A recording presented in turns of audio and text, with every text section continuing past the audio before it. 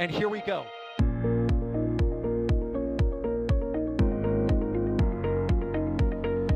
There's the W. Here's ignition. Roger roll with Atlantis. Doubling up. Did it just do a Kerbal? Back to the moon and beyond. Put that in the big bag, you know. Back at home, we all have a lot of work to do, but from here, that sure looks like a perfect flow. Propulsion continues to be normal. We did have an observation. Equalize. 343 unfolds to go. It's orange. Water towers can fly!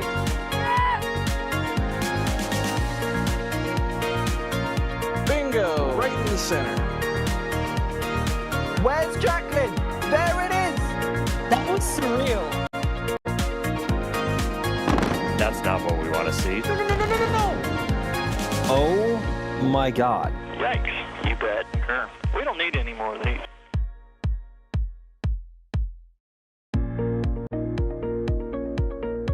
One of the questions we get all the time is, are you excited? Absolutely. Artemis II is more than a mission to the moon and back. It is the next step that gets humanity to Mars. For decades now, literally thousands upon thousands have risen to that challenge. May I introduce them to you all? Jeremy Hansen, Christina Hammett-Koch, Victor Glover, Reed Wiseman. We are going to launch on top of the most powerful rocket NASA's ever made. We're going to fly around the moon in the spacecraft Integrity. We are going to the moon together. Let's go.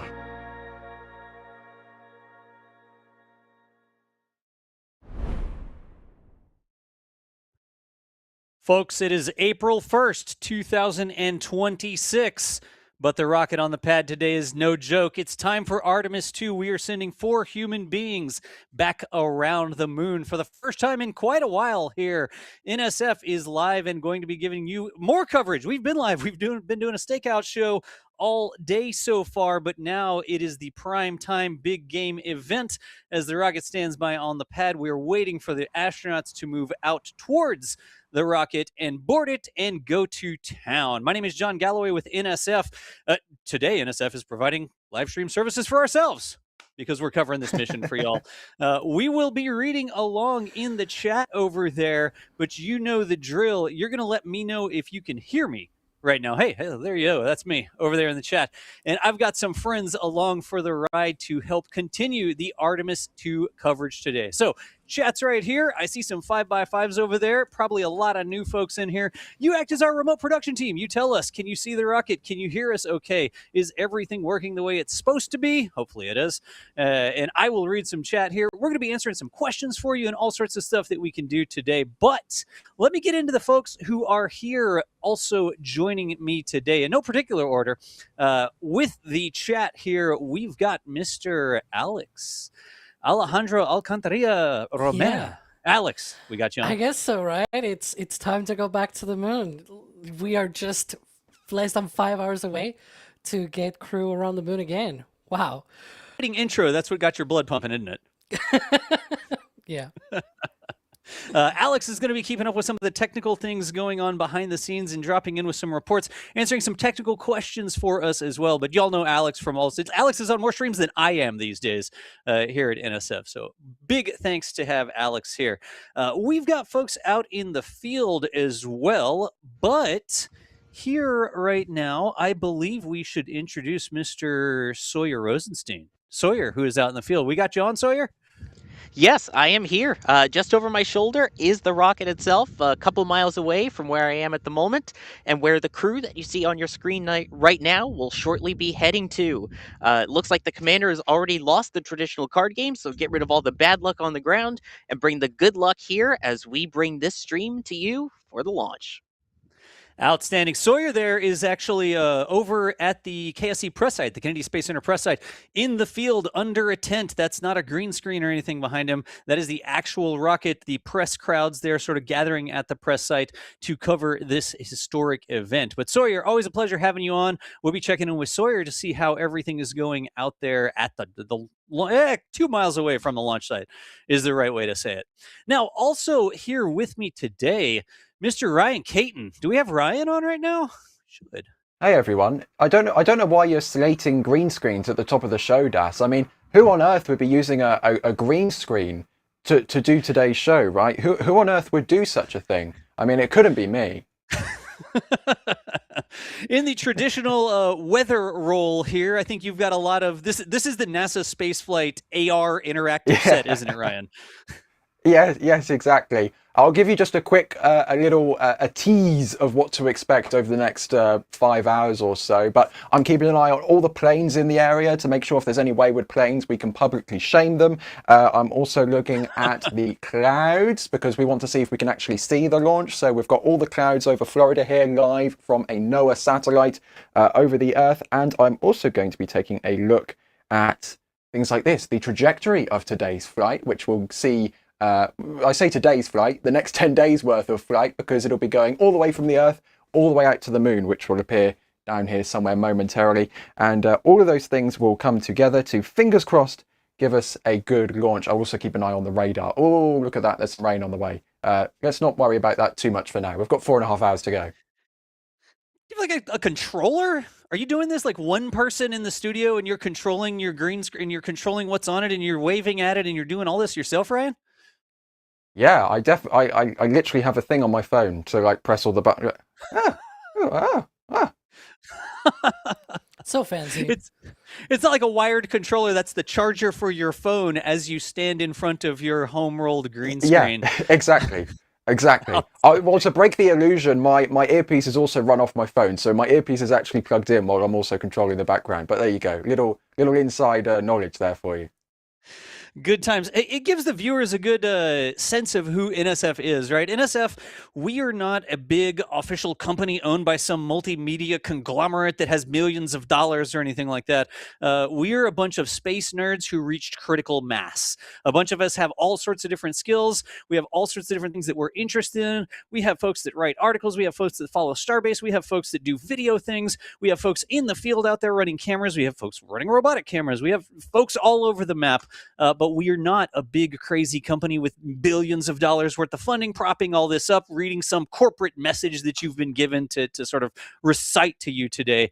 We are here because we love this. There is no script for this show. I am not going to be reading anything off of a teleprompter to tell you what's going on. We are going to be sharing our space nerd experience with you. So if you're looking for us and you want a cool place to hang out, that's what we're doing right now. We're going to talk about Artemis. We're going to answer some questions. We're going to check in with folks with the field. Speaking of, I don't know if we have them on comms right now because there was a little bit of weather coming through, but we do have some folks that are over there in Titusville, Julia Bergeron and Gage Telez over there in Titusville. I don't think we have either of them on right now, though, do we? It does not. I do not think we have them, but just a little bit later in the show, we will be checking in with them to see how the crowds over there on the side of, I think it's US-1, right there in Titusville, are stacking up to see the launch as well. So all the way across the board here, we are going to be sharing Artemis II with you. I think we are all ridiculously excited, but there's not like a prompter. What am I supposed to say next? What do we do next? Does anybody have an idea? Are we supposed to answer questions or what's up now? Should we do a status check? How about that? Sounds like a great idea, Alex. Let's do a status check. We just started. Is that going to be you doing the status check? I can do that. So SLS is fully loaded with propellant right now. It's in stable replenishment, as it's called. And so now we're waiting for the crew to head out there. We saw them getting in their suits and testing that, there are no leaks or anything like that, right? That's very important. Also, the game card as well. And now we're in sort of a break, trying to get to the point where they actually are going to be going out to the pad. That should be in about 10 minutes or so when that walkout will happen from the Orion and checkout building, operations and checkout building, excuse me. And so that'll be in about 10 minutes. So we'll keep an eye on all of the feeds and try to see when they come out. But we have teams out there, I think. Das, maybe? Teams out there at the walkout? Yes, right? We're certainly going to have some live coverage of it. We've got the NASA cameras inside. We'll have some cameras outside as well. But there's an entire plan. And the whole idea here is for us to follow the astronauts from the area, from where they're walking out. They're prepared. They're in their suits. They're going to ride in the vehicles over to the launch pad. They're going to go up the launch pad, cross that crew access arm, enter into Orion, and we will be following along with the entire process because we're currently 4 hours and 42 minutes away from launch. A lot has to happen before we get to that ignition here today, but we are going to be here the entire time telling y'all about what is going on. So that's the status update. You see all these different views all the way across the screen. Of course, big thanks to NASA. Some of these feeds that we are sharing with you are coming straight off a special video fiber line that NASA provides to us. They give us that there at the press site. We're able to mix that in and show you the show. We're just going to jump around to a bunch of different views for you here. But we have these NASA feeds. So look at that. I mean, that's a cool view, right? And we'll have our own feeds. We've got folks at the press site. We've got folks remotely. We've got our robotic cameras that are stationed all over the Space Coast. We'll be sharing all sorts of different views with you here today. So continuing on with the status update, SLS, oh, look, there's even the VAB. There's where they put it together. And then the spare parts next to the VAB there. Nice. In any event, we will continue. Oh, that's Blue Origin, isn't it? Yeah. Yeah, that's the Blue Origin pad. 36 and Port Canaveral. They could be Artemis involved if they get going with it, can't they? I think Kevin's just flexing all the cameras we have. Yeah, he's just rolling through with all of them. Going through all the different cameras there. Running the show today, I'm just sort of like moving around the different introductions here, but running the show today, we've got a big team of people that are working on this. But the one making all the calls, Mr. Kevin Michael Reed, producing, directing, doing, you can't even put one title on it because we do so much. But big thanks to Kevin for showing off all the different cameras. Oh, look at that. That's cool. Looks like some engineering camera action. That's like NASA moving the camera around, but that's one of the engineering cameras, isn't it? Look at that strut. Good times. So I think we're going to get into some questions here. We're going to talk about the weather a little bit as well. But let me go and take a look. Again, if you got questions for us, if you're a fan of the stream, you've been around for a while, you know what to do. Tag us in chat at NASASpaceflight. That'll put the question into a cool sort of bit of software that we've written behind the scenes here, and we will answer some of those questions. So now's a good time. Tag us at NASASpaceflight. That's going to build up some of these questions. We'll choose some of those and start to answer them. Now, Ryan, can I call on you for a question real quick? Absolutely. How is the weather looking? I know that Gage and Julia had to sort of like bunker down from some rain that might have been coming through, but it's not looking too bad right now. Well, first of all, that looks like an elevator closing, so crew on the way very shortly, getting exciting. Very briefly, I will just give you a quick look at the weather radar, because the biggest problem NASA is facing with the weather today is that there could be some pop-up showers. So overall, the weather has been really smooth so far today. The forecast is looking good. The problem is that as the kind of moisture arrives from the Atlantic over Florida, it starts to form clouds, and those clouds, if they get heavy enough and dense enough, they can then start raining down on the pad, which would be causing problems. And if there was a rain cloud directly over the launch pad at the time of launch, they can't launch for obvious reasons. But as you can see behind me here, there's a few pop-up storms just around the Space Coast right now, so that's why some of our teams are having to, you know, bag up cameras and hide inside to stay dry. But that's really the biggest thing NASA's going to be looking for at the moment. It's just pop-up storms, and we have a 2-hour launch window to work with today, so fingers crossed a pop-up storm is kind of in the name. It will pop up and then move on swiftly afterwards. So fingers crossed nothing hovers around the launch pad for that 2-hour period, preventing a launch.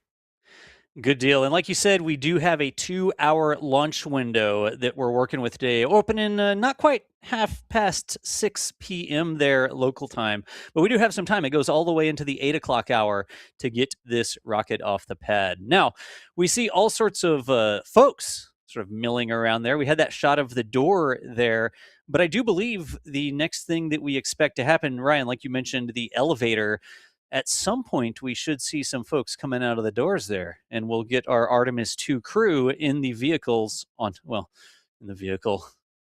I mean, I was going to say how cool the vehicle was, but whatever. Let's just get him to the launch pad, right? Yeah, and whatever it takes. I mean, they probably cycle to the launch pad if it took it. But yeah, that van. If you were wondering, oh, they just cut away. But that van, if you thought it looks familiar to the Starliner van, it's the exact same van. They've just taken the Starliner sticker off and put an Artemis sticker on top. It looks like a hotel shuttle. It's like what I would ride from the Days Inn to the hotel, or the Days Inn to the airport at the end of the day, or whatever. But does your hotel shuttle have a NASA logo on top? Just saying. It does not. I don't stay in those sorts of hotels. That sounds expensive. But they will be rolling out quite literally in the Artemis II hotel shuttle there, going aboard their 10-day hotel stay in the Orion capsule. I guess it's sort of fitting. Maybe we'll just lean into that analogy there. And that should be happening in just a few minutes here. We might be just a couple minutes behind schedule on that, I think. But maybe they've started walking in that direction, and they're just not quite out there yet. So again, folks, if you're just joining us, I know the viewership continues to climb up here. We'll do some introductions a few times, but you are watching NSF, NASASpaceflight.com's live community coverage of the Artemis II launch. I can't make myself clear enough. You can tell by the way that we're talking that we are not officially NASA.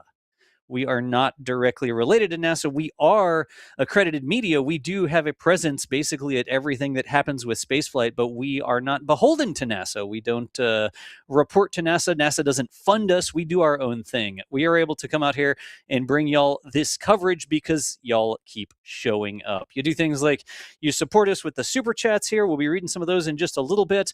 You buy things from our shop. We have all sorts of cool Artemis stuff. In fact, if you're a member, which is another way you can support us, you can get some early access to some of the things that are in the shop if there are any patch or pin collectors out there. But we're not dealing with like a big government funded budget here. We are here because we love this, and we are here because y'all keep showing up and help support what we do. So I will be reading some of that support in just a minute here. We'll get the astronauts out the door. I don't want to start reading things and then jump right into the astronauts. I'm like, look at this, like that shot. There you go. There's the shot we need. That's like straight up the doors there, isn't it? Yeah, and if I may, just quickly in the right picture, the person with the number 1, that's Taylor Hose. He's the lead of the closeout crew team. He actually had a flat tire on his way to work today. So all your feelings with Taylor, because he had to deal with a flat tire to actually get to the Kennedy Space Center today. But he made it in time. He's part of the closeout crew, and they're currently prepping Orion for crew ingress. And that right-hand view is actually up in the white room near the top of the rocket, isn't it, Ryan? Yeah, that is right. That big hatch you see on the left, that is the launch abort system hatch, I believe. So that is the second and final hatch. Here's the crew. Hey, here's the crew.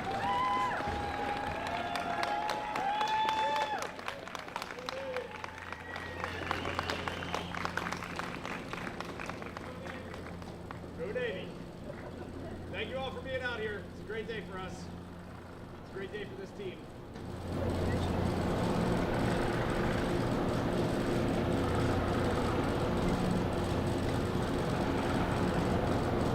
Sounds like they're pausing for some photos. Let's go!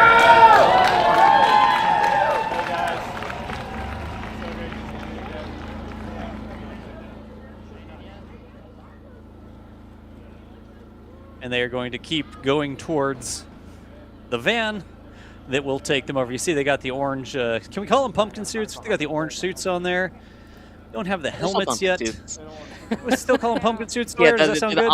The Ox suits is technically the name, the Orion Crew Survival suits, but yes, we can. And it looks like they're talking to their families right now at the moment, too. Yeah. Now, they've been in quarantine for some amount of time here, haven't they, Sawyer? Yeah, it's been a 14-day quarantine period, which started while they were over at the Johnson Space Center in Houston. And then they traveled here about 5 days ago to the Kennedy Space Center at the Launch and Landing Facility, formerly Shuttle Landing Facility. And since then, they've been in quarantine the last 5 days at this exact building, the operations and checkout facility that you see. They have been able to go and, run around the pad, do some exercise, take pictures with the rocket, be with their families at a special building known as the Astronaut Beach House, which is a historic building that goes all the way back to the Apollo days of being able to do that. So it's not like they've been cramped inside all this time, but they've been in quarantine for 14 days, and the last 5 of them here. Good deal. In fact, while we're here and we're not listening in on their conversations with their families, but let's talk a little bit more about the crew. We've got a really diverse set of skills here. It's almost like choosing the party for your role-playing game, right? But let's go through some of the accomplishments that this crew has accomplished. I'm just going to go with accomplished. Jeremy, Christina, Victor, and Reed. Sawyer, can you talk us through some of their backgrounds and how they got selected for this mission? Sure, absolutely. 3 of the 4 astronauts that you see on your screen are experienced flyers at this point. The only person who is a newbie is Jeremy Hansen, who is a Canadian astronaut. The other 3 are American astronauts. Speaking of Jeremy Hansen, you can see there, Mission Specialist 2. He has actually had a bunch of experience, first flying CF-18s with the Canadian Armed Forces. He also went on to serve as a Capcom in Mission Control, so communicating with the astronauts aboard the International Space Station. He has also done living underground. He worked as part of the ESA Caves mission underwater as part of Nemo 19. So he's got some of that kind of mission experience just under the Earth. Now he will have the experience finally off this Earth after being selected by the Canadian Space Agency in 2009, born in London, Ontario, Canada, and a lot of experience in Ontario. He's got something like 4,000 hours flying with the Royal Canadian Air Force, I think. But a lot of experience there as well. Like you said, being the Capcom, the person on the ground who's in charge of communicating with the capsule in space, right? Let's keep going, Sawyer. Sorry. No, that's fine. He did a bunch with NORAD as well. Now we move on to Mission Specialist 1, and that is Christina Cook. And Christina Cook, you can see there, has plenty of spaceflight experience. And in fact, as we hear the cheers of them on their way, has the most spaceflight experience of any of the astronauts that you have here on this crew. Originally growing up in Grand Rapids, Michigan, moving to North Carolina, and eventually Montana. That's where she found out back in 2013 that she was going to become a NASA astronaut. She was originally an electrical engineer at NASA's Goddard Space Flight Center in Maryland. I love those cheers. Cheering while they get on, yeah. Yeah. She also spent time researching in Antarctica. There's a great photo of her, just her entire face and eyelashes iced over that I still love. Worked for the Johns Hopkins Applied Physics Lab and NOAA before flying to space on expeditions 59, 60, and 61 back in March of 2019. Again, you can see there 328 plus days in space, 6 spacewalks, including the first all-female spacewalk as well. Good deal. I think across those 6 EVAs, she is by far the most experienced EVA person. While they're not doing any EVAs here, she's got something like 42 hours worth of EVA time, like in the suit, outside the capsule. I think she's got more EVA time than everybody else on the mission combined. So let's keep on going. They've boarded the thing there. I don't know if that's a generator we have in our ear there. It sounds like we have a generator noise or something, but let's keep on going with the next of the crew, Sawyer. Absolutely. Let's move on to the pilot of this mission, Victor Glover. Now, Victor Glover, you may recognize that name because he was on the first operational commercial crew mission. That was Crew 1 aboard Crew Dragon, and that was back in late 2020. He was also selected, I believe, the exact same time as Christina Cook in that same astronaut class there. He got that announcement that he would be flying on Crew 1 back in 2018, but we know things kind of took a while with the commercial crew program, so he flew there in 2020. Before that, though, he was a Navy man, born and raised out in California, working out of California Polytechnical State Institute to get his first degree, flying the FA-18 Hornet.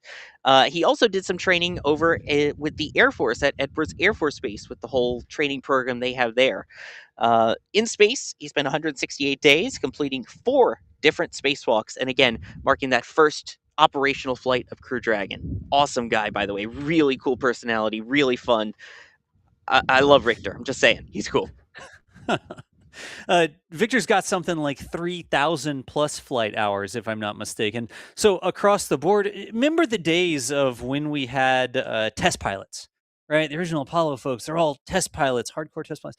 We've sort of gone beyond that, but none of these astronauts are lacking time in aircraft. They are all experienced pilots or mission specialists working aboard aircraft. I believe we have one more, don't we, Sawyer? We do, and amazingly, they also all have master's degrees, so that's pretty cool too. There you go. Let's move on then to the commander himself, Reed Weissman, who, as you see, there are 165 days in space with 2 EVAs. That was back in 2014 as part of expeditions 40 and 41. So he originally got his degree from Rensselaer Polytechnic Institute, go New York, back in 97.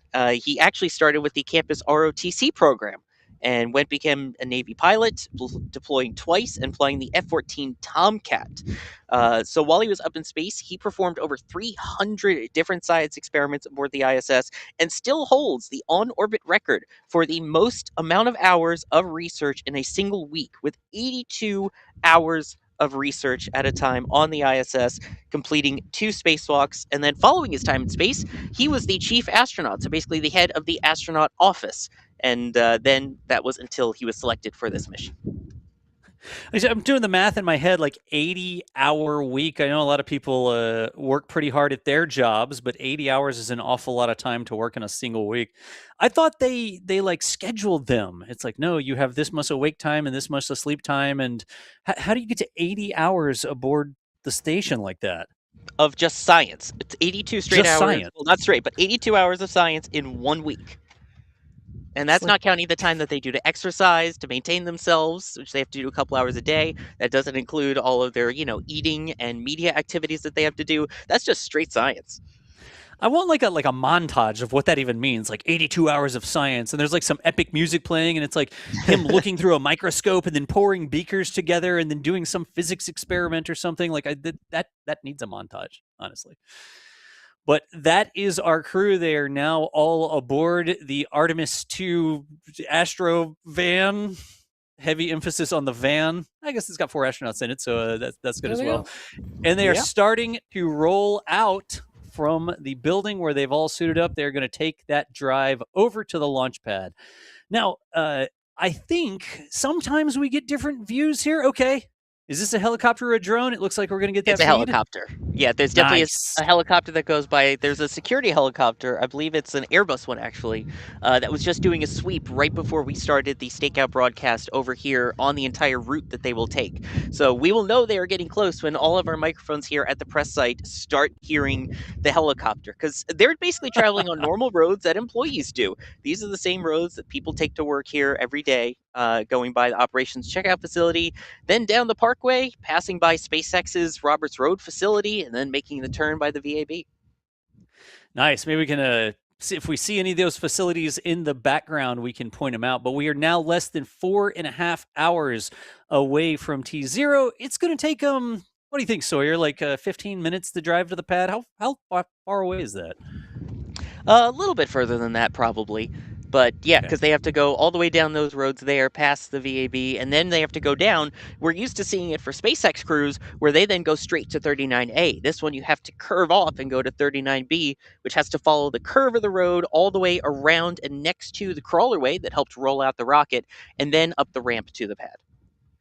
Good deal. And it looks like NASA is going to be giving us all sorts of different views. Of course, we are not allowed to fly drones or helicopters around the Space Center during the rollout or any other time, but NASA providing these feeds as we watch the astronauts ride. The astronauts aren't driving. They probably have a driver in there, and the astronauts are riding all the way out to Launch Complex 39B. Don't tell that to Reed Weissman. Because he will actually get in the driver's seat and do that. They should let him do that. Can you imagine? Do that. Yeah, like, hey, I got it. Let me drive myself to the pad, and he hops in the driver's seat and drives out there. I can imagine him doing that. Fun fact, this is actually a really cozy vehicle because we've seen it used before. This was originally used by the Starliner crews for Boeing's crew capsule. Since it's not in use at the moment for, reasons, if you've been following Starliner, you understand, they decided to repurpose it for NASA and repaint it, because the original ones they were going to use was by a company named Canoe that went out of business. So inside, they've got really comfy padded seats. They have a screen where they can technically watch movies and DVDs. I know the Starliner crew was watching one of the scenes from Top Gun when they were going out to the pad, so I wonder if they have anything on that screen that you see there on the top left portion of the screen. Nice. So slightly nicer than your standard airport shuttle van. Yeah, and better than the metal Astro van that we're used to seeing from Shuttle and Apollo era. Oh, that one did look cool, though. All right, so they've turned the corner there. We'll pick them up in just a second. Great. Oh, is that a helicopter in the foreground? We are getting photobombed by a helicopter. Well, give us the feed from that helicopter. It's closer. It's just hovering there at the corner while this camera operator changes their exposure settings. I'm trying to figure out exactly where we are or what we're looking at. Sawyer, do you know what we're looking at there? Let's see. I'm trying to look closer at the screen here. I can't tell exactly where this is at the moment. It's the divided parkway. There's the two. Yeah, okay, here we go.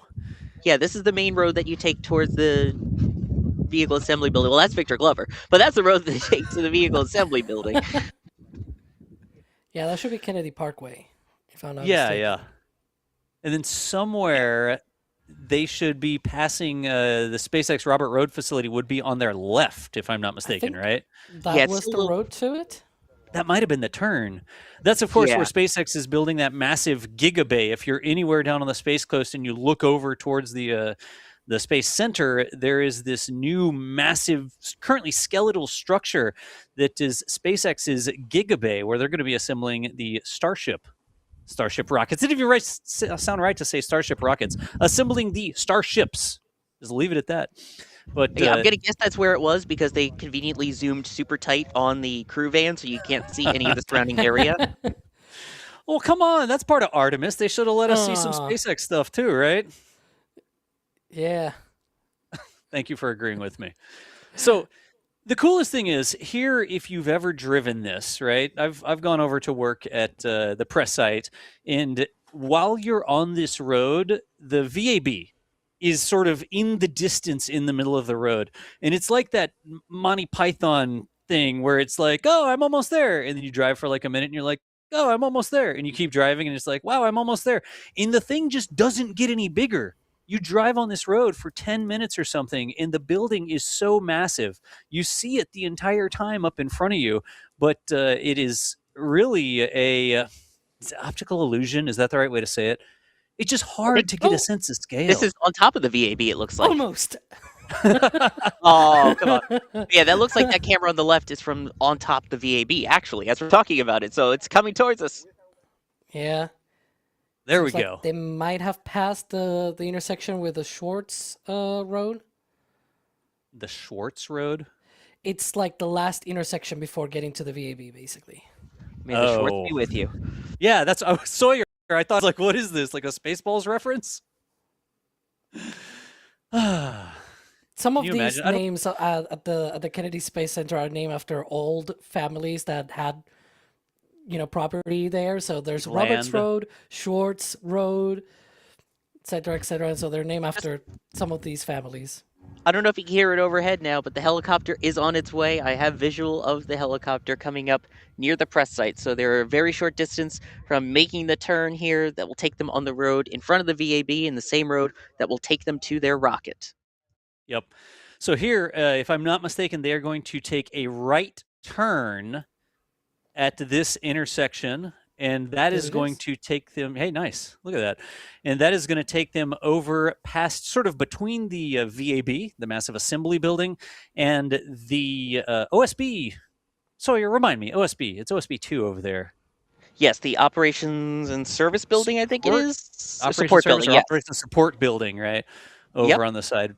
I'm going to turn around real quick and wave to the crew. I'll be back in a moment. And here on the side of the road, it looks like we've got a little bit of an elevated camera. There's the front escort. There is the Astro van shuttle bus going by. And then the security vehicle close behind. And a convertible? What was that? What was there a convertible? I think that was the Moonstangs that they get. All right.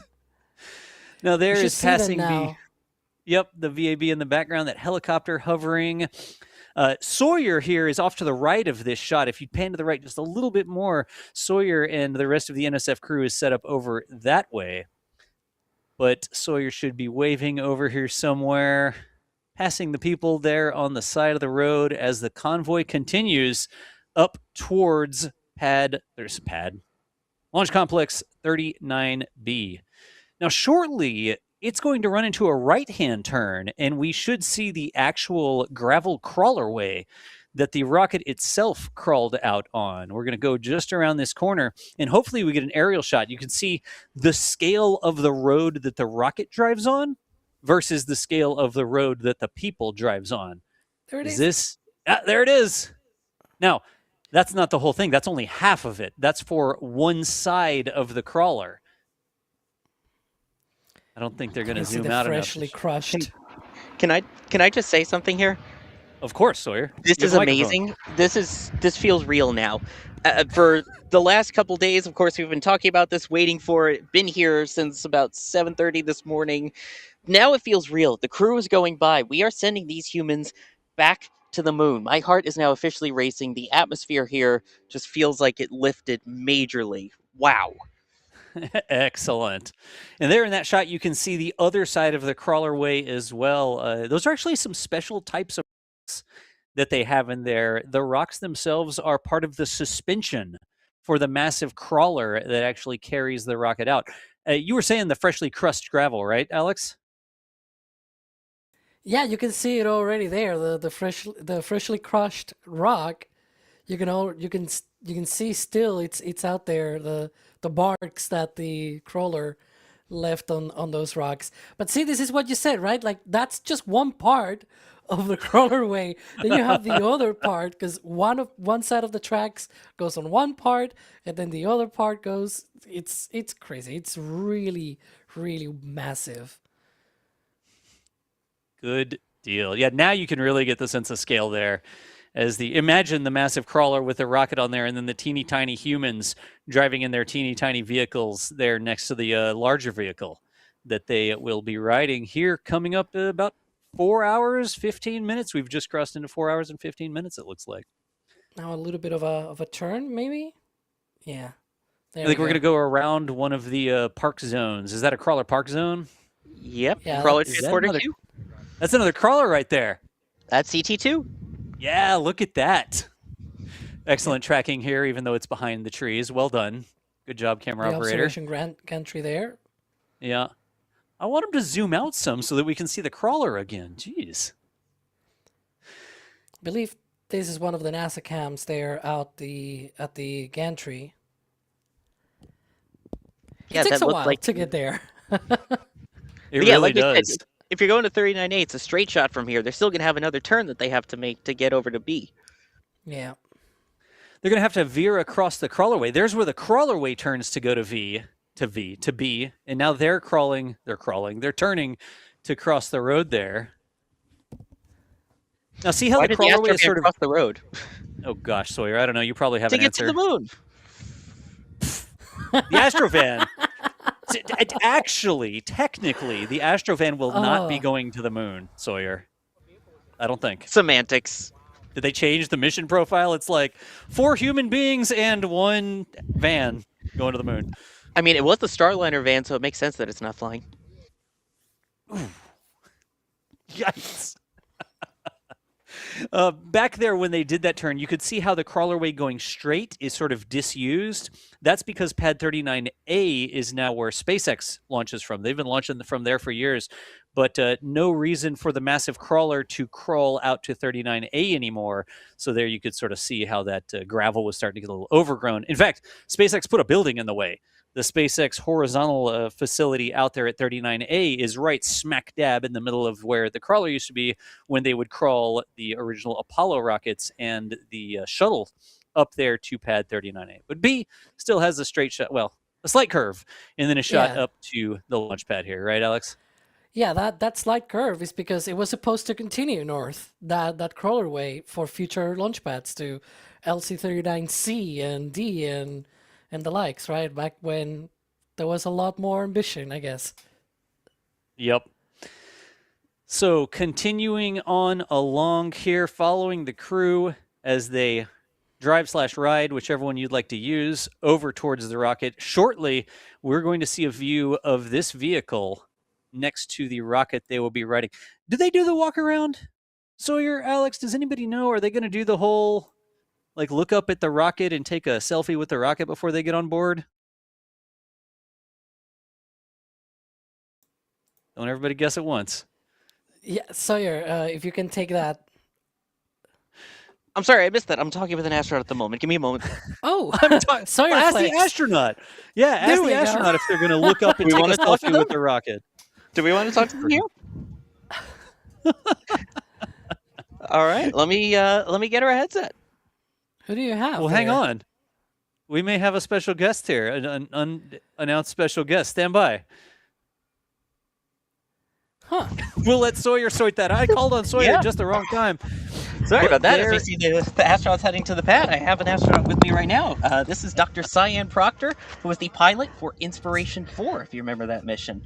How's it going? It's going great. It's great to be here. Hi, everyone. Hope you all are doing great.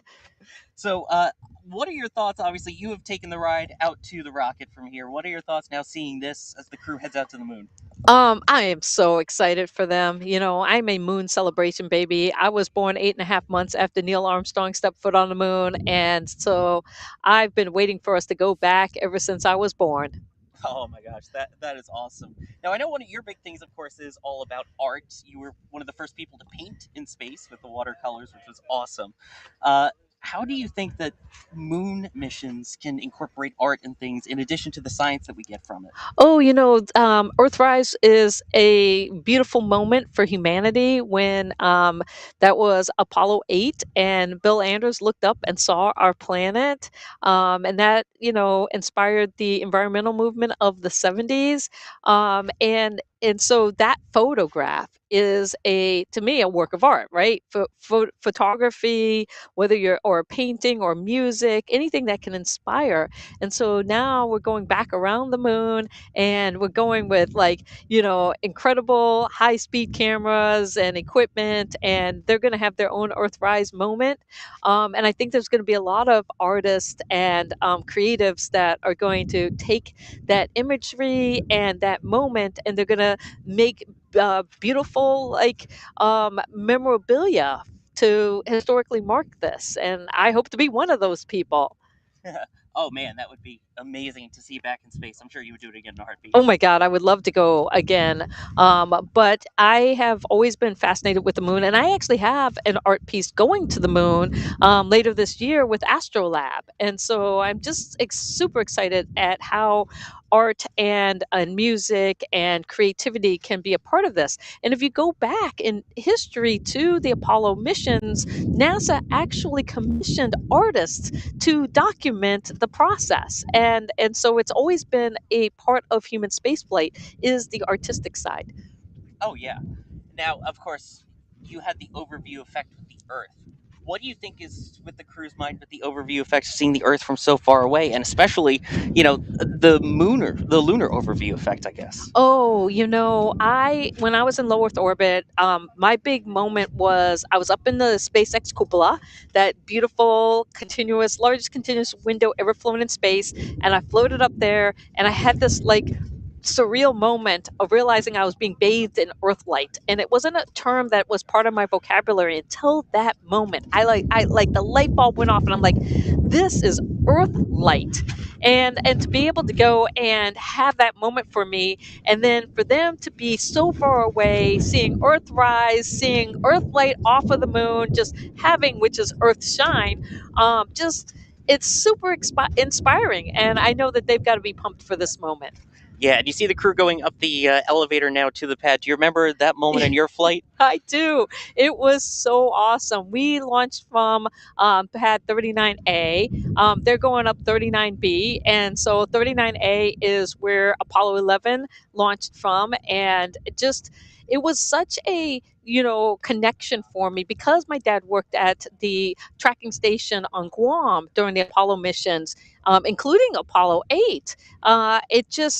For me, again, it's like this childhood dream where you're like, I can't believe I'm here. I go up the elevator and then you walk out to your spacecraft, and I got to sign the wall right before I went in to the Resilience Dragon capsule. It's all even though it was 5 years ago, it's like yesterday. Yeah, this is your first time on this side of the press site. Last time it was a couple miles that way over at 39A. So. Yes.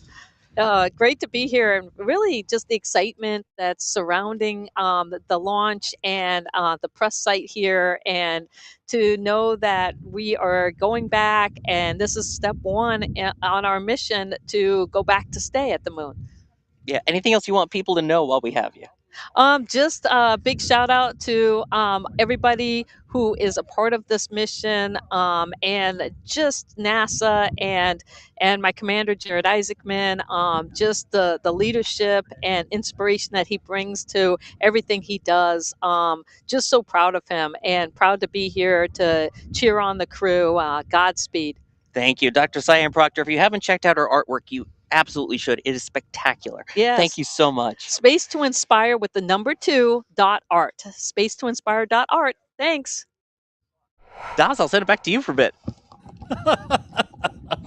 How outstanding is that, y'all? Sawyer's just sort of hanging out there over the press site, and suddenly Dr. Sian Proctor comes up and sits down to have a bit of a chat. You can see that was a little bit of a surprise. Took us a second to get the camera fixed and get the audio levels and that sort of stuff good to go. But there in the other window, the astronauts arriving at the pad, getting out of the vehicle, getting in the elevator. We saw the top-down sort of elevator shot, and they were like waving at the camera there.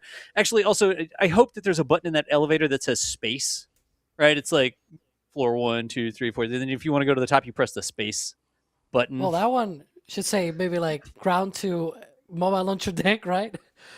They have 2 elevators to take, because actually they have to go first to the top of the mobile launcher, and well, to the mobile launcher deck. Excuse me, I should be concise here. And then there's another one that they have to go up to the tower to be able to come here to the White Room to board the rocket. So in a few I appreciate minutes, you, we should Alex. see them here. It's okay. Always with the specific explanation there. Well, actually, there's 2 elevators. Thank you for that. Oh, so honestly, Sawyer in the back channel is apologizing for breaking into the show with an interview. Sawyer, there is no need to apologize at all. If any other astronauts or anybody walks up, feel free to just jump in and tell us. As we talked about at the beginning of the show, this is not like a big, scripted thing. And now we have 3.2 minutes with the lead engineer. No, that's not what we do here. Yeah, it wasn't even like, we had to shout out to Jerry Pike, who came over to help with the camera, make sure we could see everything. But yeah, it was so sudden like that. It was like, hey, do you want to talk to Dr. Proctor? I'm like, yes, please. So, and it was great to get that insight too, as the crew was making their way up from someone who's done this before. Absolutely. If you have any other friends that show up over there, please feel free to jump right in. And if I call on you and like, hey, leave me alone, I'm talking to an astronaut, we're going to make them put on the headset. Will do. All right. The clock continues to tick down, folks. If you're just joining us, we're NSF. This is our live community coverage. We're just a bunch of space nerds who love watching this stuff. We've got lots of folks out there at the facility. We've got folks all over the Space Coast. We've got remote folks that are working here as well to bring you all the different coverage. All of our remote hosts and operators that are working on cameras and running the show and all that sort of stuff. That is what we do. But astronauts going up the tower out there at 39B to get aboard their moon rocket for their ride to space today. In fact, looks like this footage shows they have arrived in the White Room, doesn't it? Yes, yeah, there's the thumbs up from Reed. Here we go. Oh, are we they're signing something? The wall. Yeah. Yes, there we go.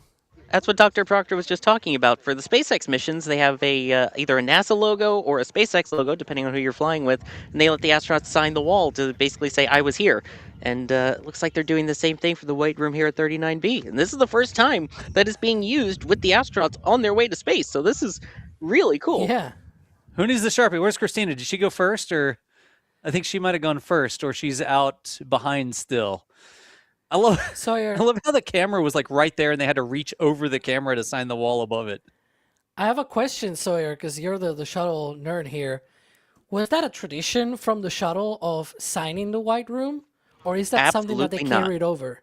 Nope, that was something brand new that they came up with. I think it was the SpaceX Demo 2 mission was the first one that did it anywhere. So At the end of the program, of course, they let people that worked on the shuttle, other astronauts and everything, sign the white rooms that are now on display in museums across the country here. But for the actual astronaut signatures before they fly, that's new. One of the things they do typically do, though, is the closeout crew have their name patches on. They will rip the name patches off. They're Velcroed on, and they will hand them to the astronauts. The astronauts will put it inside their suit and take it with them up to space. So that way, it's not a goodbye. It's a I'll see you later. So that way, when you come back, you can give me back my name patch.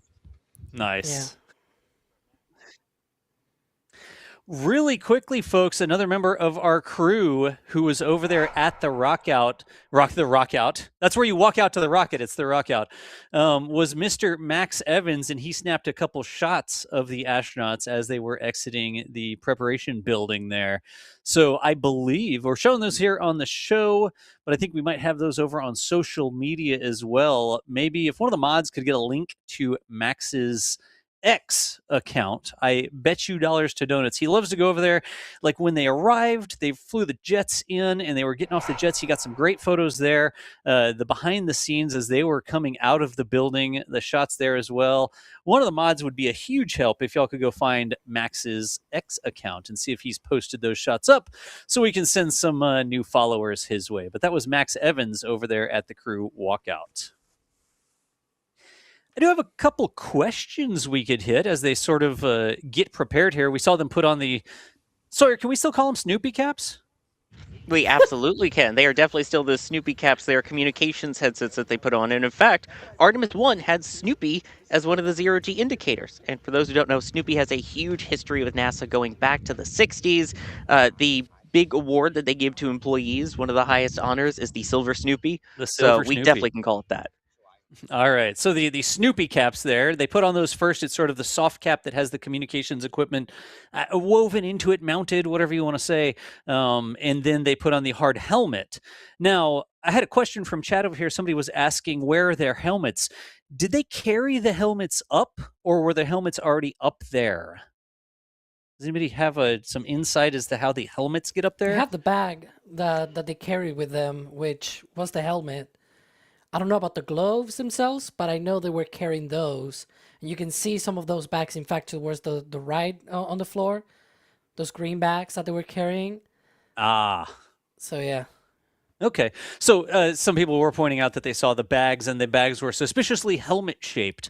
So it looks like they were carrying the helmets up in some of their other equipment to get up into the rocket. But now they've got the Snoopy caps on. They've got the helmets on. They're going to get all buttoned up. But let's talk about those suits they were wearing real quick.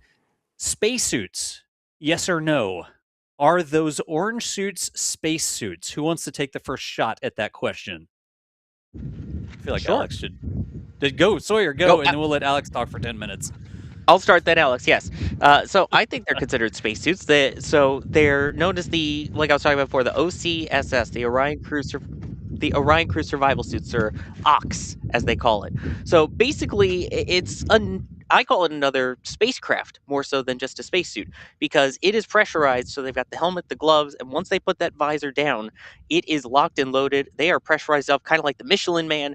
And as they do that, it creates a whole environment. So if there's a depressurization in the capsule, if something happens, they still have life support. They still have oxygen they can breathe. They still have their own pressure that they can maintain. So yes, it's a spacesuit, but in a way, it is a mini spacecraft as well. I don't know what you want to add to that, Alex. All right, Alex. I think you cover all the bases. The only thing will be that I'm actually taking the calculator here because they said that they have a chance if there's a cabin depressurization, as you said. This thing is going all the way to the moon, right? So what happens then? Will they have to be in the suit for the entirety of that? Well, the suit is actually capable of that if that were the case. Really bad case scenario here where they are on their way to the moon. They are not able to return back for whatever reason, and they have a cabin depressurization. That suit is able to keep them with all of their consumables and everything. There's even in the helmet a way for them to get a straw for eating and drinking and everything. And so it can sustain them for at least 6 full days, which is plenty of time to go around the moon and come back and splash down safely in the ocean. And so it's a really capable suit. is really, really a good one for that purpose. It's not just launch and entry, but full-on survival, basically. Actually, that information is making me sort of change my my answer a little bit. But Ryan, does Ryan want to weigh in on the spacesuit discussion here? They are absolutely spacesuits. They're designed to keep the astronauts alive should the spacecraft itself, burst its hull and not be able to contain that pressure, right? They're just because they're not going to be going outside the spacecraft doesn't mean they're not spacesuits. They're suits and they're going into space. So that does it for me, regardless of all of the extra cool survival features. Nice. See, whenever I asked the question, I was at first going to sort of explain the difference between a flight suit and a spacesuit.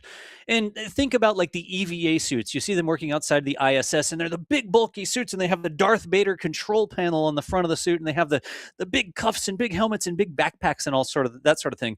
Those are truly self-contained spacecraft, right? Those EVA suits are designed to go out and not have a cabin around them. So I was going to say those EVA suits are spacesuits. The EVA suits you may wear on the surface of the moon are spacesuits, but these are not technically spacesuits.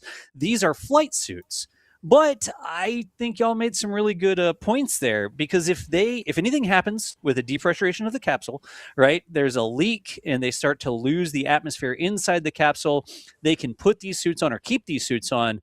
And like y'all said, I would not want to do this, but they could live in these suits for 6 days on their way back to the moon, and the suits would protect them. So even though they're not going to be going jungle gym, climbing around outside the spacecraft or jumping around on the surface of the moon, remember, this is not a moon landing. This is our check-a-ride. This will get us out around the moon with the humans. These are very capable suits designed to protect the astronauts, like Alex said, not just during launch and re-entry, in case something goes wrong there, but all the way out around the moon if need be. They could button themselves up in these suits while they work an issue, or if they were unable to recover from that issue, like a loss of cabin pressure, they could stay in these suits all the way around the moon. So in any event, a lot of good questions. I'm going through chat. I'm trying to answer some of the questions that I see some folks coming through. Sawyer, I've got a question for you. Can I pass one to you? You sure can. Do you have any more surprises in store for us? Hopefully. We'll see. They wouldn't be surprises then? Well, this was literally just, they walked by, I said hi, and they said, hey, do you want to talk to Dr. Proctor? I said, sure. So it's not out of the realm of possibility that someone else pops in and says hi. So hopefully we get some more people here. Nice. Excellent. There's also John Weib, I'm going to go with, said, we need to launch Sawyer into space. Yes, so he please. can do an out-of-this-world interview. Yep. Oh, I'm down for it. NSF will get an exclusive, although you may have to negotiate pay. What, do we pay you less if you get a ride into space? Is that how that works? No. I wish. I had to try. All right. We are now less than 4 hours away from launch, and we do have a bit of a special thing coming up here shortly. Let me just let me check in with one thing really quickly. But we do support what we do here through some things like our shop. And if you're a member, right, here on YouTube, you can join the membership program. You get access to like the behind the scenes content and extra pictures and that sort of stuff. One of the things you can get is special access to merch. But we have promised people that when they button up this capsule, we have some members only merch that will become available to the general public. So stand by for just a second here, but we are getting close to the time where that special limited edition Artemis, there's some Starship stuff in there too, limited edition merch will become available to the general public. And if you're a member and you wanted to make sure you got one of those Artemis II mission patches, the collector's pins, or the Starship collector's serialized pin display, those are going to disappear shortly because we're going to make them available to the general public and everybody will be able to purchase them. We said that's when the hatch is closed, so we're going to be watching for that. But in the meantime, while you're doing that, is exactly checking. What we said. That is exactly what you said, isn't it, Ryan? Yes, that is exactly what I said. Was it what I was meant to say? Maybe not, but that is exactly what I said. It's okay. I'm rolling with it. But go ahead, Sawyer. I was gonna say, in the meantime, you were wondering about that shot there where we were looking at the cool imagery cam from the engineering cameras. What they were actually doing there is an ice inspection. So basically, of course, you have the spray-on foam insulation around most of the vehicle. That's the orange foam that you see there. And underneath it are the propellant tanks, the liquid hydrogen and the liquid oxygen, which are very, very cold. And so they create ice. Now, the spray-on foam insulation, the SOFI, is meant to basically insulate those tanks. And so that's why we don't see frost like we do on, say, Falcon 9 or other rockets. But if you start to see ice coming out in particular spots, then that could be indicative of a leak. That doesn't mean there is one. They just do this regularly to check the spacecraft, check outside, and make sure that everything is looking exactly as it's supposed to. And I mean, that looked pretty good just from my naked eye. Yeah, it's what they call the Console Imagery Coordination and Evaluation Team, also known as SICE, I guess will be. It's a weird acronym. NASA loves their acronyms. But yeah. Here we go. A little shout out there from Victor to someone. Yeah. They're sort of like in line. Like they're waiting. It's like they're at an amusement park and they're waiting to like get in the next roller coaster car or whatever. Well, I mean, yeah, there's the 4 different kind of seats there, and some of them are further back than others. So the ones that are quote unquote deepest in or the furthest back are Reed and Jeremy. So what was that, Alex? Signature. Because Christina, she was about to sign, I think. She got the Sharpie. Yeah. We're like limbering up there. Victor was like stretching Grabbing or something, or was he picking something up? I think it was because she couldn't reach or something. And maybe doing the joke that maybe she needs a bit of an upsies, I guess. But yeah, they were taking those patches as well from the ground crews, the close-up crews. So yeah. And this really view cool. looks like it's from inside Orion, doesn't it? Yeah. To state the obvious, clearly that is inside the spacecraft right now. Jeremy and Reed have already boarded, and they are being strapped in and secured. Those are Mission Specialist 2 and the Commander. There she goes. All right. Did she get it? Yep, and I would expect probably Christina to be the last one in because she is the one that is closest to the hatch. And that's part of the MS-1 training, is basically being able to open the hatch in the case of an emergency. And that's why of the backup crew members, Andre, who is the backup, no matter who would have needed to be replaced, Andre would have taken Christina's seat, and they would have done a little musical chairs shifting around for that, because those are the 2 people that are trained on how to get that door open if you had the worst case scenario. Gotcha. Is that like on the aircraft where they come around and like, I need a verbal yes to confirm that you know that you're sitting in an exit row and can operate the exit, the emergency exit? Christina has the exit row. She's got the exit. More like they're all in. Yeah, right. You think she had to pay extra to book that seat, like the exit row seat? I really do hope that one of the closeout crew here asks for a verbal yes that she's willing and able to operate the exit row safety door. In any event, we are now less than 3 hours and 50 minutes away from the opening of that window. The astronauts are still climbing aboard the rocket. On the wider shots of the rocket there, they're up at the very top, the Orion spacecraft that is up on top of SLS, the booster, the whole rest of the rocket, getting aboard their ride to space first and then around the moon. But we continue to watch as they board the capsule. Yeah, there you go. Oh, that's a good shot. Alex. Wow. Yeah, just thinking about the shot on the right is from the mobile launcher tower, right? And then on the left, that's on the extreme end of that white structure next to the rocket, right? Attached to the top of the rocket. Like they're just there, up all the way up there. Boy.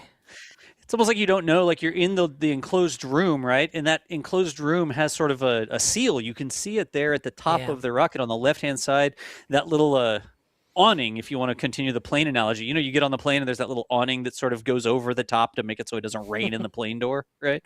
Same sort of thing here, honestly. That little leaning sort of top that, I'm not going to say it forms like a real seal, but it sort of covers the top of that there above the hatch. And in order to get into this, they have to go through 2 hatches. There's an outer hatch that's on that sort of aero shell that's around the capsule. Then there's an inner hatch that's part of the capsule itself. Ooh. Isn't that right?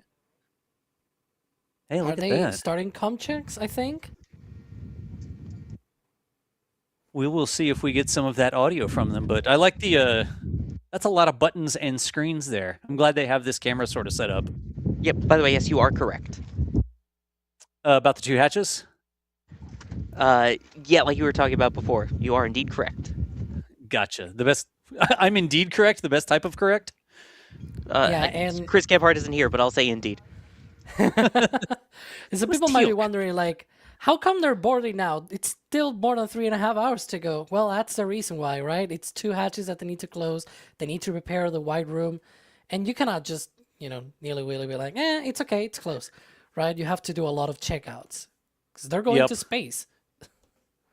And also, when they get in their seat, the suits plug into the capsule, don't they? I mean, it's not just you sit in it like a plane. There's a life support, communications, electrics. Like, you actually have to connect the suit to the spacecraft, because we were talking about the EVA suits earlier, right? The big ISS suits with the big backpacks.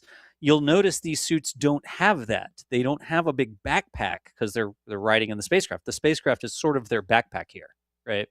So you don't just sit down and strap in. You have to make sure that everything's connected. Everything is, all the lines are set up. The pressures are going to be correct. Check. NTD, have you allowed clear here as well? I'll catch FTS on 194, thank you. That's so cool. You see your OTC, CDR has you loud and clear. Good. Welcome, sir. And there you have it, a successful comm check with Commander Reed Wiseman.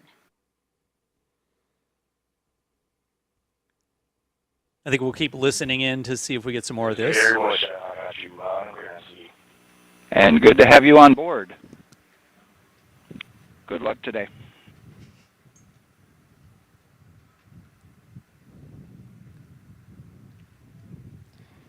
And so now these 2 closeout crew members will finish up what they're doing here.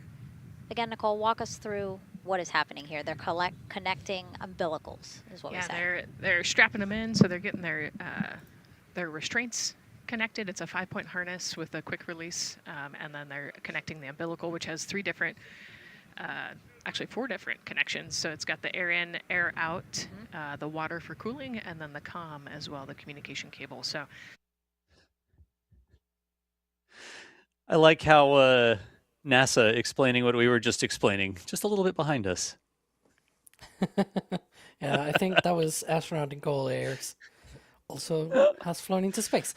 But yeah, we could hear there some of those comms when they refer to CDR, for example. That's commander, right? Again, NASA, they love their acronyms. And so CDR, PLT, MS1, MS2, that's commander, pilot, mission specialist 1, mission specialist 2. So in the case of this, mission specialist 2 is Jeremy Hansen, and then you've got Reed Wiseman, the commander, so they'll be MS2 and CDR. After them, both MS1, Christina Cook, and then we've got also PLT, that'll be pilot, that'll be Victor Glover. Both of them will board and get strapped in, so we'll probably hear those comm checks in a little bit. Yeah, it's always tough because we don't get a lot of notice when we're going to get the audio of the comm check. Sometimes NASA sends it to us. Sometimes we don't have that. But if we hear something, we'll try to patch it through here so y'all can listen as well. Just be advised we don't always get all of those communication checks here from NASA. So continuing to board the rocket up there at the top of SLS as we continue to count down for the trip to the moon. I'm going to see if we've got a couple more questions here from the chat. Remember, if you got questions for us, you can tag us in chat at NASASpaceflight, and we will answer some of them for you. We got the moon button. We talked about, the astronauts were signing the White Room wall. We already saw them do that. We talked about launching Sawyer into space. I think Sawyer would be down for that, right, Sawyer? I'd be up for that, technically. Ah, thank you. Oh. Was that a heart? Yeah. Yeah, nice. The Christina, the last one to get aboard here as she's sitting next to that door. We talked about where they got their helmets from. We talked about the White Room. Some splashdown. We'll get back to some of the splashdown questions and stuff like that. Let's focus on getting aboard the rocket now. I don't think this coverage is crazy. Yeah, hey, Zero Dead. Appreciate that. Zero Dead says this coverage is crazy. Love this at NASASpaceflight. There was an entire discussion earlier about what the astronauts will eat in space. There's like an entire menu about what they'll eat in space. People saying that they got some of the special merch that I mentioned and then didn't say, hey, we'll talk about that in just a second. I see some questions about that. No windows. Ooh, here's one for Sawyer. Sawyer, we got you? Yeah, I'm here. Does Orion have outward-facing windows on it? It absolutely has windows. Window? There are outward-facing windows, but not until after the launch abort system hatch separates away. Yeah. So basically, that's the main thing there. Is they've got the two big windows, and then this shroud basically is meant to be the capsule. And if something happens, there's a big pointy bit at the top of the rocket there. You can see that is the launch abort system, or LAS. And on the actual capsule, though, as Alex was pointing to there, you can see where some of those windows are. But I guess I think you can actually see two of the on the cockpit view from behind the pilot and commander. You can actually see two of the windows. Right now it's all black because unfortunately, well, right now it's covered by the launch abort system. But about 5 minutes into flight, that launch abort system will separate and they'll have a clear view out their window. So just saying, we'll see what happens. Yep. I know at least during Apollo they used to comment about what they're seeing and things like that after separation. That the tower, the pointy bit on the very top of the rocket is the emergency escape system. You see how it's orange and white. You got the big SRBs on the side. The solid rocket motors are the two side white parts. The orange is the booster in the center, right? And that goes up to a little tapered part and then goes up to the white area. That's where you get the Orion capsule. And just above that little skinny tower is the emergency abort. So that is actually something that if something goes wrong, there are very powerful rocket engines aboard that little tower that honestly yank the capsule off the top of the rocket. And the whole idea is if something is going wrong with the rocket, that abort motor yanks the capsule with the crew on board to safety away from the rest of the rocket, right? Well, that white shell on the top is protecting the astronauts right now. And if they need to get yanked off the top, all that's going to sort of go away with them to make them clear the area. But after a certain point in the launch, you don't need the abort anymore. You don't have a reason to yank the astronauts off the top of the rocket. So it'll shed that white shell. It'll shed that little sort of structural tower at the top because it's just not useful anymore at that point. Until it does that, they won't be able to see out those windows. So a good question there. But one point that just want to do a quick update, by the way. I forgot there was technically one window. The spot when once they close the hatch, that has a window on it. Gotcha. So the hatch has it, and the LAS has it on that outside shroud. There's a tiny, tiny window. Makes sense. It's almost like so you can look out the window to see if it's safe before you open the door. Hey, yeah, kind of.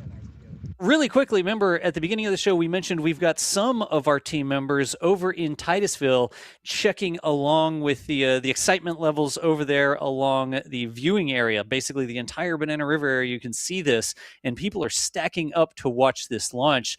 Let's go really quickly over to Titusville and check in with our field correspondent, Julia Bergeron. Hello, studio team. This is Julia, live from Titusville. Normally you hear my voice in the field, but today you get to see me in the field. And when I say field today, it is not from the press site at KSC. It is from US 1 in Titusville, and I am across from Rotary Riverfront Park at Dogs R Us parking lot, and it has been a journey so far to this point today. Crowds are expected to be anywhere between 100 to 400,000 people arriving for this launch alone. And that's pretty incredible for not only the excitement level, but the businesses in our community. If we look back to the shuttle and Apollo era, I looked up some facts, DOS, and you know what? We had an estimated 1 million people visiting us here in Brevard County for Apollo 11. At the moment, we're estimated only to have about half of that, not quite half of that for this mission, but it is a mission returning to the moon. And I can tell you that it is busy here. If you have not arrived yet, or you are arriving here after work, traffic will become an issue, but at the moment it is actually flowing behind me. I've gotten some news reports from the northern side near Max Brewer Bridge, so that is one of our ideal locations that people love to go to for these major missions like crew missions and Falcon Heavy launches, things like that. That bridge did start filling up for camping about 2 days ago almost, but there is still some street parking available, and I am told there's room on the bridge for viewing, and if you are worried about going to work, it's okay. You can still get across that bridge to get to work. Don't worry, they're still going to have you for that. Going a little bit farther south and closer to where we are, I understand that Spaceview Park, I saw with my own eyes this morning, that was full. So street parking is your only option. Have a wagon, bring a chair, be prepared to watch. Judging by the clouds around me, we may still have a sprinkle. Now, folks, I don't want you to panic. Rain is normal here and weather is constantly changing. So if you're worried about that rain, our understanding is that rain is going to push out in time for launch, and we do have that 2-hour launch window. Now back to where I'm currently stationed. Along the lagoon, there is not really parking left, but there are some residents, local businesses and churches that not only have food trucks, but they have paid parking. So bring a little bit of cash and support our local people.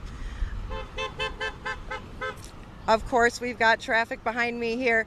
As you go farther south, Jetty Park, I just want to let people know, Jetty Park is one of those places that day tickets were sold out already 24 hours in advance, so that's not an option. Port Canaveral may still be an option. You will have some challenges with traffic going along 528. And then you can also watch along any of those beaches from Cape Canaveral through Cocoa Beach. I look forward to checking in with you again in about an hour. I'm going to throw it back to you, Das, in the studio. All right, good deal. That was Julia Bergeron out there along US 1 in Titusville, if I'm not mistaken. She's over there with Gage Telez. That is our team over there, checking in with some of the crowds, looking at the traffic, giving you a little bit of an update on some of the parking that may still be available. You do get to the point where you might need to park a little bit further away and then walk up to the coast. But the good news is, wherever you are out there, you're going to see the rocket when it takes off, clouds willing. I can't do anything about the clouds, if there are clouds, but all around the Space Coast, they will be in for quite the treat, especially with those SRBs. Now, real quick, I heard some information that there might be some folks waving who need to wave again. Are they actually watching the stream right now? If you're watching, wave. They're watching. Whoever that is over there, yeah, wave again. There they are.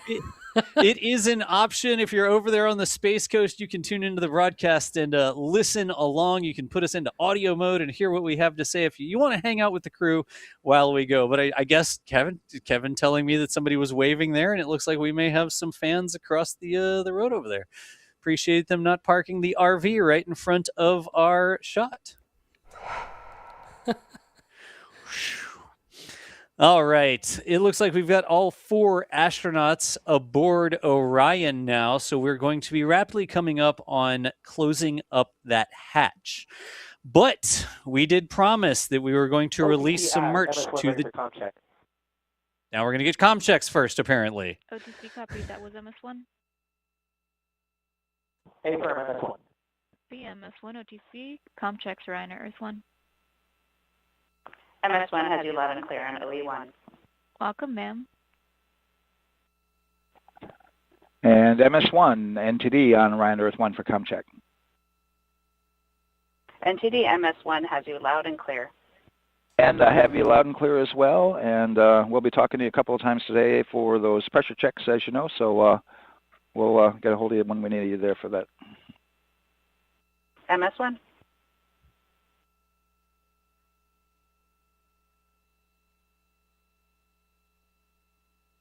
We patiently wait to see if there will be any more comm checks.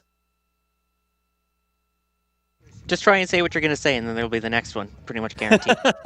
I can probably force a comm check by just getting into a discussion, and then they'll hop right back in with more comm checks.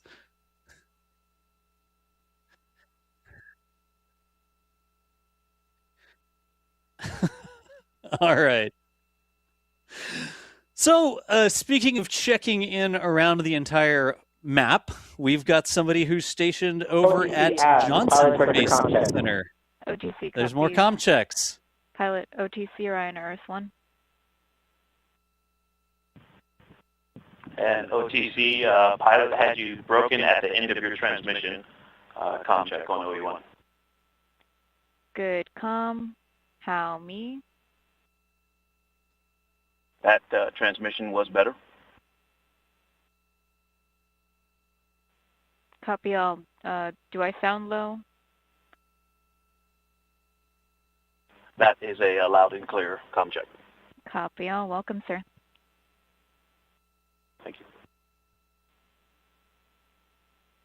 And PLT, NTD on Orion Earth 1 for comm check. NTD PLT, I have you loud and clear on OE1. And I have you the same. Welcome aboard.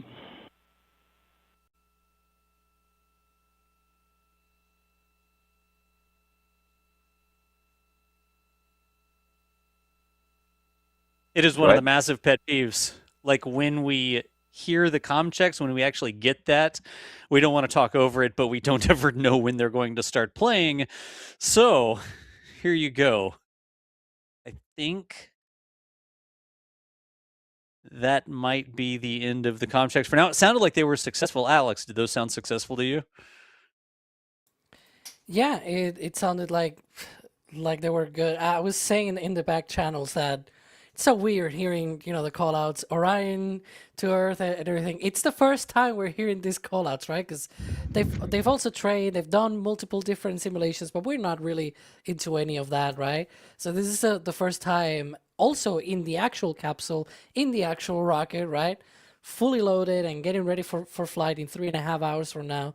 So it's just, it's weird. You were saying before, we don't have like a heads up, right, when they do these comm checks and things like that. I will also say that we don't have any previous experience, because when there's a Crew Dragon, we've seen like already 20 of those fly, right? And so we know already more or less when the comm checks happen, what they're going to say more or less, when even they have their own scheduled little speech and things like that, right? When they want to say a few words.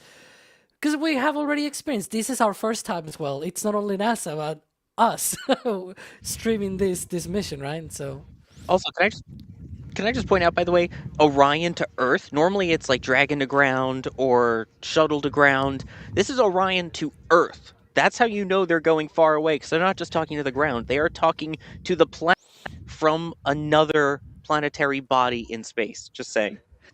I appreciate that. Like at some point they're going to have to be more specific. Which ground are you talking to? Are you talking to the moon base ground, or are you talking to the Earth ground? Maybe this is practicing for when they'll have to designate which ground they mean. I like it. Now, we had mentioned just a second ago, we do have one of our contributors, Philip Sloss, who is over at Johnson Space Center in Houston, Texas, south of Houston, down in Clear Lake. And I believe we might be able to check in with Philip, audio only, to see how things are feeling over there at Johnson. Philip, do we have you on comms? I hope so. Can you hear me okay, Doss? I heard you. Audience, did you hear Philip's there? Let us know in the chat if you're able to hear Philip. How you doing, Philip? Pretty good. I was over at the Space Center. I was able to successfully get my badge. It's easier to do that when they can see you and look at your driver's license in person. So that was cool. And so I'll be ready to go with the post TLI mission status briefing tomorrow. Outstanding. What's happening over there today? Is there like a big media event? Are you in like the press center, or what are you seeing today? Today there's not going to be I don't believe there's going to be any events, any media events there. So I'm just going to be monitoring the launch here from the hotel, basically, so that I don't have to worry about trying to find a flight in the middle of the mission tomorrow. Good deal. Have you gotten a chance? I mean, you went over and got badged, but you haven't done any interviews with anybody over there or anything like that. I guess Johnson takes over after launch, don't they? Right, that's correct. So they will basically take over at liftoff, and that's basically when the mission will switch over to here. Is that I mean, that's a pretty normal thing. Like, you have launch control, the LCC that's over at the Cape, but for the crewed missions, at least, like when you get to the ISS and that sort of stuff, those almost all get handed over to Johnson. Well, for the American launches, don't they? Yeah, this is a little different than we've been seeing with the Dragon flights, because SpaceX manages their mission ops until they get within sort of the control sphere of the ISS. So this is different because this is a wholly NASA managed mission. So NASA's in control now, and they'll be in control after liftoff and all the way through the mission as well. Gotcha. Have you heard anything? Is there any scuttlebutt over there? How are people feeling about the launch on that end? See, it actually seemed kind of like a normal day. It's when I was over in the badging office, you could see they're doing you could see the International Space Station mission control. They're still operating 24/7. They were doing some runs in the neutral buoyancy lab. So it actually seems like a normal day, except that in addition to everything else that they're doing here, they're also going to the moon. In addition to everything else that they're doing, they're also going to the moon. What a time to be alive, huh? Yeah, this is it's as I heard Sawyer earlier, starting to seem real. That again, fingers crossed that the weather does turn out the way that they were predicting yesterday. But it certainly seems like we're going to get a really good opportunity to launch tonight. Excellent. Well, Philip, continue following along over there. If anything happens, check in with us in the back channel if there's any updates or new information from your end. But folks, that is the voice of Philip Sloss, who is over there in Houston, Texas at Johnson Space Center, and will be covering the mission as part of our team from that side. We appreciate you catching in, Philip. All right, catch up with you guys later. All right, enjoy. So the clock continues to count down, folks. 3 hours, 25 minutes before the opening of the window, which currently seems to be what they're targeting. Haven't gotten a lot of technical updates on exactly how the mission is going, but as they get the crew buttoned up, we imagine that we'll start to get some of those updates coming in. And of course, we'll share them with you. Now, if you're just joining us again, we are here watching the launch. We're answering your questions. We're talking about things. We're having a good time because we're... Can I say this? I think I can say this. We're having a good time because we're not NASA. We're actually NSF, NASASpaceflight. We don't have a big script prompted program for you or anything like that. We are space nerds who love talking about this stuff. We hope that you're a space nerd as well, and maybe you've just stumbled across this, like, what's going on? Why does the guy have a baseball cap on the official NASA stream? He doesn't. This isn't the official NASA stream. But you are absolutely welcome to be here and hang out with us. I'm going to get some more questions. I do need to read some support. We had a little bit of a hiccup with our support queue, but I will be catching up with that as well. But what I need to talk about now is how we actually get all of this stuff done. I was mentioning a few different times that we had some special limited edition merchandise. It sounds weird to say merch, but there's so many people that collect things to keep up with these sorts of missions, to commemorate what's going on and that sort of stuff. So we create some cool merch, our own designs. We're not just like reprinting NASA's designs or anything like that, but we create some commemorative things. It's a space mission, so of course you have to have patches, and we also know a ton of people collect pins. And we've actually released some of these patches and pins to our members already. If you see a little join button, you can join the channel. It costs a couple bucks a month, but it gets you access to behind the scenes posts, information. And one of the things you get is early access to the merch, right? Everything we do when it comes to the patches and pins and that sort of stuff is limited. We don't have an infinite number of them. We use the same factory that makes the NASA patches to make our patches for you, right? So they sell out when they do. But for now, we've shown this to everybody. I think we can make it appear over here, can't we? I'm pretty sure. Yes. There is our own design. That is not the NASA design. That is something that our own artist, Yak, made. There on our side of things, we got these embroidered over at the same place that makes the NASA patches. But right now, they're available to the members. If you've joined the program, you'll see a post over there on the YouTube channel, a members-only post, that gives you instructions on how to go to the shop. It's a link you click and a password you put in to get access to buy these. Why do we do that? Well, the members are always there supporting us, everything that we do across the board, so we wanted to give them a little bit of a head start on making sure that they get one of these limited edition patches, right? So even right now, if you join the member program right now, as soon as you join it, you'll get access to that YouTube post, and it shows you how to get over and buy these patches. But as soon as we get confirmation that the closeout crew has closed the hatch, has exited Orion and closed the hatch, we're going to make these available to everybody. You don't have to be a member if you want to get one of these. You don't have to join the member program. But if you are a member or you want to make sure you get one of them, I don't think the patches are going to sell out. You'll be good. The pins, however, the pins might sell out. You can join the member program and get that. And as soon as they close the hatch, we'll make them available to everybody. Of course, we've got some other stuff as well. We've got the patches. We've got the patch design on mugs. We've got it on t-shirts. I think there was a baby onesie in there. I think we have a baby onesie because it's like, yes, there it is. The baby onesie, right? It's like, yeah, that's the onesie you got when we sent people back to the moon for the first time. That's a thing. If you've got a baby to put it on, I guess that's something that you could do. But we've got the sun shirts as well. Those things, I've actually got one here, but I can't show it to you because it's got the wrong patch on it. It's got a future patch that you can't see yet, but they are super nice. If you want to support what we do, you can go over to the shop for now. Oh, is that? Yes, that's the patches getting made. We actually visited the patch factory and they let us film. Like, this is some slow motion footage of the patches being embroidered at the patch. Yeah, look at that. How cool is that? Anyways, I don't want to beat it to death, but it's a great way to support what we do. You get something that you get to put on your wall or put on your bag or whatever you collect. A shirt you can wear or whatever, a mug you can drink your morning coffee out of, and you help us continue to do this. We have a lot of fun with this, but none of us are independently wealthy. None of us just have infinite money to spend on this for fun. We're able to come out and provide you with this coverage and commentary and this sort of show because y'all keep showing up and helping support what we do. So that's too. I just want to watch the footage of the slow motion.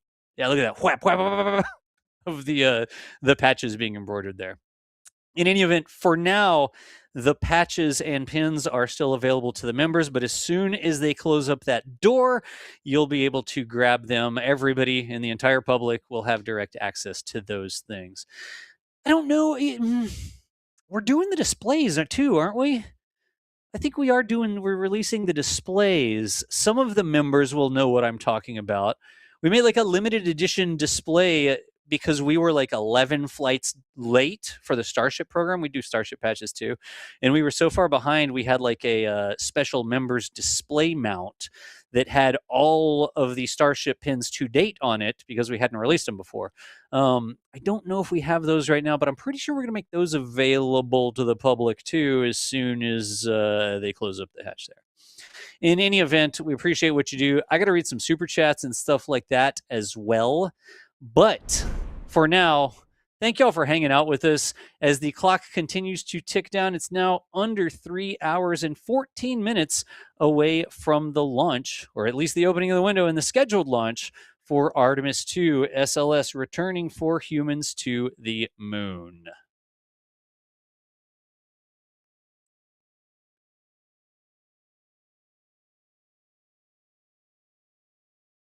Let's stand by for just 1 second. I'm going to see if Sawyer is available over there. Sawyer, do we still have you on comms? A little windy, but I'm here. How are things shaping up over there at the press site right now? Well, I'm sure you could hear through my microphone. There is definitely a breeze right now, and there's a bunch of clouds that if this was a T0, they probably would not be launching right now. But the good news is that there is a 3.5-hour window. So they have 3.5 hours left until launch, and a 2-hour window. The official forecast was 80% favorable. They did say that there would be some scattered storms and clouds that would pop up pretty much right around this exact point. So the forecast has been spot on so far. But they did say that it will improve, and there may be just some spotty storms that go by. The big thing to point out, well, we just say 80% go. What exactly does that mean? So we were talking about that in the press conference yesterday and talked to the 45th Weather Squadron's officer there. Basically, that means they take a look at the entire 2-hour window. And if you were to pick a random point in that window and say, what are the odds that it goes, it's 80%. So it's not like, it's just 80% at one point or another. So beginning of the window, So if you were to pick okay. 5 points essentially in the window, statistically, 4 out of those 5 points that you pick would be favorable for launch, is how they kind of described it.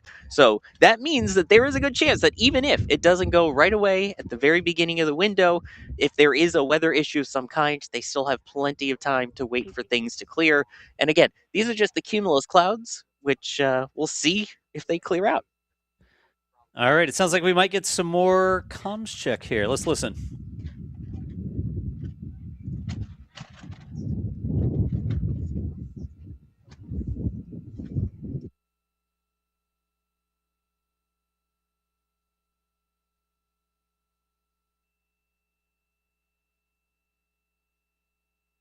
It sounded like we were going to get some more comms check there. But again, NASA doesn't give us an exact schedule of when they may or may not grace us with comms from the capsule.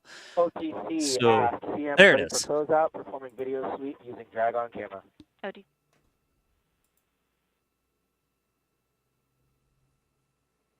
Yeah, they had a call out before that they had done suits leak checks. Right. And so they were confirming that those had been completed and look good. And now they're you guys see their visors are closed there, right? Go ahead, Yeah. Yeah, we're going to do another cleanup on those suit leak check messages that we got from since we're done with that now. Integrity copies. Yeah. All right. Oh, integrity. Also very cool that they're using this camera. It's an engineering camera because it's got the number in the top right, but this is just someone in the closeout crew whose job it is to take video of everything inside the capsule and see how everything looks. So when they close it up, they can say, this is what it looked like. I like it. I appreciate that they're showing us that. That's definitely a very wide angle camera. Is that coming out? Yep. It was just for the inspection inside, it seemed like, and now they're taking it out now that the inspection's complete. Nice. It was like a tethered camera, like a wired camera, it looked like, that they brought back into the White Room. I noticed. But here, Go ahead, Alex. I was going to say, because we had the view there of the interior of Orion from the other side, and I was pointing out in the back channel that, Jeremy, he has a tablet, right? But Christina, so in the left of the Orion view, you can see both Jeremy and Christina. Jeremy, the one closest to the camera with the sun visor down, and Christina is the one with the visor up. And the funny thing, they're giving them some refreshing things there. Yeah. And so I could notice that Christina doesn't have a tablet, and then Sawyer pointed out, well, if you're in an exit row, you don't have your electronics out. OTC cameras 1 and 2 both set to record. OTC copies. Ah, there we go. Think they put the SD cards in? They must have. Well, that's an ISS EVA joke, isn't it? Remember the ISS EVA where they forgot to put the SD cards into the cameras or something? They're like, it's flashing no card. What does that mean? And it's like, yeah, it means you didn't put the SD card in it. Am I remembering Yeah, that was correctly, when they Woody? started adding GoPros to spacewalks. That was one of the first ones. Yeah. So hopefully they've got the SD cards in whatever cameras they were setting to record there. Ask us how we know. That's important.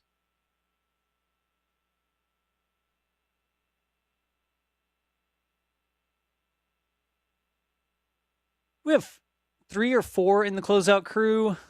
Do we see anybody crawling around inside right now, or has everybody come out of the capsule? Looks like they're turning down the lights. There's one at the entrance there, because the camera that we're looking here out on the left is on the other side of the crew capsule, right? Yep. Yeah, they might be turning off some of the lights, maybe making sure some of the illumination stuff works and whatnot. But yeah, there's number 2 out there. And then outside we can see number 1, Taylor Hose there. It's the only one that Shout out Taylor, who joins us in chat on NSF regularly. He did, yeah. Obviously not now. I hope he's not joining us in chat. But yeah, in that wide view that we're looking at from the interior of Orion, we could also see the sort of the forward hatch tunnel, right? Eventually there will be a docking port on the other side, not on this capsule, but the next one will have a docking port. And so that hatch will actually lead, hopefully, to a lander in the future.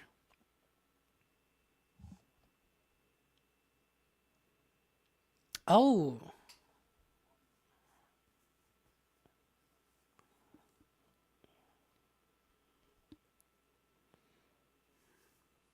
Yep.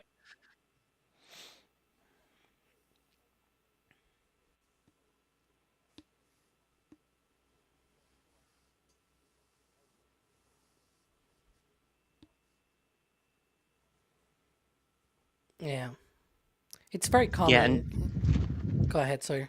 I was going to say, Reed took a picture last night of Jenny Gibbons, who was in her closeout crew suit, reading up on all the procedures and everything, and doing a last check through of all of her procedures before today. So the crews obviously have been practicing even in quarantine, because Andre and Jenny were both in quarantine, given that if something were to happen to one crew member, they could jump right in. Hey, Megan, yeah, tons of people out here today, thousands of people gathering at Banana Creek.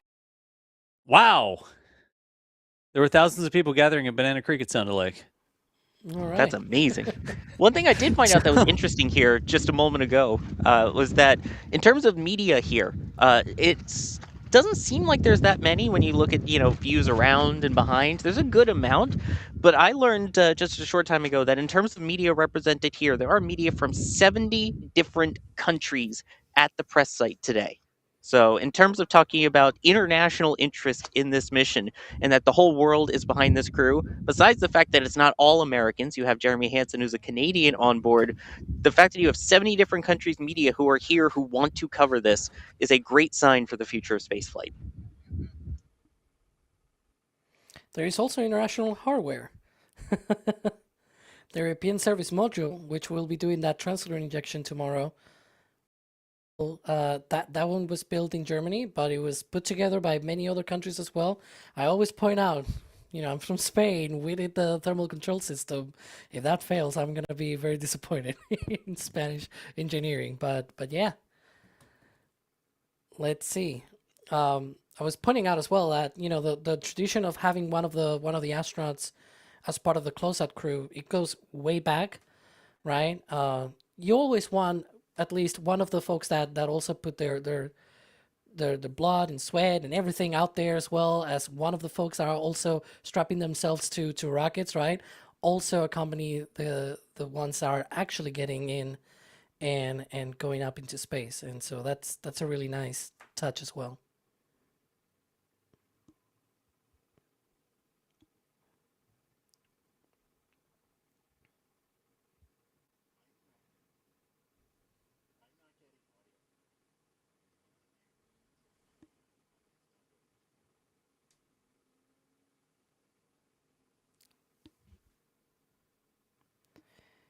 can see they are a very active rocket down there. And also noting just now here at the press site, it is starting to drizzle a little bit, so there's a little bit of rain coming, but the big thing was just having no lightning in the area for tanking, which there wasn't, so they tanked the rocket, and of course they are in replenish mode with all of the propellants, the liquid hydrogen and the liquid oxygen, and there is still time in the window for things to clear. As mentioned earlier, it's 3 hours still, so despite the wind, some clouds, and it raining a little bit here, it's not a concern right now.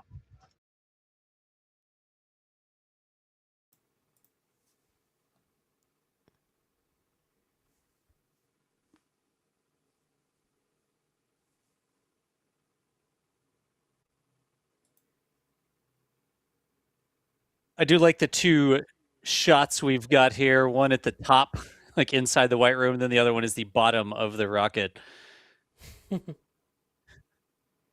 Yeah. Stand by. We are going to work on getting some of those weather updates and that sort of stuff from Ryan here in just a bit. But the clock continues to count down, and we are approaching, it says L minus 3 hours and 7. We're approaching L minus 3 hours. Does anybody, either Sawyer or Alex, which one of y'all, do we want to talk about why it says L minus? I thought it was a rocket. I thought it was T minus. Who wants that? You're laughing, Alex. You want to take it? Okay, I can take that one. So yeah, the L minus clock is just a very convenient clock that counts down to the opening of the window, right? In reality, the clock that they use at NASA internally for their procedures is what is called the T minus clock. And now in many other rockets, right, say Starship and Falcon 9, for example, those clocks are the same. They just don't have any holes. They don't have any differences in between those clocks. But in some other rockets, like the Atlas V from ULA, or even like Blue Origin also uses different L minus and T minus clocks. And of course here with SLS, the T minus clock counts down with the procedures, with the different events that are happening during the countdown. So for example, they have one hold before propellant load starts, and then another one after it ends, and then another one closer to the final portions of the count, basically at what will be L minus 40 minutes and T minus 10 minutes. So in that sort of gap, there's going to be like a 30-minute hold, planned hold, where the L minus clock will be minus 40 all the way down to L minus 10. Meanwhile, the T clock will actually be T minus 10 minutes in holding. And that sets them up, like, as I said, right? Each hold here goes with key items, key events on that countdown before propellant load, after propellant load, and right at the end of the countdown before they go into that terminal count, which is the most active part of the countdown before launch, of course. And so it's one of those things, as I usually say, it goes with the procedures, right? It's not like the L clock. As I said, it's a very convenient clock that just counts down to the opening of the window at 6:24 p.m. Eastern Time.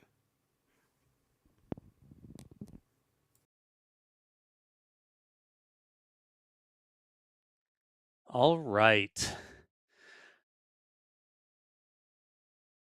Watching all the different things going on here, but we're still waiting for them to finish closing that hatch. And I don't think they're quite, you can actually see the hatch open on the right-hand side. They're sort of like swung out towards the camera a little bit. And this hatch closure is going to take a little while too, because it's not like you just close a door at home and that's it. Or, you know, you go outside and there's two doors, you know, some arenas that have the air in them have that airlock type thing. It's not that simple here. So these are pressure sealed hatches, especially the interior one. And that has to be a perfect seal because, again, it is the vacuum of space you are going out to. The last thing you want is even the tiniest of air leaks while you are 250,000 miles away from the Earth. So that is why they are super careful. Even something as small as a human hair in the seal can be an issue. I believe it was Crew 6.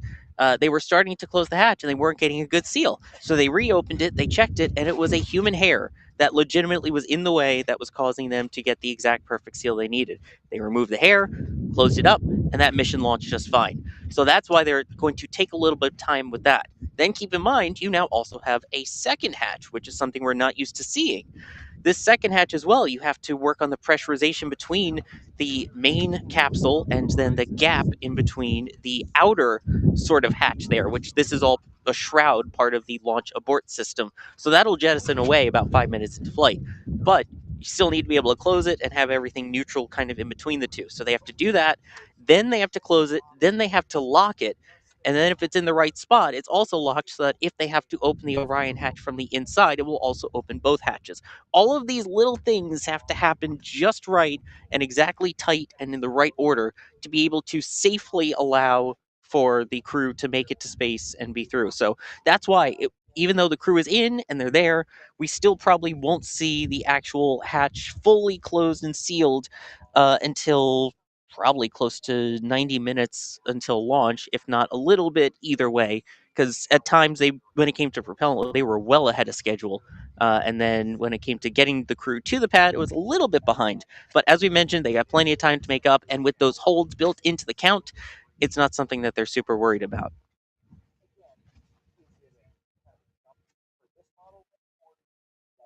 So, of course, hopefully we get to see that crew once they're in space in a little bit, and we'll see the White Room crew doing their thing. So, speaking of crew, we have another member who is joining our crew here for this launch stream. I believe we have Alice with us.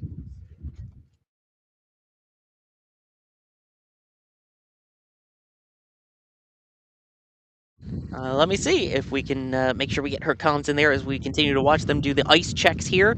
Make sure that there's no ice leaking out anywhere on the vehicle, because if there's a big splotch of ice outside the spray-on foam insulation, the Sophie, then that would indicate a leak, but doesn't look like there are any. So hopefully there are no leaks there, and hopefully I didn't leak the fact that we have Alice coming on. Sorry, Alice, do we actually have you now? I'm sorry, all this excitement. I was sat watching and I had myself on mute, so I was listening into everything you've got going on. And what an exciting time to be joining in with the stream again. Obviously, this morning we were doing the stakeout, getting ready for the crew to come and join us. And now they're ready and strapped in and ready to be launched. But I believe we should really kind of check in at this point. It'd be a good time to us to get an idea of what's going on with the weather. Ryan, have you got any updates for us of how it's looking? Because we're looking favourable, I believe. Well, that was the forecast at L-1, and I'm just going to bring up the weather radar very quickly because we have been seeing a slight increase here in the amount of rain showers popping up over the east coast of Florida. Of course, as I said, the moisture kind of forms clouds on the coast and then it's blowing towards the west coast of Florida this way, which is why we can see the rain moving in this direction, but it's literally forming out here on the coast of Florida. So this is something we're going to be keeping an eye on. You can see some bigger splotches of rain starting to form, but these are the pop-up storms. So the downside is that it's a storm. We obviously don't want a storm on launch day. The upside of a pop-up storm is that it pops up and then moves out of the way pretty swiftly, and we have a 2-hour window to play with, which is what that 80% favorability is for. So we're going to be keeping an eye on these. If the rain does hit our cameras, we will have to be bagging them up, but they are moving out of the way. Fingers crossed. We can see some clouds on Fleet Cam at Port Canaveral. Thanks to our Rusties for allowing us to host this camera. But yeah, fingers crossed they move out of the way in time for launch. These are pop-up storms after all, but we will be keeping an eye on the radar. That weather looks a little bit more like what you and I are used to back home in England rather than what we're used to over in Florida. What's going on over there, Sawyer? I'm not used to this kind of weather when we come out to the Cape. Yeah, we're literally just putting a cover right now over the camera that I'm on because it is starting to rain here a little bit. But that's the thing about Florida. If you don't like the weather, wait 15 minutes. That's the joke. And in just a couple seconds, we'll have exactly 3 hours to wait. And there we go. Under 3 hours to go now. Chat, I can already see the threes. Everyone's excited for that. Yeah, so Mother Nature hopefully will get excited too and clear out for a little bit. And once that happens, we may still see some pop-up clouds like Ryan was talking about. But at the moment, there's definitely a bunch of clouds in the area, but they are moving out of here fast. And that rain just came through really quickly and also kind of slowing down already. So weather-wise, the only thing I could say is it's Florida. And if you've ever been to Florida, you know exactly what I mean by that sentence. And we still have 3 hours before they have that launch window opening and a 2-hour window for us to be able to perhaps move things if that weather is a problem. Is that right, Alex? Yeah, and to be fair, this was this was already talked about yesterday with the launch weather officer at that press conference that we had a day basically yesterday, right? And so he said they were expecting probably some showers in the morning first, and then a bit of a gap, and then another one sort of around the afternoon time frame. Well, it's 3:24 p.m. now, 25, I guess. And so, yeah, it's afternoon time. It's what you would expect in Florida, right? And there's that onshore flow of that moisture, right? It's going east to west. And so there's going to be a point where all of that will get out of the way. And that'll hopefully be when the launch window opens and we don't get any of those rains, right? And so there's still 3 hours left to that opening of the window. And then again, another 2 hours after that for basically until 8:24 p.m. Eastern for them to take off. So plenty of time for that rain to just go away. Go away. Exactly what we want to see. Now we're looking at And that countdown clock. Oh, go on ahead, I was Alex. going to mention, because Philip made a really great point in the back channel, that I'd rather be, worried about this weather and the rain and everything than having to worry about technical issues and, this umbilical leak and this other thing, and now helium flow stop or something like that, right? You don't want to be worried about that. You want to be worried about things that you cannot control, which is the weather yet. The weather, Exactly. we cannot do anything about it, right? So the only thing that we can do is just watch it, take a look at how things evolve, but you're gonna do much. Leaks and whatnot, you have to go out there, stop the count and things like that. We don't want that sort of stuff. Absolutely not. But it is looking like we've got quite a crowd that's gathering over by the countdown clock at the moment. I understand there's somewhere in the region of 400,000 people expected to come out for this launch. Julia's updates earlier saying that it could possibly even be more. I know I've been looking at all of the Facebook groups that have been chatting about where's the best place to go and watch. A lot of people are thinking maybe they would just stay a bit further out, away from the coastal areas, because obviously you can see this launch from a little bit further away, which is a great opportunity for lots of people to get involved in. We are waiting at the moment for all the hatches to close up. We had some images before of that closeout crew. Are we ahead of schedule right now? On schedule? Where do we think we're going to look to get to that 6:24 p.m. liftoff, guys? I'm going to put that one to Sawyer, because you're really the one that's keeping an eye on things on the ground over there. Are there any updates for us? Here, Alex, can you take that? I'm working on more astronaut stuff. Ooh, how exciting. Yeah, can you go ahead and repeat that, Alice? I'm really sorry. I was paying attention to other updates. There's too much interesting things going on right now, which is definitely not a bad thing, right? I'm just saying we're watching them close up right now with the hatches. We can see that closeout team on your screens. Are we on schedule right now, or are we a little bit off, do we think? Yeah, so right now they're preparing for closing the hatches. Of course, the first one will be the Orion hatch for the crew module. That's the innermost one of the two. And then it'll be the launch abort hatch, the launch abort system hatch, which you can see there with a little window in the middle. And so those two hatches will be closed over the next hour or so. The last hatch, that launch abort system hatch closure, is expected to be closed around the L-1 hour and 40-minute mark.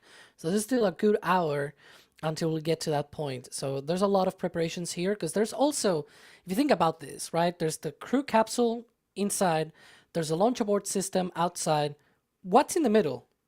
Well, what's in the middle is a whole contraption that they need to use in order to be able to, swiftly and without any weird things going on there, access the capsule, because there's a gap, of course. And so if you don't want to fall into that gap or anything like that in between both, there's this whole contraption that they use in order to be able to get inside without any worries about falling and whatnot. It also creates its own sort of bubble, its own environment as well, because that gap in between the launch abort system shroud and the crew capsule itself is normally neutralized with nitrogen.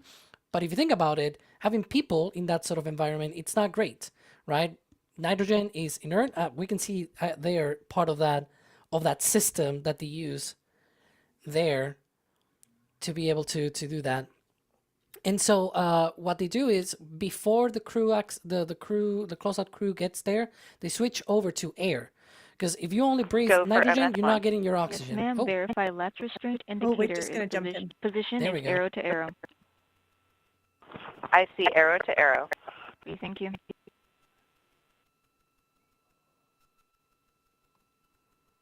You know, we're going to wait for them to do another comms check and then it won't happen. So, Alex, please carry on with your train of thought. Yeah, so I was just pointing out that, you know, there's a lot of things that they need to take out once because they were closing the Orion hatch, the crew capsule hatch, but now they need to remove a lot of the other auxiliary hardware, if you want to call it like that, and then close the hatch on the launch abort system shroud. And so it takes a while. That's why they also board this early. We were talking about it was 4 hours when they were boarding the capsule, right? Why do they do that? Because there's a lot of things that they need to go through. There we can see that system, that closure of the Orion hatch. I heard you, Ryan, mentioning earlier that you recognized a CDR, couple of these OTC, people. Ryan Earth-1. Go ahead. Yes, sir. You are primed for hatch opening. Integrity crew is primed for hatch opening. Hatch opening at this point. Hatch opening? Maybe they're doing some I testing think they to see mean whether... prime for it, as in they would be the ones to open the hatch now if needed. Maybe. We're all learning here as we go along with a lot of this. This is the first time for any of us to be watching humans get on board the SLS on their way to the moon. So it's very exciting. We're learning as we go, which is always fun. I was saying, Ryan, that we recognize a couple of the folks in this closeout crew. I believe number one is a member or a fan of NSF, but number two is one of the backup crew. Is that correct? And WCC.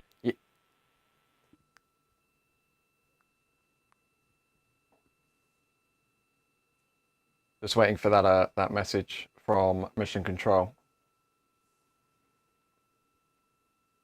And also, yes, getting confirmation that is what they mean, is that they would be the primary ones to open the hatch because it's easier for them than it is for the closeout crew.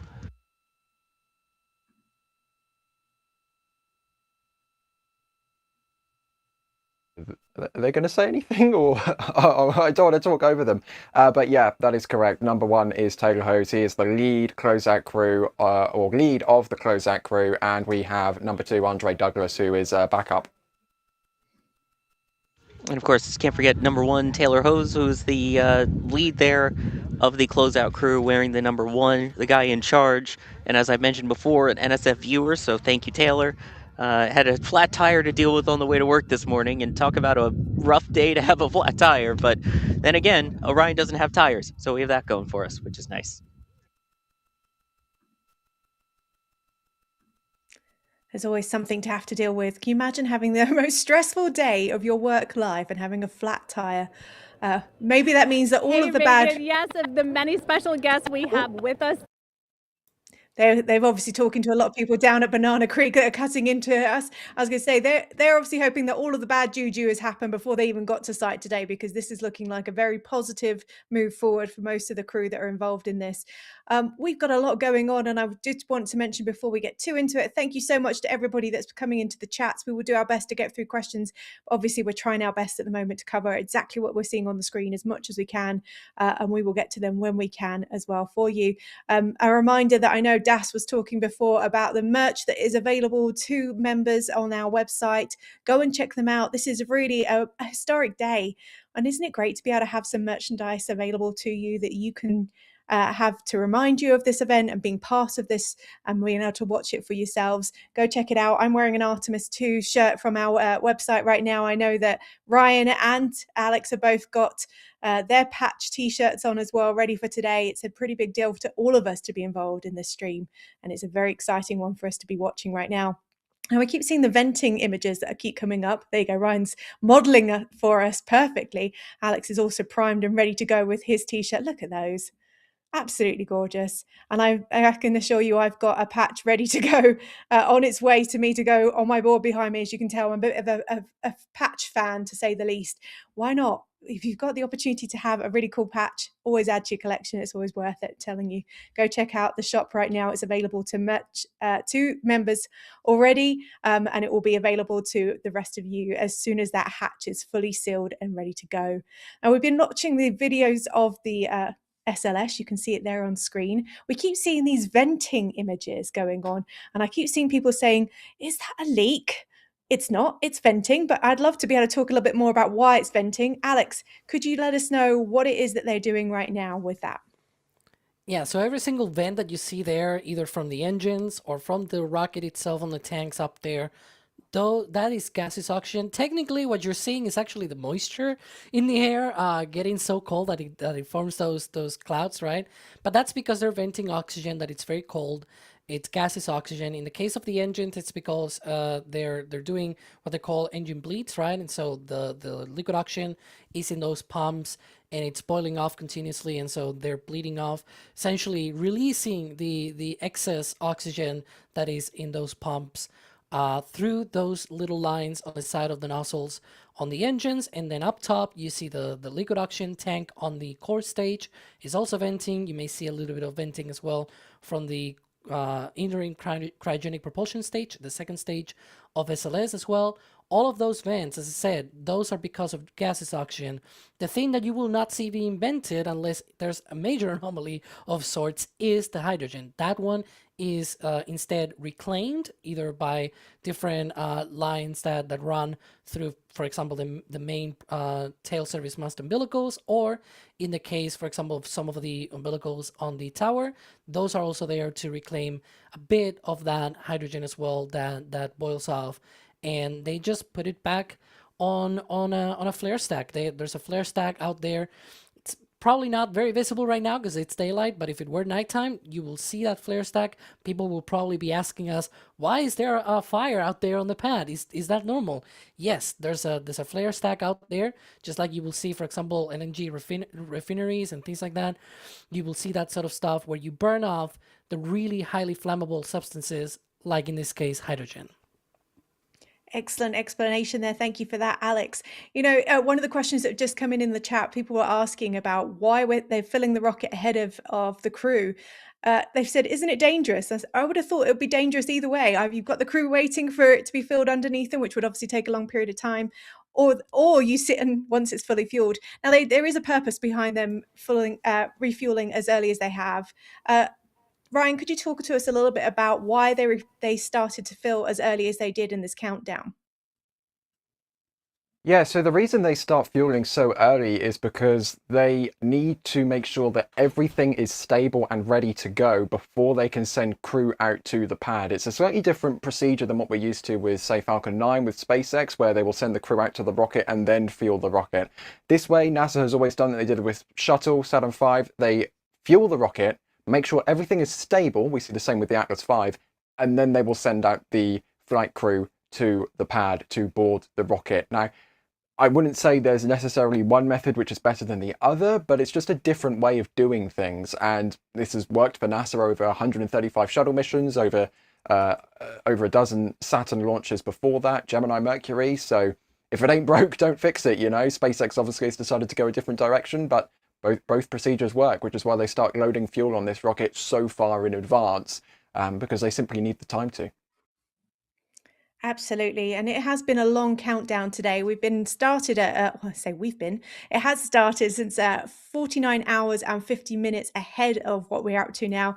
We're now only about 2 hours and 45 minutes away from that launch window opening. There is a 2-hour launch window, remember, today. So if there are any delays due to weather, for example, they'll be able to hold off for that time and be able to make it all the way up to 8:24. But so far, so good. It's looking really good right now, even though we are seeing quite the cloud coverage in that image right now. As Sawyer keeps reminding us, this is Florida. These things can change in just a case of a very short period of time. So we are keeping an eye on that and making sure that we keep you updated when we know more about it. We've been listening in a lot to what's going on with NASA. Obviously, we are not NASA ourselves. We are NSF. We are a bunch of space nerds that just want to get together and talk about this incredible opportunity to send humans back to the moon for the first time since 1972. And we appreciate the support you're giving us today. We have got people on the ground. We've got people behind the cameras. We've got people remotely remotely working all of this to make sure that you guys are getting all the information to keep you updated with what's happening on the ground, which is very exciting to see. I keep seeing lots of updates happening on there. We're seeing venting going on right now for the SLS, and it's all looking very, very good right now. Now, the countdown clock has us with our next big check-in coming in at around 2 hours and 20 minutes. That's when the crew module hatch service panel install closeouts will hopefully conclude. Oh, look at that. We're getting some images from inside. I was going to ask you guys, obviously they've been in there now for 30 minutes maybe. Surely at this point, they've got to be, wondering what's happening outside, hoping for the best. Are they doing checks? Are they able to do checks for 3 hours, or do they have some rest time in this window, do you think? I'm going to throw that one out there to you, Alex. What do you think? Yeah, they probably have a little bit of rest time there, but obviously one of the things that they can do, you can see all of those 3 panels, the multiple switches and everything. They can switch between different views of information that they want to check. And so I believe the one on the left, if I'm not mistaken, I'm going to go out on a limb and say that's probably the nav ball sort of thing, right, for them. And then you've got also what appears to be some kind of Ascent profile there as well. So they probably are having all of this information in front of them, being able to check out how some of these things are going. Now, I will say, though, it's really much sort of quiet right now for their side of things, because for the next 2.5 hours, basically, everything's just going to be on the ground, right? What I mean is that everything is just going to be the closeout crew closing everything out, and then people at the Launch Control Center going through all of the data and confirming that everything is good to go. Things will get more active when we get to the final 10 minutes, where we're talking about, the propellant conditions and things like that, why they load the propellant before the crew isn't that dangerous. Well, one of the things that happens is that once the rocket is fully loaded, the tanks, for example, they are maintained at the same pressure, and it's a low pressure environment. You've got always the same temperature because the propellants are always boiling off. And little physics trick, if your thing is boiling off, it's not going up or down in temperature. It's always maintaining the temperature, right? And so there's no transients, as they are called. There are no changes in both pressure and temperature. So it's a very stable condition. And that's why they load the rocket first, and then they put the crew. Now, when do they get some more activity? When do those conditions change? During that terminal count. In those 10 final minutes, around 6 minutes before launch, they start the core stage tank pressurization. And so just a few seconds after that, about, if I'm not mistaken, 20 seconds after that, the launch abort, 40 seconds after that, sorry, the launch abort system now becomes available, right? And so that is when things are active on the rocket, when things actively change in terms of temperatures and pressures, and so that is when that really changes. But yeah, for the crew itself, they're just gonna be basically hanging around, looking at all the systems in those different views on their displays and things like that, and whatnot. So, but everything will be on the ground crew. Speaking of the displays, I believe Sawyer's got some more information about what it is they're able to look at in the capsule. Yeah, you were talking about those displays. This is a model that they have inside the press room here. So you can see what these screens look like and all of the individual physical switches as well. So you can see a lot of touch screens, but still a lot more push buttons than, say, we're used to, say, with what we see with the Dragon capsule. So you can see things that they would have to physically flip and switch. And once they're in space, you can see they have sort of targets. They've got their nav balls. They've got all of their attitude indicators, altitude/distance indicators in this case. So if you were sitting in Orion looking up at that center thing, that's what you would see. And of course, you see some of those manual handles as well for when they do the rendezvous proximity ops to manually fly Dragon. So all of these switches that you see here, it's a lot less than the space shuttle, that's for sure. But this is a look at the console that they're using. Of course, just not with a Microsoft joystick, but with an actual one in the middle. I was going to ask, do they have that Microsoft joystick on the machine, on the vehicle? Why not? It could be quite fun. We are still waiting for them to finalize all of those final closeouts for the hatch. You can see the closeout crew working diligently there. They are working around the clock. They've also been in quarantine ahead of this launch. Is that correct, Ryan?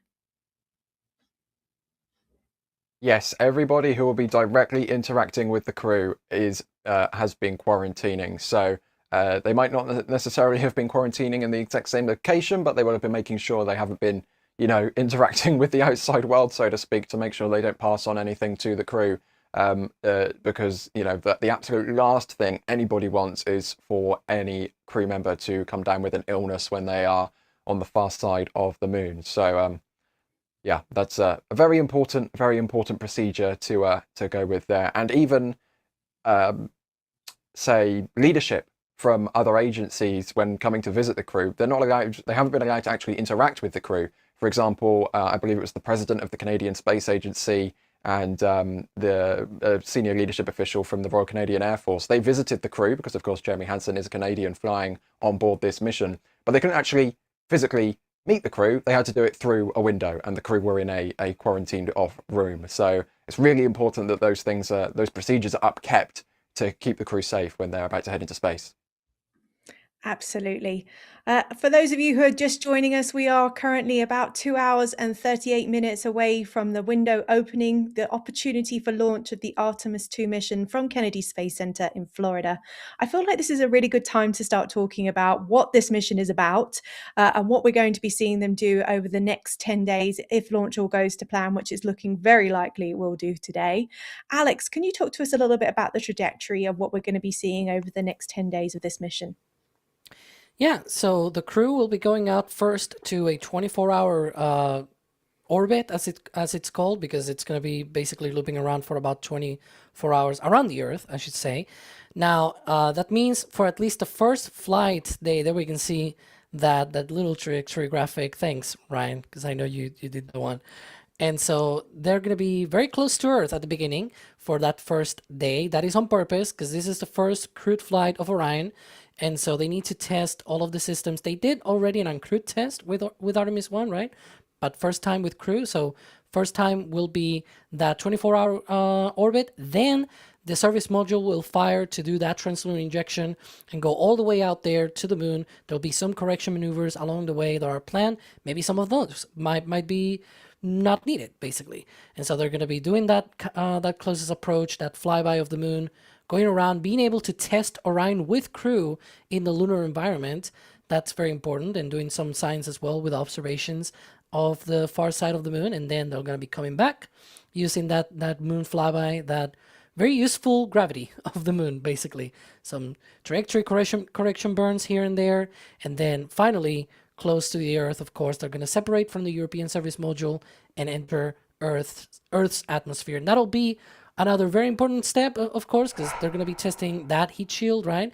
And hopefully this time around, it doesn't have any weird things going on with spallation and things like that they found out on Artemis 1. They modified the entry corridor this time around, the entry profile of Orion, so that it doesn't go through that kind of environment. So lots of different tests. As I said, they had that 24-hour Earth orbit. While they are in that orbit, right after they separate from ICPS, there's also an added bonus sort of test objective here, which is they're going to be turning around, they're going to be flying around that ICPS, that upper stage of SLS, and there's a few targets as well for the crew to target, basically. And so they're going to be using that to test also manual controls of Orion around a second target, around a second object, which will be very much needed when they have to dock to a lander in the future, hopefully on the next mission.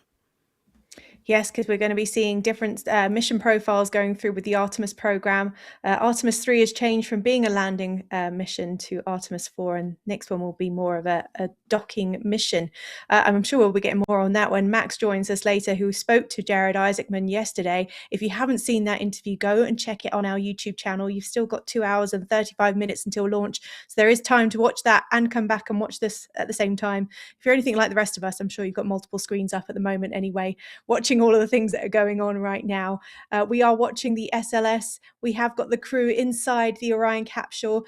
We did have a question that's came in on the chat about integrity. Why is it called integrity? I'm going to throw that one to Sawyer if you're able to chat right now, Sawyer. Yeah, I mean, the crews get to name their vehicles. It's very rare to have a vehicle now that doesn't have a name. So obviously you had the space shuttles, Enterprise, Columbia, Discovery, Atlantis, Of course, the best one, Endeavour and Challenger. So those got names. The Crew Dragons have names. You got Crew Dragon, Endeavour, Resilience, things like that.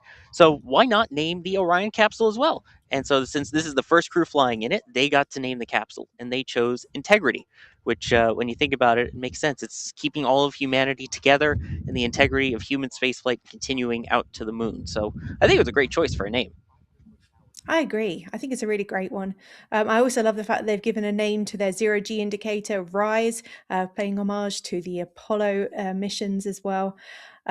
It's good that they've really thought these things through and how they've approached this about how they are representing all of humanity on this mission. Ryan, I know you've had the opportunity to speak to the team. What have you heard of from them, and what do you think the impression is that they've got about this mission? I mean, they are very much communicators, and they're very good at that, which I think is going to be really key for this mission, because one of the most exciting things is that it's all well and good being told about the far side of the moon, or being told about features rather on the lunar surface. We can see that in satellite imagery, but it's something different entirely when somebody has actually been there and told you what it was like, what it felt like. I'm not sure if I want to know what it smelt like inside of Orion at that point of flight, but those senses will exist as well. And that's really, that's the special thing about it, because if you have a friend that goes on holiday to a specific location, they can tell you like what the restaurants were like, what the hotels were like, what the weather was like, what the general vibe of that place was like. You can't do that on Google Street View. Other Street View services are available, right? You just cannot do that, but you can do that through somebody who has experienced that and can convey that experience, and that is what this crew is really good at doing. Speaking of Street View, we've got Julia out on the road. She is there in Titusville. What's going on, Julia? Hello again to those who are tuned in and our folks in the studio. I am Julia Bergeron, in case you didn't catch me earlier. How are things going over there, Julia? Give us an update of what you're seeing on the roads.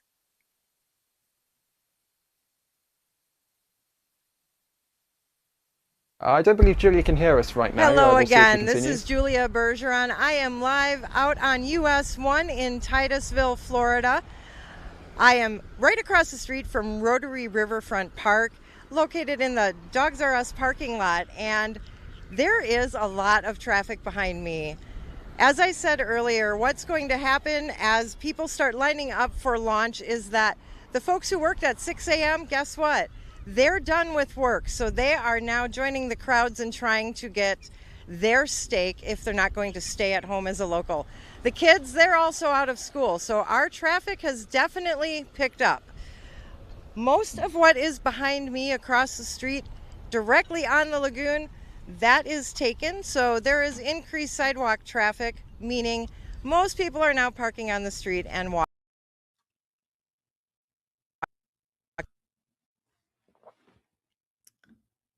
That's the joy of live TV, everybody. Sometimes things don't go quite to plan.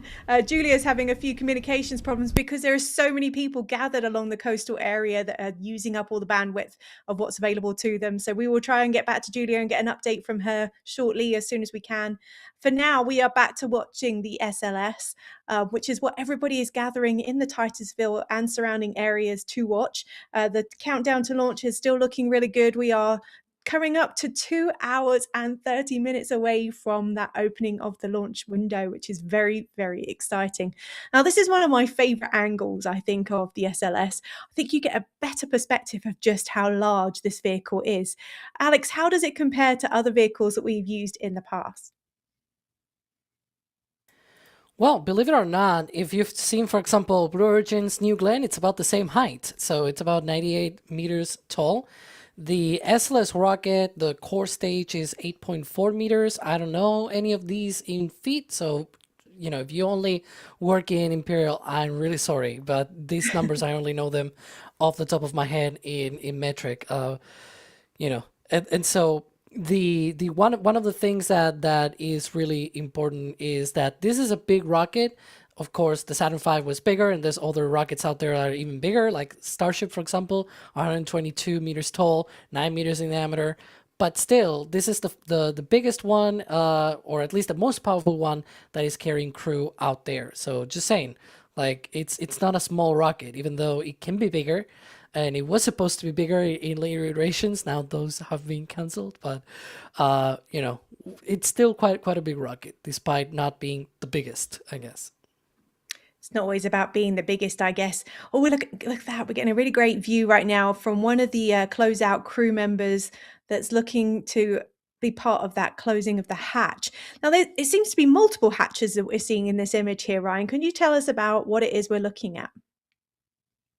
Yep, so this camera is in the corner of the white room, which is at the end of the crew access arm. We're currently looking down towards the Orion hatch, which is the black kind of tiled looking hatch, which is, well, number 4, as we could see there, was working on closing and securing that hatch. That is one of 2 hatches that needs to be closed today, because of course Orion, the capsule, has its own hatch, but the launch abort shroud, which actually encases Orion during the first 5 minutes of flight, that of course has its own hatch, which is the one you can see there behind number 3, which is still open. So once the Orion hatch is closed up and sealed, they'll then be able to close up the launch abort system hatch, and that should be happening over the next 10 minutes or so. Crew module hatch service panels all sorted out is scheduled for in about 8 minutes time. So, but again, there's a reason this countdown is 49 hours long. It gives them wiggle room. So if something isn't happening bang on time, don't worry about it. There's still some wiggle room in here. And on top of that is a 2-hour launch window. So nothing of concern at this point. No, at the moment, the only concern seems to be the weather. Sawyer, I know you were hiding from a little bit of a rainstorm that came over. How's it looking right now on the ground? I mean, the rain has definitely stopped at the moment. It's still breezy here, that's for sure. But the rain has slowed down. The clouds are still kind of here, but they are pushing westward. So, Julia, apologies, but it looks like that's heading your way. But better for us here, closer to the launch site, with the winds moving west to east, blowing those troublesome clouds, we'll say, out of the way, especially given that this rocket will be going northeasterly. So, blowing those clouds away to the west is a good thing. Absolutely. A big thank you to everybody that's coming in with your questions in the chat, and a big thank you to all the support that's coming in as well. We've had this $50 tip come in from Scott, who's asked a question. When Artemis III's mission was changed, did the crew that was assigned get moved to Artemis IV to save their training, or are they now going to miss landing on the moon? Was there an Artemis III crew that was announced before all of the change around, Alex? And if so, are they going to change? Well, if there was any crew internally, there's certainly not one that we got to know publicly, right? You never know what sort of crews might be training internally inside NASA before any of this happens, of course. But definitely there was not a crew for Artemis III that was publicly announced or anything like that. So, you know, from all that we know, there's no change there. Now, I would suspect that because in about a year and a little bit, right, we should see that Artemis III launch happen, we will probably get some kind of crew selection in the next few months. I would not be surprised if before summer comes around, we will get that sort of, especially if Artemis II is already out the way, right? Like if Artemis II is already out the way, I think during the ignition event a couple of weeks ago, or rather last week, it's been a long while for my brain. But it was last week, and they sort of, you know, suggested that some of the mission, because one of the things is that, you know, the actual mission profile and concept of operations, it's not being laid down just yet, right? It's not being laid out just yet. And so because of that, they still have to work through that. And that may be over the next couple of months. So I will suspect that perhaps that'll be when we will know the crew of Artemis III. But no, there was no, at least again, publicly, we didn't really hear anything about any sort of crew that have been selected or anything. So in that sense, there should be no change. I would not be surprised either if we get to know the Artemis IV crew as well at some point later this year, because if you remember, this crew was selected or at least was announced 3 years ago this week. It was at the beginning of April 2023.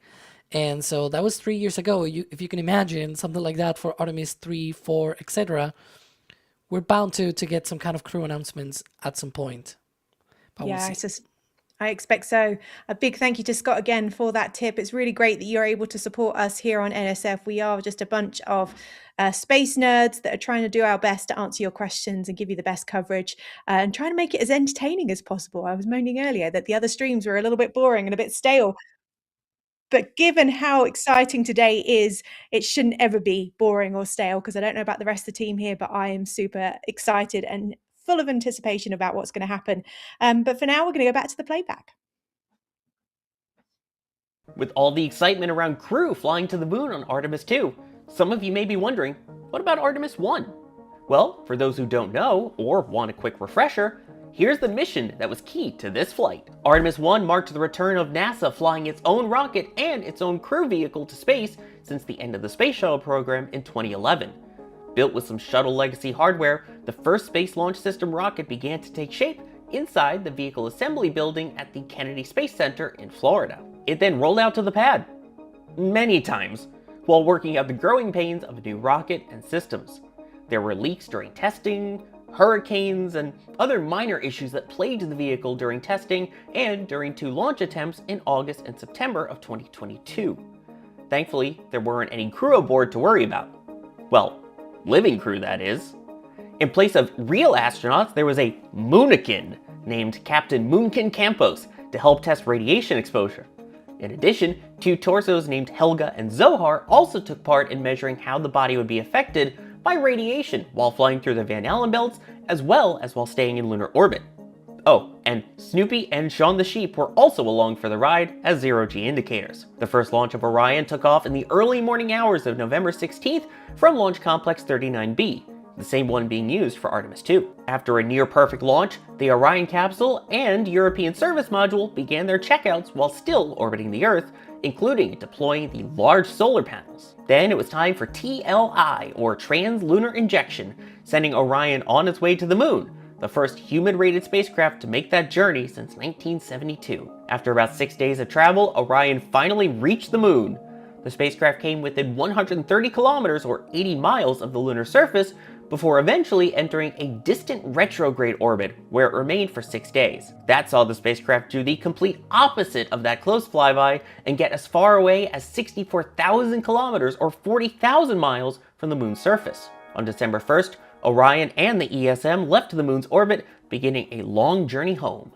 The capsule splashed down in the Pacific Ocean near San Diego, California on December 11th, following a fiery re-entry. It was placed inside a Navy ship and returned to shore, where our own cameras were able to capture what Orion looked like after spending 25 days in space and traveling 2.1 million kilometers or 1.3 million miles. While Artemis II won't enter orbit around the moon, Artemis I helped NASA understand how their spacecraft, thrusters, and heat shield work, and gave them confidence to send these 4 humans back towards our own natural satellite. From Sawyer, who was able to give us a bit of an idea of what was going on with the initial Artemis launch, Artemis 1. And of course, today we are looking at the Artemis 2 mission that's going to be taking off in a little over 2 hours and 21 minutes. And a big thank you to Sawyer, who's just taken a bit of a break. And I believe we're currently going to be joined very shortly by Max Evans, who spoke to Jared Isaacman last night and got a bit of an update of what's going on with the Artemis program after Artemis 2 and beyond, which is very exciting. We'll get to Max when he's already set up. So let's have a little bit of a catch up on where we are right now. Thank you so much for joining us here on the NSF countdown to the launch of the Artemis 2 mission. We are currently, as I mentioned before, 2 hours and 20 minutes away from the launch window opening at 6:24 p.m. local time in Florida. It is a 2-hour launch window, and we're very hopeful right now. It's all looking very positive that things are going to plan. Alex, the crew are on board. What do you think's going on right now?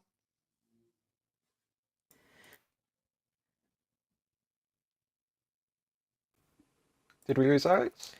Sorry, it took me a bit of a while there to unmute myself. Yeah, so right now, you mean like through their heads or things like that, through their minds? Everything. I mean, what are they doing in that capsule?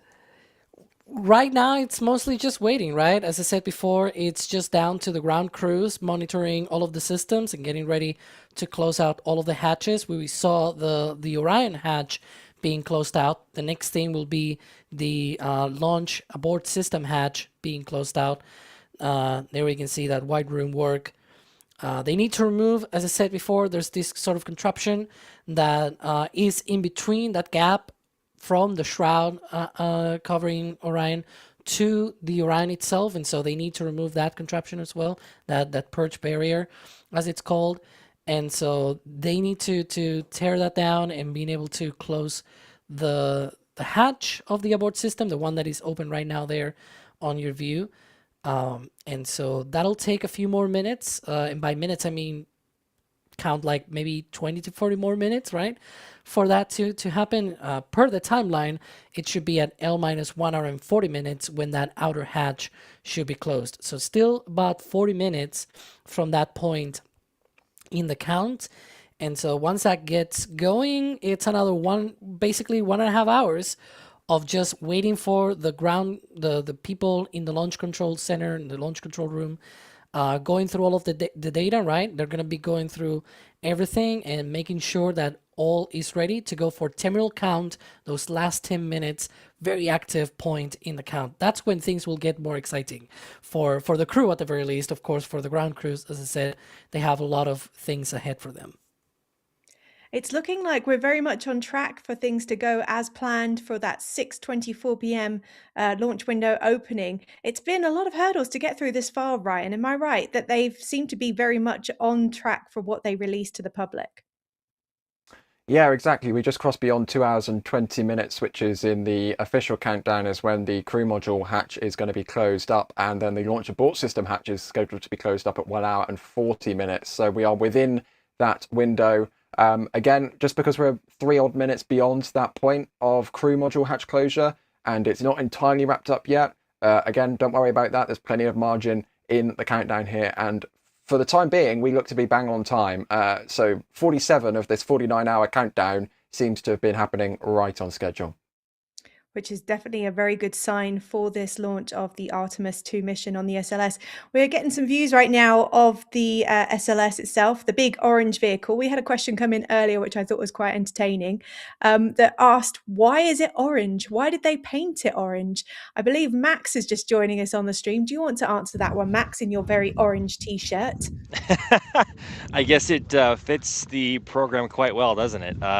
So essentially what you are seeing is Sophie, or spray on foam insulation, and its natural color is a lighter tan or a lighter beige, and it only gets more orange the longer it sits in the sun. And a prime example of that is how long the Artemis I stack was outside for in its time here on Earth, from first rolling out of the VAB in March of 2022. Oh my gosh, a long time ago, and launching in November. If you A/B compare the shade of orange on the core stage, it's a lot darker in November.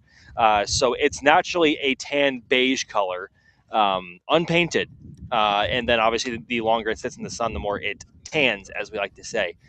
It was only painted for the first 2 space shuttle missions, and it was painted white to aid in its thermal protection, but it was deemed unnecessary and to save a bit of weight. I think it was like 300 or 400 pounds, I think, overall with the stack.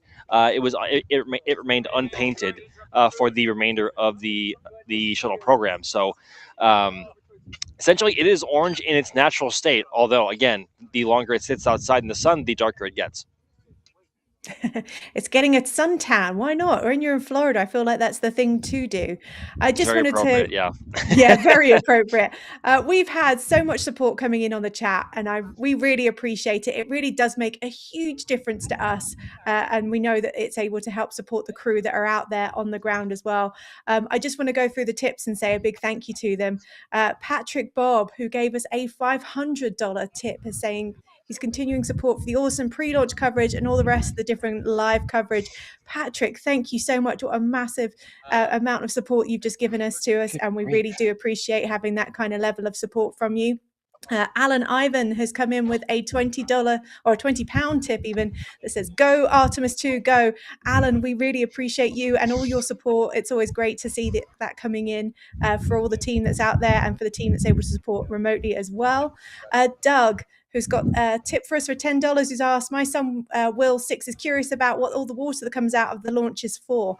I'm going to throw that question over to Ryan. We do see a little bit of water coming out when we're doing the deluge, right?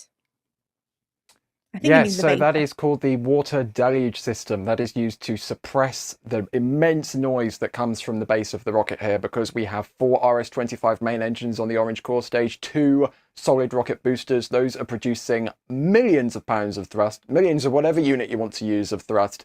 And if they didn't suppress all of the energy coming from those rocket engines, it could, well, it did, even with the suppression, almost destroy ML1 on Artemis 1, or destroy the mobile launcher. So that's basically used to protect core components of the mobile launcher, essentially to stop the launch pad shaking itself to bits, which is what that is used for. And they use, you'd imagine, to contain the forces of, or kind of distribute the forces from this immense rocket. They use a serious amount of water to do that. And you can see that huge water tower over to the right-hand side, next to SLS. Yeah, that's a lot of water they need to dissipate all of that energy. Absolutely. And those tips keep coming in. A big thank you to Jason for his $20 tip. He says, "Thank you for taking the time to do what you do. We're here for you guys. You know, we are just a bunch of space nerds that want to make sure you guys are as up to date as possible with all the information going on and get a channel that are able to talk about the things that maybe other channels are not able to talk about." Joa has come in with a $100 tip. "Go Artemis 2. I love how the hard science of space is not superstitious, but it's definitely a little stitious." I think he means like today is obviously April Fool's. We haven't really talked about it. You know, obviously the launch trajectory of what this mission is about wasn't going to pause just because today is April the 1st. But they seem to be going ahead with this on this day anyway. It's not a joke. We are really going to be getting to see a launch today to the moon for the first time since 1972 with humans on board, which is a very, very exciting thing. So a big thank you to Joa for your support.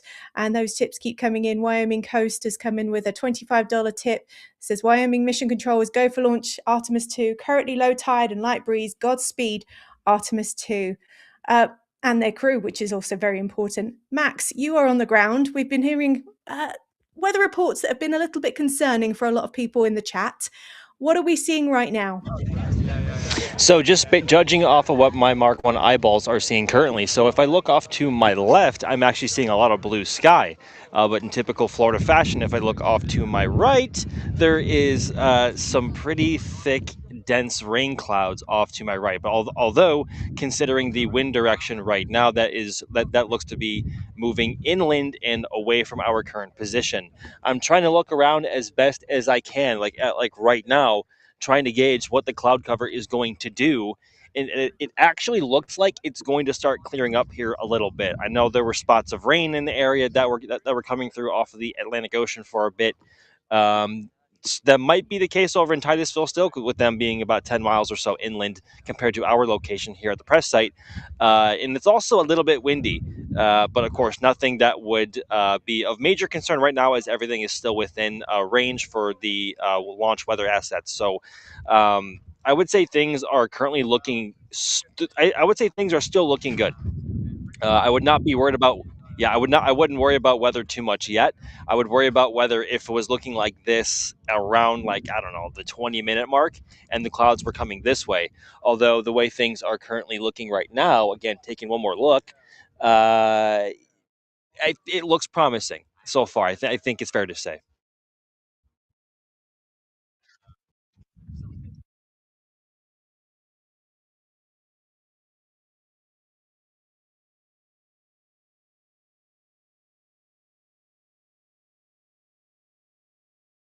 Yeah, the sky's definitely looking pretty clear there. Might have just lost Alice there for a second, but yeah, as we approach 2 hours and 10 minutes in the countdown, wind is looking pretty breezy, but also not incredibly breezy. We can see the flags waving there on the left-hand side. So yeah, weather is continuing to look okay. Max, I don't know if you know how you're feeling the wind right now at the press site. It's not awful, I do have to say. It's tolerable. If anything, it's pleasant, given the amount of sunshine that we've also gotten today in addition to the clouds. Sorry if you hear a helicopter. We're about to be buzzed by one of the NASA Airbuses. So actually, right over our heads here, you can probably hear it in the microphone. Pause here for a bit while it goes past. Just a casual day at the Kennedy Space Center, hey? So no, it's not bad right now, Ryan. It's really not. If anything, again, it's refreshing. It keeps the temperature a little bit down, both on our skin and just with the air in general. So nothing of major concern yet. It's not like those previous missions that we had for Starlink, where it was howling a gale and the camera was shaking like absolute crazy. None of that concern right now so far. If anything, it's picturesque the way it is blowing the flag currently around. So it's not awful right now.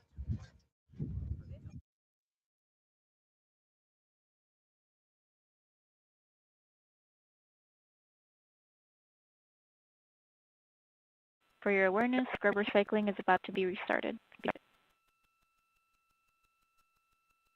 Integrity copies.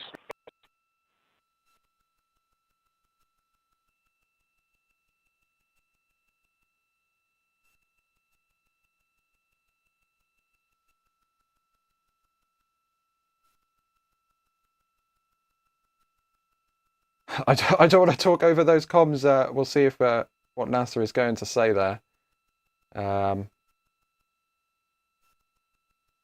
Looks like nothing. It's always wonderful when they butt in and then don't follow up with anything. So as we continue to count down, there is of course a lot of stuff going on. We are expecting the launch abort system hatch to be closed over the next 28 minutes or so. Go ahead. When leak check complete, the cabin is going to be vented to flight pressure momentarily. Integrity copies.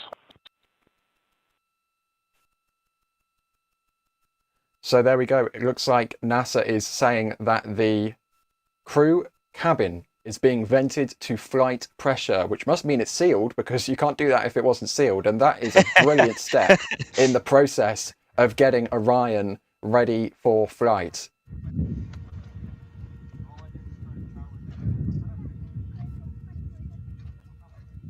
We'll see if we get any more communications from NASA Mission Control on that one. But again, this is a really, really positive step. Max, this we had you right at the top of the stakeout stream a few hours ago, but since that point we've been through the entire tanking procedure. We've seen them load liquid oxygen, liquid hydrogen on both stages. We've seen the crew go out to the pad. We've seen the crew get on the rocket. I mean, what's your take on this so far? Because wet dress 1 wasn't great. I think everybody will say that. Wet dress 2, things went incredibly smoothly. This time around, it seems, at least in my opinion, to be like wet dress 2. I'm almost hesitant to speak on it. I'll be completely honest with you, Ryan. It's amazing how fast the time has just eroded away here. It seems like the last time I checked the clock, we were at T-minus 10 hours or so, whenever it was I signed off from the tanking stream earlier. And now, of course, we're coming up on the T-minus 2 hour mark, which is when it's one of the milestones where things get or begin to feel real, I guess, to sound cliche there, if I may. It's the T-minus 2 hour marks, the 1 hour mark, and the half hour mark. And then every 10 minutes after that are when it gets, when your heart rate raises considerably at each milestone. And we're coming up on one of those right now. Oh my word! Yeah, I'm almost hesitant to speak on how things are going. Well, Megan, we were a little while ago talking to some students from around the globe.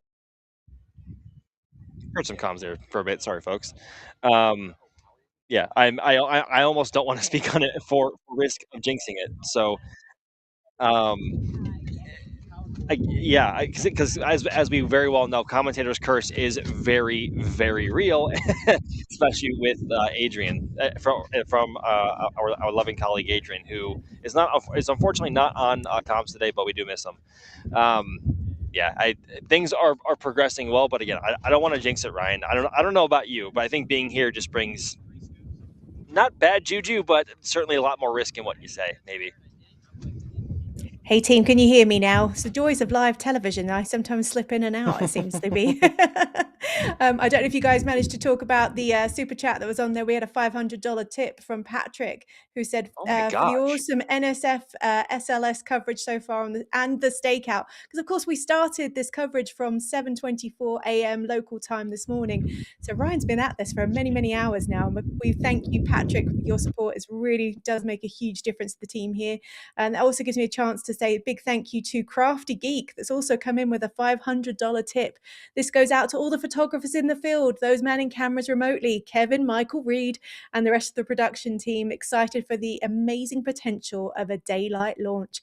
Thank you, thank you, thank you is all I can say, Crafty Geek. It's always great to have that kind of support coming in on the chat. If you'd like to jump on and support us, we thoroughly appreciate it, and we'll make sure we reach out to you as well. Oh, and Crafty Geek added another $25 after the fact, because why not? It's always nice to have that. Thank you so much for your support. We are currently at coming up to 2 hours. Oh my goodness, getting very close now. Is it feeling real? I've got to ask you, Max, what does it feel like being there? Because you're right on the ground in the middle of the media centre. You're slightly remote from all the crowds that are going on, but you must have a real buzzing feeling of what the atmosphere is like on the ground there at Kennedy Space Center.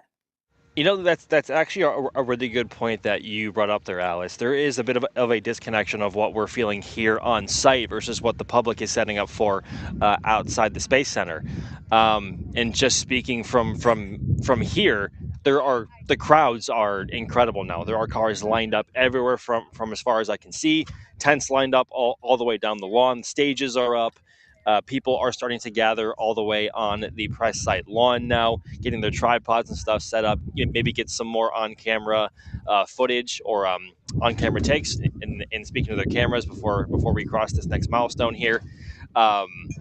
It's electric. It really is. And it's not something that we take lightly at all. I think, like I was saying earlier, there's no launch day quite like an Artemis launch day. And speaking from experience from Artemis 1, I'm almost rendered speechless by it, honestly. I'm struggling to figure out what to say to do justice what it feels like here right now. There are a number of very well-known personalities talking to millions of people. We are able to be here with a whole bunch of cameras, a whole bunch of microphones, and our entire field team here as well, and having some people in town watching on site. Love you, Gage and Julia. Yeah, I'm almost stuck in between trying to savor the experience and enjoy what this is, because this doesn't happen often at all. In best case scenario going forward, this happens once every 10 months, right? But the last time we had this was 3.5 years ago with Artemis 1 launching in November of 2022. It is now April of 2026. So it's been a while. It has been a while time since we've felt this. So forgive me if I'm rambling. I'm trying to do it justice. What it feels like being here, because there's also the intense history from all the previous missions that have flown from here, including the likes of every Apollo mission, every mission from Space Shuttle, Skylab. Everyone who was covering that as press was here at the press site, like exactly where we are now. So you feel that all on your shoulders, and for a mission of this magnitude and importance, you certainly feel that, and that's something that I don't know if words can properly describe well enough, let alone over camera or in person. So, just happy to be here, really. You did a very good job, Max. It does render you a little bit speechless about what a huge historic day this is for all of humanity, which does remind me, a big shout out to Patrick O'Mara, who's come in with $100 Canadian super chat, who says, shout out from Toronto, Canada, because of course, this is the first mission where we're going to see someone who's not an American go outside of low Earth orbit.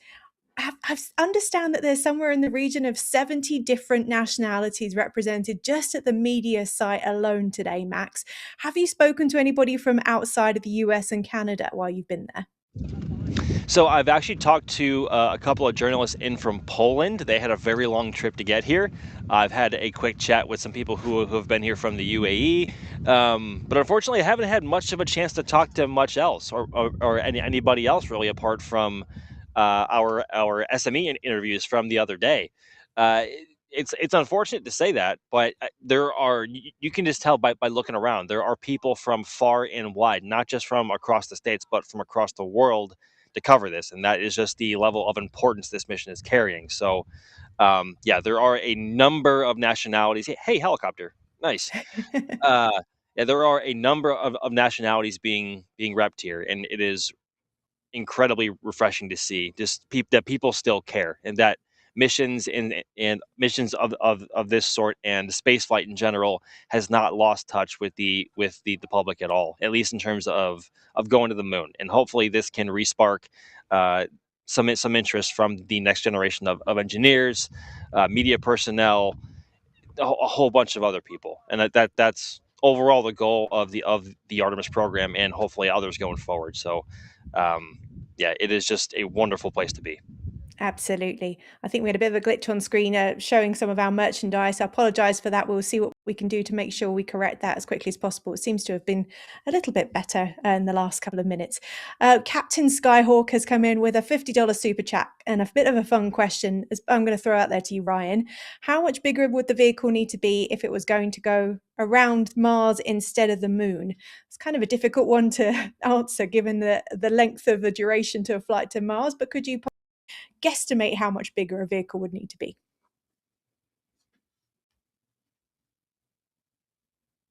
It all depends what you're going to be sending. If you're going to be sending a fully crewed Orion crew module, then you're going to need a much bigger second stage with the Delta V, the change in velocity that can actually, support doing such a burn to get all the way out to Mars. But you'll be surprised to know it's not actually that big of a vehicle, much bigger, that you would need for that, because there isn't really, at least going into the future as we look at Mars, there isn't really going to be a direct to Mars vehicle. There is going to be in-orbit propellant transfer to refuel vehicles. So the traditional way that we think about designing rockets, that we need to put all of the fuel on it at liftoff and then send it as far as we can into the solar system, that won't apply anymore, because we'll be in a new age of on-orbit prop transfer, cryogenic prop transfer, which means that you can send up one spacecraft, say Starship or Blue Origin's cislunar transporter, and you can refill that spacecraft with propellant,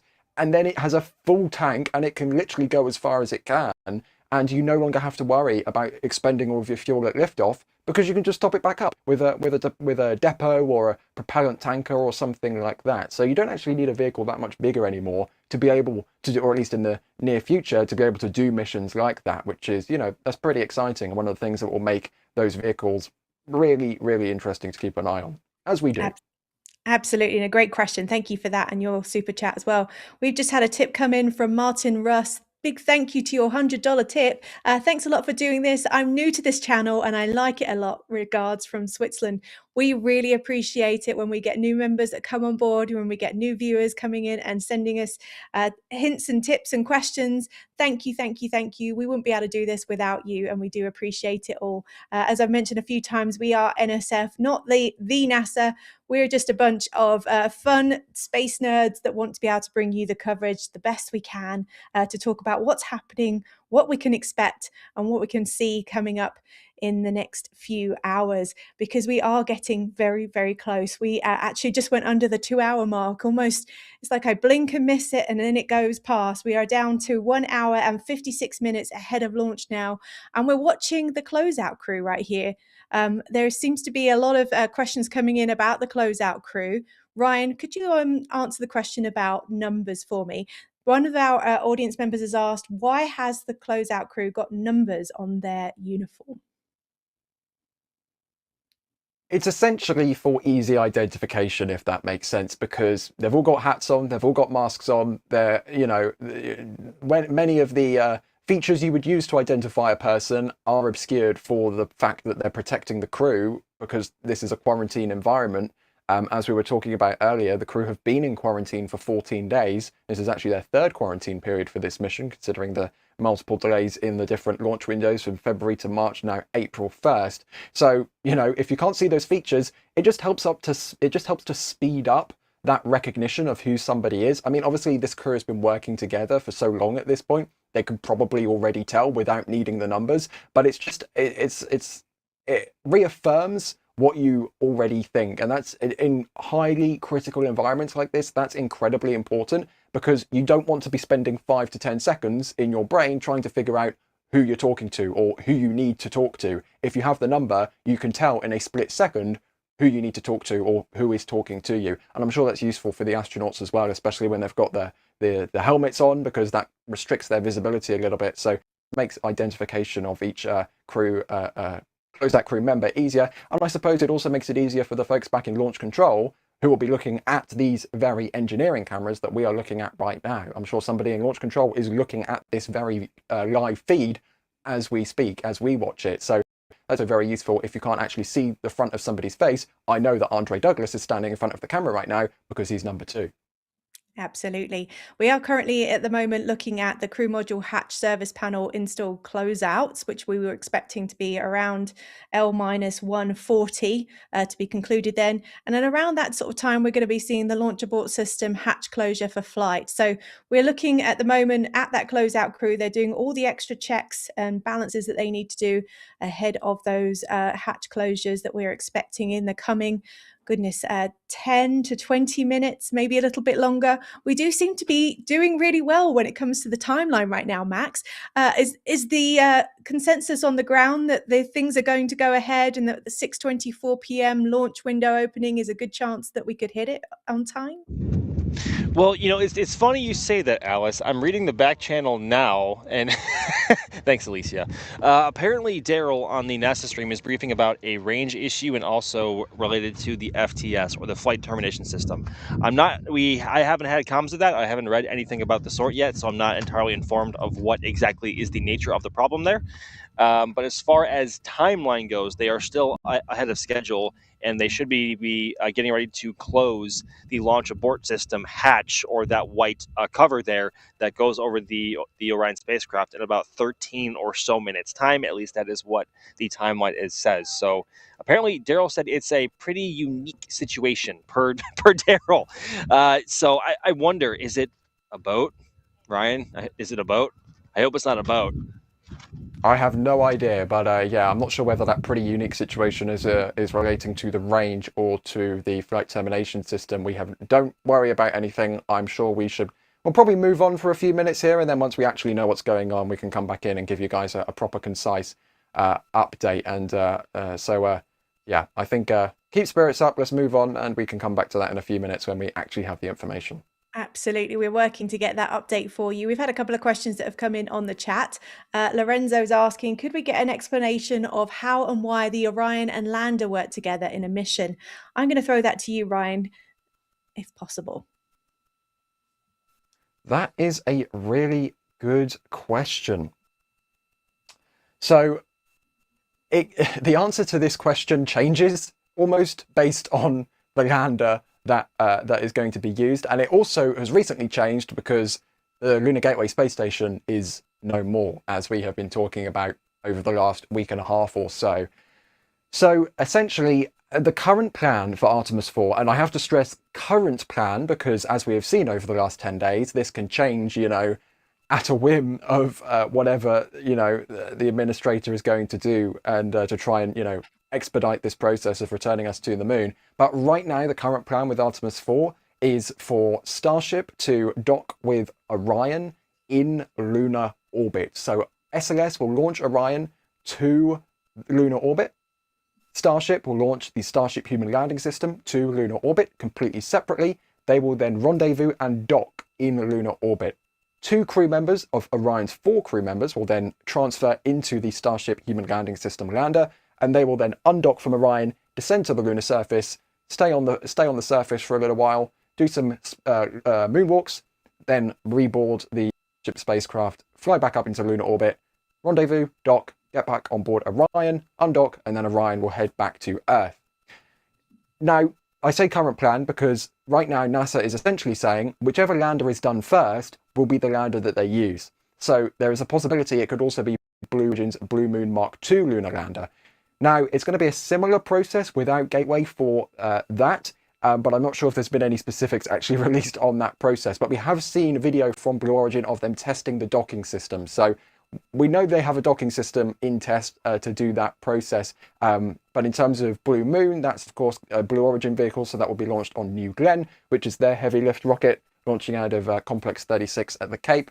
That will do a similar process. That will launch into Earth orbit, get refueled, of course, as would Starship. I forgot to mention that, but that would get refueled, and then it would essentially get kind of chugged along to the lunar environment, where it would then rendezvous with Orion and then do the mission profile, which I just outlined before. Beyond that, it gets very difficult because beyond Artemis II, we don't exactly know what's happening right now. There's a new mission which has been inserted between this mission and the moon landing, but again, things can change as the administration works through their kind of expedited process, shall we say. Absolutely. A big thank you to all the support that keeps coming in on the chat. Christian has given us a €30 super chat who's just said, go SLS, go. We're all keeping ourselves positive here right now, keeping the thoughts positive, along with Simon Austin, who's come in with a £10 super chat. He says, all positive thoughts, but how do we feel about the re-entry heat shield? Now, that's a really good question, given that what we experienced with Artemis 1. Max, do you want to take that one for us?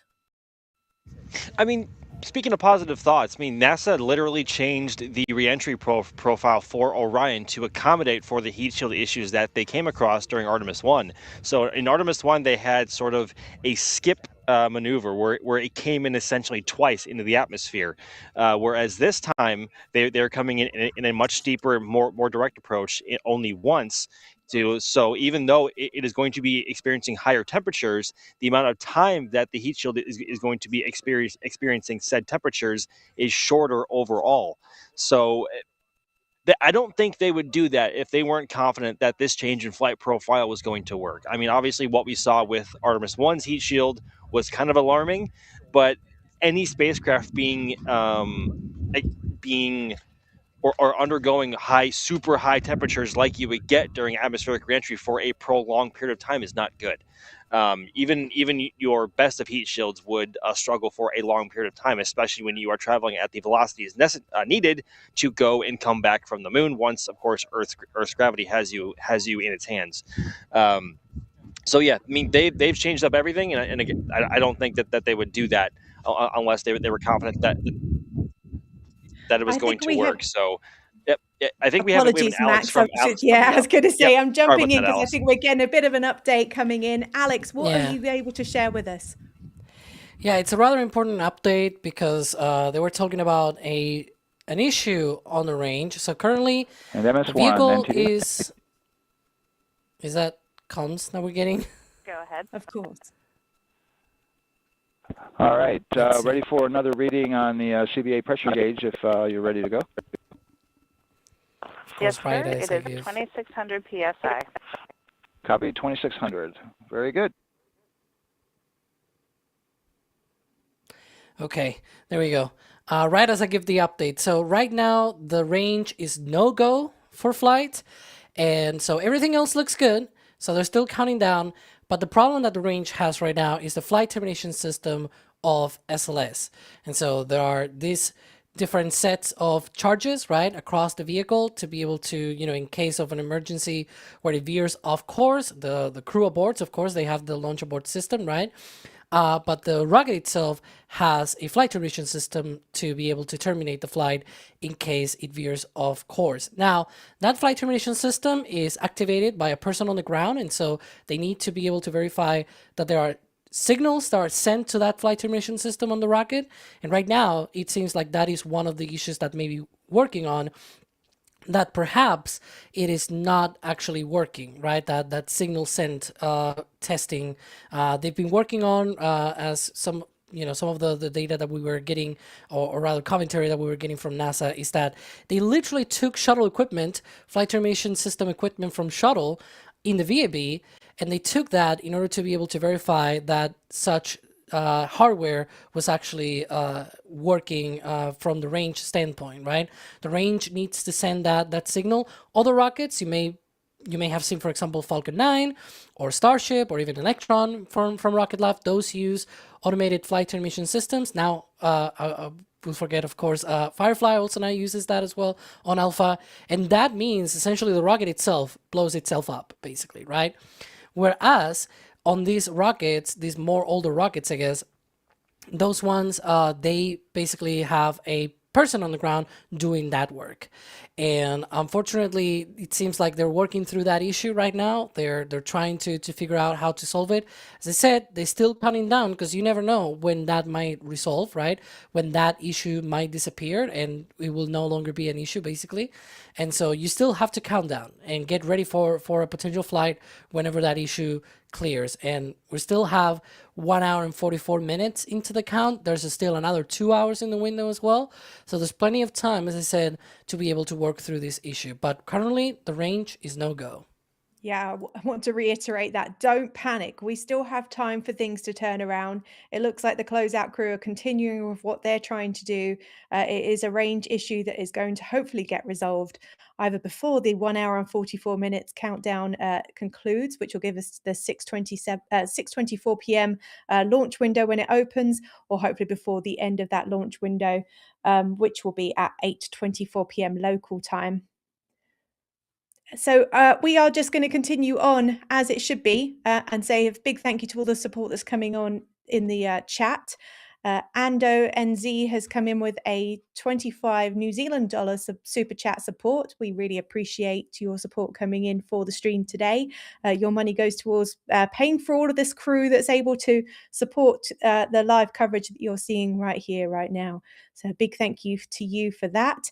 We've got another one coming in from Alex Daniels, a $10 super chat, who's asked, will there be a live public broadcast of the mission similar to the radio coverage Jim Lovell's wife followed in Apollo 13? What's the best way to track the mission while it's in flight? Ryan, why don't you tell us about the coverage plan we have for the next 10 days? Yeah, so the best way to track the entire mission is to, first of all, stay tuned to this stream until it ends, but then after launch, we will be launching a dedicated 24/7, technically 24/10, because it will last for 10 days, live stream of the entire mission. So we will have a live track of the Orion spacecraft when or if NASA's Deep Space Network is able to downlink live feeds. We will be showing that on stream, and then roughly every hour we'll be coming live with commentary to give you an update on what's happening with the mission, what the crew have been up to, and maybe if we have the opportunity, even share some photos which are downlinked, which will be really cool. And we'll be doing in addition to that 24/10 live stream tracking Orion as it travels through deep space, we'll be doing daily commentary shows as well, dedicated commentary shows in addition to that live stream. So we'll be giving you daily live updates, 24/10 coverage of everything this mission does. And then, of course, when it comes to re-entry and splashdown, we will be live for that as well. So NSF is the place to be for continuous coverage from, you know, years before launch, if you count Space Coast Live, all the way through to re-entry. So yeah, I definitely recommend pressing that subscribe button if you haven't already. Don't change the channel is what we should say. A big thank you to Craig Campbell, who's come in with a £9.99 super chat, who's saying he's really enjoying this stream. Thank you to the team. We thank you for watching and staying with us. Obviously, we wouldn't be able to do it without your support, so we really do appreciate it when it comes in. Glenn Bailey has come in with a $9.99 super chat, who said, let's go Artemis II. I've been tracking the Artemis program since the rollout of Artemis I. Haven't we all? Haven't we all been waiting for this day? It's been very, very exciting to see, and I feel like we're right there on the end. Even though currently the range is a no-go, we're still staying very positive because we're going to continue on, hope that they can rectify the issues before we have to deal with them.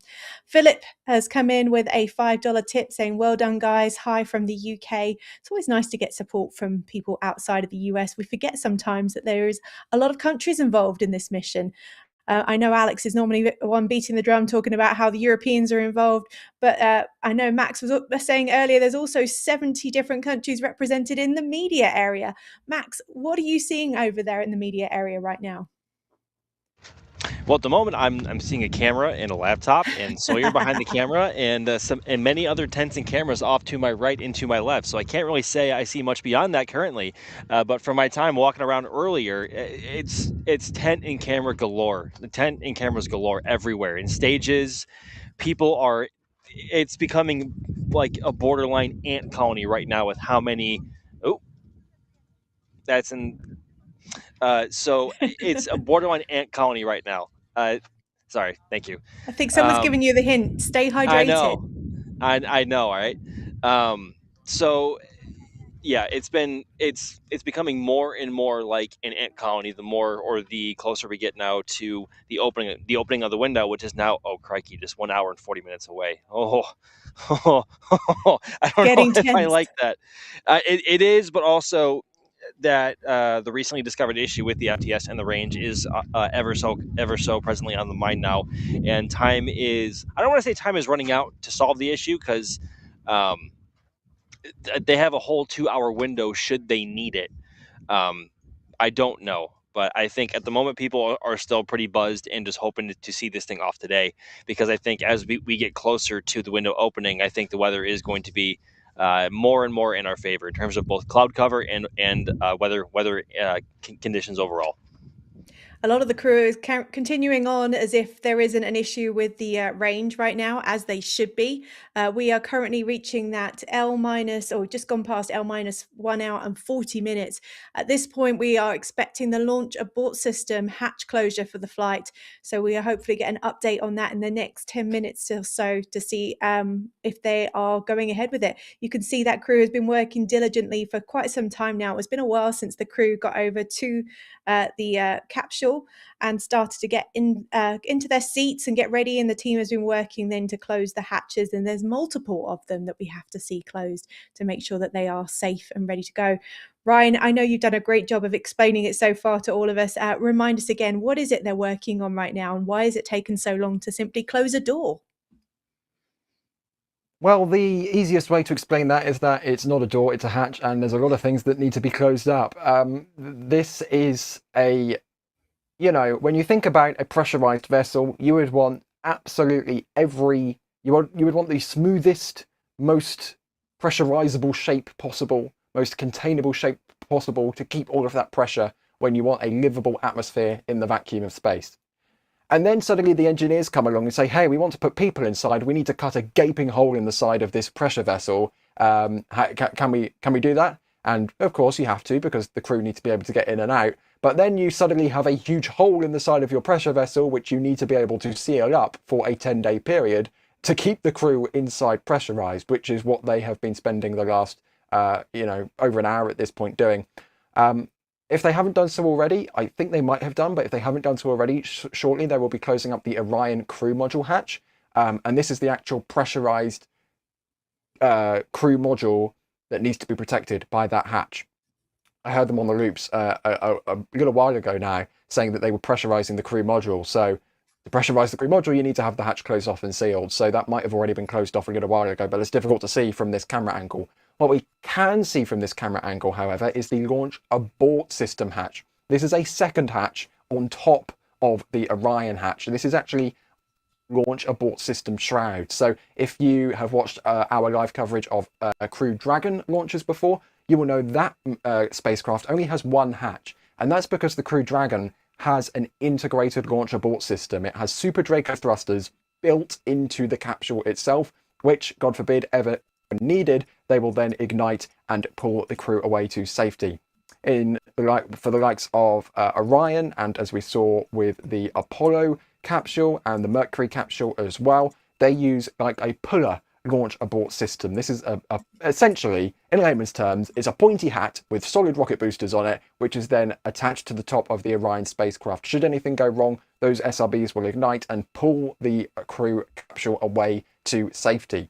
But of course, this shrouds the crew capsule when it's on the ground. So again, the engineers, they said, we want to put humans on board. Can we cut a gaping hole in the side of your launch abort system? Which is what they've had to do here. And that hatch is the hatch for that launch abort system, which still needs to be closed up. But of course, they can only do that when they've already finished sorting out Orion, which is encased inside. So that's what we're waiting for. The schedule says that should be wrapped up at L-1 hour and 40 minutes. We are at L-1 hour and 35 minutes, but as I've been saying many times throughout today's stream, just because something doesn't happen right on time doesn't mean we're going to be seeing a delay today. There's a reason this countdown is 40 hours long. It's to give NASA plenty of margin to get these things sorted. Absolutely. Lots of information coming in about what's happening right now, and it's all looking very positive. We are staying as positive as we possibly can. DJ Cone 799 has come in with a $49.99 super chat that says, Godspeed to the SLS crew. Also, the view of the techs in the tower reminds me of the test scene from the movie Contact. We do love a good sci-fi movie. Yes. One of the best sci-fi movies ever, Contact is. Yeah, wonderful. Yeah, one of my favorites personally, because I live in New Mexico, and it's always very exciting to see the VLA. Gosh. Yeah, that's a perfect connection, Alice. Seriously. That's awesome. I didn't know that, actually. Yeah, so I'm actually just down the road from the NASA White Sands test facility that's obviously involved in a lot of the static testings of all of the missions for NASA since the Apollo era. I know a lot of our teams from this region have flown out to be part of the launch today, and I'm very excited to see little New Mexico represented as part of this mission today, which is always very, very exciting. So thank you again to DJ for your super chat support. We always really appreciate it when it comes in from the team.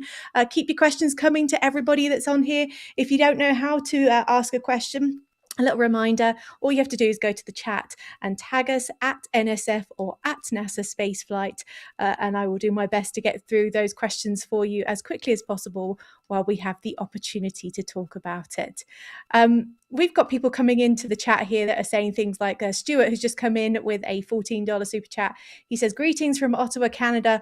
Old enough to remember watching Apollo 17. Now, of course, this is the first human mission to the moon since Apollo 17, which was in 1972. Another little New Mexico quirk for that one. It had Harrison Schmitt on board, who was from southern New Mexico. He's a local boy from Deming. I know my accent's always very confusing, but I've lived in New Mexico now for nearly 13 years. I'm very proud of my little home state and how much we've been involved in space. So thank you for talking about that and giving me an opportunity to give a little shout out to my local area, which is always very exciting. We are still waiting for an update on what's going on with the range right now. As you can see on the ticker, it says range currently no go due to an FTS issue. Ryan, could you update us on what that means? Yeah, so there isn't really an update on the actual cause or the actual problem itself. It's a little bit vague, but the acronym's there. No go, we aren't going to be launching if this continues at the time of launch. However, there's 1.5 hours plus the 2-hour launch window to get this problem sorted, as it looks like the closeout crew are getting ready to close up that hatch shortly. And the FTS is the flight termination system. So even though this has a crew on board, there are still explosive charges installed on the core stage and on the solid rocket boosters. In the event that something were to go wrong with the vehicle, the launch abort system will pull the crew away to safety, and then they will trigger the flight termination system to terminate that rocket, blow it up essentially, to make sure that it doesn't fly into an area which is off limits. If it suddenly starts doing cartwheels and it flies towards Titusville, that's obviously not a great thing because you have 400,000 members of the public watching on, so you want to be able to terminate your rocket. Of course, we hope that doesn't happen today, but it is a mandated safety feature that has been on every rocket forever, so that's really important. Yes, very important. Safety first. That's a really important part of all of this. We are getting a few little things coming in on the chat about that update, and we will continue to update you when we know what's going on. It's a lot of stay tuned right now. As you can see, the closeout crew are still continuing to work on closing out the hatch. To go to the rundown of what we're expecting at the moment, we are at T-minus 1 hour and 31 minutes. L-minus. T-minus and L-minus, very different things. See, you're right. Absolutely. L-minus till the launch window opens. You're correct. Thank you for holding me to that one. We are expecting around this time to see the launch abort system hatch closure for flight.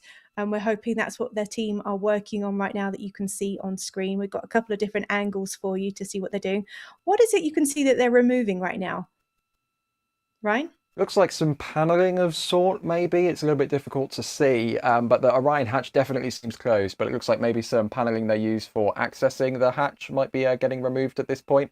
Of course, they don't want the astronauts to catch their very expensive and very important spacesuits on anything and, accidentally tear it or anything of the like. So it's probably, my guess would be maybe protective covers or maybe something that's kind of used to seal the gap.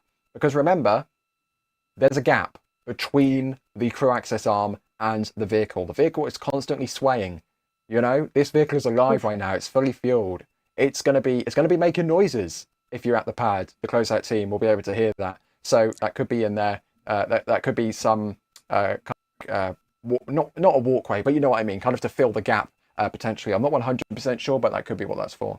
I wonder if they've got a mind the gap sign. As a Brit, you know, you gotta wonder if they.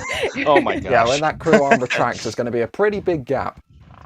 Or, you know, a voiceover of someone saying, mind the gap as they enter. You know, that's what I would do. You've got to have some fun with this. These guys are working, but they are also going to have a lot of fun. They are making history today.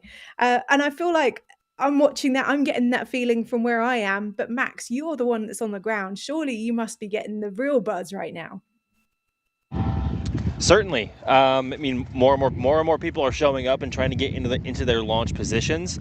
I wonder how far spread the news is about the FTS issue, or people are just getting ready in the event that it is solved in time.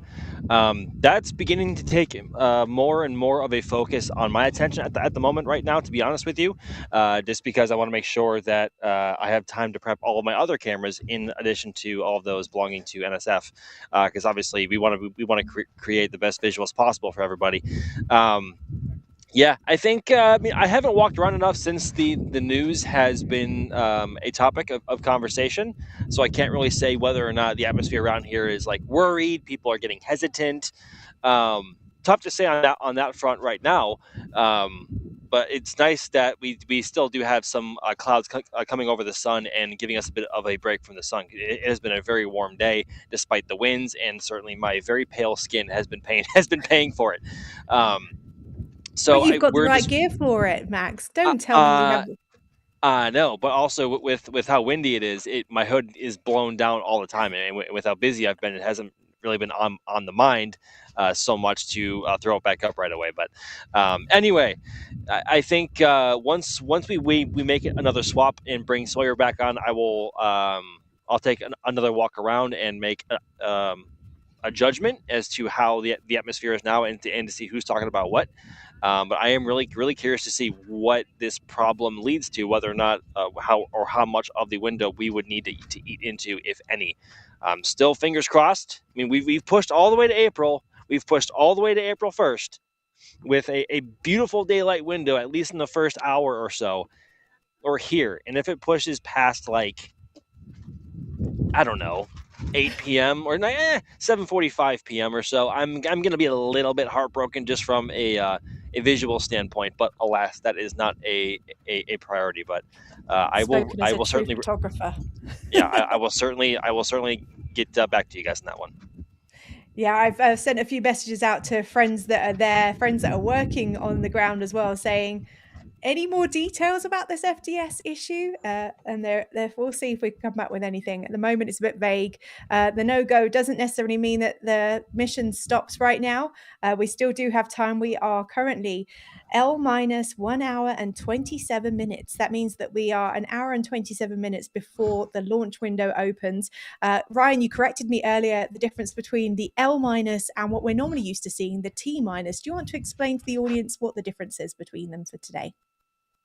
Absolutely. So L- and T-, although they might seem very similar and they might seem like the same thing, they're very different. Well, for some launch providers, they're the same thing. For some launch providers like NASA, they're not. And I can understand how that generates confusion. But in this scenario, they are two completely separate clocks. L stands for launch. That is counting down until the current predicted launch time, which for the time being, unless NASA says different, is the opening of the launch window, which is 1 hour, 26 minutes and 30 odd seconds away. The T- clock, the T stands for terminal, and that is for the terminal count. And for NASA and, for example, United Launch Alliance flights, those countdowns include built-in holds. So NASA will purposefully pause the countdown clock to finish events, and then they will resume the countdown clock to continue working towards launch. And that's, again, something that's carried over from shuttle and something that's carried over from the earlier days of spaceflight. And it's something they're doing again with the Artemis program, with the system. So that's it's an interesting thing to keep an eye on. In terms of the actual built-in holes is what they're called that we've seen so far. One started at L-12.5 hours. That was 2 hours and 45 minutes of built-in hold. The second started at L-5 hours and 10 minutes. That was a 40-minute built-in hold. And the final built-in hold will begin at L-40 minutes. This is a 30-minute hold which will hold the count at T-minus 10 minutes. And this T-minus 10 minute threshold is essentially kind of the reset point. So this is the final 10 minutes of the countdown when all the things start happening. And this, especially if they have to hold for whatever reason beyond T-minus 10 minutes, this is a really safe space that NASA can recycle the count back up to in order to make sure that both the vehicle, the spacecraft, and the ground systems are all happy. And it's a comfortable position to restart from.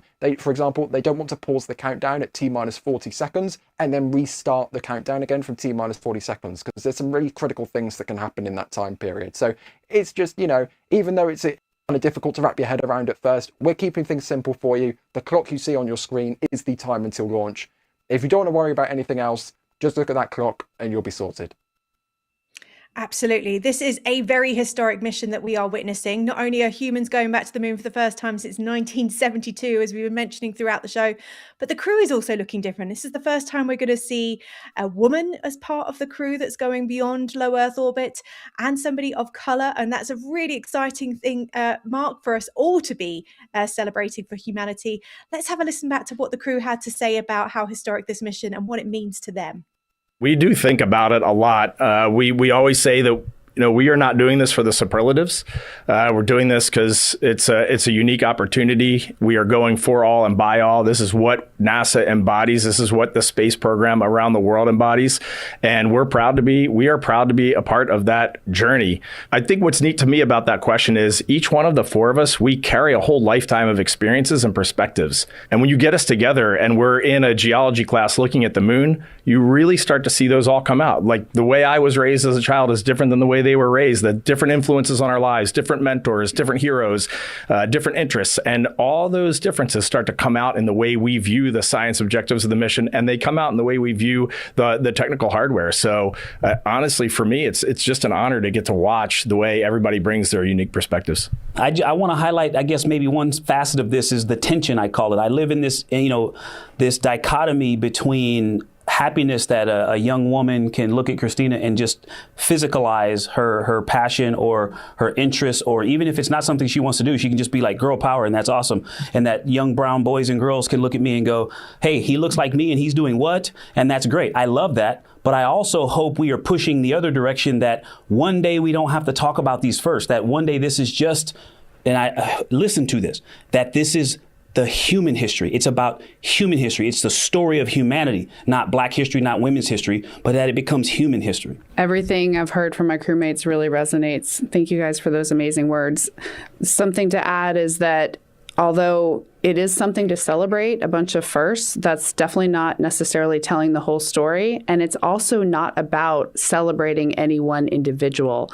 If there is something to celebrate, it's that we are at a time when everyone who has a dream gets to work equally hard to achieve that dream. And we're at a time where we've recognized the importance of, if we are not going for all and by all, we aren't truly answering all of humanity's call to explore. That, to me, is what's worth celebrating. There's so much here, and all of that really resonates deeply with me.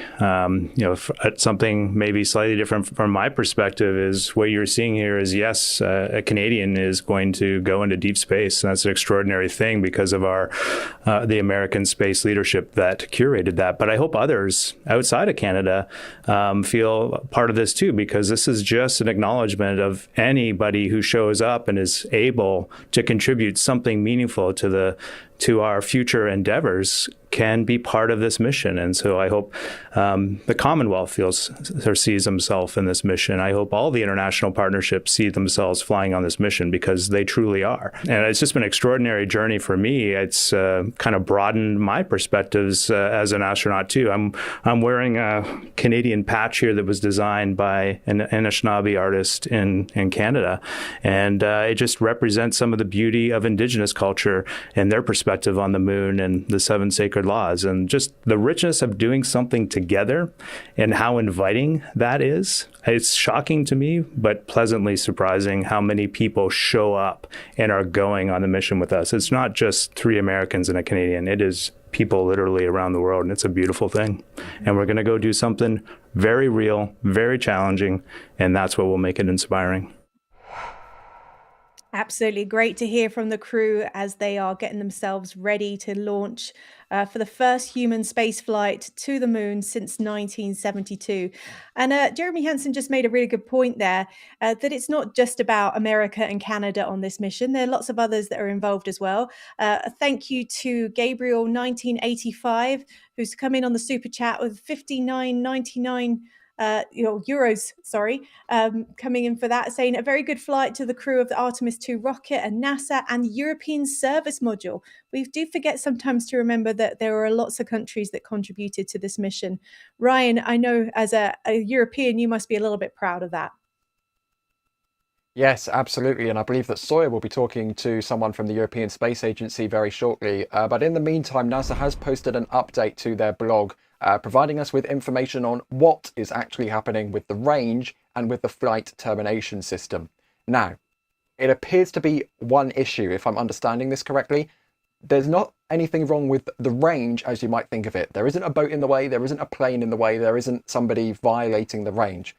The reason that the range is involved in this issue is because the Eastern Range, Space Launch Delta 45, the people from the United States Space Force who control the range and keep it safe, have communications issues with the flight termination system. They currently cannot communicate with the flight termination system on the Space Launch System. And unlike rockets like Falcon 9 and other commercial vehicles, SLS does not feature an automated flight termination system. In that case, a computer on board the rocket monitors its flight, and if it detects something out of bounds, it will terminate the flight, all contained inside a computer on board the rocket.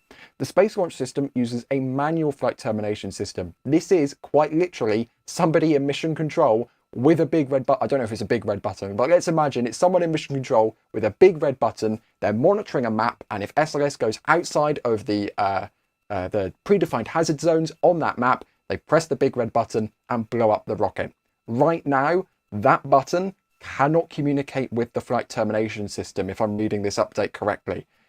Not all is bad though, because NASA has said in their blog update that engineers have devised a way to verify the system and are currently preparing to test this solution.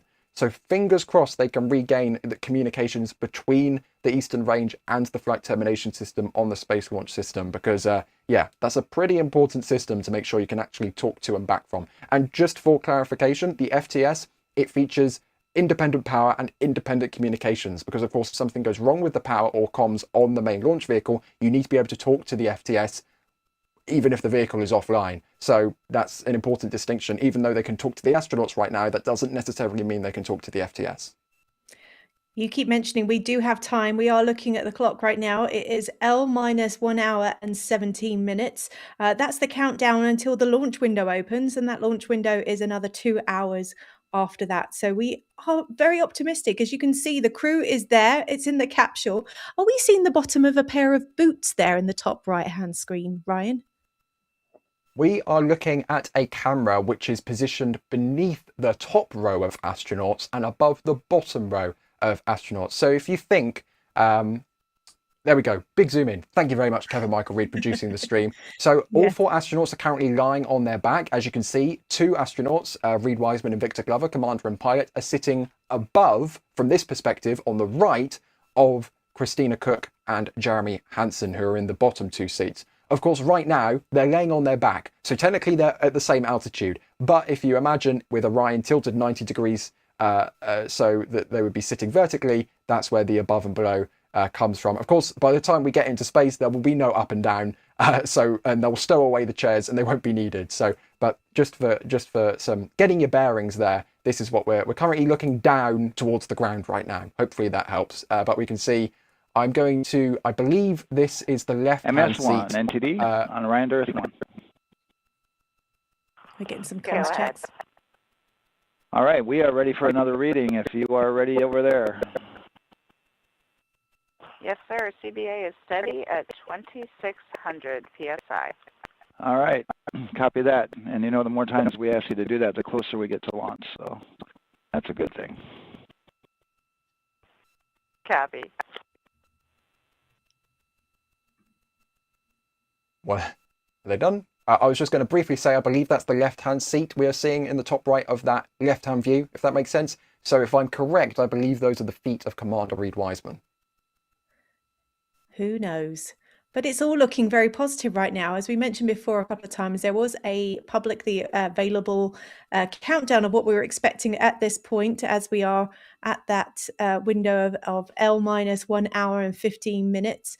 According to the rundown, we are expecting a launch director brief coming up at L-10 minutes. So that'll be talking about the rocket and thermal protection system scan results and the imagery console. So we will try our best to drop into that when we know a little bit more. I believe what we're looking at right now is still the launch abort system hatch closure for flight, which means they're a little bit behind schedule, but certainly not too much, which is a good sign. If you're tuning in right now, we are about an hour and 14 minutes away from the launch window the range, opening. and the good news is the range is go. So we reported that they were working to verify their equipment regarding the FTS system, and they asked for a little of that verification work to be done by one of the FTS engineers here in the firing room. He went out to the VAB to get some legacy hardware to help out with it. But in the end, this is a fix that the range had come up with to get clearance, to clear the range rather, and to as well work the FTS system. And so now they are go. Again, the range is go. That is no longer a constraint. And so you combine that with the fact that the rocket and the ground systems here also working, no constraints, clear board here is great news. I think I'm ready to cry. We've just heard that the range is a go. This is exactly what we were hoping. Yeah, I was just going to say, that was the voice of Daryl Nile. He's the public affairs officer embedded within launch control at the Kennedy Space Center. So essentially his job is to suck in all of the information being provided to him by the engineers and regurgitate that out into something the general public can understand. Maybe that is still a little bit rocket speak, but we can understand that. So the issue they have had has been resolved. The range, the people in charge of protecting the area around the Kennedy Space Center have verified they could talk to the FTS, which is great. And I absolutely love the line. They pulled out some legacy hardware from the vehicle assembly building. Legacy hardware, I mean, that's definitely something from the shuttle era there. I'm going to be very interested to tune into this post-launch press conference and see what on earth they had to do to resolve this problem, because that is that's I haven't heard that one before. That's a new one. Well, they have got a lot of legacy hardware on this vehicle. Could you tell us a bit about how this kind of Frankenstein vehicle came together, Ryan? Well, it all started back in the 1960s and the 1970s when the US government wanted to launch space shuttles out of Vandenberg into polar orbits to be able to deploy satellites into a polar orbit and then be able to land back again in Vandenberg quick enough that the Soviet Union couldn't detect that they just launched a satellite into polar orbit. And because of that, they needed to put delta wings on the space shuttle, which made it quite big and bulky. And because it was that big and bulky, they needed to make a launch vehicle with solid rocket boosters to launch it into that orbit. The space shuttle ended up never actually launching out of Vandenberg, following the unfortunate Challenger disaster, but NASA was stuck with that vehicle design ever since. And I'm going to very quickly wrap up here because the launch abort system hatch is being closed and I can continue afterwards.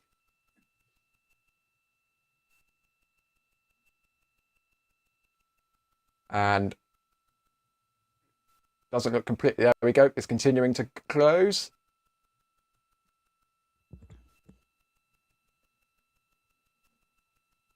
Oh, looks like it's opening again. I really wish we had that other camera because they might have to give it a good shunt. But this is, it doesn't look completely closed yet, but this is great progress. Launch abort system hatch is closing.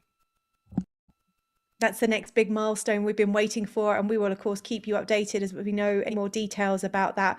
The closeout crew, as you can see, they're all numbered in their white jumpsuits, are working to make sure that everything is going to plan at this stage. I had a question come in on the chat about how far behind they are. Hey, Megan, I don't know if you heard that. It doesn't seem to be that they're that far behind, is what I'm going to say. We've got time in the schedule to sort things out, so we're not worried. In fact, if anything, we are positively glowing how exciting it is that we've got things going the way it's supposed to.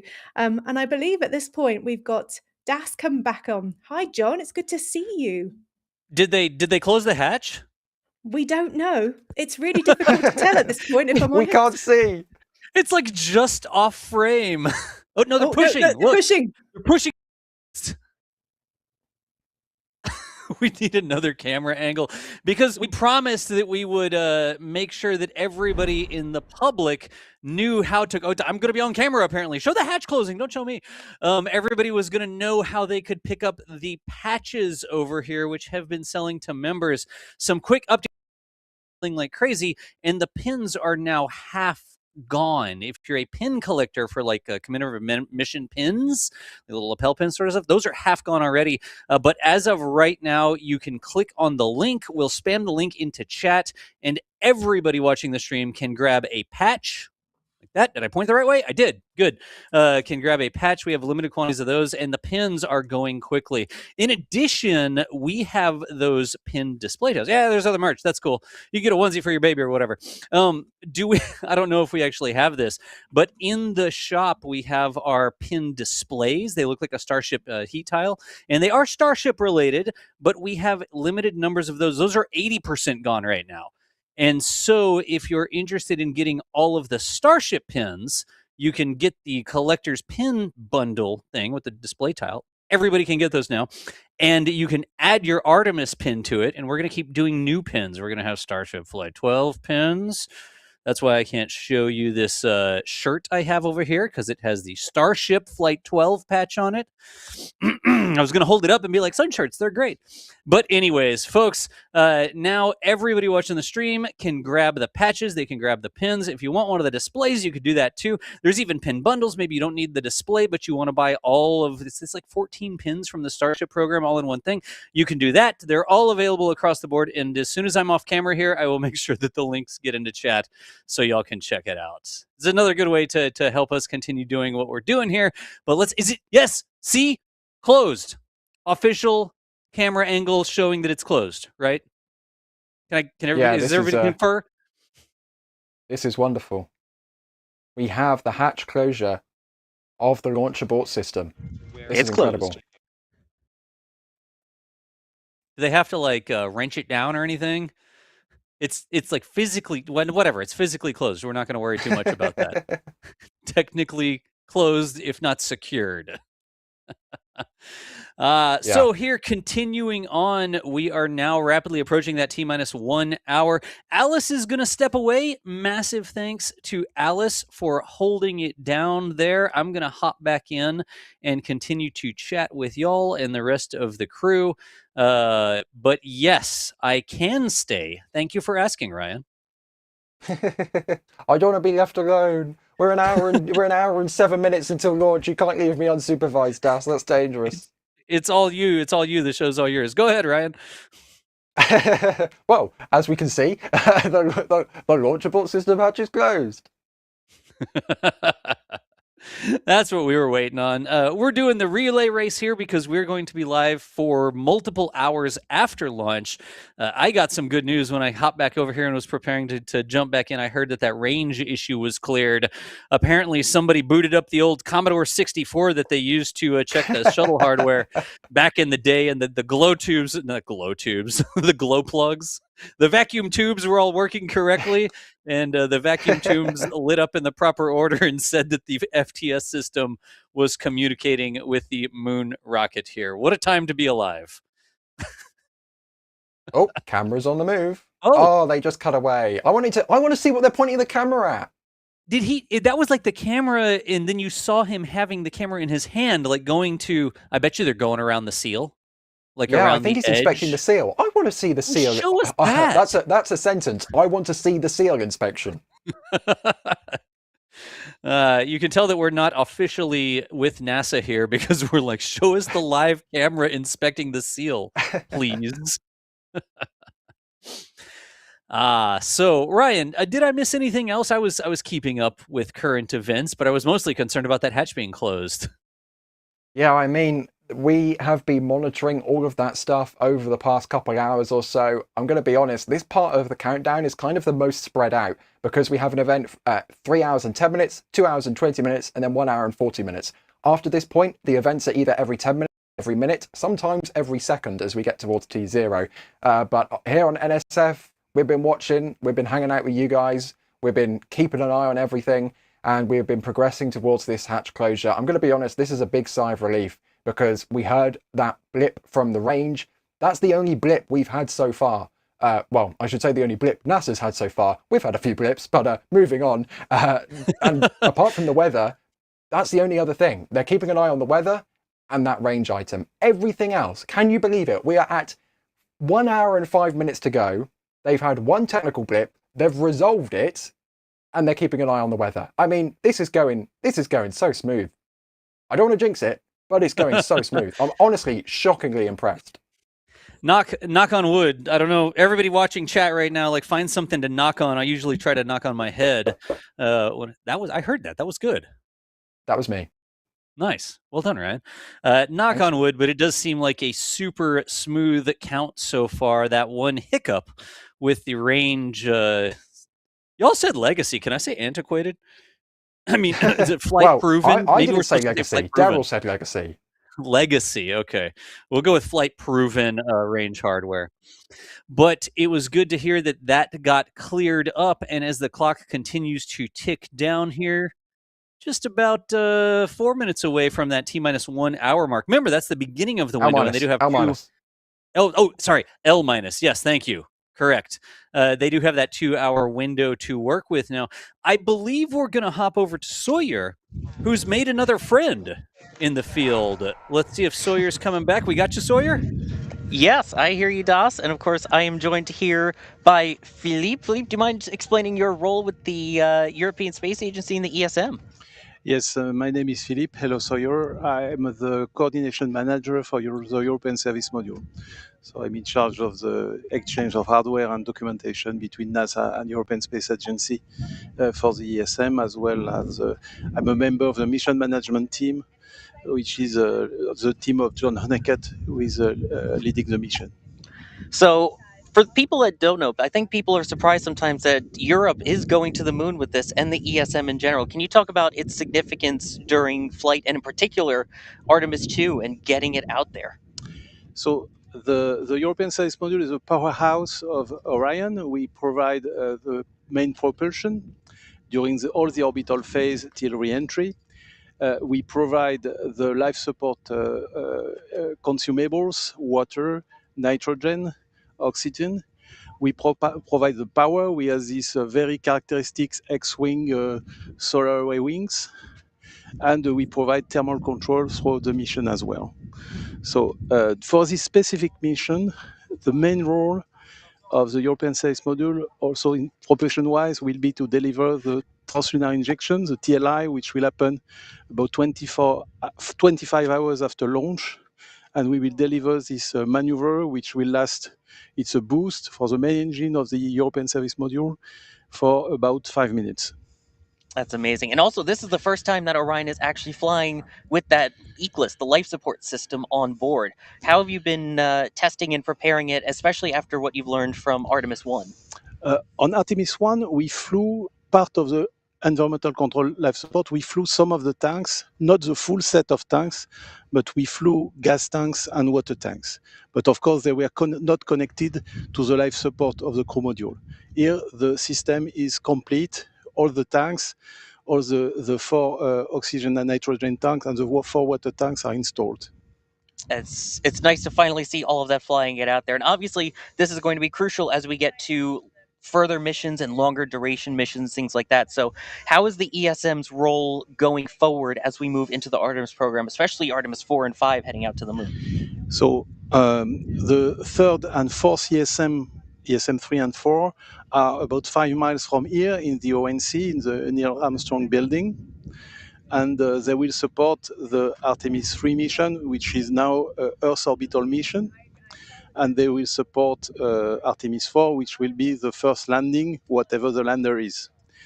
And ESM 5 will be delivered is currently in production in the Airbus facility in Bremen, in Germany, and will be delivered next year in KSC. And Artemis 6 is following closely because we are on a 1 year cadence, and ESM 6 will be delivered in 28. So it'll be ready to meet that enhanced amount of flights that NASA is announcing. Yes, we even will have to accelerate a bit because we were targeting a 1 year cadence, but now, as you know, the administrator is more keen on a 10 months cadence. And as we are about 30 seconds away from the 1 hour mark, I do want to ask one personal question of your excitement level and your thoughts. I'm very excited. Unfortunately, I'm old enough to remember Apollo 17 when I was a kid. And so we are back toward the moon. As a European, I'm very proud that European countries are part of this endeavor. And we hope that the ESM will deliver perfect performance. Excited to see the burns, excited to see the life support system in space. Philippe, merci beaucoup. Thank you very much. Das, back to you. Thank you, Sawyer. We are loving the spontaneous interviews out there. If you get any more of them, definitely let us know. Big thanks to Sawyer for setting those up. We literally just have a little spot, and some people come around, and we put a headset on them, and we're like, hey, tell us about how you're involved with a rocket. But we are now officially, as I click over here, under 1 hour away. My clock says 59 minutes and just about a half.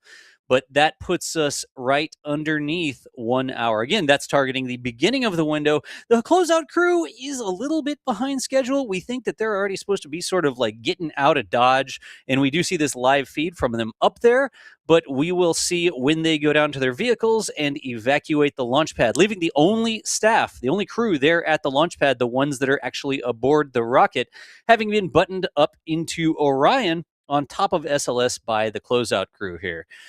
So let me do this. I'm going to say thanks to some folks who have been coming through. 33 Raptors Mimi gifted some Red Team membership, spreading the membership love with some other folks here.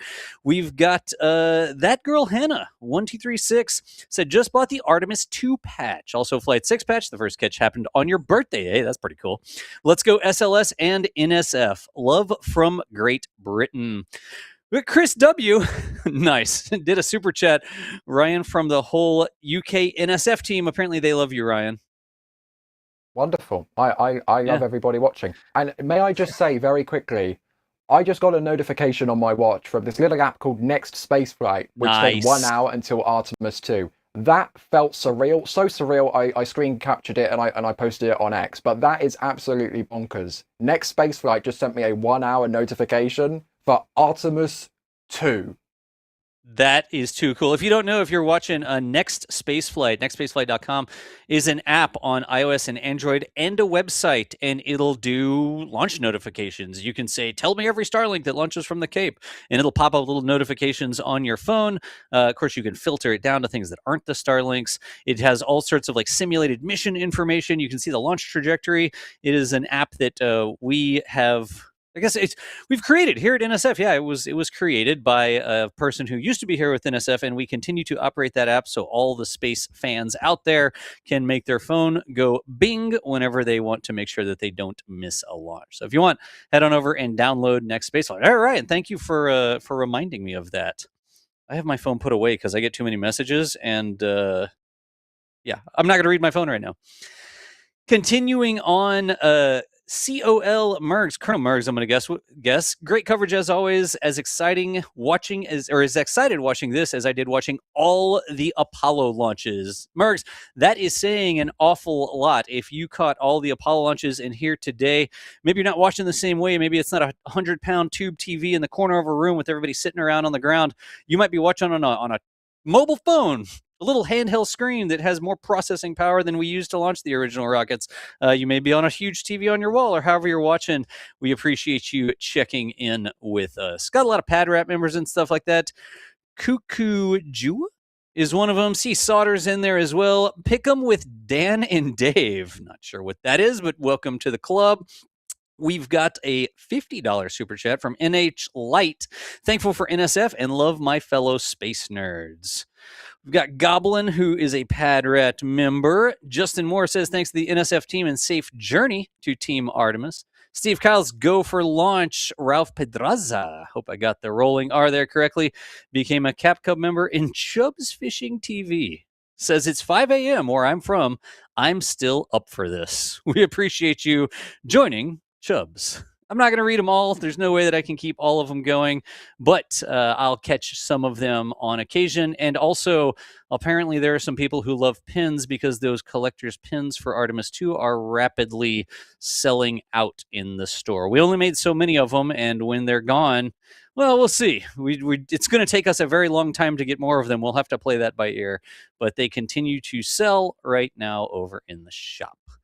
How are we doing update-wise, Ryan? Everything's still looking good. Have you gotten any new information? I haven't gotten any new information in text form, but in visual form, we can see the closeout crew are attaching. They're not attaching to a zip line, but they are harnessing themselves up to the White Room because they are preparing to essentially separate away from the Orion crew module, and that will create a gap. And of course, they need safety equipment to ensure nobody falls through that gap, which is why they've all been hoisted up. The full crew access arm retract isn't until T-minus 8 minutes, so we're still... I was about to say we've got a long while yet, but we're at 54 minutes. I mean, this is starting to become real here. So we're about 45 minutes away from that. But this is just initially for that initial retract and separation. This is to make sure nobody falls through the gap. The time is going to evaporate. Like when you get into these, we're under an hour now. Every time you look at the clock, you'll be like, another 5 minutes? What do you mean it's 40 minutes? What do you mean it's 35 minutes? From this, you can see what they're doing here. They're starting to lean over and undo that seal. Remember when we were talking about the plane boarding? Have you ever been boarding a plane and when you step across from the little jet bridge into the plane, there's that little gap and you're deathly afraid that you're going to drop your phone or your passport or something like that down in the little gap? Is that just me? I look at that gap every time and I'm like, is everything secure? Here, they are going to intentionally make a much larger gap, not between the jet bridge and the plane, but between the crew access arm, I guess we'll just call it what it is, and the rocket itself. So you can actually see the daylight in that one shot now. That's why they've put on their retention harnesses, because that whole thing is going to fold back here shortly. Daylight and gap's they're going to get have a little to bit bigger. Not only that, they're also going to have to look down and check to make sure that everything is sealed and in place and everything looks good. So once they remove that sort of covering there and it gets pulled back, they are going to intentionally be looking down all the way from the top of the rocket straight down. So there you can actually see more and more daylight forming, and they're down working on the bottom now. But that whole thing's going to swing away, isn't it, Sawyer? I say swing away. Exactly. It's going to sort of fold away and then swing away, right? Well, yeah, it'll back up a bit there. It'll kind of slowly work its way back and then lock itself into place. That is part of the terminal count. So once we get under T-minus 10 minutes / L-minus 10 minutes when they merge to go, and that will swing back. But in the event of an emergency or they need to get the crew out of the capsule quickly, it can swing back in a matter of seconds. I'm looking at the NASA feeds. I don't think they're giving us a feed that really illustrates like a top-down view or something. But if they give us one of these feeds, seeing that sort of open up, that gap, it's really going to drive it home that the top of the tower where the crew were accessing that rocket so they could board Artemis, board Orion here, is going to start to separate. And that means the rocket is not quite on its own yet, but it's one more step in the process of getting this thing ready for flight. All right. I think we've got another update here. Did we get Alex back? I think we did get Alex back, didn't we? In just a second, we'll have Alex back. All right. We will get a mission update, a current status update from Alex in just a minute here.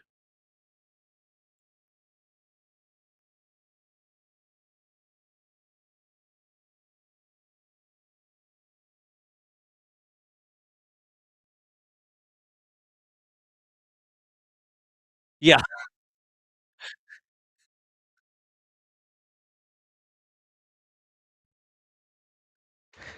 Yeah, you can see that we need to teach them how to expose their cameras a little bit better. But yeah, The gap is there, and there you can see a little better on the right side. But the crew will be looking over.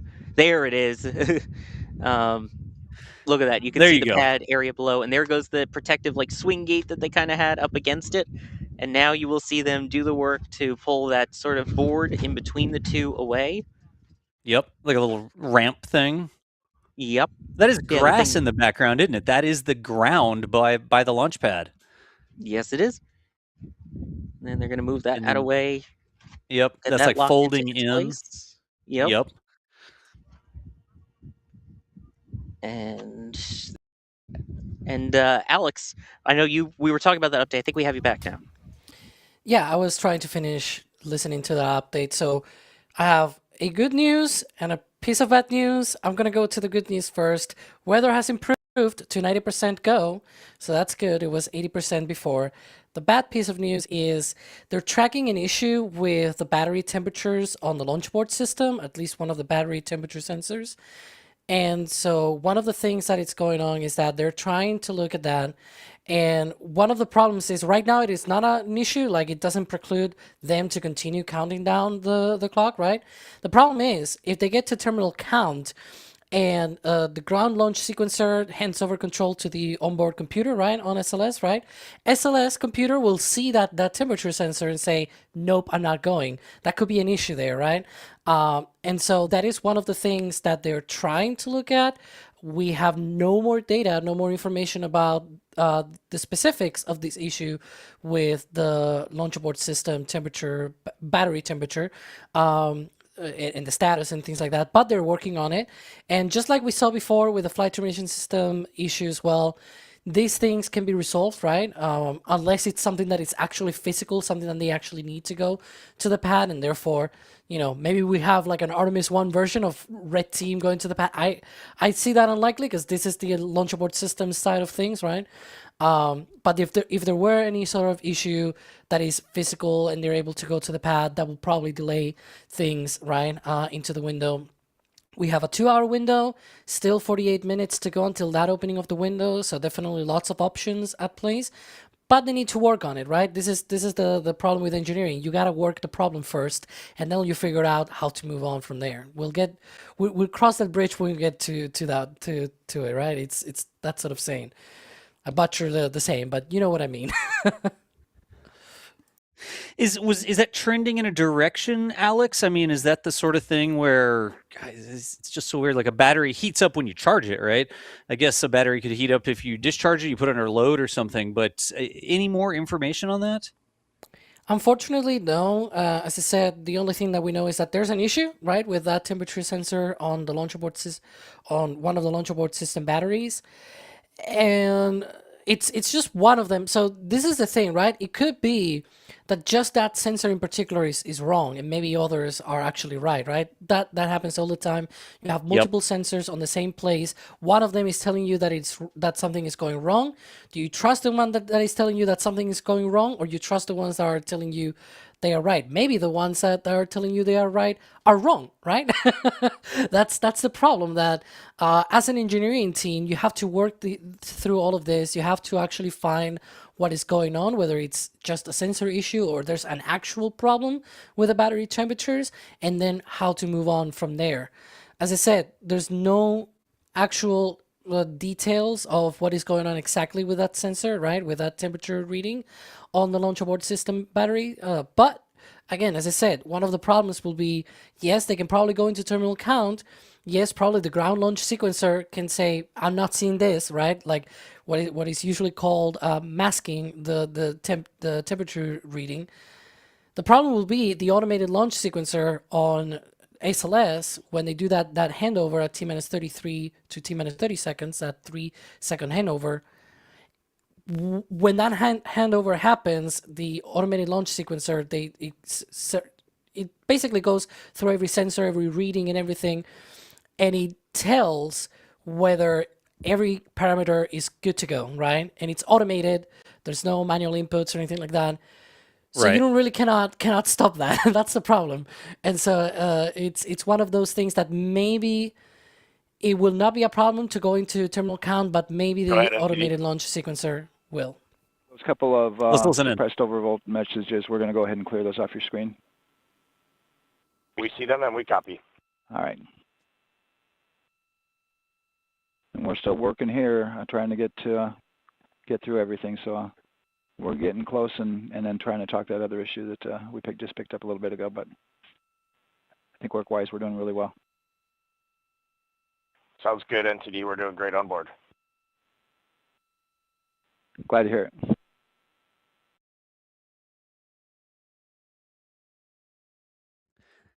All right. So you can hear they're continuing to work on the preparations. I think this is a cool shot, like having the astronauts on the one side, and we'll get another shot there in a little bit on the other side. But just being able to see those screens with the astronauts ready to go, that is too cool. For me, that sort of drives it home, that this isn't just a rocket with another batch of Starlinks on it or something like that, or even, a test flight. Oh, we just hope this thing doesn't blow up and destroy the pad.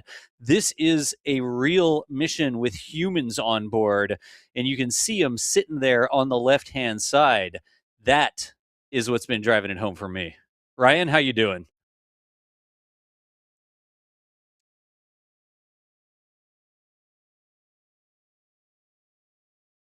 Bit of disbelief because for years at this point, like Artemis, just very quickly, Artemis II was November 2022. I joined NSF in January 2023. Like, my entire time at the company so far, we have been waiting for Artemis II, just waiting. Oh, it's going to be in a couple years. It's years down the line. It's not anytime soon. And suddenly it's 44 minutes away, and it's felt far away for so long that it's surprising that it's suddenly 44 minutes away.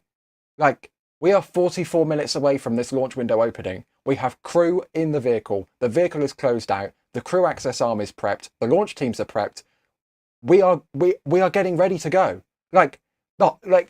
We are here. It has arrived. We are here. Yeah. They keep saying we are going. And it's like, you're going in a couple years. You're going in a couple years. Like, we are going right now. That's where we're at in the count. The clock is continuing to tick down, just under 40, actually under 45 minutes now. Like you said, everything was sort of like marketing slogans and hoopla and PowerPoints and, and then the rocket rolls out. Okay, that's exciting, cool. And then we get people on board, but that's what is happening today. I continue to have everybody, let's think some positive thoughts for battery temperatures or whatever else, maybe range monitoring equipment, whatever else might be happening, because an awful lot of stuff is coming together here. And this mission is currently looking pretty good. The clock continues to tick. We will see.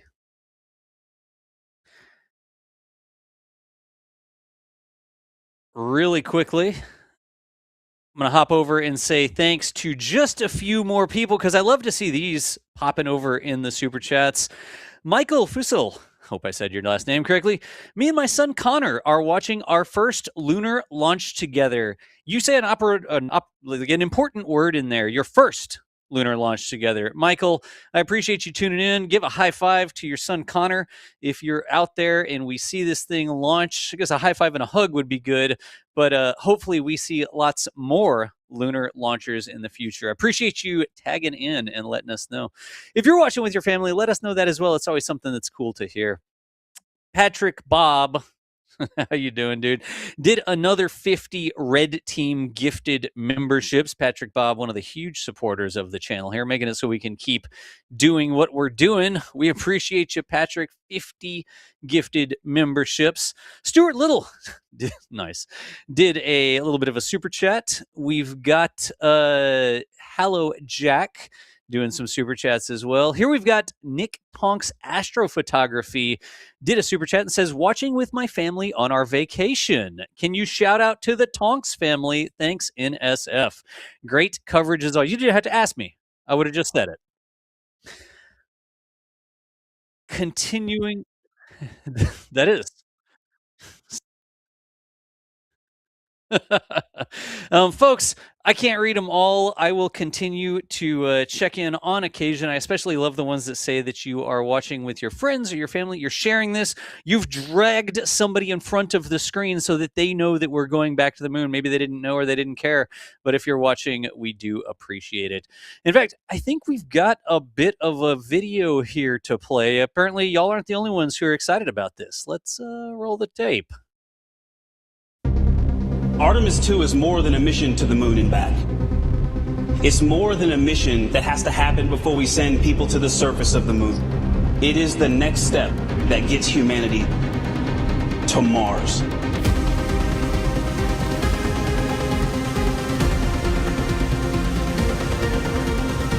For decades now, literally thousands upon thousands have risen to that challenge. One of the questions we get all the time is, are you excited? Absolutely. We are going to launch on top of the most powerful rocket NASA's ever made. And we're going to ride that rocket for 8 minutes into Earth orbit. Human spaceflight is like a relay race. And that baton has been passed generation to generation. Mercury, Gemini, Apollo, Skylab, Apollo-Soyuz, the Shuttle, Mir, International Space Station, commercial crew, and now the Artemis missions. We are bringing together the world. We are bringing together an amazing workforce, and they are bringing together an amazing vehicle. And at the end of all that, when you squeeze it all down, it created magic.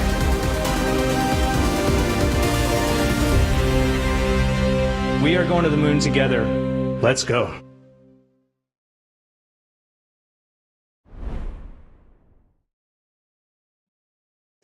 How'd y'all like that? That was actually the trailer for the live stream here. Ryan, who put that together? That no, we may would not be have Ryan, yours right? truly.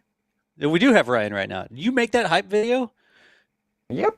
It took me an embarrassingly long amount of time to find some good music for that. Trust me, I was literally searching for weeks, I say, for weeks, but I found the right track eventually. Outstanding. Well, the clock is here.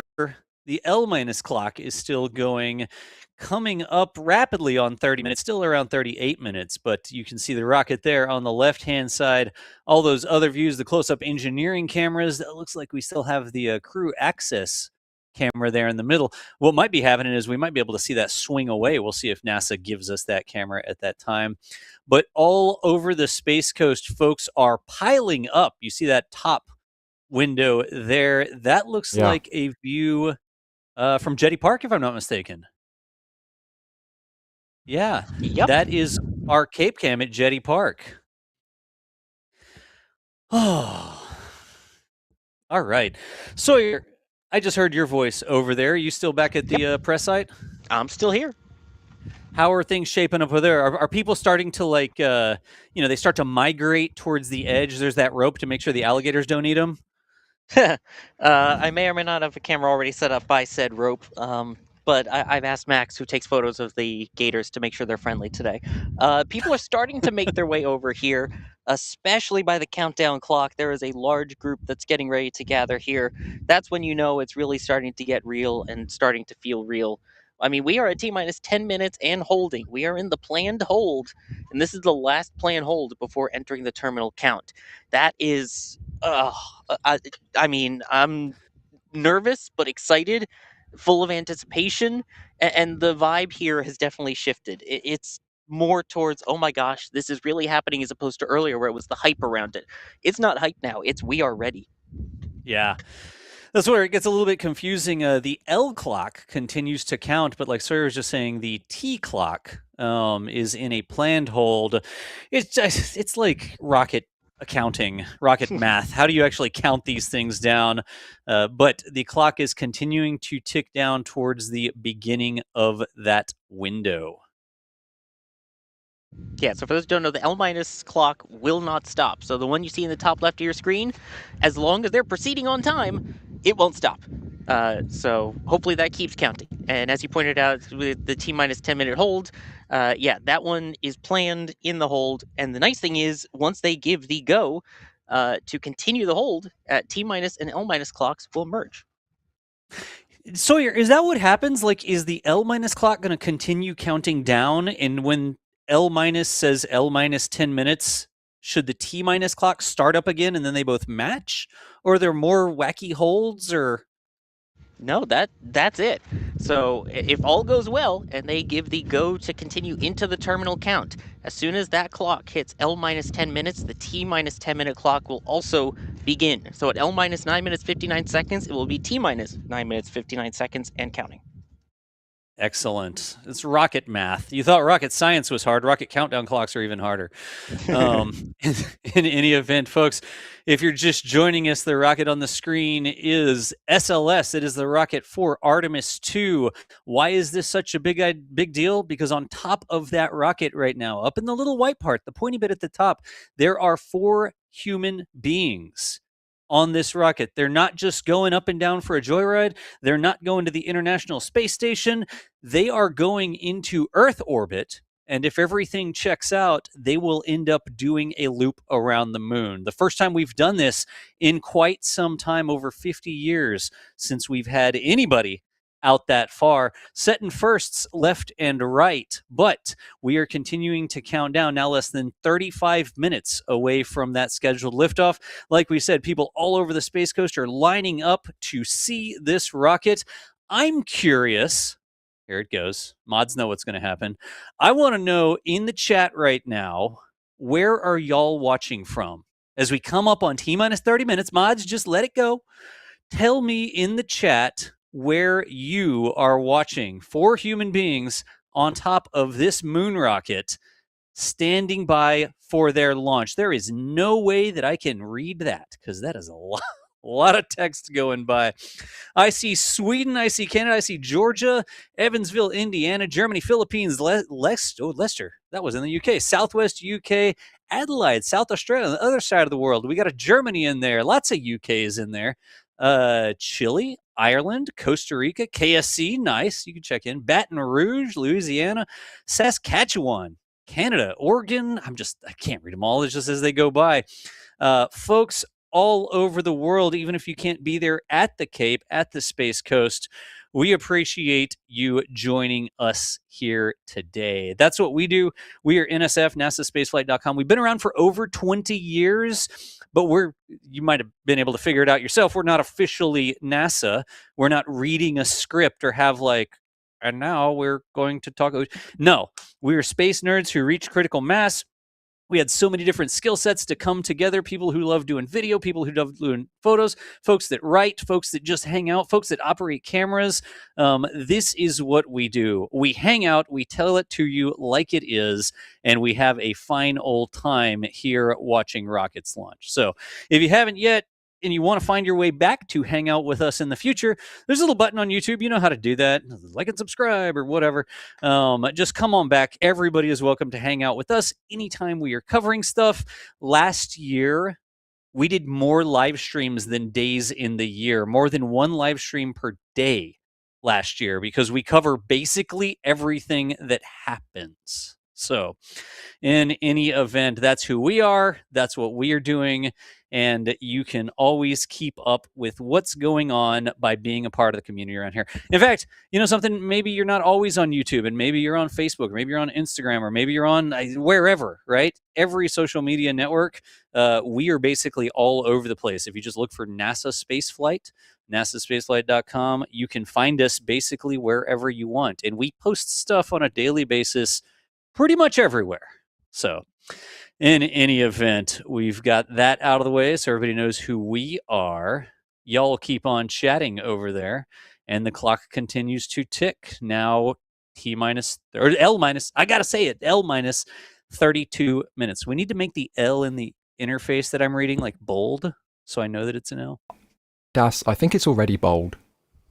What? No, that's the most anemic L I've ever seen. It's tiny. Oh, that one. Okay, yeah, that one's a bit thin. I'll be honest. Yeah, sorry. It looks like a screen element to me, so I just default into saying T-minus, and I'm always wrong. In any event, There are super chats coming in. There are people joining the membership program. There are people doing tips at tips.nasaspaceflight.com.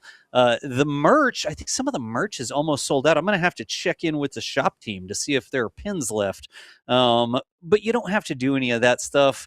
If you're able to support, if you want to get a shirt or something like that, you can check out the shop.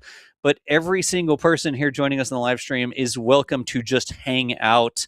Heck, send a link to your mom. Be like, Mom, do you know they're launching a moon rocket today? Send them a link to the show. Hopefully, if your mom comes over here and starts listening, she thinks it's interesting and not boring at all, or whoever you share it with. But for now, I'm going to hop back over and check back in for a status update. Any new information in the background? I guess I could just ask out loud. I've been running my mouth for 2 minutes. Nothing yet. Okay. I believe we did see earlier, yet. though, that weather Just improved waiting. to 90%. Well, yeah, that was a really nice piece of news earlier. But yeah, we're just waiting to see what is going on with that launch abort system battery temperature reading. Yeah, other than that, officially, we were talking about earlier the L- clock. You were talking about that bold L that you're gonna need, right? For that. Should flash. Put a blink tag on it. Exactly. Y'all laugh. Do you know what I'm talking about? I do. Not really. Sawyer, you're old enough to know what I mean, right? Yeah, I get it. Chat. Okay, back me up. Does anybody in chat get the joke there? Hopefully not. I grew up in the .com. Anyways, carry on, Alex. I apologize. Yeah, so the L- clock, the T- clock, two different clocks, right? The L- clock is just basically as if you were to look at your watch and you said, how long is it until 6:24 p.m. Eastern, right? That's basically what it's counting down to for right now. But the T- clock is the one that they use internally for their own systems and for their own procedures. And that one is currently in a planned hold, right? That started actually about 10 minutes ago. It runs for about 30 minutes. And you can imagine that, that hold happened at L- 40, right? At L- 40, the T- clock entered a 30-minute hold at T- 10. If you do your math, that means at L- 10 minutes, T- 10 minutes is also the same, right? So both clocks are the same. However, it's not like just everything will continue on, right? It's not like the clock will just be, the hold will be released and it'll just continue counting. No. So it'll only be continuing to count if the launch director gives her go for launch. And so that'll be the next major step in the countdown. But again, they're working on that issue. I'm listening here to see if we can get any updates from the from NASA PAO, the public affairs officer. And so this is one of the important things that I'm keeping my ear on and see if we can get some kind of data on how they're going with that update, with that not update, with the work on the launch abort system battery temperature. They have a 2-hour window, so they can hold a T- 10 minutes for as long as they want throughout that 2-hour window. So we'll see what happens. Or if they can go out there with a little fan and wave at the battery to cool it down or something, like an ice pack or something to put on it. I don't think that's allowed. Put a bunch of liquid oxygen on top. See that? Yeah, works. I mean, they're venting that liquid oxygen right now, so you just plop some of that on top and, Bob's your uncle. I guess, do we know if it is out of range high or out of range low? Is the battery too cold or is the battery too hot? It changes what you need to dump on it. You don't want to put liquid that's oxygen a great on question. it if it's too cold, right? Did they just say out of range or temperature? Yeah, I think they just said out of range. Yeah, just out of range. Jeez, well, it's tougher to say. All right. I am hopeful this is the last time we have to ask for this pressure reading, but looking for the next one that we can get here, please. Yes, sir. CBA steady 2,600 PSI. That is very good news.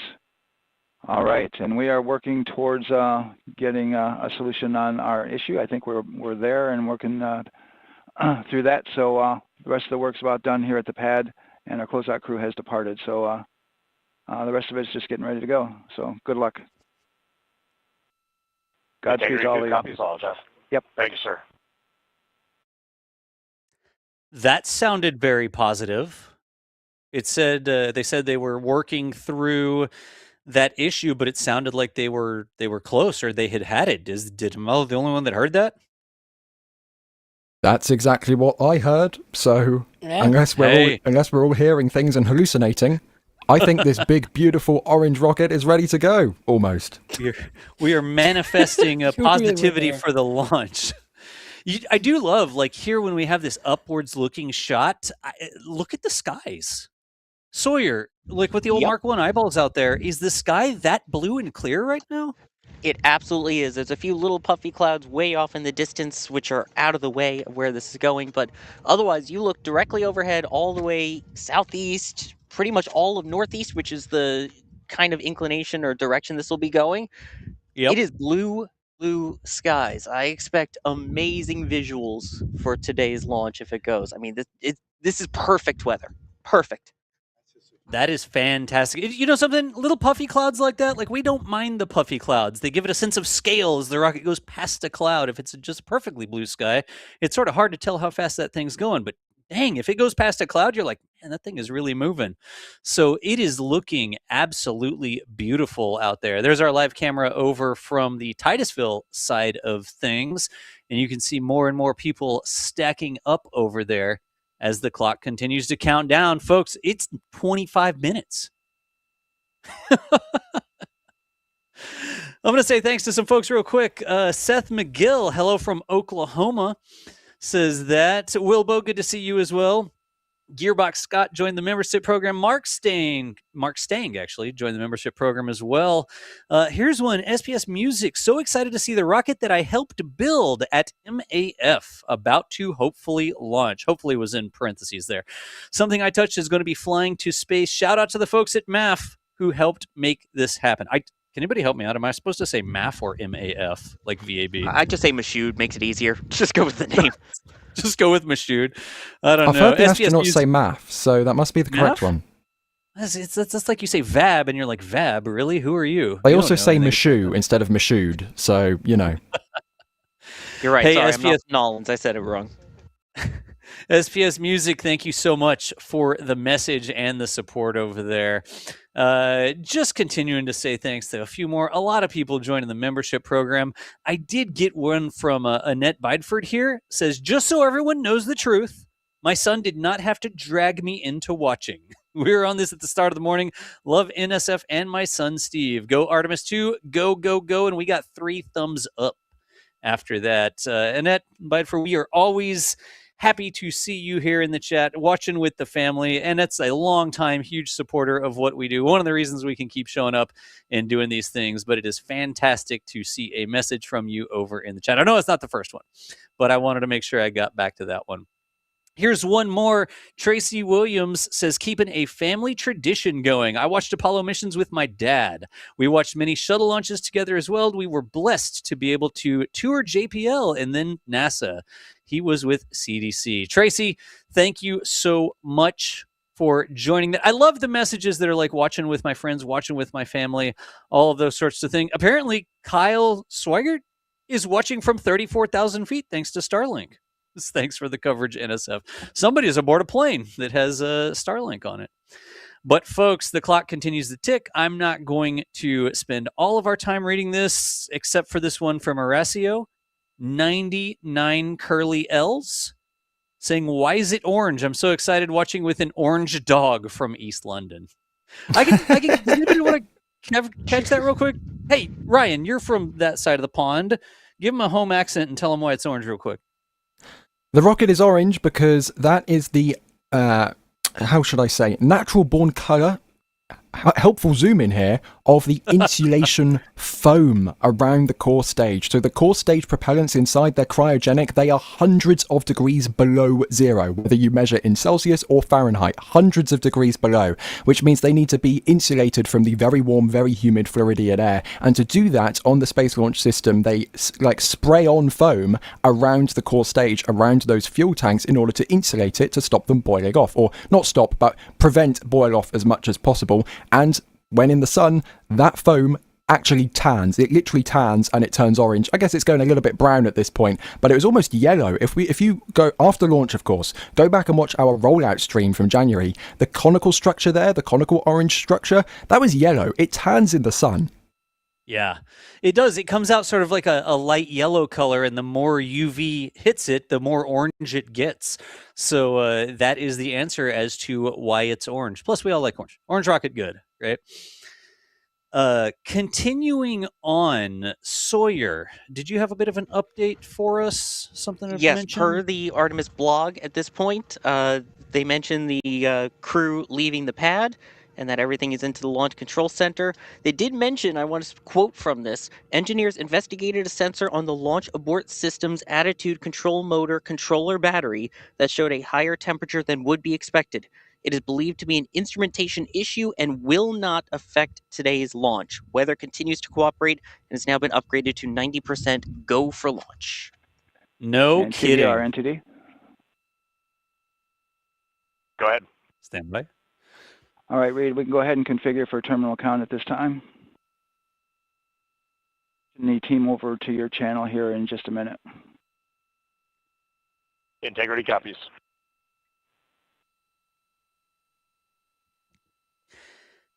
Continuing on, we just heard a call out that they're configuring for terminal count. I think And we just should saw the probably closeout run crew, down. by the way, coming back, just really quick. Is that, we that did was see the closeout crew van? That was them on their Nice. way back. So going with the blog post there as we get close to the terminal count. Thank you. All right, so stuff is going to start happening very quickly here, and I think we need to set some expectations, make sure that everybody sort of has a basic rundown of what's going to happen. So, Alex, I think you can talk us through what we expect as the clock continues to tick, right? Yeah, so we are under 20 minutes, hopefully, if they're still targeting the opening of the window. So right now, we are basically approaching the point where Charlie Blackwell Thompson, go ahead. the launch director... Oh. Hardy's racing, by the way. No kidding. She will poll operators for going for the terminal count and launch. And when that happens, of course, the flight crew will be told to get their visors down. And then at T-minus 10 minutes, in L-minus 10 minutes, I should say, both clocks will be synced, basically synchronized, and the T-clock will resume counting, and they'll call out GLS go for terminal count. You will hear GLS all the time during that terminal count. When it says GLS, the person that's going to be calling out, that is the ground launch sequencer. That is the ground computers that are sort of sequencing basically the whole and choreographing that whole 10-minute, mostly 10-minute countdown for the GLS for the ground launch sequencer. And so crew access arm will retract about 8 minutes before launch. Then at 6 minutes, we're going to have three events basically at the same time. The GLS, the ground launch sequencer, will give the go for core stage tank pressurization. We'll get the Orion, Ascent, pyros, Okay. pyrotechnics, and everything aren't. Oh. And let's see, GLS, can you help us with that, please? Hey, see? You just said GLS. So yeah, 6 minutes. Gen 001. There we go. They're still talking. I don't know when to go. 6 minutes. Tank pressurization for the core stage. Orion Ascent Pyros and Orion set to internal power. Just right after that, the liquid hydrogen replenishment will end on the core stage.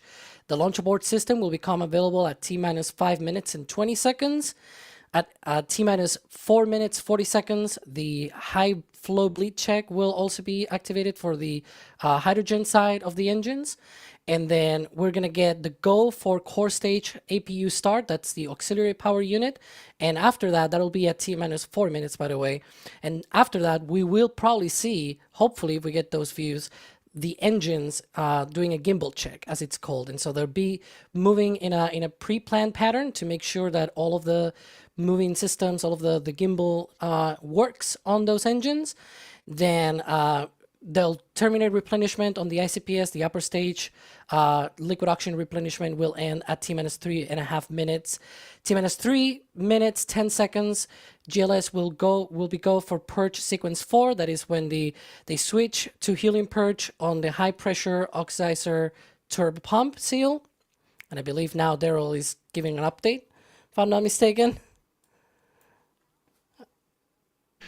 So there are Standing two by. batteries on the LAS. The LAS, of course, and with the help of my 2-year-old son's model rocket, Daniel said I could use this, so it's okay.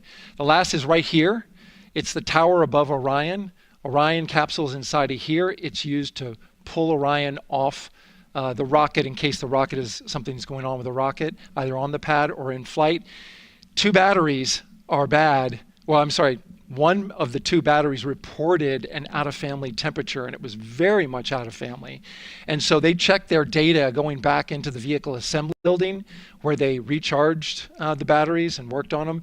And they have good, solid data, they reported, that tells them that this is an instrumentation failure, that there's something wrong with the sensor. And so they took it before the mission management team, which has to accept the risk, any changes to launch commit criteria, which this would be one, and they all fully accepted it. So now we are clear as far as that constraint is concerned. And one quick thing as we count down now, we are getting into the final minutes before liftoff. There's a 2-hour window. We haven't quite set the T0 yet, but this is a list of the cutouts. There are 150 cutouts that are included for this 2-hour launch window. And that's important. They're in very small print. That's important because there's basically 16 minutes inside this window that they cannot launch. And these are because of small things flying in orbit. There's a lot more things in orbit than there were back in Artemis I when we had 35 to 40 cutouts. For that reason, because of these 156 cutouts, they're going to be managing the launch window as we go forward. So they may have to wait out one of these cutouts. They range in time between 2 seconds to 23 seconds, but you'll hear the NASA test director talk through that. We're getting ready to merge that loop from NASA test director Jeff Spaulding. I think here, Daryl's talking about cutouts, but we really need to explain what that means, right? All the satellites in space. You've heard lots of Starlinks are up there. You've heard all these communication satellites, weather satellites, all sorts of stuff. There's debris as well. We should talk about the debris. When he's talking about the cutouts, he's talking about literally holes in space that they can launch through. And so it's not just, we have the entire 2-hour window, we can go whenever. They have to shoot for a hole. You can't launch if there's a Starlink satellite flying right where you're going to be flying. If there's a piece of debris that's been tracked since the 60s because it's a Soviet stage that is up there from being put something in orbit. They have to look for all of these. They call it COLA, right? The collisional launch avoidance is what I've always heard. But it's shooting for holes in space, trying to find a hole that you can launch through, because just because you have a 2-hour window does not mean that the skies are clear that entire 2 hours. So that is what Daryl was just talking about. They have not quite set the T0 yet, which sounds like they may be hunting for a T0 a little bit into the window. That's not a bad thing, but also giving us that update on the battery temperatures. Let's talk about that for just a second. On the rocket, thousands and thousands of sensors. So we have so many different things reading battery temperatures, pressures, levels, forces, all these different things. And the computers are sitting there watching all of those sensors. But sometimes a sensor can go bad, right? In some cases, you may have 3 sensors that are all measuring the same thing. Or you may have 3 sensors that are measuring similar things at slightly different points in the tank or the rocket or whatever. And it is possible, if you get a bad result from one of those sensors... S1. Stand by, we may have a poll here. Yes, sir. Reconfigure ARS primary loop ISO valves. Copy, that's in work. And CDR, OTC Orion Earth 1. Go. ARS loop ISO valves are being closed at this time. Integrity copies. NGDLP. Go. Yes, I had a discussion with Sea Ice and with MER Manager regarding the observation the Sea Ice had a few minutes ago. They were able to confirm with BCI photos that the condition that they observed has been there since 2025. MER Manager has had a chance to review the findings, and they do not have any constraints from either a Sea Ice or MER Manager perspective. Okay, copy all. And Launch Director NTD, you copy? Yes, sir. I copy. That's good news. OTC. OTC. ARS primary loop isolation valve configuration is complete. Copy.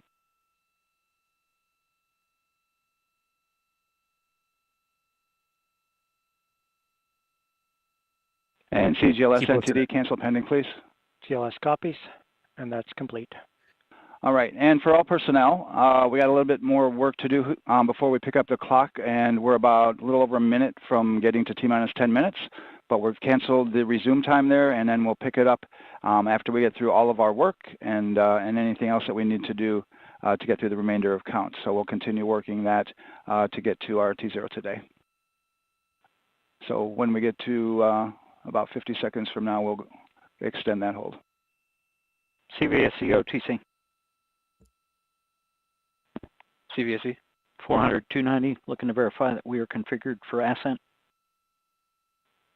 Yep, give me about 2 more minutes. I'm going to start CMA2 streaming. Copy. NTD COSE hold requested. Copy that. I have an LCC violation of O-CT-004, S-band transponder anomaly. This was a transient LCC violation, so transponder 1 had a demodulated SNR estimate that went down to 2 dBm when it should have been between 10 and 13. It is now back up to 12, but we did lose that for just a moment. It does not appear that we lost our bit sync or carrier lock, which would be indicative that we lost our lock with the vehicle. So at this point, recommendation would still be go. However, we do have a pre-planned contingency procedure if we want to look at that. But again, this is transient, so we're back in a nominal range. All right, let's see, LPE NTD. Yeah, we're not seeing that hit. So I guess the question for COSE, was that less than 3 samples? Is that below our persistence? Stand by, let me look. It did look like it did persist for several seconds on mine, but let me take a look at the number of samples. Could I get a repeat on the affected LCC, please? Yes, ma'am, that's going to be O-CT-004. Thank you.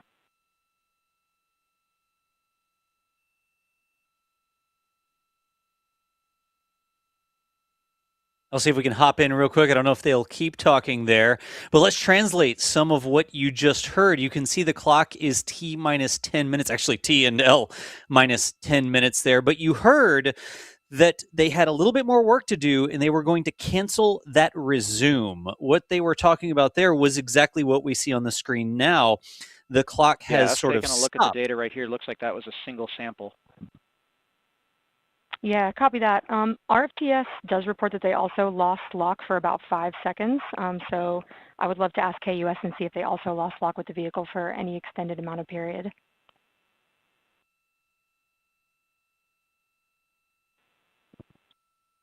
And COSE, while we're doing that, these are 1/10 hertz measurements, correct? So we would have had to lose it for over 10 seconds to get a second sample.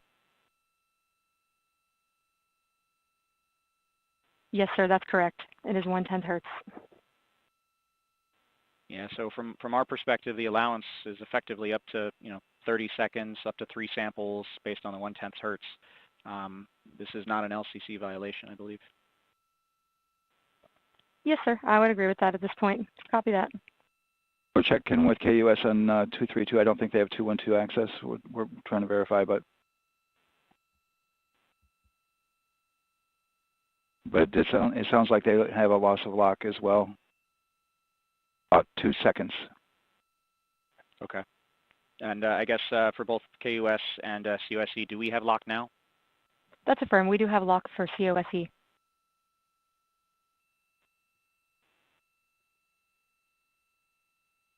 They're talking about a So brief from the data integration console dropout. perspective, we did have a temporary loss there within the allowable, and per the requirement, let's go.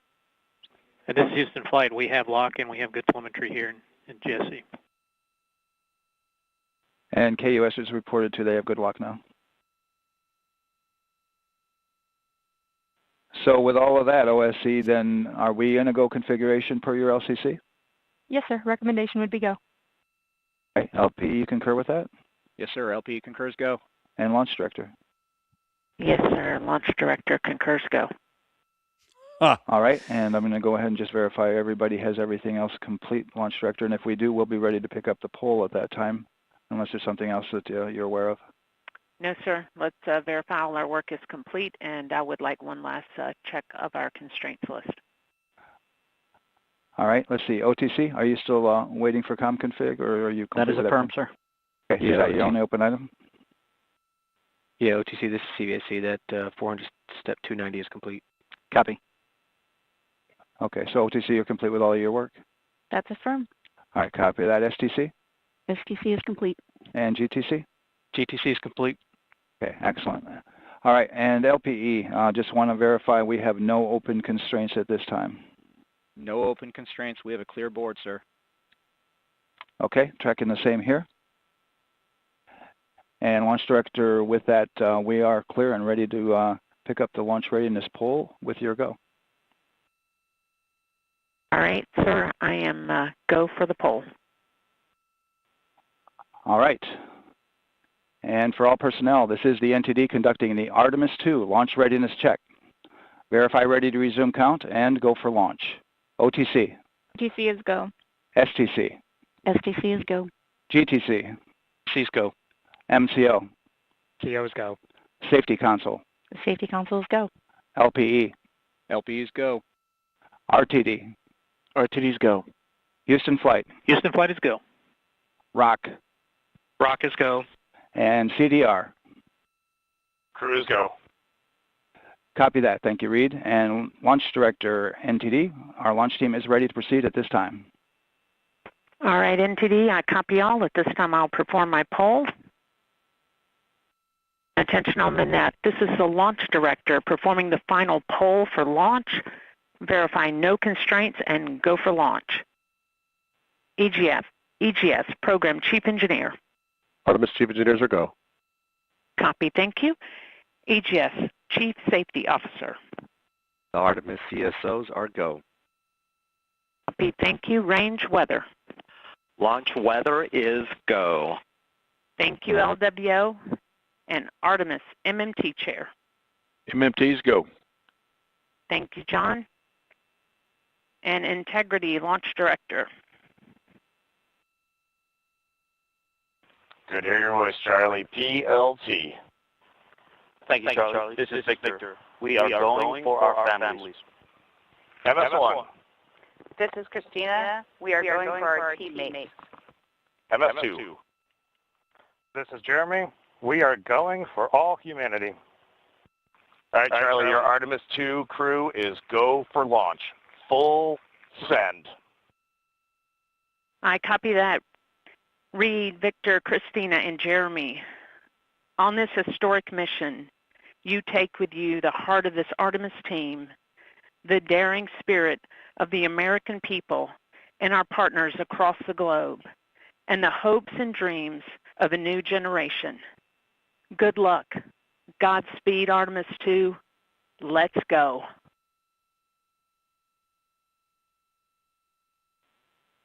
And NTD Launch Director. Go ahead, Launch Director. Yes, sir. You have a go to proceed with countdown. Copy that. I'll put it in work. CDR, NTD.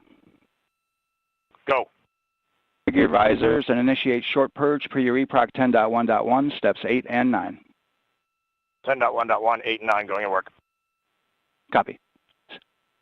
CVSE, NTD. Start and verify recordings of our Orion cameras. Copy and work. Thank you. RSR, NTD. RSR. All right, perform the booster ignition SNA arm rotation. Enable at this time, please. RSR in work.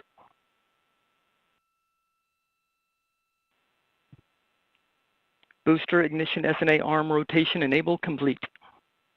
Copy that, thank you. Integrity crew, close and lock visors.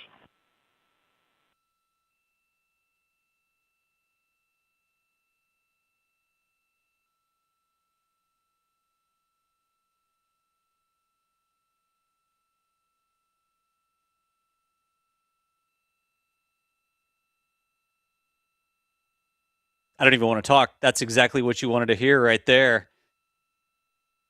We're going to get that clock coming back up. It should begin to count.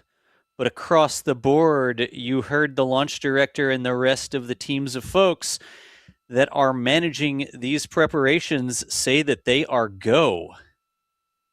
So what's happening now is they were finalizing that checklist. We're going to get that exact T0. We're going to have that come up here on the countdown. But when it does, we should expect to be minutes away from the launch of Artemis II.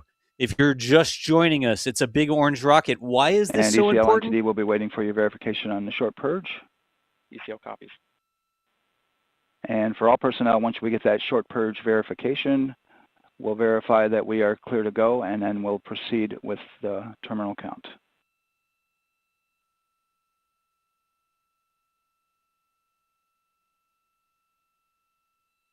I'm waiting for that terminal count. Why is it so important? Because in the white part of the rocket, the cone part up there at the top, there are 4 human beings. And they are going not just into low Earth orbit. If everything goes to plan, they will be on their way around the moon. About a minute. Copy.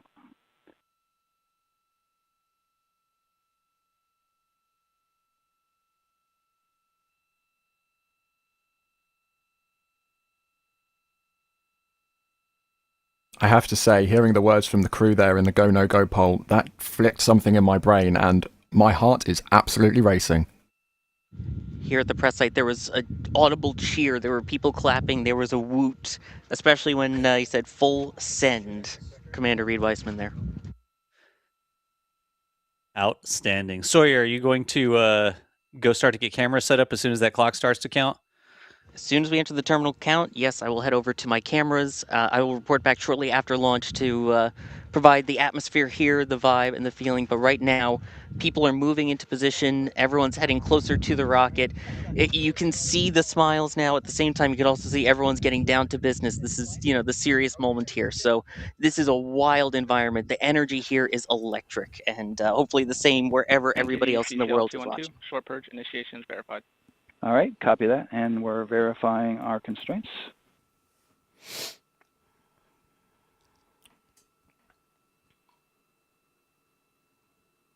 On our end, the voice of Sawyer Rosenstein there at the press site, just over, what are we, 2.5 miles away from the launch pad, Sawyer?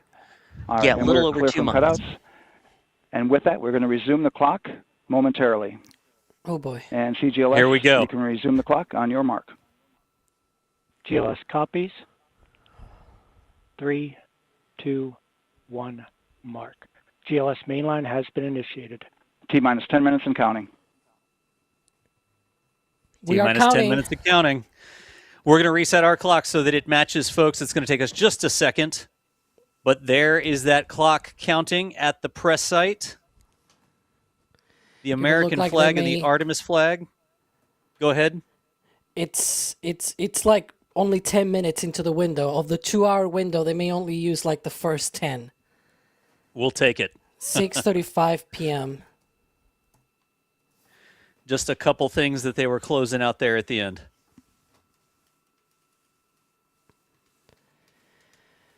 Okay, well, I guess we should be talking about what we're going to see, right? Because we are one minute now to crew access arm retraction. Sawyer Rosenstein, the voice you heard checking in from the press site, was Sawyer. Sawyer's and Rock. Our new T0 is 22:35:12. Houston flight copies. 22:35:12. There you go, Alex. 22:35:12. Yeah. Now under 9 minutes. You doing okay, Alex? Whew, I am. I don't know. I'm crying a little bit here because it's quite a really high heart rate moment, I guess. But yeah, we're getting ready. 8.5 minutes to go. Should be keeping an eye on that crew access on retraction in less than half a minute. Good deal. We'll see if we can see that when it retracts away. Ryan, how you doing? I am absolutely pumped for this thing. As I said earlier, we've waited so long for this moment, and it is 8 minutes away. GLS is go for crew access arm retract. There's the call out. And watch there's the arm swing. Yep. So that room at the end is where we saw them boarding the rocket, and now that arm, the entire room, it's like a building on a stick, is getting out of the way so the rocket can lift off. Crew are all buttoned up in the top of the rocket. We saw all those hatches get closed, suit leak checks performed, everything closed out as 4 human beings are standing by ready to ride this rocket.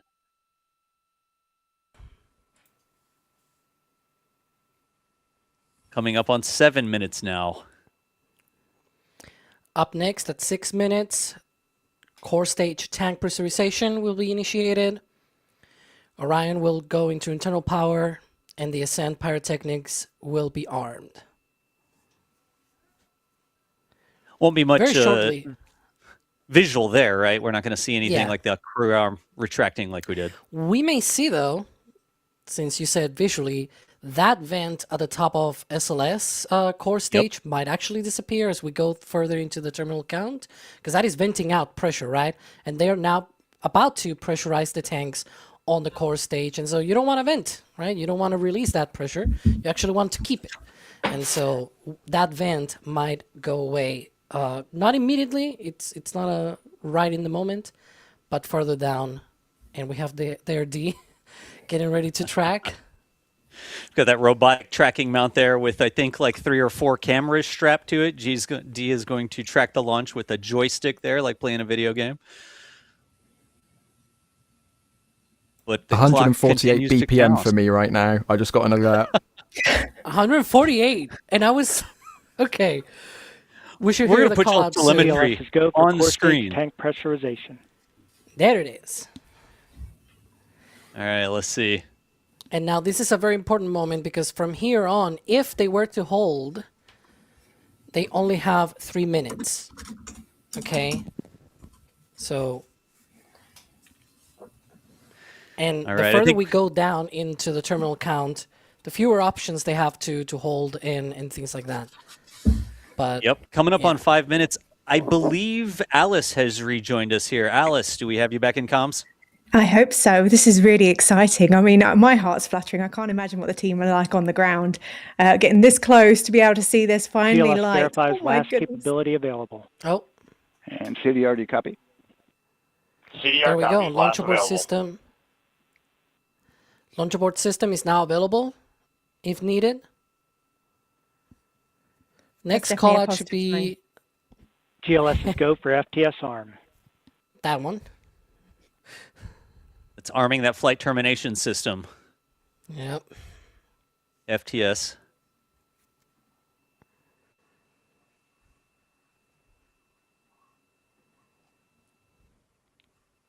Gosh, we've been watching this GLS is countdown go for LH2 high flow bleed check. for so long, and now all of a sudden we're down to just 4 minutes left. Yep. Yeah. That call out was to prepare the engines, getting them further chilled down for the liquid hydrogen side of things. Coming up in 20 seconds, we'll hear the go for core stage APU start. That's the auxiliary power unit that powers the things like the gimbal system on the engines, on the main engines of the core stage. Hopefully we get a view of those engines undergoing a gimbal test about a minute after that. GLS is go for core stage APU start. There it is. Now under 4 minutes. Yeah. And we may see those jets on the engine section of the core stage for that APU, those auxiliary power units. There we go, the engines.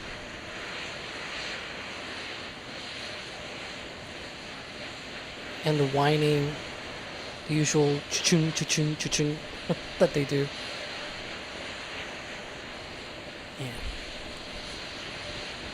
Next should be GLS go for purge sequence 4. It's one of their purge sequences for their engines. Very long to explain. We have only 3 minutes. GLS is go for purge sequence 4. There we go. There it was. Boy. Going like clockwork. Yeah. We're starting to bring Next up those to- pad mics so y'all can hear the sounds of the pad here too. Yep, next to big items will be the upper stage. The ICPS will enter internal power at T-minus 2 minutes, 20 seconds. And then 20 seconds later, at T-minus 2 minutes, the SRBs, those solar rocket boosters on the side of the vehicle, will also switch to internal power.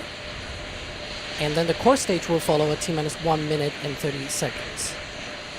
At 2.5 minutes, here it comes. Yeah.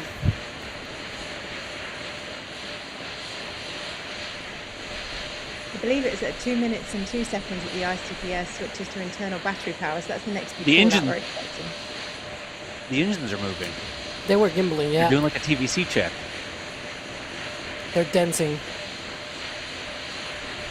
You can just see the shadow change a little bit down there.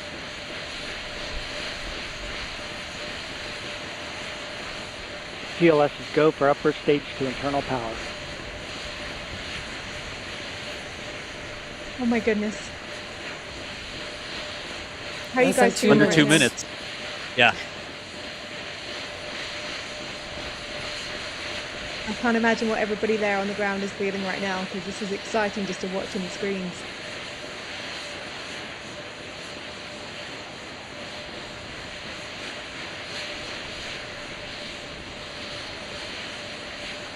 GLS is go for core stage to internal power.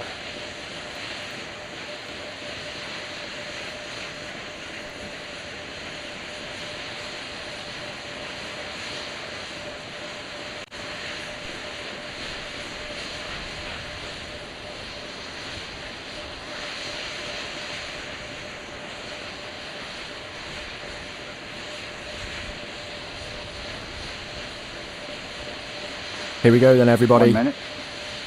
60 seconds away.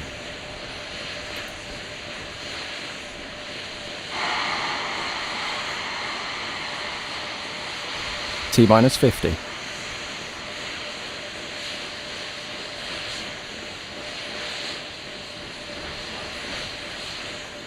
T-minus 40 seconds.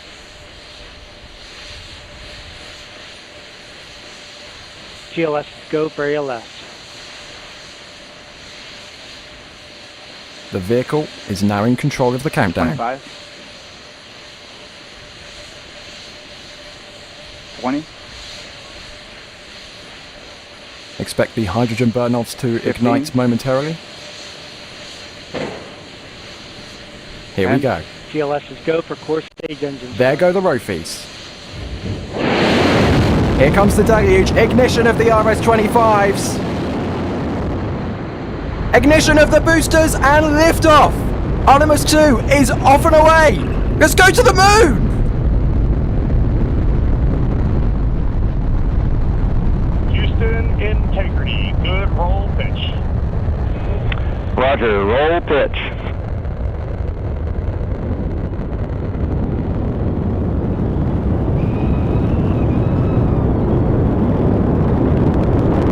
Integrity, AMT high.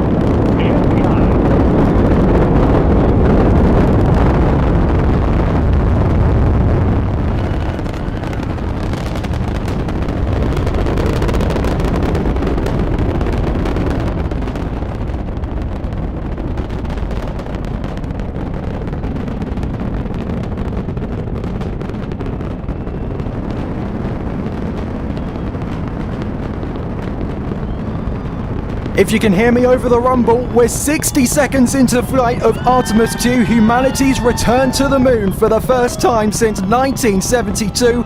We are under the thrust of 39,000 kilonewtons out of the twin SRBs and 4 RS-25s. We're through max Q 10 seconds ago. Continuing to pitch down range. Beautiful ascent from the Space Launch System. Next up, we will have SRB separation 2 minutes and 8 seconds into flight. Approximately 30 seconds away, those twin SRBs will use up all their propellant and fall away from the SLS stack.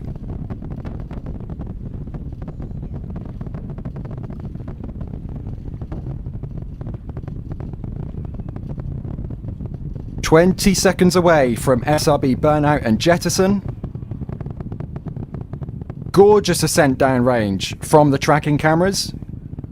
2 minutes into flight right now.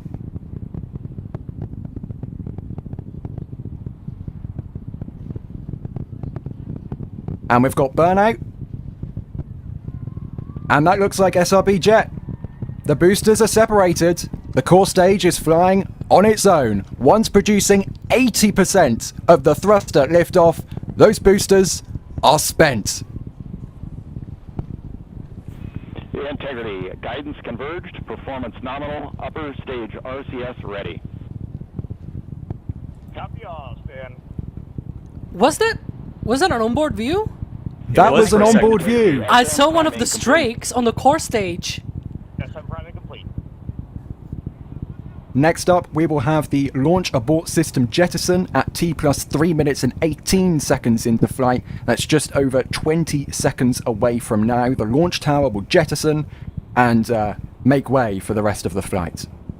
Yep, right before that, the service module panels will jettison. It's a 3-piece panel that protects the service module on Orion, and they will separate before that jettison. Oh my goodness, look at that. There they go. Look at that. There's Look at that. the panel separation. And there goes the launch abort There it motor. goes. Oh my goodness. Now the crew has a clear view out of the windows of Earth as they propel themselves all the way to orbit. Oh my goodness. And we could hear Reed Wiseman, commander there, confirming good separation. 8+02. As the crowds watch on from Florida, the next step in flight is going to be the course loud and main clear engine on Titus cutoff. at the Carmen line. Past the Carmen There's line the Carmen now. line. Outstanding, Stan. We have the same. Once again, for 3 of them, one of them for the first time, Jeremy Hansen now in space. I would say there's probably another call out about 5 minutes into flight. That's when one of the abort modes will be 3-engine press. We're probably going to hear some of that. There's being some of those call outs as well during Ascent. Those are normal, basically informing the crew from here on. This will be, if something were to go wrong, right, that will be the option to abort. But again, everything continues to go well. Amazing, gorgeous launch views of SLS during daylight, and it continues to go. This is spectacular. This beautiful clean plume here, like this is where, for all of its leaky problems, the hydrogen onboards shines. It's making water behind the Integrity, rocket. GPS processing. All right. Outstanding, can we just Stan. acknowledge- We see the same, and we have a beautiful moonrise. We're headed right at it. Yeah, that's true. I was about to say, can we just acknowledge they were basically on time? We were, what, 11 minutes after the launch window opened? Yeah. That's Oh, yeah. pretty impressive. Yeah, that's on time. And on the first launch window that they have actually attempted, right? Because they've done wet dress rehearsals and things like that. But now they are actually... Integrity, 3-engine press. That's the abort call out. If, for whatever reason, they lost one of the engines, they will be able to continue the mission.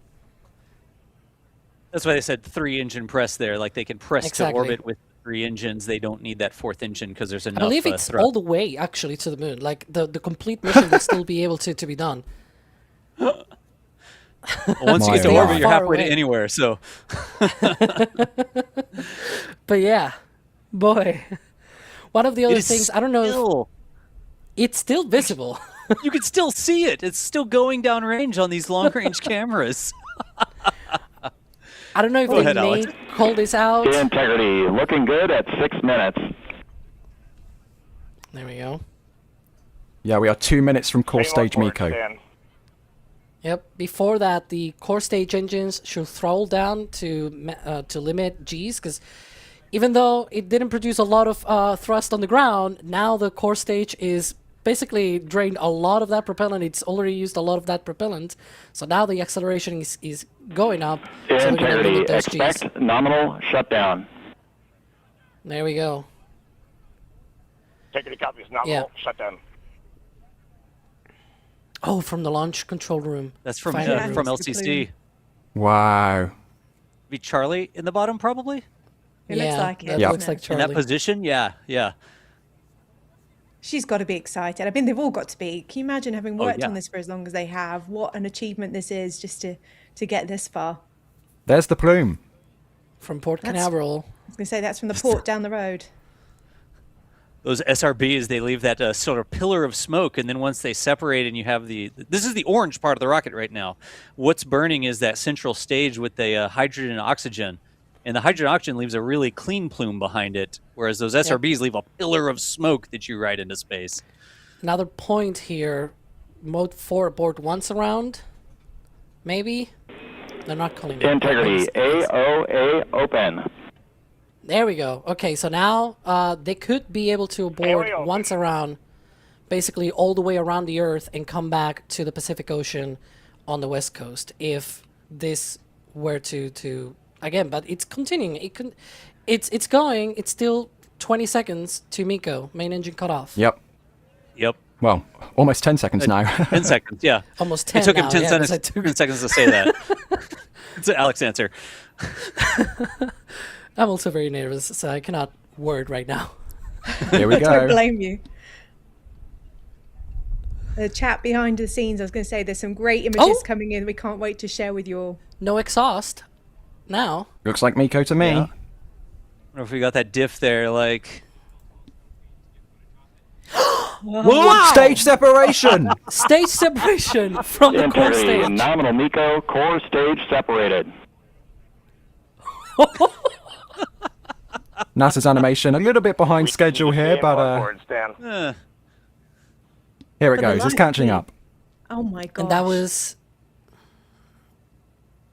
NASA. Go back to the live view, like. And that was Capcom Stanley Love at Houston, and now is getting lost now over the horizon. I think, right? Yeah, this looks like it's from the aerial imaging platform. WB-57, yeah. Yeah.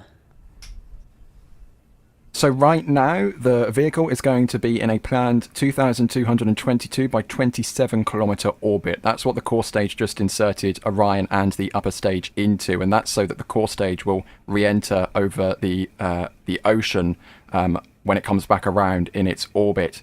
So they're not, unlike a Falcon 9 launch, which you might be used to. Integrity Houston, looking ahead to PRM numbers so far per the pad.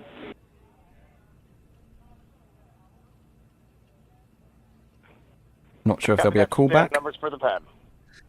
There we go. But unlike a Falcon 9 you might be used to, they don't need to light the upper stage right away. So they're actually going to be coasting with the upper stage for a little while now, and the perigee raise maneuver will be 49 minutes into flight. So this is absolutely nominal. We are not expecting the upper stage engine to be ignited right now.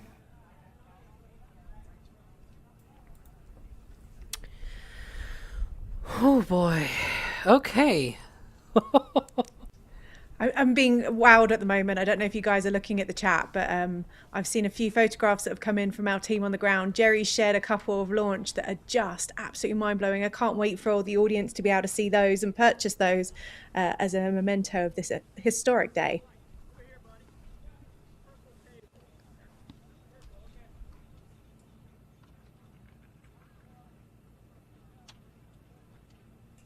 Now, it's very important to stress here that the mission is nowhere near done. We're just 10 minutes into a 10-day mission, okay? Integrity, good. NEDS deploy. Absolutely. We're expecting the ICPS to do more work in about 49 minutes after launch. And good, NEDS. Yeah, okay, so that call-out was the nozzle deployment on the RL-10 engine. So the upper stage has an RL-10 engine, and its nozzle extends And after Integrity separation. Houston for PWD setup. Just a reminder, halfway open on the secondary. And so, yeah, they were just informing the crew that it got halfway open. It got extended. I'm surprised by the realistic lighting choice here on the rendering. Like, yeah, right? It's a little tough to see, honestly. I guess the lights on the other side. They can light this however they like, but they decide to light it realistically when it goes into the evening, which we can't see from the onboard cameras, which the animation is meant to replace. Okay. Can you all see? Does it even? Is it showing the nozzle extension on the animation? Can't really tell. It's very dark. I can't tell. It's very dark. I think so. I can see a light grey line, and it looks further like the nozzle has been extended in the animation. They should have done this with IR or something so we could see what's happening in the animation. You know something? I'm okay with it because there are 4 human beings in a spacecraft that is set up. It is capable of taking them around the moon. So I guess we'll let the animation slide. I still cannot believe that this thing launched on the first launch attempt. Within like 10, 11 minutes of the beginning of the window? That's a little nuts. It's like the universe Especially compare aligning. after Artemis 1. Do you remember how many attempts we went through with that? I try to forget. I'm sure Jared will be super happy because he's been talking about, keeping competencies. I don't even remember the whole, spiel. Can I just say, in his interview with us, Jared Isaacman said he was going to be accelerating the schedule, that we should expect to see the next core stage in the next 3.5 weeks. By accelerating the schedule, he has turned God knows how many launch attempts for Artemis 1 into 10 minutes into the first attempt. Back in auto. Copy C3 Aux, and we're 2 minutes to maneuver. Folks, there's all sorts of shots. All of our photographers, videographers that are out there at the Cape are currently taking the shots off their cards, the SD cards, and sending them to us. So in a little bit here, we'll have an awful lot of, can I say freaking fantastic? I can say that, right? You can say that. All right, we're going to have a lot of freaking fantastic shots to show y'all in just a few minutes. Still listening in to the capsule, but the capsule's coasting right now, isn't it? Beautiful, beautiful. One thing I will also say, I will be honest, I didn't really understand the daylight launch hype before the launch. Now I've seen the photos, I apologize, and I 100% understand the daylight launch hype. The evening lighting, the, cloudy but pretty blue skies in Florida, absolutely spectacular.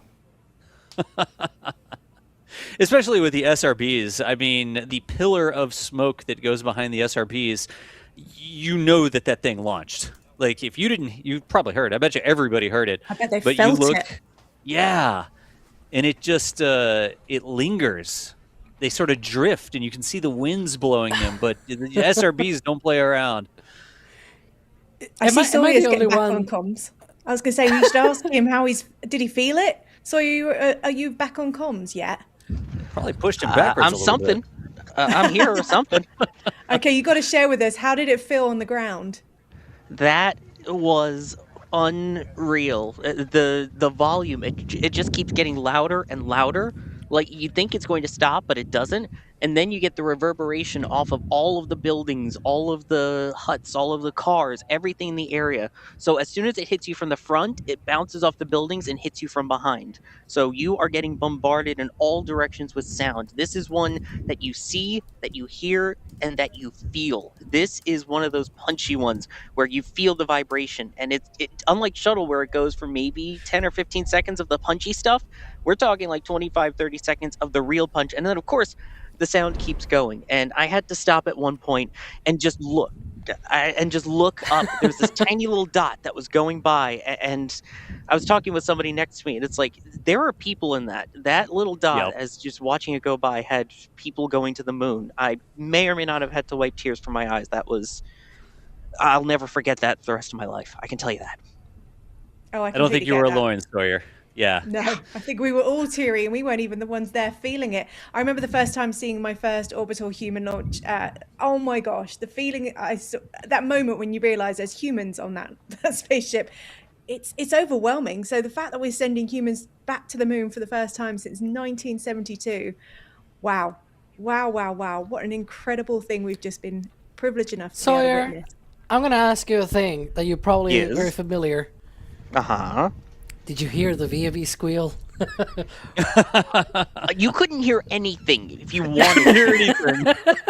It may have squealed, but it is so unbelievably loud that there was no chance in heck that I could hear specifically a VAV squeal. All you heard was... Yeah, I don't know if I'm asking this because I don't know if it's like it was on our audio. I was also trying to listen into the NASA update, so it might have been a bit of a mix here by audio. But when this launched and I started hearing the rumble in our feed, I could also hear one thing, the people cheering, and that was exciting me. It was like, that is cool because people are seeing other people heading out to the moon and cheering and yelling, and I was like, that's our VAV squeal. It's the people squeal. The moment that it got to like 30, you could hear someone shout 1 minute, and then it got quiet. And then you get 30 seconds, and it was still pretty quiet. Then at 10, you heard there was a group by the countdown clock that was counting loud. You couldn't miss And it. Integrity Houston, Crosstie is on board per the ETSI-DEM. We copy Houston. Thank you. So, I mean, you heard the countdown. It echoed, it reverberated, and the cheer that erupted when it lifted off. Of course, I'm hearing camera clicks, but you couldn't miss it. And then, of course, very shortly after the cheers, you hear the low rumble. Like, okay, it's coming. But then as soon as that rumble picks up, it gets so unbelievably loud. And this was the same that I had at Artemis 1. It's the same thing here. You go, oh, it got to the level of shuttle. I don't know how it can get any louder. And it does. Somehow it does. Just over 18 minutes since Artemis II SLS has pushed 4 human beings out into space. The beginning of their journey, not the end of their journey, the beginning of their journey, because they still have a very long road to go all the way around the moon. Any Now, words on that momentary prop caution? I'll listen in. And Reed, no action. We're looking at it. Yeah, now they are maneuvering for the attitude for solar array deployment, because they need to point those solar arrays once they deploy and point them to the sun, obviously, to recharge batteries and keep Orion powered. I think here we're waiting for it to come out from behind the shadow of the Earth so we can see something in the rendering. Yeah. I'm still wowed by all these images that are coming into the chat behind screens. I cannot wait to be able to share them with the audience right now because they are blowing my mind. The team on the ground have done an amazing job. Yeah, absolutely. Because Philip actually, Philip corrected me that they are right now in the dark. That's true. But they are orienting right now the stack. They're using the RCS thrusters on the ICPS on the upper stage. They're still both connected. And there's still 2 more burns from that upper stage to perform. But yeah. There's the very useful timeline from our producers. So, Alex, I mean, they were launching towards the east and over on this side of the Atlantic. Yeah, Integrity Houston, update on TDRS handover for your pad. Ooh, TDRS handover. That means they're going to the Deep Space Network. Give us just no, they're 1 changing minute. satellites, I think. Yeah, probably. Dan, you can read it like it's ready to copy. Roger. TDRS handover east to west expected 1 second earlier at 5:1 minutes 26 seconds. There we go.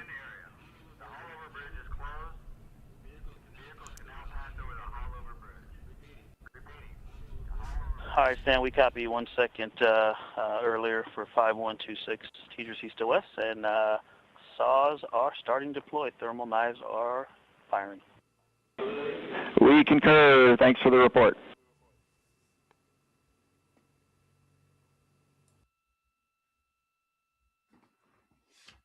Is that a little glow in the animation there?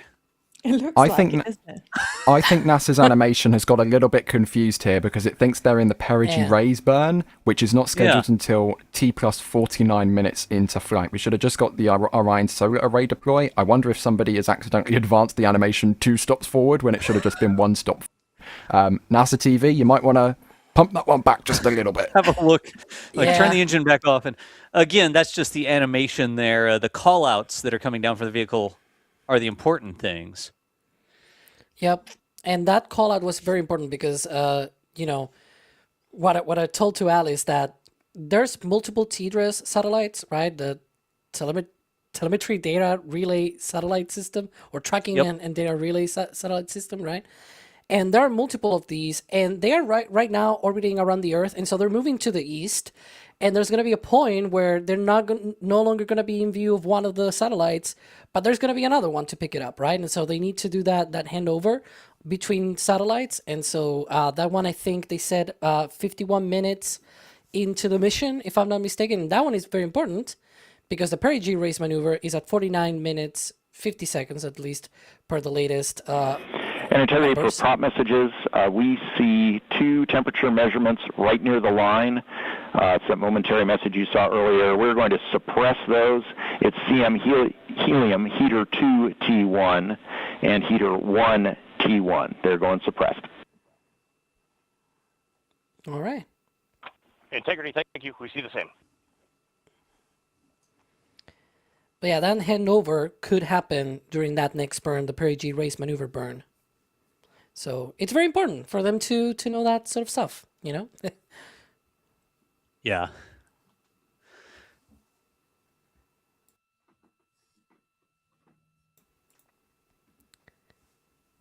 Just going to keep listening in here as they get more call-outs. It sounded like there were 2 readings that were near the line, but they said they're just going to suppress those, which basically means like hitting snooze on your alarm. Something was sort of near an alarm, and if they suppress it, they're not too terribly concerned about it right now. We'll see if we get more call-outs on that. But again, the thousands of sensors that are watching all of the different things. You heard a discussion there of a temporary prop alarm, be propellant, it sounded like, but it was just temporary. And then we heard the discussion about the 2 readings that were near the line and the decision to suppress those, which is basically just turn off the alarm. Of course, they'll continue watching them, but I was just going to say, before we get the images come up, guys, Houston there are Integrity, some we are happy to Twitter. report that Jeremy has the O2 sensors on. Copy O2 sensors. I shouldn't really call it that.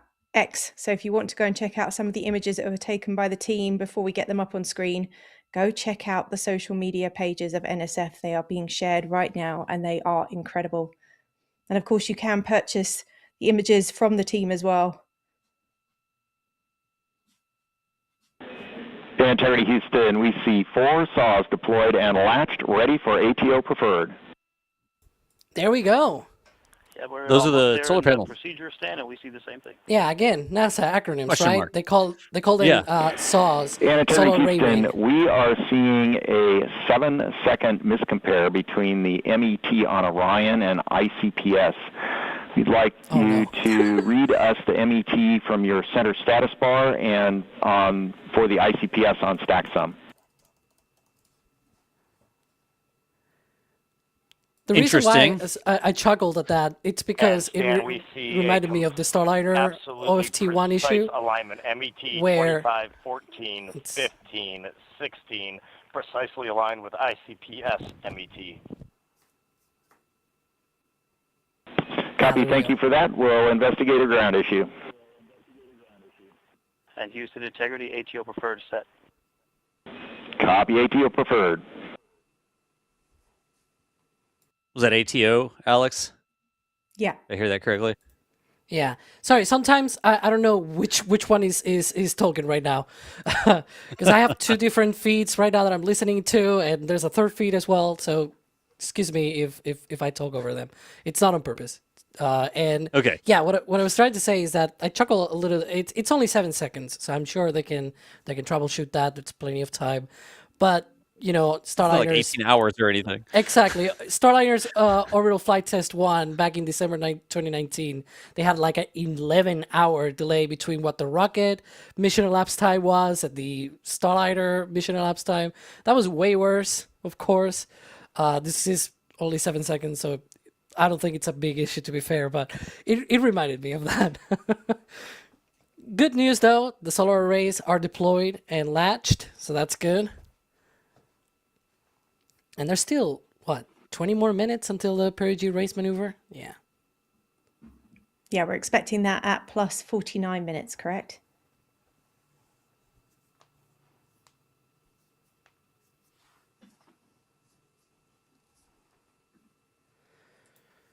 Yeah. Oh boy. Less BPMs, but still quite a lot to go in this mission. I'm really curious if I've brought up the Artemis website, right?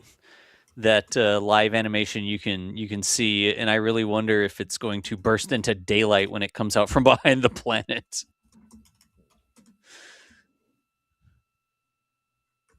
I wonder if they didn't, like the code behind the animation didn't consider for going back to a previous event, because they did reset back to solar array wings open, which triggered the solar array animation, but the engine is still burning in the animation, and it definitely isn't burning right now in real life.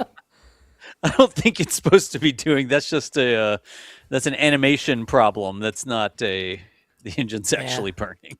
NASA, if you want any help, I think Ryan is just now volunteering to help you. I'll do you a thing in KSP. It'll look great. Yeah, just throttle down the engine so it stops. But that is the spacecraft as it will go all the way around the moon, isn't it?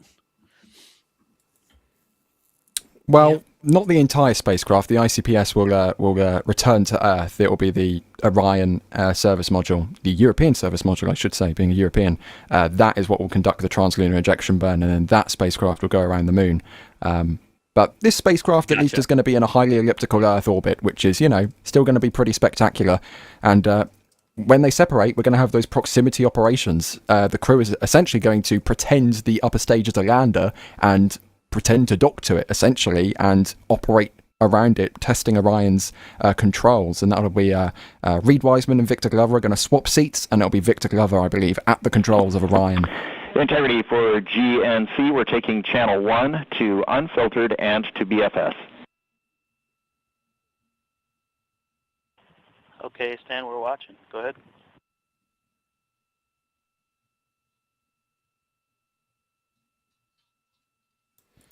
Sorry, I was listening into another update as well. Yeah, I was gonna say, speaking of KSPs, we were talking about the animation. Provided that those numbers on the lower right are correct, right? One of the things that people might be wondering, if you're very new, because this mission is historic, right? So you might not know what is going on. Why is it that, for example, the speed, the velocity is going down while the distance from Earth is going up and things like that? That's just orbital mechanics, right?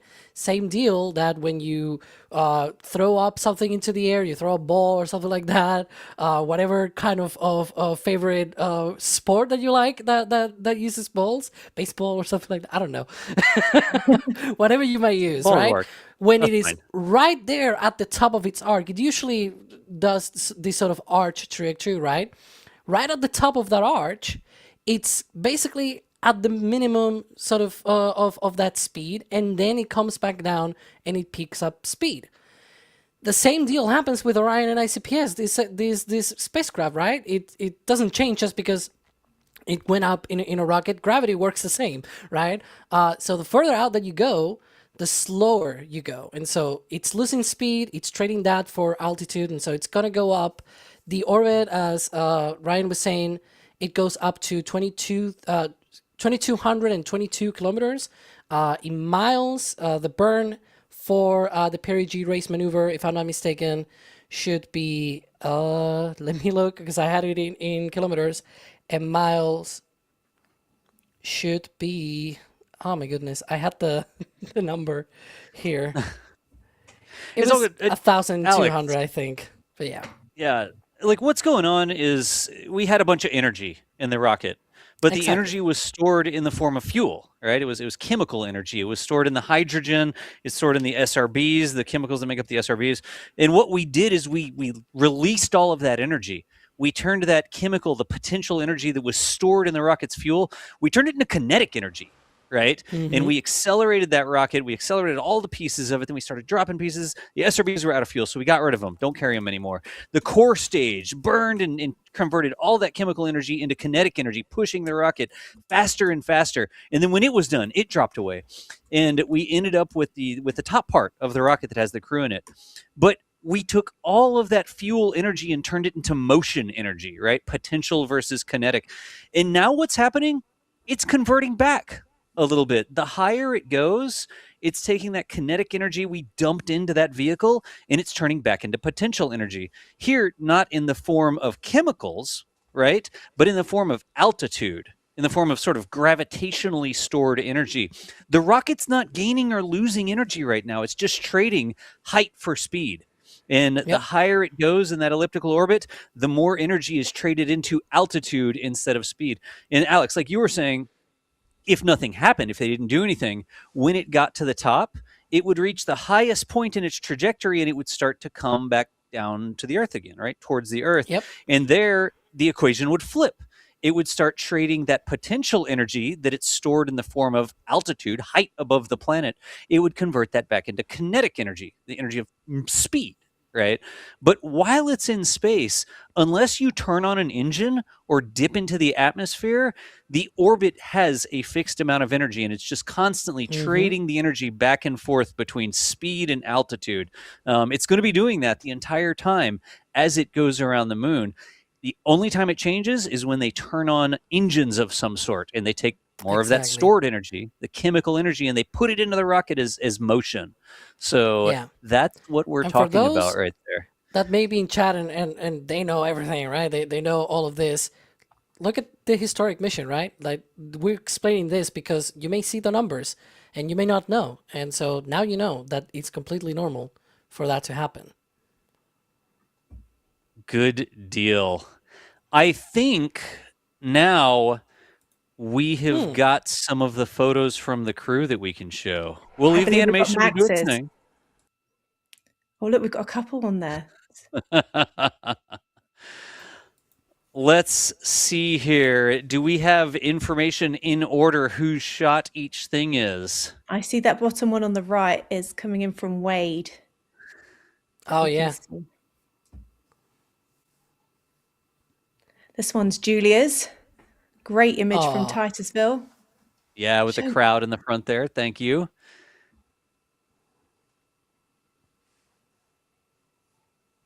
Did people step into the road, it looked like? Is that what I was seeing there? There's Sawyer's one that's come in. Man of many tricks, who's able to commentate, run over, take a picture, come back to commentate. Sorry, you're amazing. Thank you. Here's another one. And this is another of his. Yeah. That's a cool one. The amount of detail, because you said it, Alex, that you didn't or was you or Ryan who said you didn't understand the daylight hype until you saw it. This was the daylight hype. I believe this is Jerry's picture we're seeing right now. Yeah. Sawyer, I have a question for you. I don't know if you can answer this. Maybe you were. By the way, this one. This is the shot. This is the shot. It's Max Evans cooked. Yes, of course. I did say to Max, I was like, I want a signed copy of this one. I don't just want a copy, I want it signed because, oh my goodness, what an amazing shot. And then the Gage caught this one as well of all the crowds watching. I think it's great. Gage in a Gage picture? In frame? Yeah. How did he do that? Gage is in the picture watching. There's like an NSF flag on one side and then Gage on the other side and then the plume of the rocket in the background. What witchcraft one more is that I'm this? exporting right now. Sorry, Kevin. I'm sending you more stuff even. More and more coming in. I love it. Oh, we've got some more of these here. Enter Houston, updated PRM numbers when you're ready to copy. Ooh, that's important. All right, Houston, we are ready to copy. TIG is 2 seconds earlier at 4 9er minutes for 8 seconds. TIGO unchanged at 2.6 seconds. 49, 48, TIGO 26. I think they're jotting these down. I am. Like, are they making notes? You're jotting Alex down. is. At the very least. Aboard the spacecraft. Either Fisher Space Pens or on the tablets, which they have their iPhones with them. This is the first NASA mission that wasn't on Crew Dragon that has iPhones. Very They have to keep cool. them in airplane mode or Not space airplane. plane mode Space or mode. Well, whatever space mode. Sorry, space or cell phones. They didn't say what brand, even though a certain someone slipped and said that it absolutely was Apple iPhones. Oh, jeez. Can I just point something out with this particular photo, which is now available as a print at shop.nasaspaceflight.com? This is from Max. This is incredible. Max has done many of these flag shots before with a Falcon 9 rising in the background. The difference with this, except from the fact that it's SLS and it's like 39,000 kilonewtons of thrust and, you know, stupendous numbers, you can see the plume through the flag in daylight. That is how bright the exhaust of this rocket is. You can see it through a flag in daylight. And the sun is shining on that flag, you can see. That's just incredible. I got to get to that. I got to bring that up in the shop so I can see it. Oh, yeah, it also helps that it's right at sunset. And again, because the sun is setting in the west here and we're looking to the east, you get the lighting directly on the rocket. That also illuminates the flag. Houston, for Optimus on the PCD, we have time update instructions when you're ready. They got to jot down some more space notes real quick. Space notes. While they're doing that, can we just mention they've gone beyond that 1,000-mile mark? Isn't that further than anyone's gone since Apollo 17? We copy. Hands are pretty busy at this time. I think we will call you back when we're ready for that. All right, that one is not urgent. 2 minutes to maneuver to PRM attitude. We are watching and concurred. 90 seconds maybe. More photos here. I will just say that that is correct. We are now beyond 1,800 kilometers, which means a few minutes ago, we crossed the threshold set by Polaris Dawn. Artemis II has officially set the record for the furthest a toilet has ever been from planet Earth. Hey! But yeah, a proper toilet. Yeah, not bags. This is a 30-second streak shot, by the way. Sometimes we call these lightsabers, but it's probably a little too wide to be considered one of those. But you, of course, get the streak. But the SRBs, boy, are they dirty, and you see it with that kind of plume coming off the side there.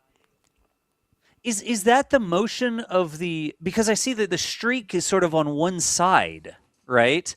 Yep. Is that because the plume is drifting in the wind, or is that because of the pitch maneuver that's occurring? I mean, the wind is pretty strong, so I wouldn't be surprised if part of it was that. Well, not strong, but was pushing the plume. It could be that. Sure. I'm sure part of it is also the rotation of it. But yeah, it's the cool separation on this one. You don't get to see that often. No kidding. That's a cool idea. Who would have thought to do a streak shot of an SRB during the day? Houston, MCC polls go for PRM, pending attitude and saws. There we go. Translate, Alex. Hey, we copy. MCCs Waiting. go. Hang on. Yeah. Maneuver starting. So I heard an attitude change, which means the spacecraft will basically turn around, right? The visualization Rotate, maybe? person. Anyways, yeah, so they're now rotating to the correct attitude for the perigee race maneuver. So basically, right now, their lowest point in their orbit is just 27 kilometers. And if you do a little math, that's inside the atmosphere, right? So they're going to be doing a very short burn, just 2 minutes and 6 seconds long, of that RL-10 engine on the ICPS on that upper stage, in order to be able to bring that up to about 185 kilometers in altitude. So it's going to be very subtle, very short burn to bring back up that lowest point in the orbit. And it's totally on purpose. Like, it's not that something malfunction or anything. That is done on purpose, because before any of this, there was a huge core stage, that orange thing that was behind that that upper stage and the Orion spacecraft. And that one, if they did not do this, will just be basically just space junk in orbit, right? So you need to put that in a certain orbit such that the lowest point is within the atmosphere and be able to dispose of that core stage in a very clean way. Basically not putting it in orbit, unlike the Chinese. Anyways. Nice. Yeah, Long March 5B, we know.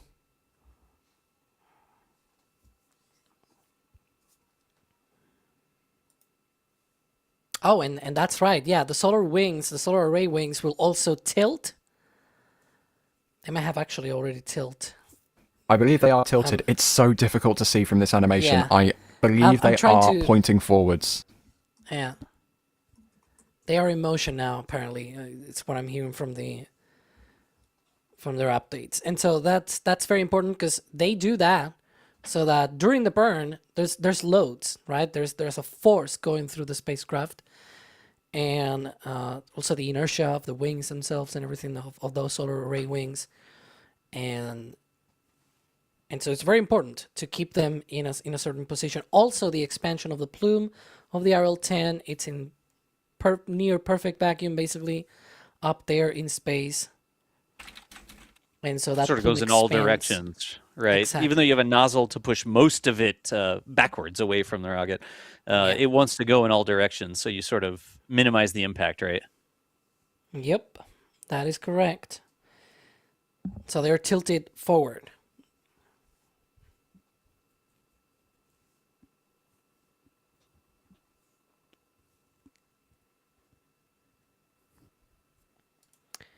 Should be about 7 minutes to go for that perigee race maneuver. Looking at Johnson here, aren't we? Yep. Squinting down, but that wall of patches. Yeah. Go ahead. Yeah. Control, booster. Looking at all the different, because they have their own sort of little panels there indicating, or plaques, I guess, indicating which position is which. We've got a flyover camera with a screen behind them. Is that a screen or is that actually in the open over there? Yeah, that's literally out there. Yeah. Okay, it looked like a screen for a second, but I think it looks like a screen because they're in a tent and it makes everything else dark. We have another person here from NSF under a tent out there in the field, an actual person. Who? I don't know who you're talking about here. I want to meet them. Sawyer? I want to meet them. Maybe they know some astronauts or something. Sawyer, they have a cooler tent than you do. Yeah. It looks more expensive than ours. Yeah, there we go. That's better. Put the camera lens in the top. Focus Push it on over the there. camera. Focus on me.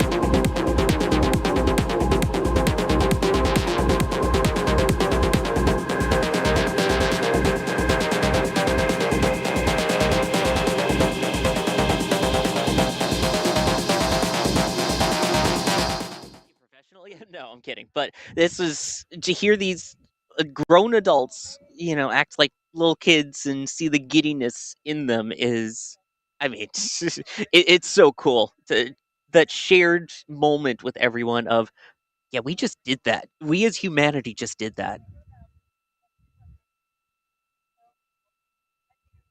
Oh, I can't. It's too exciting.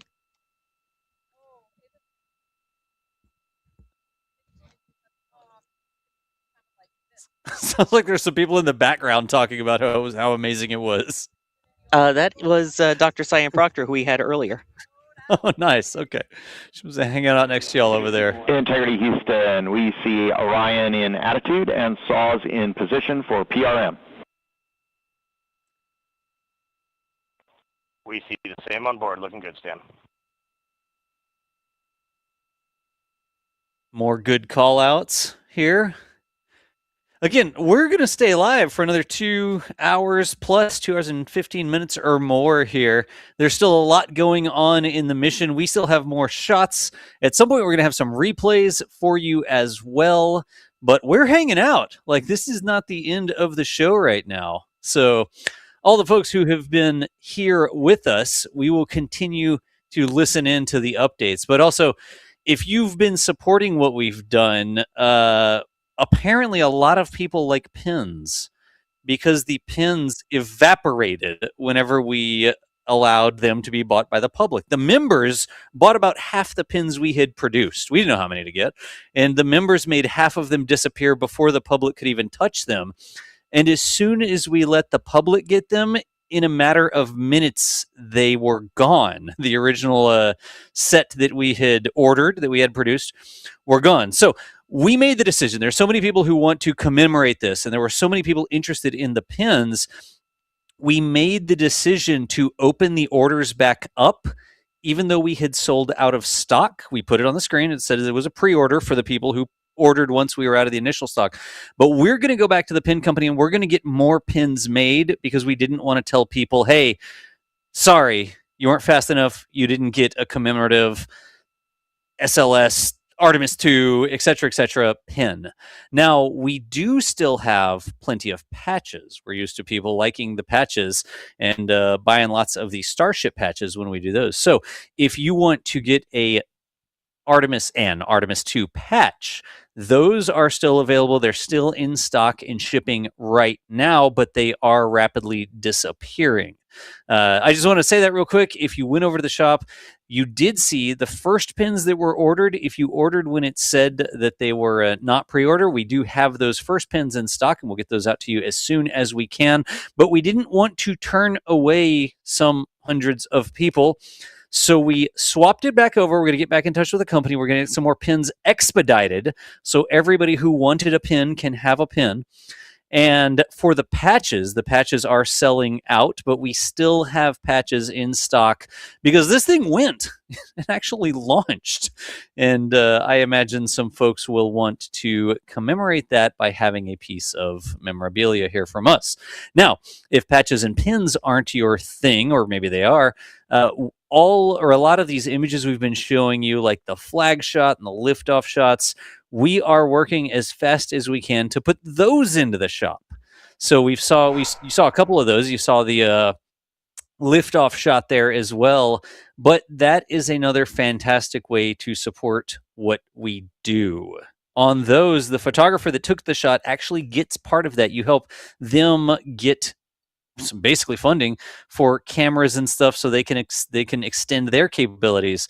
So if you want to pick up one of those prints, we're still putting more and more prints in the shop. Some of them are up there already, and of course those are created on demand. Those are going to be in stock. You can get them whenever you want. Of course, we have all the other stuff, the t-shirts, the patches, the mugs and stuff like that you can grab as well. But the sun shirts. Did anyone even see the SLS sun shirt that's like the Sophie orange in the middle and then the arms are SRPs? I don't think that anybody really pointed out that that's what that sun shirt was. So in any event, we do appreciate y'all. I don't want to say it too much, but that is why we're able to bring you this coverage. That's why we're able to do what we do, because y'all keep showing up and you like having cool stuff to put on your walls. You want like a assembly, like how to put together SLS. Well, now we're going to have to make one of these that's like how SLS disassembles itself while it launches. Like the parts come off of it as it sends the astronauts on their way around the moon. What's up, Alex?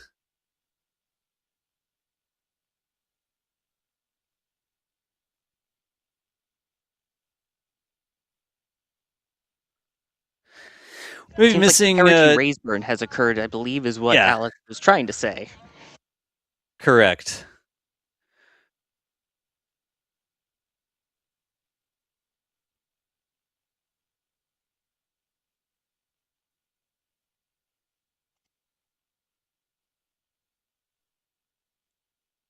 Burn seems to have been completed. That's what we like to hear. Right. Chat, can y'all hear Alex right now? I think what's going on is like everybody has glommed onto the internet and is doing a bunch of uploading. So if y'all can hear Alex, let us know if you didn't hear Alex and you heard Sawyer repeat what Alex had said. If you can relay that Do we have Alex back now? perigee raise maneuver is done. Okay, now, starting now, did y'all hear Alex? And now people are saying, now it's back and forth because there's like some cross in people's delay. So I think we've got some people saying Alex is back. Milan, no, we will not let you go. Let him go. Okay. Alex, you're allowed to talk again. But yeah, perigee raise maneuver is done.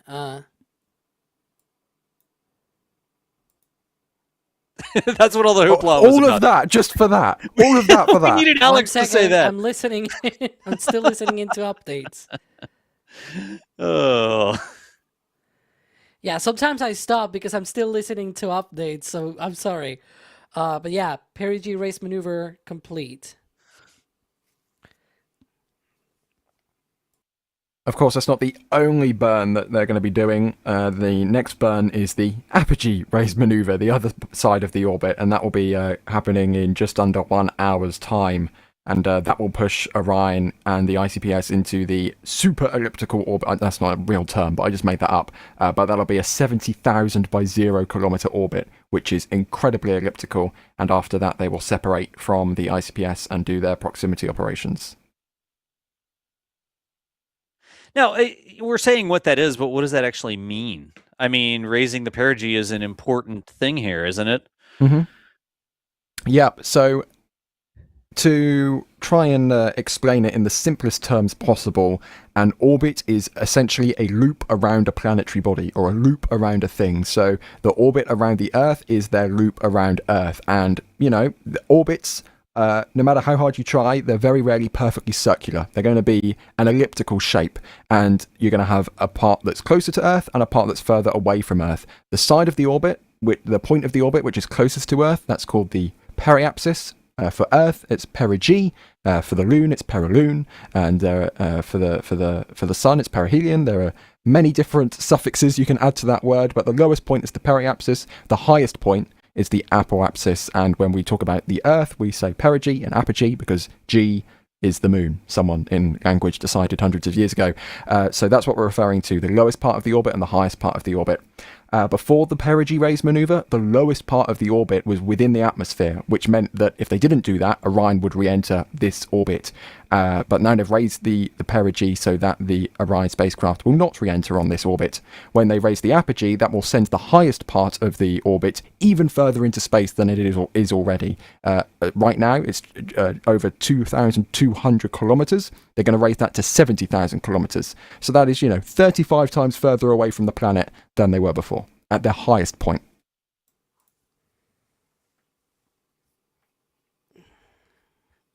Looks like we're getting a live view from inside the Mission Control Center in Johnson in Houston, because, of course, at the point of liftoff, control is handed over from the Launch Control Center in Kennedy to Mission Control in Houston, as has been done many times throughout the Shuttle and Apollo era. I always love it when they go through the launch and it's like, Houston now controlling. Sounds so cool.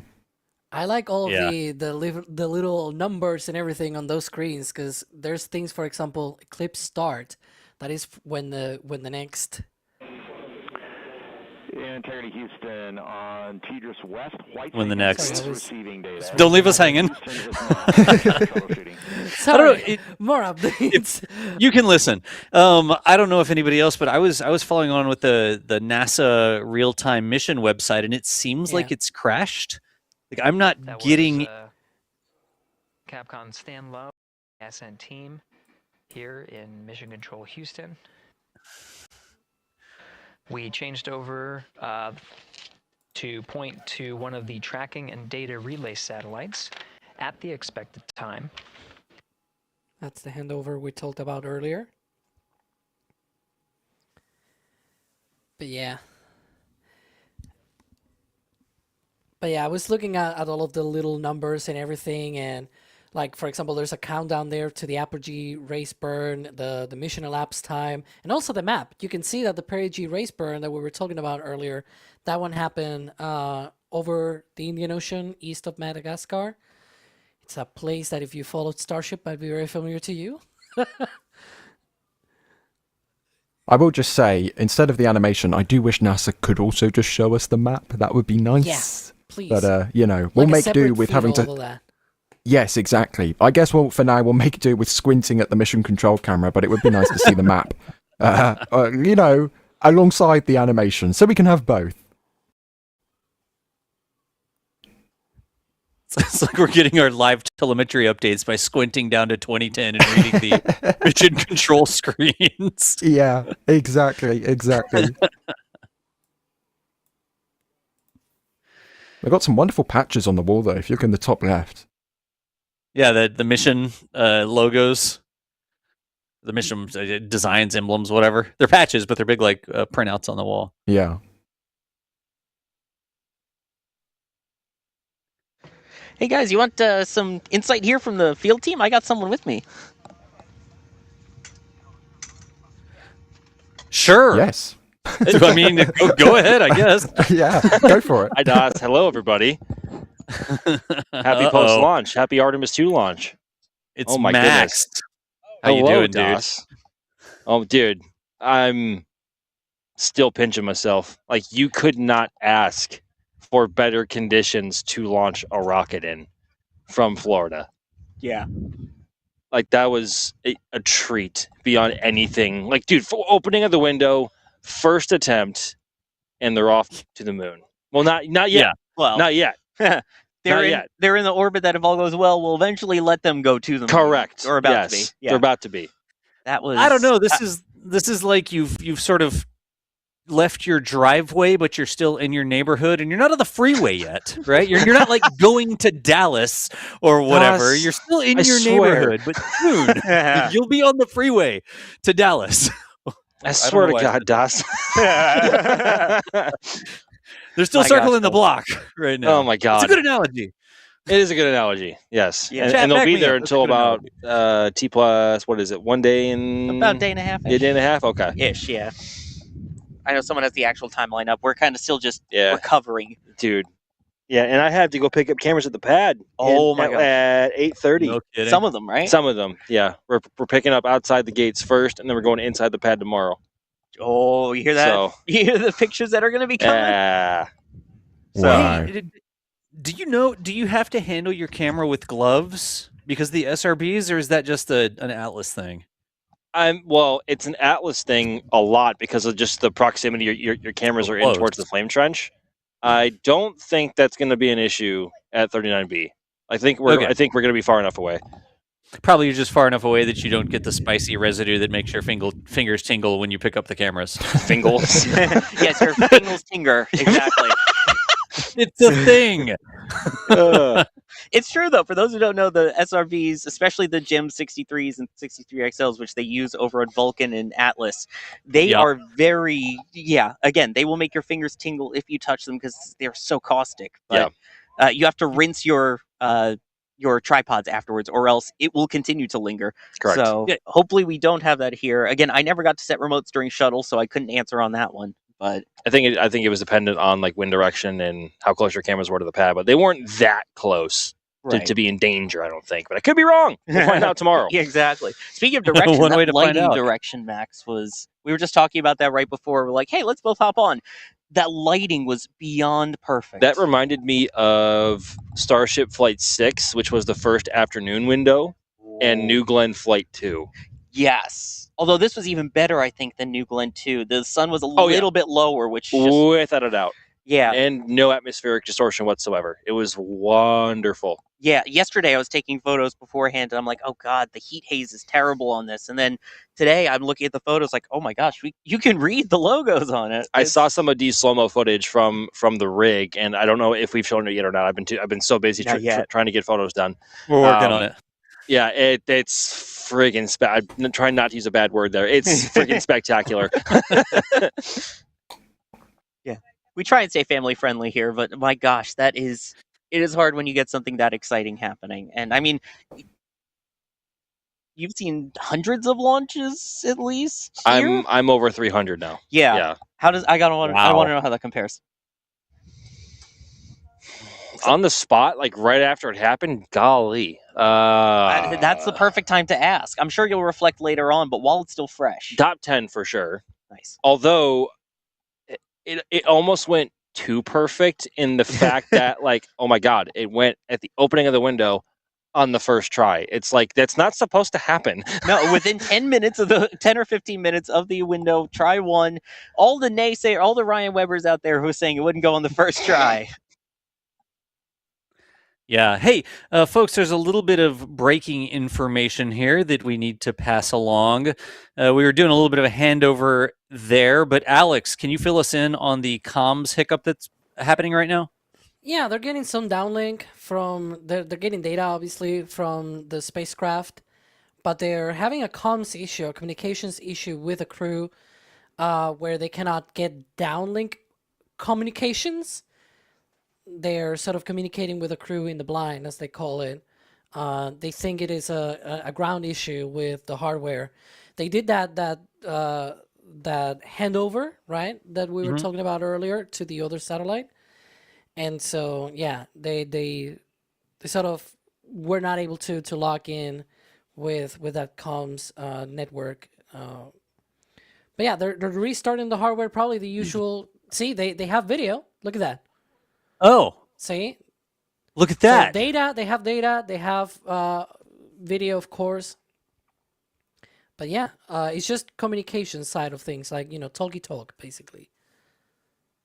So they think that the crew can hear them, right? When they sort of give them different call outs and things like that. They usually say in the blind.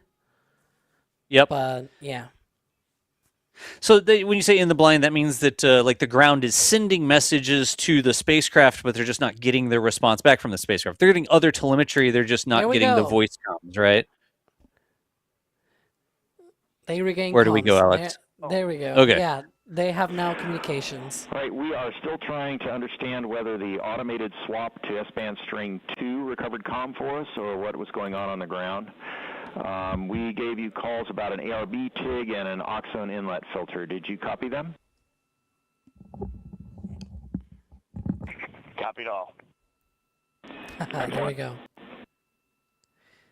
Yeah, they had 2 different callouts to the crew in the blind, as they called them, sort of expecting them to receive them, but not getting an okay from the crew back, right? Because they had that comms issue, but they thought, again, that the crew will be hearing the ground, but the ground will not be able to hear the crew. So they send those call-outs to them, and the crew reports that, yes, they heard those, and they copy. And so, yeah, a little hiccup, but hey, it happens. Gotcha. All right. So sounds like that was solved. It sounded like they literally turned it off and turned it on again, and it came back. But I believe we have yet another member of our team. Somebody you haven't heard from yet on the show today. Chris Bergen. Do we have Chris on comms right now? I am. So that happened, didn't it? I told you, so Alex, that didn't happened. it? Alex, I was telling our team that they're all going, Yeah, Chris, yeah. I don't think this is going to launch first time. I'm going, everybody, just calm down a second and listen to my experience with Space Shuttle. Never a scrub. Always launches without issue time. Just trust the process. It'll launch first time. And they'll go, Chris, I'm not too sure. I'll go, you'll see. And I was right. Right, No, Chris, right. You know what? I'll be honest, chat. No, I've got to be honest with chat. Chat, I was saying there is no chance this is launching first time because it's a crew launch. It's a very important launch. Anything even slightly wrong, they're not going to take any chances, as they didn't. The fact that it all went so smoothly is absolutely baffling. Everything went really well. Even the issues in the countdown were minor. There was no sign of any tankage leakage. The LH2 behaved itself. The seals behaved itself, and the TSMUs. And that's without a wet dress rehearsal. We're all saying, well, not all, but some of us, including myself, were saying once they rolled back out from the VAB for the launch attempt, I would have expected at least an integrity test, just to test the seals after a rollout 3 miles down a crawlaway. They didn't do it, didn't feel the need to do it. That's why they work for NASA.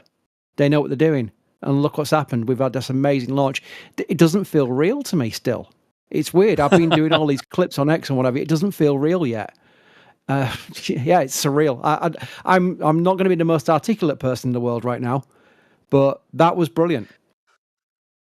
Did you expect that to be a thing? I mean, the count seems smooth. There were a couple little issues, but they worked right through the issues, and they just went. Was that super surprising to you? Very. I've how many have I watched?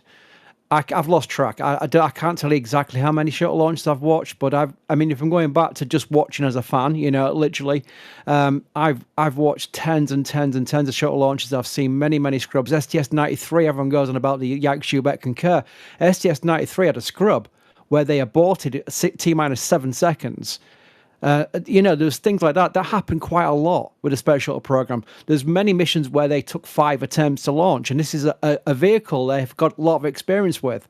So again, the second flight of a brand new vehicle with that hardware, that does not equate to me as a first time launch. It could not compute in my head. This would be launching first time. So all praise to the teams. They've found an issue during the wet dress rehearsal. They've fixed it. They're taking it back out, and the 101 other things that could have gone wrong didn't go wrong. It's incredible, really. 101. It's like 1,001 with rockets sometimes, but seems like they've got it. They had it sort of dialed in. Everything that popped up, they worked right through it. We heard about the battery issue. We heard about the range issue. We heard about the fuel pressure issues after launch. We had that prop call out. But they just come up to a hiccup and they address it and they decide if they can go forward. And today, every single thing, they were able to proceed, huh? They did. I also noted that the Launch Control Center had a much calmer call-outs. It's kind of strange to say, but there's many a time I've heard, like STS-93, hold, give hold. It was kind of like you could feel the stress in their voices, and they were talking through the issues, and you could hear the stress. It was all professional, but still some stress in their voices. When they were working through that issue before they went to the go for terminal count, it was all nice and calm. I was like, yeah, this seems like we've got good comms now. Are we go for launch now? NTD, yes, we'll go for launch now.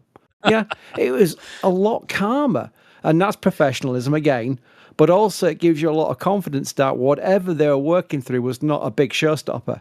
It was just something they wanted to clear before they gave Charlie Blackwell Thompson the NTD poll, which was the poll before the actual go for launch, for her to give the actual permission to come out of terminal count. It almost sounded to me sometimes like I don't want to say surprised, but that's the best word I have.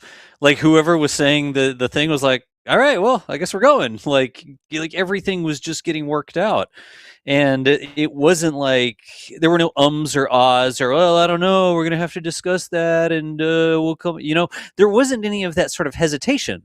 They understood what was happening. And if they didn't, they got the data and they looked through it and they made a call and they kept going. There wasn't a lot of wishy-washiness, was there? No, it just felt spot on. And that's part of the surrealism of this all, is that it went so smoothly. Because if they wanted to do like a CGI version of this launch, that's how it would have been. If they wanted to basically do like a movie where they could make it up as they go along and just say, this is what we think is a perfect launch, they could have done it like this. There was none of the unsuspecting things that you normally get with this kind of launch. Yeah, I'm just watching that Chris, as well. we're rolling replays here. Oh my gosh. Wow. Yeah. So the camera, this one's absolutely nuts with the sun. Also, the moonrise as well, right? Yeah, the moon is rising. Top left. The moon's rising. Oh my God! Look at right that! Through the sun. That's so close. So this was actually one of the spots that you could have put remote cameras. I didn't this time. I thought it was not a good angle, but except for the whole sun. Yeah, Ooh, right. From the tower. Right. Look at this. It'll shake. Look at that! Look at that vibration! Oh my gosh! The passing flying shot by. Is That's so cool. This is, if you're new to the show, this is the part where knock the camera down. This is the part where we all giggle like schoolgirls while we watch these replays over and over again. Feel free to join us. I took a photo of it earlier. Hopefully we get to see it in one of the replays. I don't know if you noticed, but the slide wire basket's activated. Yeah. So there's shots of just the rocket going off with the slide wires sliding. Oh, this one. And this is the benefit of launching in the daytime. You actually can expose for all these elements properly, and it looks absolutely insane. Wait for the boom. Boom. There. Oh! Look at that. And then there They goes like the those Earth. And the camera died. Whoa! You can see the That's sparklers. so cool. Are those cracks in the lens Yeah, now? that looks like it. Yeah. That's awesome. I my can gosh. give a bit of an L2 pimp here because we've got what's Oh called my- QVIS videos, the collection of QVIS videos from the Space Shuttle program. QVIS. We've got like 5 of them. Yeah. They're like 2-hour long tapes of about 30 to Oh, here we 40 go. camera angles, engineering cameras. And Watch they're by the absolutely top of the amazing rocket. to see.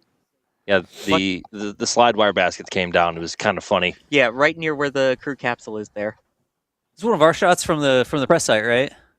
Yeah. And I do wonder. Hang on. There they go. Can we rewind There they go. there? What do they do? They're Did going. you notice? we are going. And And they're in slide the- wire basket They're center in too. the little hole. Did you notice that they came off at T0 at the same Yes. time as the Yep. umbilicals? Yep. I think that might have been planned. Maybe. Oh, to try and prevent them from getting I mean, damaged. but also at T0, the bang of the solids lighting could have shaken them enough to set them loose. Normally I it want takes to a good ask if that's in- smack against Yeah. it with your hand to set it running. That Chris, look at that replay. Oh my gosh. It looks like a shuttle launching. Yeah. I have to ask The Sawyer. AB roof. Sawyer, you Yeah. gave some great words earlier after the launch, and I really enjoyed it, what you were talking about. I have to ask you, how much more noise and vibration did you feel compared to a space shuttle launch? Because there is more power involved here. Much more. I mean, you get the 4 RS-25s, the 5-segment boosters. You really felt the punch on this one. And like I was saying earlier, the big thing with this is you get the loudness of the SRBs and the rumble to begin with. Then with all of the buildings that are behind where we were, you had it bouncing off behind you and then hitting you in the back. So you're getting vibrations constantly from all angles all around you. It is a sensory overload in the best way possible. And like I mentioned, somehow it got to the shuttle level loudness and kept going. Nice. Can I say something controversial? 11. Probably. Oh, I wasn't overwhelmed by the noise. really? Mm-mm. Mm. Like, Wow, there I'm goes not the saying it was Starship quiet. enjoyer. I'm not saying it was quiet by any means, but I wasn't shaken the way I thought I might be. But also, that could have just been me drowning in my own focus, looking at my camera, making sure it didn't leave frame. So Yeah, I mean, I Yeah. had sweat rolling into my eyes tracking it, but I mean, I get it. Artemis 1, I think, was a little bit louder because of just how moist the air was. Oh, yeah, It was 100%. so humid, so that 100%. one packed more of the physical punch, but I still felt this was an auditory. I mean, especially when you compare it to other things that launch from the Cape. I can't compare it to Starship, but compared to other things that launch from the Cape, it blows it out of the water. And you know what? If we go back to another pad replay, there wasn't much of an overpressure. No, you're No, right. there wasn't an overpressure. Like the shockwave that comes Yeah. from the pad, Uh-huh. what you're talking about? Like the one we saw Yeah. on Artemis 1, right? Yep. 'Cause you could And see- and many missions with shuttle. There wasn't that big old shockwave. The one that destroyed the elevators on Mobile Launcher for Correct. Flight 1. Yep. Max, same question then, because you can do that comparison with Starship versus SLS. I know the difference in distances involved here, but just a comparison because we were talking 33 liquid engines and we're talking 4 big, powerful RS-25s and 2 solids. But Yeah. How would you compare the two? Well, I've always said Starship, for some reason, crackles like big solid rocket boosters, like SLS, and I couldn't figure out, like, if that was just me getting in my own head. Was I exaggerating? And that the first characteristic that came into my head when the sound of the solids hit the press site, it sounded and felt like Starship. Like it literally had the same amount of crackle, maybe a bit higher pitched here. Starship is very low pitched for what it is, but Starship. Oh my gosh. Yeah, it's really at the risk of sounding like super cliche. Starship still takes the cake here, but that's not to say SLS is a slouch by any means necessary. Not. It's just not. It was. You still felt that just as much as you heard it today, though. That was remarkable, and I think I was listening to Jerry's audio before coming over here and hopping on with Sawyer, and the mic picked it up very well. I'd say you could tell the different ages. You could tell who's the shuttle guy and who is the newer guy. The newer guy. Well, the newer guy. Newer The space. newer I'm guy. old, is what I'm saying. I'm very old. I was here for shuttle. The newer guy, folks. You're old. Good grief. My name's Sawyer. I was credentialed for STS 135. Nah. I wasn't. Actually, one thing that I did, I noticed that the plume looked very similar to the one from shuttle. And there's a photo of me with the shuttle launching, and I dad and sure, and you could see the plume rising behind me from where the shuttle was. Took the exact same photo, so I have a comparison of years with the plume. Nice. It's it's surreal. So RS-25's boom. There's the salvage. There wasn't an overpressure. No. Or minimal if there was. Oh my god, that's so gorgeous, dude. And Do for you think people there who are wasn't wondering an what we're talking about overpressure? here. Yeah. People wondering what Yeah, we're talking you wanna about talk here. about I wish just look back on many shuttle launch replays. You will see what a real kind of like shockwave leaving the mobile launch deck. And it just comes away. Yep. Real ignition or SRB ignition. Yeah, it's something you see every single time. You don't see it there. No, you don't. That's crazy. Maybe this might Not be at too all. much asking. Can And we prepare that from Artemis 1 from our coverage? Because I remember Ooh. we saw it. Like the Yeah, overpressure was 100%. visible in our stream. Yep. It was unmissable. Yeah.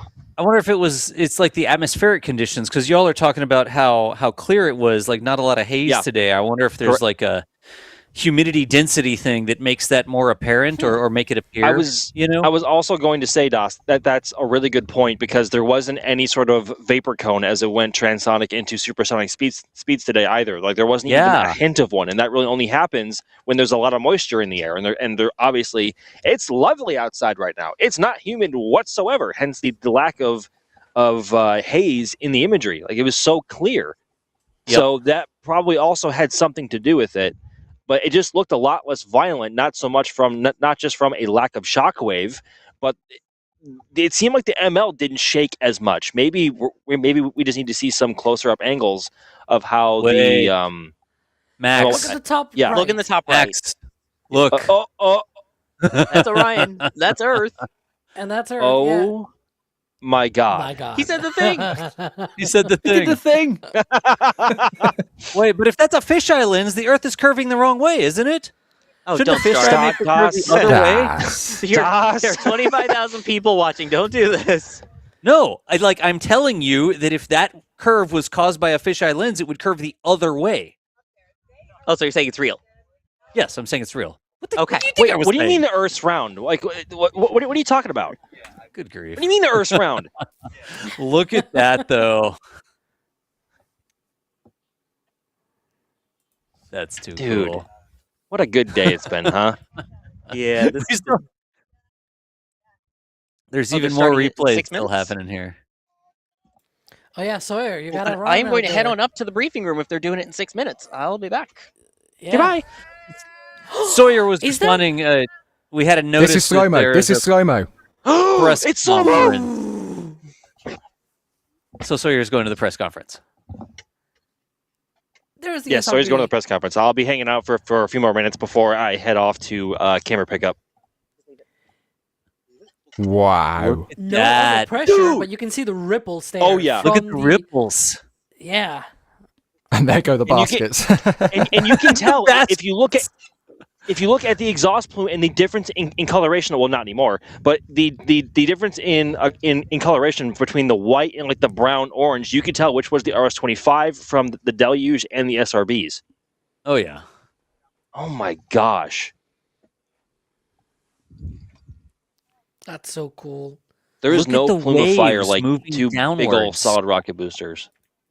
Like you can see waves going through the exhaust. It's like the velocity of the exhaust itself, like the smoke, and then the velocity of the energy moving through it. That's nuts. Are we sure the baskets aren't meant to do that? To kind of protect themselves from the actual plume? They run Yeah, away that's what from the Alice was launch. just saying. I wouldn't be surprised know. if that was planned. Yeah. But if that was planned, why wouldn't they do it earlier? Yeah. I don't know. Maybe Well, that- you never know. Yeah. Yeah, if they abort and they need to do an evacuation and bring out the arm again, like if they do like a T-2 minute scrub and then suddenly they have to evacuate, like they need the slide wire baskets there. I'm going to ping Sawyer and see if he can bring up that question in the press conference because yeah, that's interesting. Yeah. Because I mean, they'd have to get all the way out of the rocket and then get over to the slide baskets, and it seems open I don't know, two hatches. Yeah, it's clumsy. Yeah, we should ask for an official answer to where the basket's supposed to go. I'm sure that's what everybody wants to know. Like our pressing question about the moon mission, humanity's return to the moon is. Hey, were those the slide baskets? It's like I'm sure the crew is fine, but the slide wire baskets. To be honest, I have a lot of questions about the things that we heard right in the lead up to the launch, because of course there were a few issues that they worked on, and I will be interested to know a bit more of that information. And hey, it's a post-launch press conference. That's the point to ask about those, right? Like, hey, when this happened, what was going on? Can you give us a little bit more of information? The baskets, etc. Right? Like, especially when everything is going smoothly. What else are you gonna ask? Yeah, if those are the questions we need to ask, you can tell that it's been a good, smooth mission. Like, there's nothing big for it. It's like, hey, did you install those toilet filters or not? Like, what's going on with the toilet filters? And by the way, the baskets, we saw them slide. Was that a big deal or not? Like, if those are the questions that we have, it's been a good mission so far, right? Yeah, 100%. I can bring something else up on 39. On 39B, originally, the plan for Ares, the silly rocket, was for that roller coaster emergency egress system. Yeah, the roller coaster that was pretty much like a Disney ride, and it actually had Disney engineers working on the project. That's no lie. That's a true story. Seriously? I've seen the PDF. Yep, it had actual Disney engineers working on it. Straight up. And it was literally one massive roller coaster that would basically hook up onto the mobile launcher once it had arrived at the pad. And it had literally roller coaster carts that would just go like a complete drop and then go along the track into the actual bunkers. That's awesome. I've seen like the renders or whatever of that. Yeah. What better NASA place? renders as well. Yeah, from Florida, they take the roller coaster engineers and they have them design the emergency escape system. Hey, real quick, y'all, we are standing by for the post-launch press conference. We are going to share that with you here, and we are not going to run our mouths over it. We've done quite a bit of talking so far, but we do plan to pipe that press conference in here for you to watch. And then there may be an event afterwards as well. We should get a crew downlink that might or might not be like immediately after the press conference or part of the press conference. It's not exactly clear right now, but we're going to bring you that as well. We're not going anywhere. We're going to let you listen in to the post-launch press conference happening in just a couple of minutes here, but we are not going to be here talking while the press conference happens. We'll let the press conference speak for itself. It's a press conference. That's what they're supposed to do. So, I was going to say, because this is a very bad timing, they still have the Apogee race burn, and it's going to happen during the press conference. Well, good. We'll get a live update. Yeah, we'll get a live update from the press conference. It might not check the Alex, you should interrupt the press conference with the ooh, ooh, ooh.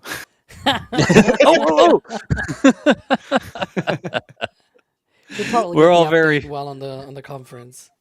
Yeah, we're all very excited about everything, especially the replays. But is that starting here? I hear some beeping near Sawyer, maybe. Oh my God! That? Yeah, that's what I'm talking about. This is the footage I was talking about with D. Look at this. What is this? This is D? Yes. Yes. Oh my goodness! That's rather nice. It's rather nice. Yeah, it's all right. It's all right. It's all right. It's I guess. It's decent, Ryan. It's decent. Decent. Yeah. Goodness me. That's bonkers. You can say that again, Chris.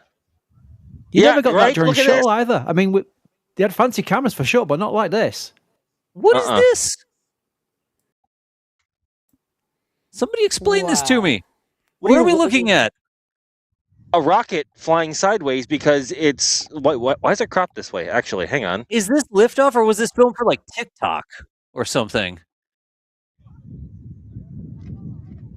I think D may have mounted the camera 90 degrees offset so we could get as much of the plume as possible. I'm sure this is, knowing D, this is probably like 4K or something, so we can rotate it and crop in. But, what FPS is this, though? Look how slow the exhaust is moving. It might I will tell you. Yeah. Go on, Max. Go ahead. Oh, okay. I think D was telling me this is. I can't tell. I think this might be around 1,500 frames a second. I want to say. That's the new camera. Okay, I'm sorry. I was going to 400 frames a say second. this footage is bonkers out of my mind. It's recorded in a file format I genuinely have never heard of before. High-speed footage for the win. .mp3. Nope. Oh my god. Booster burnout. That was motors. Yes, look at this. A super secret NSF Skunk Labs project. Because of all support, we had upgraded some of the equipment to some new higher frame rate stuff. And D had been running some of that, so we'll get more information. But we do have like NSF Labs projects, and a lot of times we don't talk about them until we see some of the results, but that might have been some of the results right there. I think so. I'm happy to report that Sawyer Rosenstein has arrived at the press conference and he has the question, what happened to the slide wire baskets? Nice. Wonderful. Only the most important topics. First question. Yeah, right up front. Of a mouse, you're done. He better be waving his hand around like crazy. Like me. Last slide wire baskets, please. Baskets. The baskets.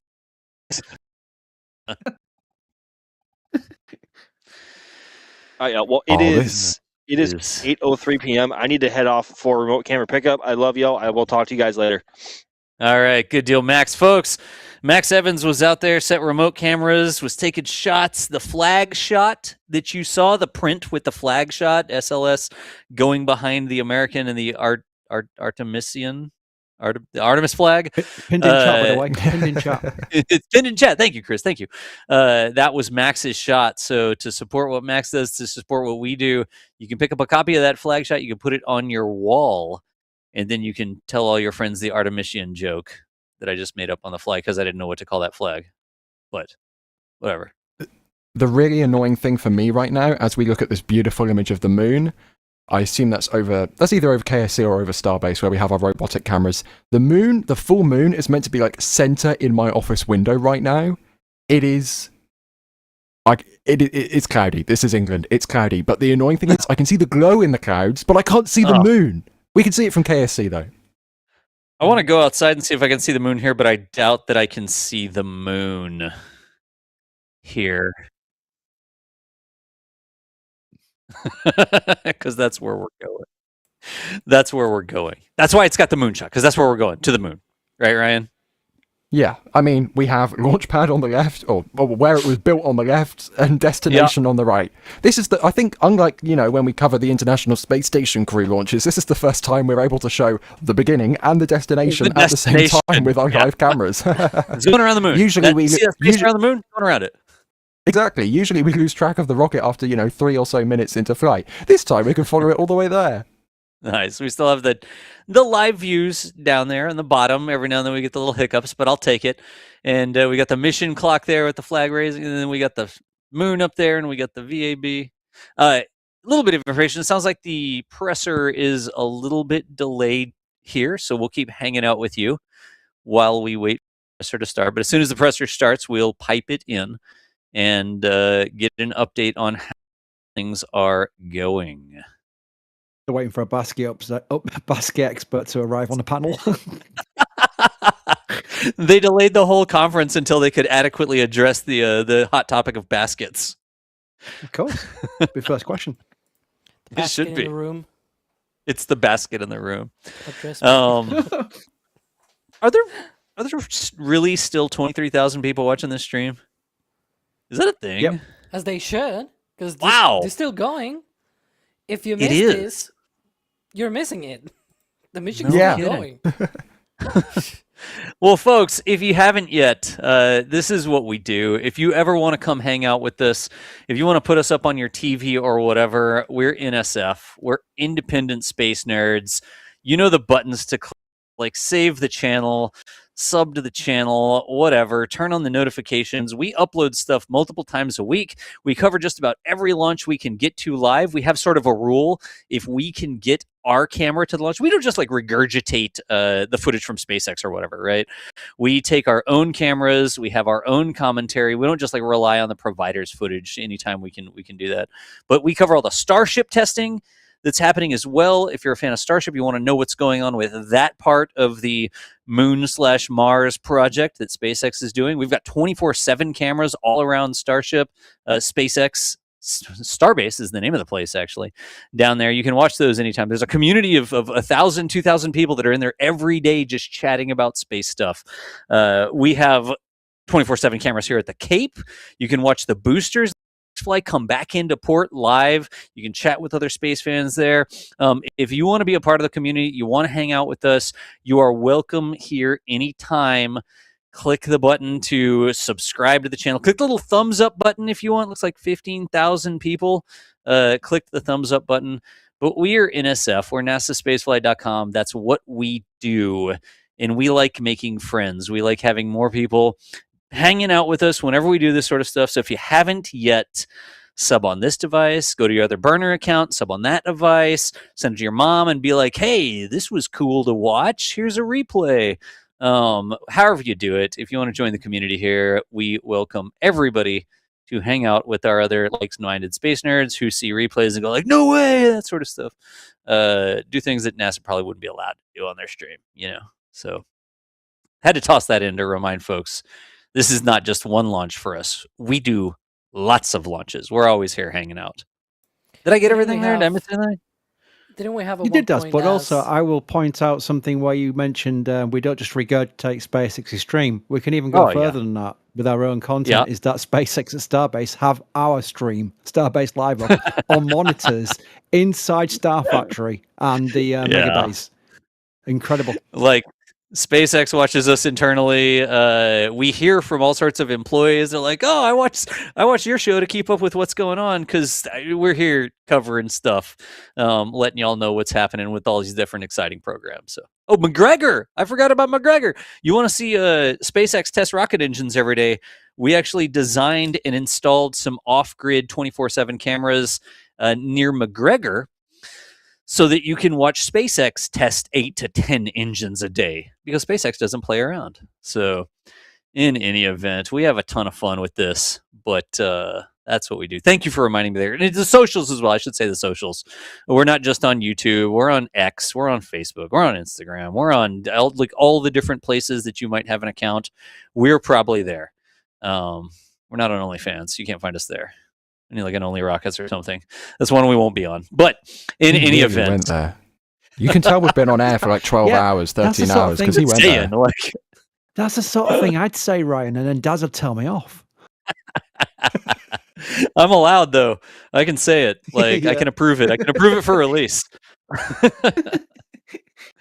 Anyways, that's the whole day. That's why we wanted to get Chris in here as well.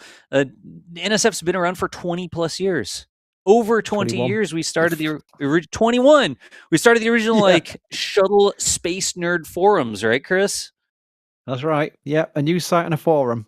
We thought that'd be a good idea for a kind of like just a specialist, low kind of like membership kind of like place where people just want to talk about spaceflight can go, rather than getting distracted by all the other nonsense that tend to happen on forums which have multiple subjects, because no one was doing it. And it was a NASA guy who's still on our forum to this day, and a shuttle guy who said to me on the old space.com forums, which no longer exist, you're a journalist, because I was a sports journalist already by the time, just set up a news site, we'll help you, we'll feed you some information, give you some, something to go with, because this is before return to flight with the space shuttle program. And they said, we'll get you prepared for it. And it just went from there. And the roller coaster emergency egress system was one of our biggest stories because in the early days, because it got linked by USA Today, and USA Today gave us a hard link back to our site, and it just really exploded from there. Nice. It's literally where we came from, like creating a space, where space nerds can hang out together. That's like the idea of the original forums. Like there were folks that worked at NASA and they wanted a place to hang out and chat and share stuff, and that's sort of what it was. It just sort of grew from there, right, Chris? Yeah, really, it's very organic. There's many forks in the road where it could have easily just like died off or not happened. L2 saved it in the first year because of that explosion of it was $25 a month to host it in the early days. $25 a month, I remember it. And as we basically got bigger and bigger, we had to scale up, and we were like, well, I can't self-fund this. So I said, well, we'll have a subscription area. That's the origins of L2. 1 year into the site's time, we started L2 and people supported it, and that's what paid for the servers, and it just went from there. And there's so many forks in the road. Everybody who's talking on the stream found us via sort of like the organic route. Yeah, where we've not gone out literally and sort of like put an advert in aerospace today or whatever it's aviation today. It's literally been organic. The team has grown from being people who have found a site and liked it and then said, well, I'm good at this, and gone from there. I could go through every single one of you, and I'd spend too much time doing it. But that is literally how it's happened, and I've been very fortunate. It's not any credit to me. It's just I've just got lucky. I don't know that got lucky is the right thing to say, Chris. You made a place that was cool, and people that understood that it was cool. Like they found a place to hang out with people like them. That's literally what we've been doing for over 20 years. Looks like Orion might have just Bandicam. Bandicam, nice. Go ahead, Ryan. I was just going to say, it looks like Orion to ground had a little blip there, but we can see the solar arrays moving on the spacecraft. Looks like we've got video back. To Earth. Nice. This is going to be surreal when it goes around the moon. Yeah, I mean, you can see this thing articulating. Yeah. I mean, we'll lose the comms for the dark side of behind the moon, but just the approach to the moon. Yeah. The views we're going to get. The moon getting bigger in the window, the saying is. That's going to be absolutely crazy to watch live. I'm trying to figure out where this camera is. Remember they had the selfie camera on the end of the solar array, like looking back at the spacecraft, but that's not what this is, because the solar array is moving in the foreground. I can help you out with that one. Yeah, go ahead. There's an adapter between the European Service Module and the capsule itself. And I have all those. It goes here. wide, right? Uh-huh. And so, yeah, it's right on that adapter. It's looking down on that adapter. It's an adapter so that you can plug the European thing into the American thing. That's what I have on all my outlets here. And that you see, I think that's the start of the press conference. All right. I think we are still standing by for the press conference. As soon as we get into the meat of the press conference, we are going to pipe that in here. For now, everybody silently chant moon, moon, moon. I don't know if Jack is watching, but that's a Jack thing. From back in the day. But we will get you all that press conference as soon as it gets into the meaty parts here. And honestly, a little while ago, we stopped going through the support. The support continues to come in. People joining the membership program. Miss 2 Post-Launch News Conference. I'm Bethany Stevens, Senior Advisor and Press Secretary, and I will be your moderator today. I am joined by Administrator Jared Isaacman, Associate Administrator Amit Kshatriya, Acting Associate Administrator for the Exploration System Development Mission Directorate, Dr. Lori Glaze, and Director of Flight Operations, Norm Knight. Administrator Isaacman will give opening remarks, and then we will open the floor to questions. If you are dialing in to be with us here today, please press *1 to get in the queue. And with that, Administrator. Thanks, Bethany. Good evening, everyone. So today, April 1st, 2026, 6:35 p.m., NASA's Space Launch System rocket lifted off the pad with 8.8 million pounds of thrust, carrying the Orion spacecraft and the Artemis II crew out to Earth orbit and beginning America's grand return to the moon. Now, about 51 minutes into the flight, during a planned handover between satellites, the Orion spacecraft underwent a communications issue, leading to a temporary partial loss of comms.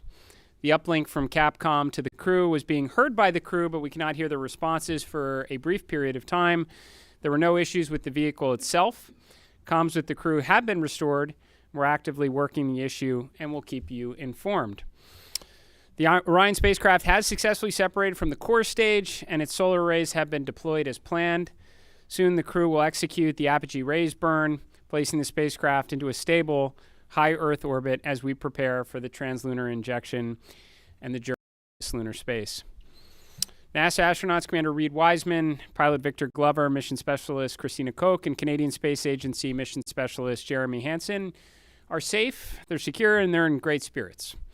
We will continue to monitor their health and the status as we move into the next phase of the Artemis II mission. So after a brief 54-year intermission, NASA is back in the business of sending astronauts to the moon. We have arrived at this point through a sustained effort, a national commitment, and the work of thousands across the agency, our industry partners, and our international allies. I want to personally thank the ground crews, pad controllers, the entire workforce here at Kennedy Space Center. This mission belongs as much to you as it does to the crew. The crew is now in the capable hands of Mission Control Houston, the Johnson Space Center, where teams will guide Orion through each phase of the mission with the same discipline and precision that has brought us to this moment. We've certainly been here before. We know the challenges ahead. We have a lot of checkouts to get through before TLI. And when, if all goes well, everything is go, Artemis II will be moonbound. You have our commitment to keep the public as informed as possible on this historic mission. And we will celebrate when we will hold our celebration until this crew is under parachutes and splashes down off the west coast of the United States. Thank you. So with that, we will open this up to questions, and we will see here in the room if we have any takers. We'll start right up here. Congratulations to all of you on a successful launch so far. My name is Jim Siegel. I'm with Florida Media Now, and I'm curious about when the astronauts will have their first meal on this mission. And secondly, is somebody on the Earth back in Houston or somewhere keeping track of what they eat during this entire mission, and how do they go about doing that? Do they tell them what to eat, or do they kind of select what they want? What do you think? Well, let's see. I'll jump in on this one. Well, what I'll tell you is they do have planned meals, okay? So they have a planned meal today. I will tell you they're very busy. So Ascent Day is very tough. It's tough physiologically, and it's tough from a workload issue as well. And so this timeline between now when the crew goes to sleep, so MET of about 8:30 is pretty packed. They're going to snack. They probably have some pre-positioned meals. I know they did in their flight suit. Some of the snacks that they can use if they need. But I will also tell you that flight day 1 and flight day 2, you might not feel like eating a lot, and that's just part of it.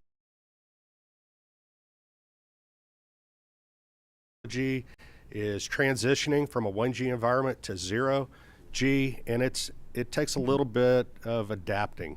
So right now they're working hard. They are doing what they need to do. They sound great on the loops. That was really a good signal to us that they're feeling well.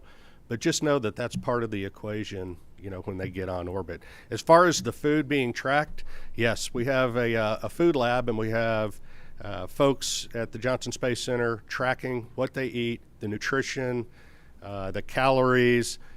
It makes a difference. They do this on Artemis. They do it on Space Station as well. So we're well versed in that. We want to make sure that they're healthy, and we also want to make sure we know what they're doing, what they're eating, so we can also track that they don't need any supplements or anything additional. We'll head over to Joey.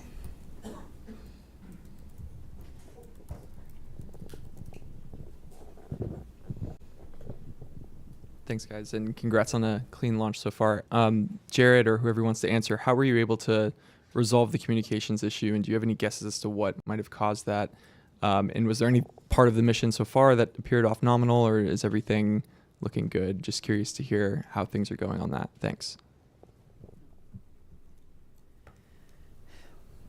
Well, on the comms issue, and I don't know, there may be someone here that has a little more detail than I do of having to run around quite a bit, but I think they're still looking into trying to really understand exactly what was going on there. But it's restored, which is important. I think it just. It was during handover to Tidris West. Sometimes that's squirrely ground configuration. You gotta get that right. So hopefully that's what it is. But we'll chase it down. But they were able to recover. They had intermittent forward and return links, so the burns that they needed on board it was never an issue. It was unusual for it to be dropped out for a couple minutes. So that's why we're telling you. We had a controller issue with the toilet when they spun it up, so we got to work through that. That's going to take maybe a few hours to troubleshoot. So there was also a water tank valve. There's 4 water tanks on Orion. There's a crossover valve that connects the 2 gangs of tanks. It's supposed to be open to ensure maximum flow. It was closed during Ascent. When you shake the thing, things like that happen. So they're going to reset the valve. And then they had a recurrence on Artemis 1, we had a latching current limiter failure on a piece of electronics, a transient failure when it gets exposed to radiation. They took 1 hit of those. We took about 24, 25 of those during Artemis 1. Again, the onboard fault detection cleans that up, but we're just getting started, Joey. Just to be clear, right, this is a flight test, and a lot of what we're doing here is exactly this, trying to test out all of the things that require the crew interaction, right? And so we anticipate to have a lot of these. Well, that's what we're here for, work through them. Importantly, apogee rays burn. Go. So they're going to stay in space. Sawyer. Thank you, Sawyer Rosenstein, NSF. I noticed that the slide wire baskets happened to deploy during launch. Was that something that was expected? And can you give any initial reports, at least what you've seen from the cameras, of how the mobile launcher is doing, given the hope to be able to quickly turn it around? Yeah, you have something on the baskets. I can talk about the turnaround. The baskets they're supposed to get out of the way. That's part of the plan. So otherwise they take plume loads, and we don't like that.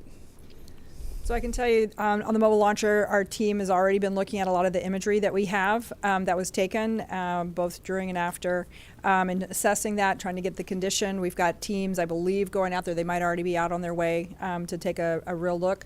Some of the good things that we've seen relative to Artemis 1, one of the issues we had was that the water that was supposed to be spraying down the launch pad, so that there were some issues there that didn't happen. We saw a lot of corrosion. The water was working, so things were getting washed down. We're still also going to remove some of the parts so that we can do some of that cleaning to make sure we don't have those corrosion issues. We haven't seen evidence of things like after Artemis 1, like the elevator doors were blown off. We haven't seen that. We're optimistic, but we got to get out to the pad. We got to look. We did a lot of changes after Artemis 1, trying to harden the systems so that we can turn it around faster. We do anticipate there will be some items that'll need to be replaced. It's a pretty violent environment. But we're hopeful that that's minimized, and as soon as we have more information on that, we'll definitely let you guys know where we stand and how quickly we think we can get it turned around. Thanks. Lauren.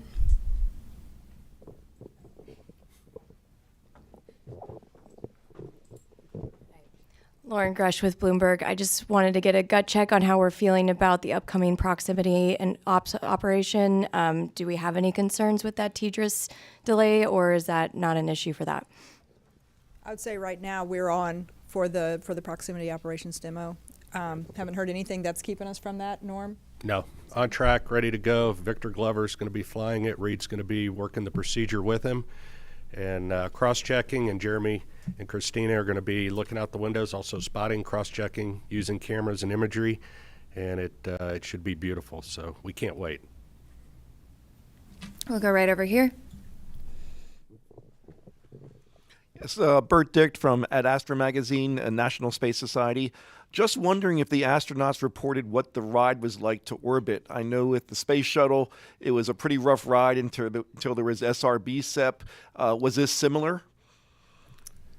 Have you heard? I have not heard a report yet. I know we will get a report. Again, yes. when MECO happened, immediately they were getting prepped to do their perigee raise maneuver. That's critical. Otherwise, they come back to Earth, which we don't want them to.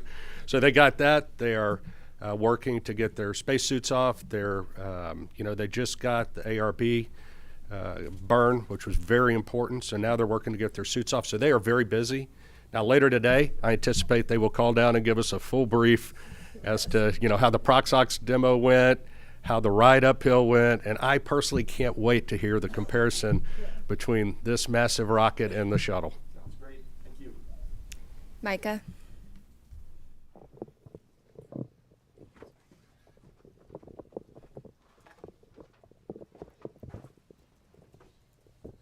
Thanks, Bethany. Micah Maidenberg, Wall Street Journal. Maybe for the administrator, I'd like to ask you, I know we're early on here, how you're thinking about success for this mission, defining success, a lot of tests ahead, and just what happens if you don't kind of meet that standard as the flight unfolds. Thanks so much. Well, I mean, to me, success is undershoots in the water safely after a 10-day mission duration, so no early off-ramps there. I think we're, right now we're already getting good ECLIS data. We've never flown Orion with crew on board, so that's pretty important. I mean, understanding the Orion spacecraft is, is paramount in this one to progress on to integrated operations of Orion with a lander. Every day we're getting data. It was mentioned from the get-go. This is a test mission for sure. No crew have ever ridden this before. We'll keep gathering data over the next 10 days. We'll share updates, but we'll call success when they're in the water safely, and we'll start working on the next mission. Jackie. Right here. Sorry if I missed it. I just wanted to check in on the status of the perigee and apogee burns. Are those both finished at this point? And then I also wanted to check best way to explain to the audience why we're doing that apogee raise maneuver and why we go into that high Earth orbit. Thanks so much. Do you want to take it? I mean, I can certainly say we've completed the perigee raise maneuver. That was done pretty quickly, as you heard, and the apogee raise burn should have already happened. That should have been happening while we sat here. They were getting ready as we were walking in. And then if you want to talk maybe about the rest. So we go into a high Earth orbit. Roughly, the perigee is about 1,000 nautical miles, rough, give or take, of the Earth, 25,000. So it's pretty elliptical. That's getting us, everything we do is getting us set up for the translunar injection burn. And so it's getting these burns, it's all converging down to what we call TLI. So we got to get the ECLIS system checked out. We got to make sure we have our redundancy. We got to make sure these burns go off where they should go off and get Orion and the SM configured exactly where it needs to be. So when it comes around, and it's time for the translunar injection burn, off we go, and that takes us really, that puts us outbound to the moon. That's a real big commit point, and so you'll be hearing more about that tomorrow. You might mention it not only sends us outbound to the moon, but it also sets us up for the gravity assist that brings us back. Yes. Once we make that burn. Go right back here. Hi, TJ Muscaro with the Epoch Times. Thank you all so much. Something that hasn't been really talked about is that the Space Launch System predates the Artemis program. It got going all the way back to 2011, so 15 years really invested in this. And just how does it feel to finally see it, launch with the human crew on board? Yeah, I mean, right now, like I said, we're focused on the next 10 days. But I mean, I'll tell you, I'm incredibly proud of the folks that worked on this machine for as long as they did. And one thing we didn't talk about earlier was, that one of the big objectives is getting the organization and getting our qualification standards and getting our certification rigor up to the standard for crewed flight. That's a big, even though the mission is a complicated mission, moving the entire organization to a mindset of thinking about risk in the right way to fly crew is a big deal. And making sure that the way we've gotten the machine configured to fly crew with the resilience and the reliability we care about is also a big deal. So it takes time. I mean, we got a lot in front of us, but I mean, it's for the guys that were out there, there's a big celebration in launch control for the rocket guys. The rocket guys can go out and play now, but the spacecraft guys got a lot of homework, so they're going to go work on that. But yeah, for them, I could see it on their faces. Jeff.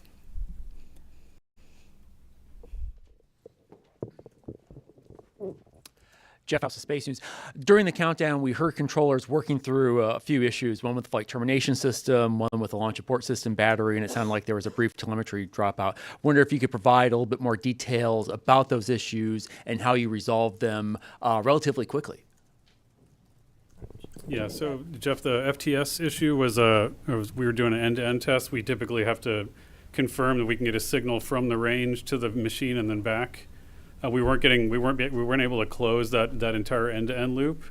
But the guys at the range, they were really quick on their feet. They swapped to a different range receiver, which is a slightly different heritage, but has the same fundamental algorithms on it, and they were able to switch over to that and able to confirm a good end-to-end signal, which is really clever.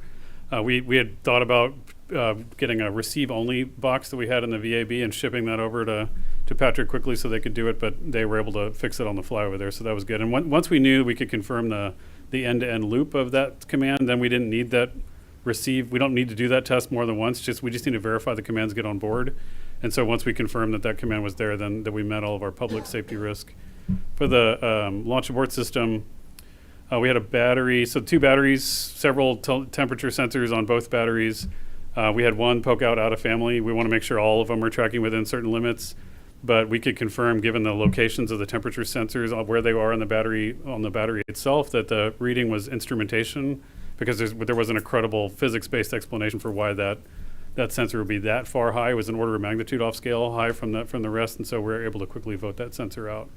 So that was two of the major issues. But again, the team, this is what the training is for. This is what the practice is for, is to go into those things and knock them out quickly. So they did really well.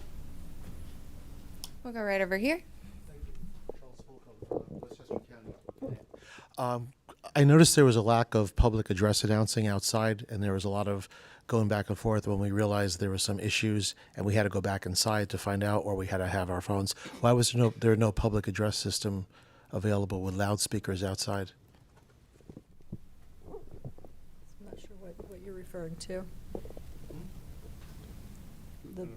We're not sure what issue you're talking about the public address.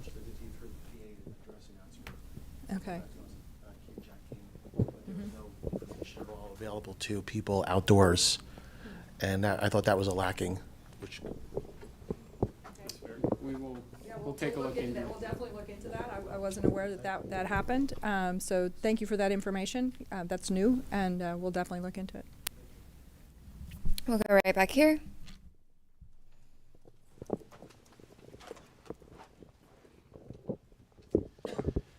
Thomas Moore, Sky News. Administrator Isaacman, as a fellow astronaut, what were your feelings watching your crew rising above Pad 39B? And do you feel that extra sense of responsibility for the crew as they head further into space? I certainly felt that it would be, just from, I guess, my perspective in it, that, I don't know, it is far less stressful to be strapped into the rocket than to be responsible for it here on Earth. So I definitely had those feelings quite a bit.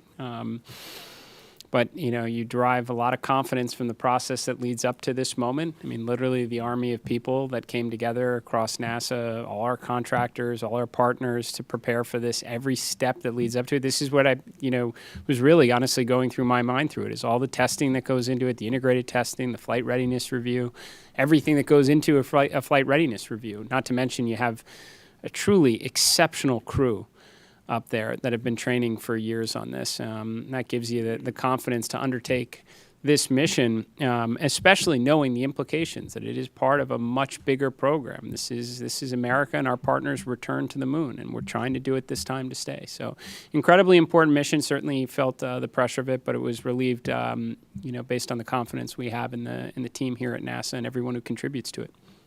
Thank you for the question. We'll come right up here. Frédéric Castel with France 24. First, of course, congratulations to NASA for the grand return to the moon. Mr. Administrator, I have this question that they ask me constantly in Europe and in the States.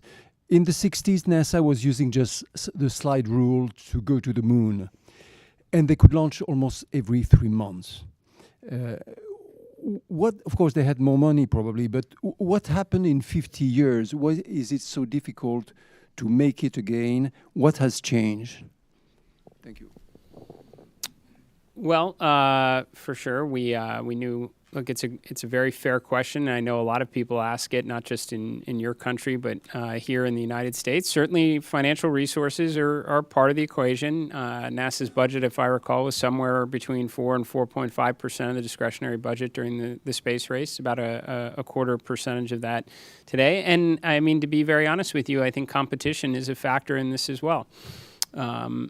It's a great way to mobilize the resources of a nation and concentrate on something extremely challenging, and that's what we did in the 1960s. And I think with absent some competition, we focused a lot on partnerships and all that we could do collectively with respect to science and discovery. But competition can be a good thing, and we certainly have competition now.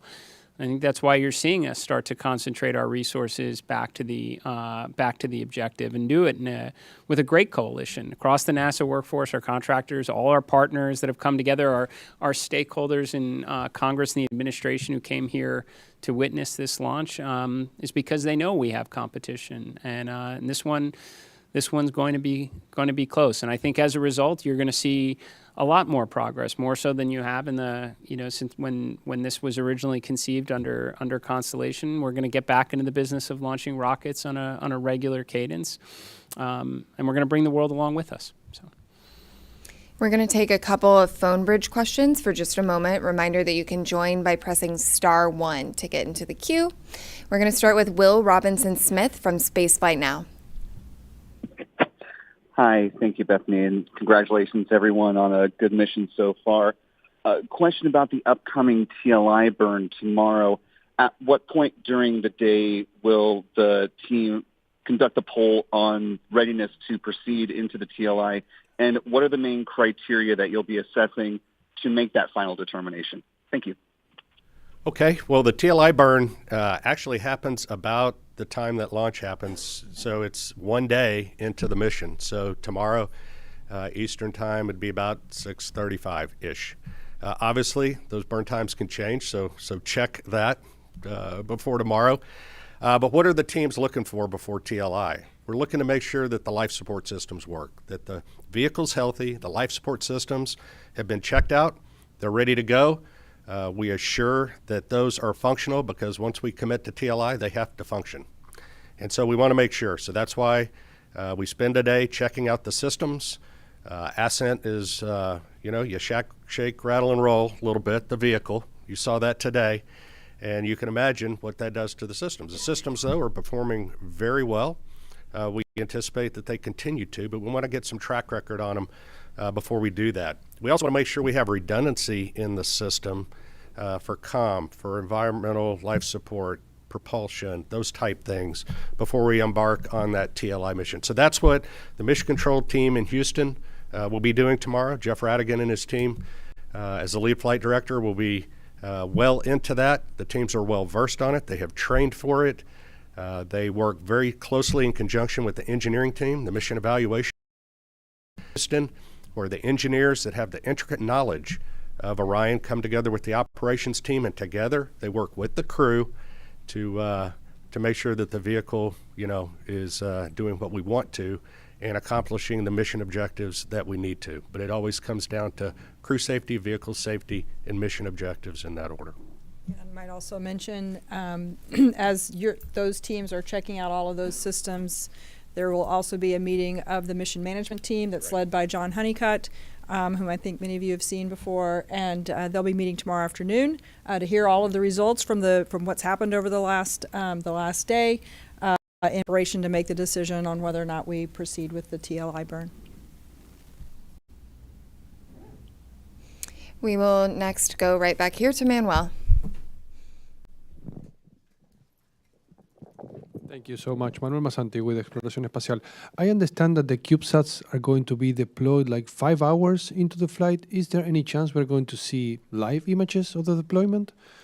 And then when is the crew, I know they're super busy right now, but when are they going to start using the flywheel on its way to the moon, when everything is more like... The second question was to do when they start doing the manual as far as... Flywheel machine. Oh, the flywheel machine. Sorry, thank you. The exercise machine. I guess after the TLI. I'll do this exercise. Yeah, I'll hand that to you. But I can answer the CubeSats. So the CubeSats are installed in the Orion stage adapter, which is actually a part of the upper stage piece, right? So once Orion separates from the upper stage, we'll do the ProxOps demonstration, right? And then Orion has cleared and we're away, then they will be deployed. So Orion won't be there to take images of them. And once they are deployed, they each of them have their own plans for being able to communicate back down to Earth to various ground stations. They have their own communication plans. So we'll start to get information back from those individual CubeSats. So that's kind of the plan and the path forward on the CubeSat deployment and what you can expect. We're going to take one more question from the phone bridge from Christopher Mick of the Hudson Star Observer. Thank you very much. Congratulations to all the teams thus far. I had a question from an earlier media availability with Jeremy Hansen. He made mention of if the mission launched on April 1st, they would be experiencing a lunar eclipse. And I just want to follow up on that, if that's where that would be happening in the mission timeline, and if there would be any video perchance of that happening, or is that just going to be on the astronauts' photography at the time? So you may have to answer the question on whether or not there'll be the availability of the what kind of real time. I'm not sure what we'll have there, but the crew will get to observe the eclipse. This is pretty unique. It's kind of interesting. It actually doesn't happen when they're out of comm, so they will be having communication during that eclipse time. But during the eclipse, the moon will be blocking the sun. They will be able to see the sun's corona, which is kind of cool. So they've been having a lot of science lessons over the last couple of days to learn about that and the eventuality that we actually launched today. So they're prepared to make those solar observations. It'll be a pretty cool and unique opportunity. I'm sure we'll get some images down at some point. I just don't know if they'll be live. Tarek. Thank you very much. Tarek Malik with Space.com for the administrator. There have been a lot of comparisons of Artemis II to Apollo 8, a pioneering mission, daring, that sent astronauts on an untested crewed vehicle around the moon. And I'm very curious, given last week's ignition event and how that really laid out an audacious and ambitious plan to really explore the moon in a stepping stone approach way, where you see Artemis II in that plan, and basically the importance of riding on this mission before you can make that next step for next year. So, I mean, no matter, I guess, how you slice it, it's the opening act for sure. I think there are areas where we're clearly combining, Apollo 7, Apollo 8 into a single mission. Which we should be able to do. There has been, to your question earlier, there's been substantial progress, over the last half century. We have tools. We've certainly been there before, so I would expect us to be able to get some, mission efficiencies through. But I would say that what we learn from this, for sure, will inform how we think about Artemis III. Now, there's certainly big picture objectives in that. We'd like to get the lander together. We'd like to test that out in Earth orbit before we go to the moon with it. But if there are things that we don't see, maybe it is comm-related issues, then we're going to try and fix those. And then we're going to want to validate that on the next mission as well. So, and that should be the idea, right, as we progress forward. I suspect when Artemis III comes around, we're going to learn a lot about the integrated operations that we'll want to validate and ensure is rolled into the subsequent missions. But yes, this should be a philosophy that we take across all of the grand efforts that we are pursuing right now, to not necessarily jump to the ultimate desired state, but to build up to it. I'm going to jump right up here.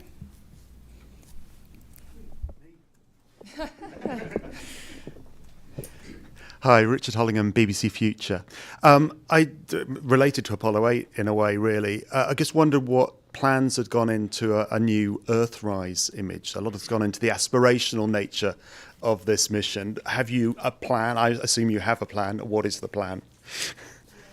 Oh, go ahead. I do know that the teams have been looking at what the opportunities might look like. They've looked at the different launch dates, and so I know that they're really going to try to make that happen. I can't give you a confirmation on that yet, but stay tuned. My understanding is they have been equipped with additional camera imagery capturing, equipment. So we're going to do everything we can to try and make that happen. It'd be awesome. We're going to go right back here.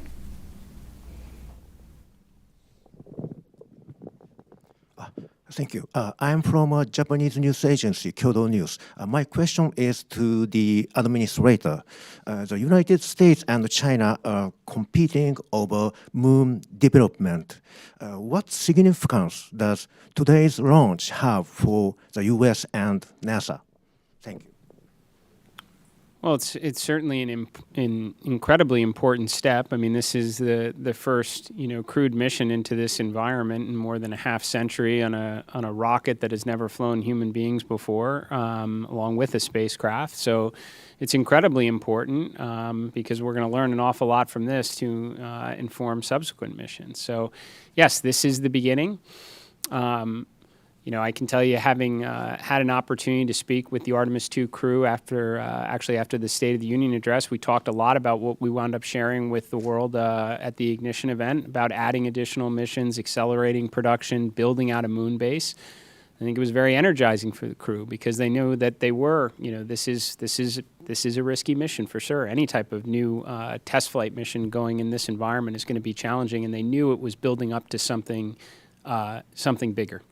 And I think that it was very helpful for them in that regard. So, and certainly it was very helpful for me to hear their feedback as well. I would suspect a point or two wound up in the Ignition event from them. So, we're going to go back here to the white shirt. Thanks, Denise Chow with NBC News. I think for Lori or Norm, I'm curious what you anticipate could be some of the biggest challenges over the next few days, whether that's from a spacecraft or system standpoint or crew workload. I'll jump in. Flight day 1 from a crew workload is pretty tough. Between now and TLI, we're working the crew really hard. In fact, when they go to sleep tonight, they're woken up in the middle of their sleep to do the perigee raise burn, and so their sleep's disrupted. They're hitting on all cylinders. They may not be feeling well. On top of that, so we know that flight day 1 and flight day 2 up to TLI is really good. We know it drops off then, and so going into this, we trained for that. We did simulations for this. We put the crew in exactly that state. Now, they weren't on orbit. They probably were feeling great. But we got a good gauge, hey, are we working them too hard? And the mission control team is great because they're watching the crew constantly. They're watching their performance. And we also have a crew that's very good at saying, hey, enough's enough. And so together, we will make certain that we're doing everything in the best interest of meeting the mission objectives, making sure that we're not working the crew so hard that, they make mistakes or something of that nature. And again, we work as a collective team going forward. So this is our best opportunity, and they may add more stuff to the timeline before it's all done, and they may take some stuff out if we need to, but we adjust all the time on those things. So that's leading up to TLI. That's probably one of the bigger challenges, making sure we get those done. I'm going to go right up here. Hi, Robert Perlman with CollectSpace.com. For the administrator, you mentioned the 53-year hiatus, and in that time, now most of the world's population wasn't alive for Apollo, like I think you and me. And I wonder if you have a sense of if even this early in the mission that this has captured the imagination of those people that have never seen anyone go to the moon before on a world level, on a national level, and how important is it to NASA to capture that support from the public?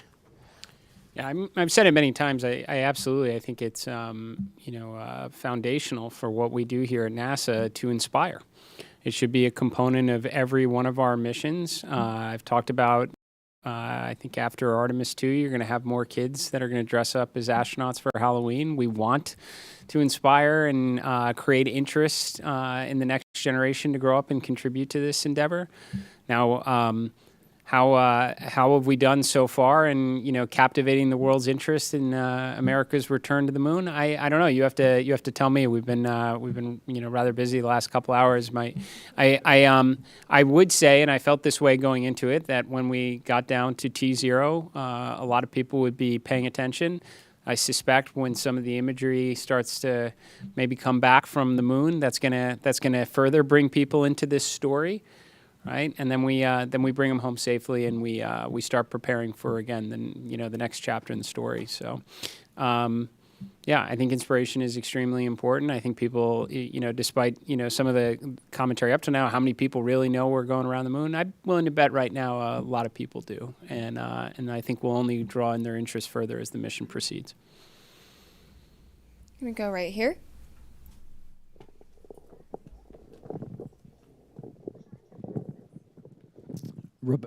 Robert Coppinger, British Interplanetary Society Spaceflight magazine.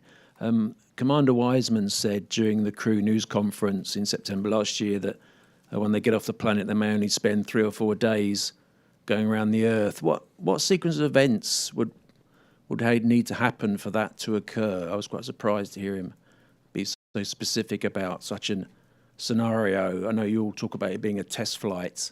So what would need to happen for the mission to be curtailed in such a fashion?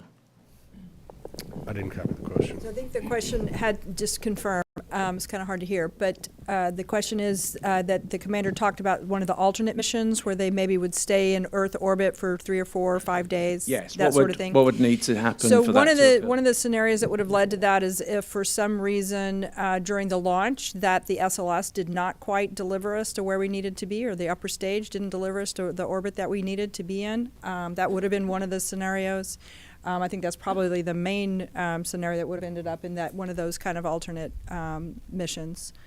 Yeah, but I don't think we're going to need to worry about that, hopefully. But the other thing is if for some reason we're able to stay, but we're not able to do the TLI burn, we would stay in Earth orbit. So there's a couple of scenarios where that could happen. We're right back here. Hi there, Joey Vars with the Gabber for anybody. In the weeks leading up to the launch, we were talking about some of the distance records and altitude records and speed records that would be achieved that were contingent on the specific day and time of launch. I was wondering if we had a better concept of what those might be now that we are successfully off the ground. Thank you. Norm has that data for you. Well, based on the predicts right now, assuming all go as planned and the timeline is executed as we think it's going to be, it'll be on flight day 6. At an MET of about, 18 hours, 18 and a half hours. And again, check that as we get closer because burn durations and things like that matter. But that's where we will exceed or beat the Apollo distance record, or at least that's where we believe that's going to happen. So that'll be an exciting day, and we'll stand by to see what transpires. You're right here.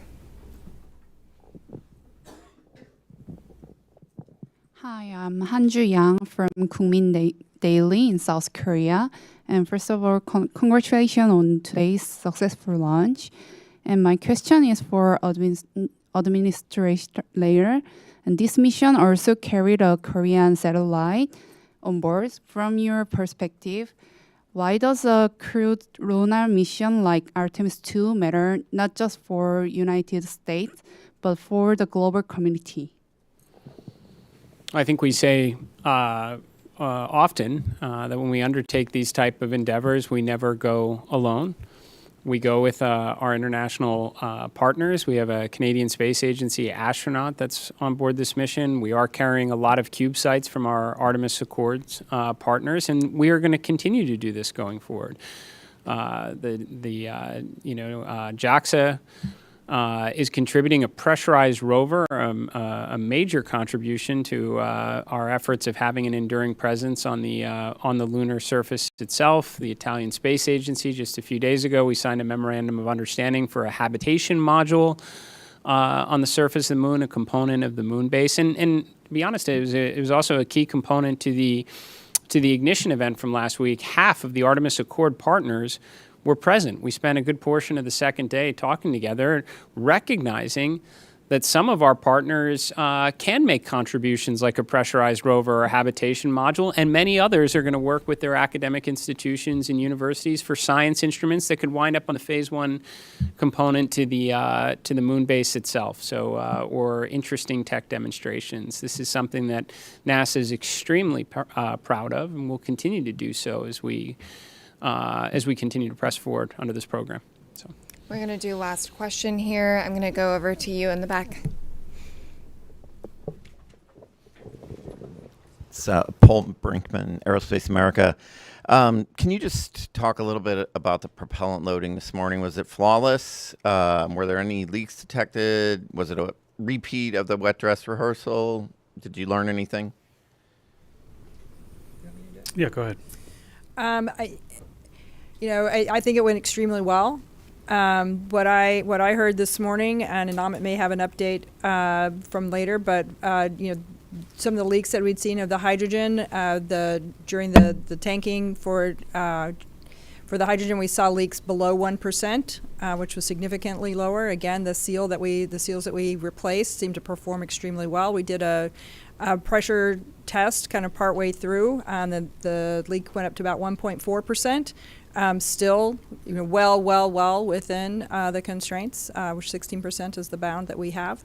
So I think it performed extremely well. We actually, I think, finished the tanking early, from what I understood. So I think it went extremely well.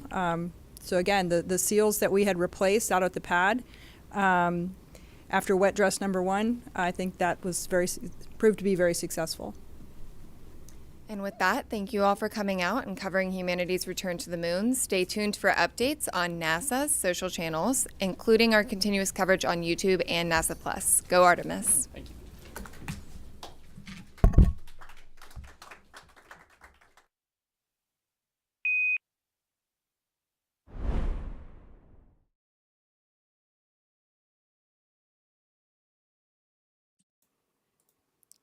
I guess we're back.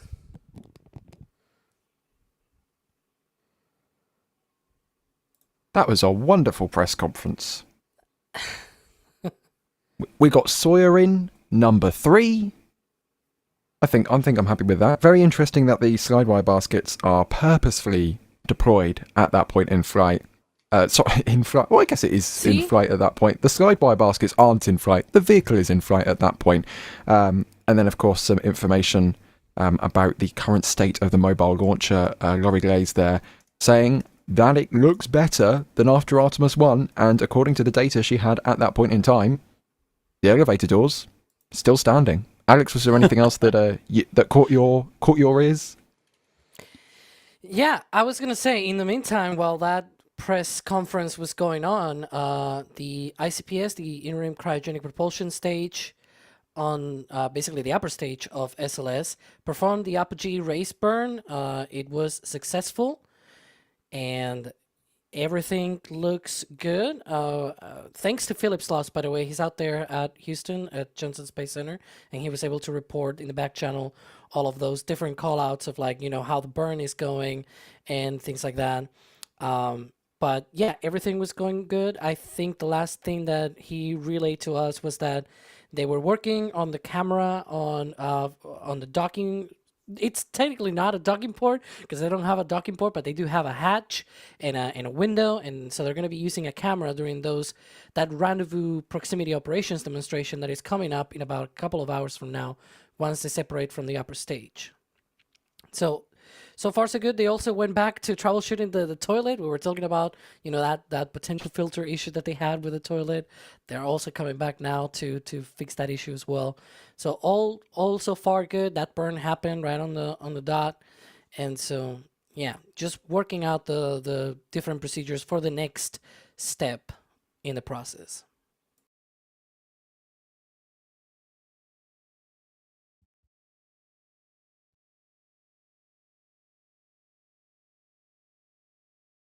Not sure if there is something going wrong with DAS's connection there for a minute. but I will keep going nonetheless. We have just passed 2 minutes and 2 hours. It's been a long time. 2 hours 25 minutes into flight. We can see a live view of the moon on the right hand side, and of course that live visualization of the ICPS and Orion on the left as they are continuing to coast out towards the apogee here with their elliptical orbit, which they have been inserted into. I think, if my geography is correct, we can see the coast of Africa there. So they're over the Atlantic Ocean, coasting out, pointed north with the solar arrays swept back a little bit there in the shadow. Currently, the sun is currently being blocked by the Earth there. Hey, Ryan, can you hear me here in comms? There we go. We've got you, Das. How you doing? Okay, good. Yeah, I was. I actually changed my setup so I could listen to the press conference in the room. Then I had to change it back so I could talk to you again. So I am there here. We go. I think we're still standing by for the crew downlink event. That was the press conference we just watched, but I think there's still another event coming up, isn't there? Indeed. So Yeah. roughly in the schedule, I think it's going to be around 3 hours. Alex, I don't know if you have a more specific time, but that could be in half an hour or so, maybe. Well, it's also worth remembering, right, that mission stuff usually prevails over downlink events and whatnot.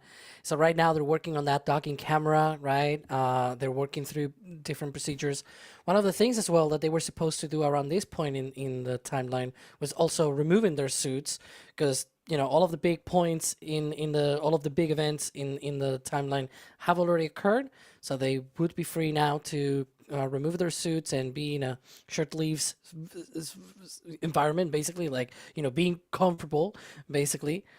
But yeah, they could also be troubleshooting the toilet as well. So this is like, there are a certain number of things that obviously take priority. They're preparing for that rendezvous proximity operations demonstration with that camera setting up in the hatch, in the front hatch, and of course toilet as well, shenanigans notwithstanding. Is that the toilet shenanigans?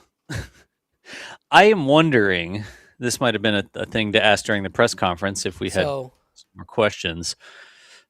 Alex, you got me? Yeah. Okay. Is the toilet... It's apparently the a question, fan that's jammed in the toilet A fan system. that's jammed. Is the toilet critical for going around the moon?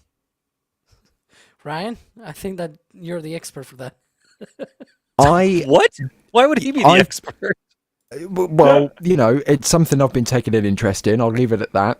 I am not 100% sure, so please do not quote me on this. If this is incorrect information, I do apologize.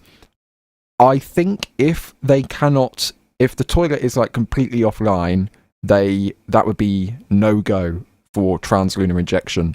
But if this is something that can be repaired or worked around, then that would be optimistic. Again, don't quote me on that. I'm not 100% sure, but I definitely know that you might think, oh, it's just the toilet. But I think there is mission rules, and the astronauts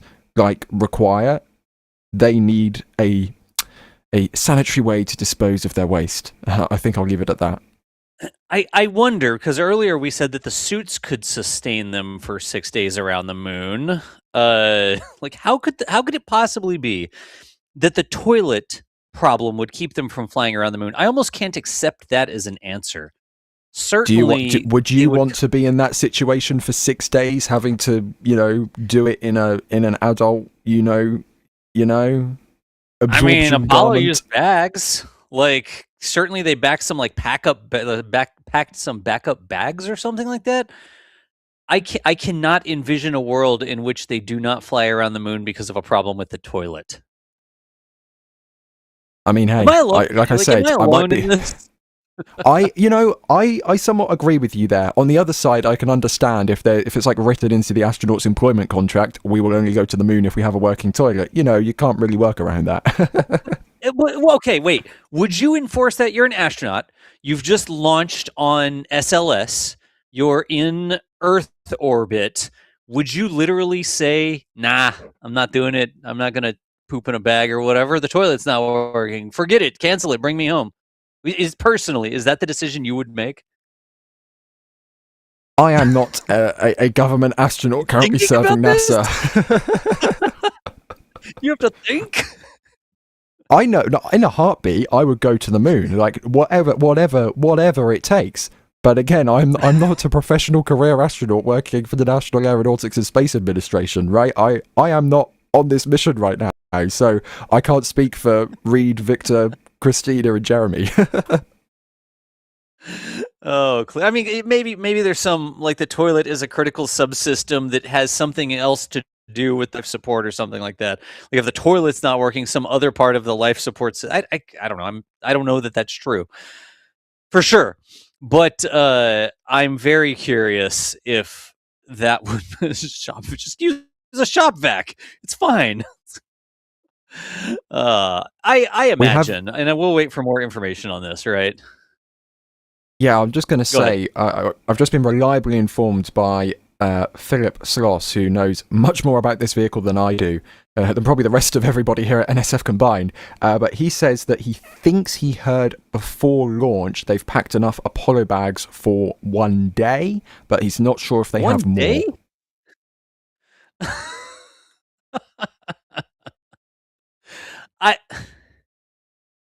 Does that mean they took like 3 bags?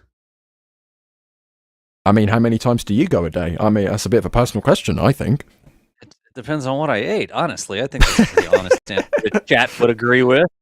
I mean, if you look at my X feed right now, at my latest tweet, you probably don't want to know how many times I'll be going over the next 24 hours. But look at this awesome footage from DWise. Let's talk about the footage real quick instead. I mean, this is part of the NSF skunk works, which you were talking about earlier, Das. This is more frames per second than you can imagine in your head. You just look at the plume interaction between the RS-25s and the twin SRBs. I mean, that is just beautiful. The rocket is moving, by the way, but this is stabilized to track the rocket. Good grief. Do we know what part of launch this is from? I'm going to imagine maybe a few seconds into flight, because you can see the vehicle rolling, so it's during the roll program. I'm not 100% sure exactly at what point into flight that started, but it will be a few 20 seconds into flight maybe, or before. Look at the bottom, like not the engines, but like right above the ceiling. There's a material there for protection, and it's burning off. Look at that. Look at those flames. It's like a blading. Yeah, that's the whole purpose of that material. Like, you know, you have it there for thermal protection. You want that to burn and not the thing that it's protecting, right? That's the whole purpose. It's almost like dark smoke coming from just, in this view, the right of the engine bells, right? Those RS-25 bells in the middle. I also wonder if part of that is like from the APUs, the auxiliary power units, Houston, the about exhaust. halfway through the eclipse, we're seeing all our power predicts right on. Thank you for the help with the power down. Hey, neat. Should I mention couple of quick updates, not really major stuff, but there are updates. So JSC, they're now changing over flight control teams, of course. You know, they've been on console for a long time now for Ascent, and now they're going into the Orbit 1 team. Another update as well, a little bit over, let me do the math, 20 minutes from now. They should be handing over the communications on Orion from the TDRS system, the Tracking Data Relay Satellite System, to the Deep Space Network. Now, the Space Network uses much more larger antennas on the ground, and so they have quite higher data rates. So perhaps we're going to see actual onboard views if you know, the communication gods allow us to do that. We'll see perhaps onboard views from Orion. So, oh boy. I'm curious, is that because of a change in the orbit, or is that just a timed handoff? Like, is it the sort of thing where you have to get far enough away before you can use those dishes? Like they're too big or something? Do you know? It's because right now, so Orion is currently in an orbit where its furthest point out there, it's well beyond geostationary orbit. It's about 70,000 kilometers in altitude. And if you can imagine, the TDRS satellites are in that geostationary orbit. For people that might not be familiar, these are satellites that are orbiting the Earth in such a way that their period is exactly 24 hours, right? That orbit, it's about 36,000 kilometers, not exactly, but, you know, roughly around that distance. So if you go beyond that, these satellites are pointing down and a little bit sort of sideways, right? Their antennas are pointing inwards to the Earth. So if you go beyond that, you're no longer in view of those antennas. So what do you use? The Deep Space Network is what gets you that communication. And so they're transitioning in a few minutes to that Deep Space Network, because once they go beyond geostationary orbit, they'll no longer be able to see TDRS. Perhaps once they come back, because it's on orbit, and the furthest point, it's 70,000 kilometers, but then it comes back, right? We were talking about that earlier, Das, where, you know, it goes out to its furthest point, but then because of orbital mechanics, it's an orbit, ellipse-shaped and everything, so it's going to come back. And when it comes back, it'll get closer to the Earth. Perhaps at that point, they may pick up again the TDRS system. There we can see some of that data, by the way, that we're talking about. Those are probably, nautical miles, 5,800 nautical miles, if I'm not mistaken, right? Oh my God. So, yeah. Nautical miles? And feet per second. Sorry. Yeah. Oh. We gotta get imperial here. And I say this as a Spaniard. Yeah, I was going to say... It's like a maritime theme.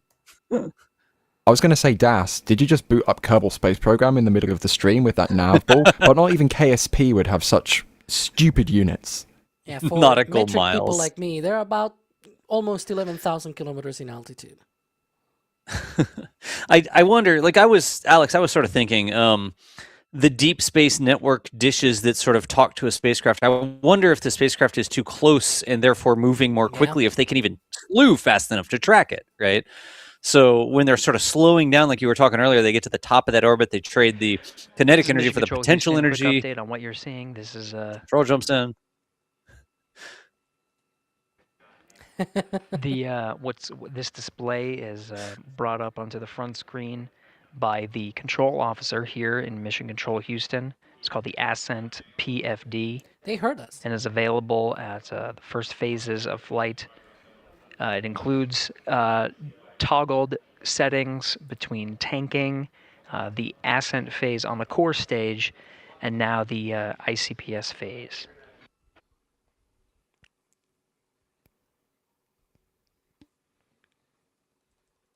Do you think that the computers are actually tracking all this in metric, but then they change it for display? It's like in meters per second and kilometers and stuff, but then they change it to nautical miles. The orbit burn plan is on board. I really like this though, even though we're not getting like the actual views from the capsule, right, and everything. We'll get that in a bit, but it still gives a ton of data. You can see there, for example, the orbit where it talks about the current HA. That is the height or the distance to the furthest point in this orbit. So it says there right now 38,018 nautical miles, which let me grab.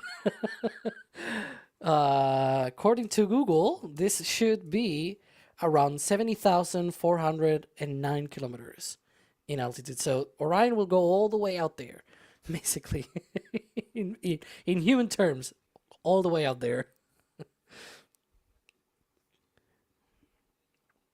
And yeah, and then the HP, which will be height of perigee, that is the lowest point in the orbit, it's currently 1 nautical mile. And I'm going to tell you, no matter what kind of unit you use, whether nautical mile, normal mile, kilometer, that's well within the atmosphere. That's basically right above the surface, right? So what does that mean? If it's 1... Like, explain to us, Alex. Oh, well, that's for disposal of the ICPS. It's on purpose like that for disposing of the upper stage. Sorry, have I talked over comms? I'm being yelled in back channel. I'm sorry. I have yes, you've been talking right over them. Right now. Yeah, really the two different feeds is definitely problematic. But continue. We'll be like, Alex, come on. Jeez. Because I also don't know, like, sometimes we take them, sometimes we don't.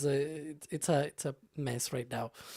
Yeah. It's what happens when you have, like, 4 or 5 different voices in your head of different feeds. But yeah.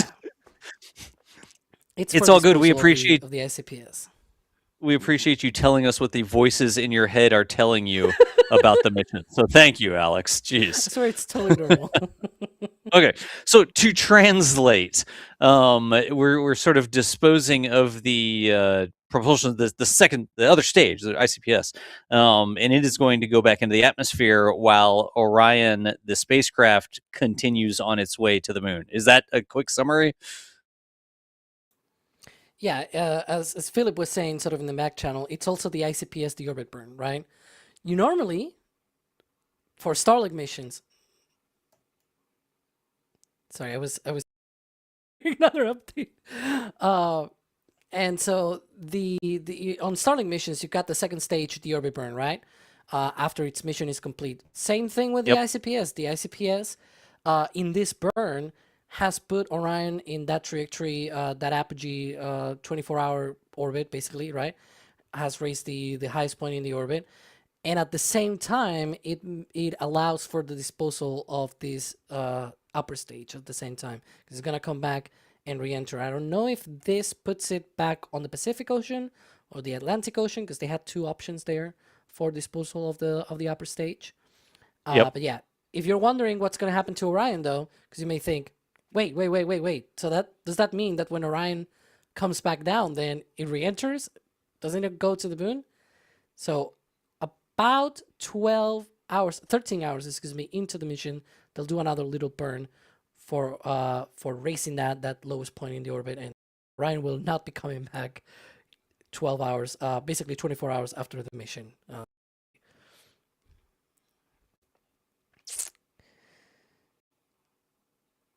Gotcha. Do we have any update on, has there been any more information on the crew downlink?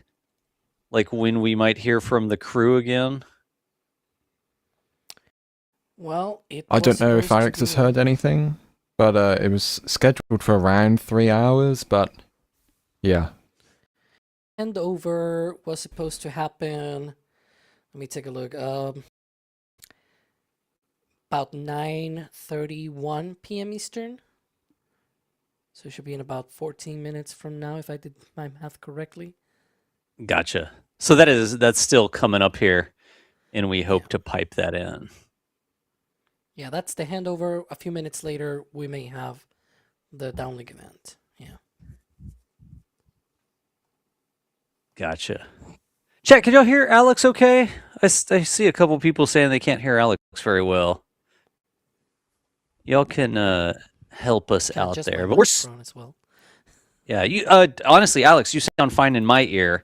So I don't know what the deal is. Some people say a bit low, 5x5. If I'm a 5, he's a 2. We don't have to rate it that way, Eric. Jeez.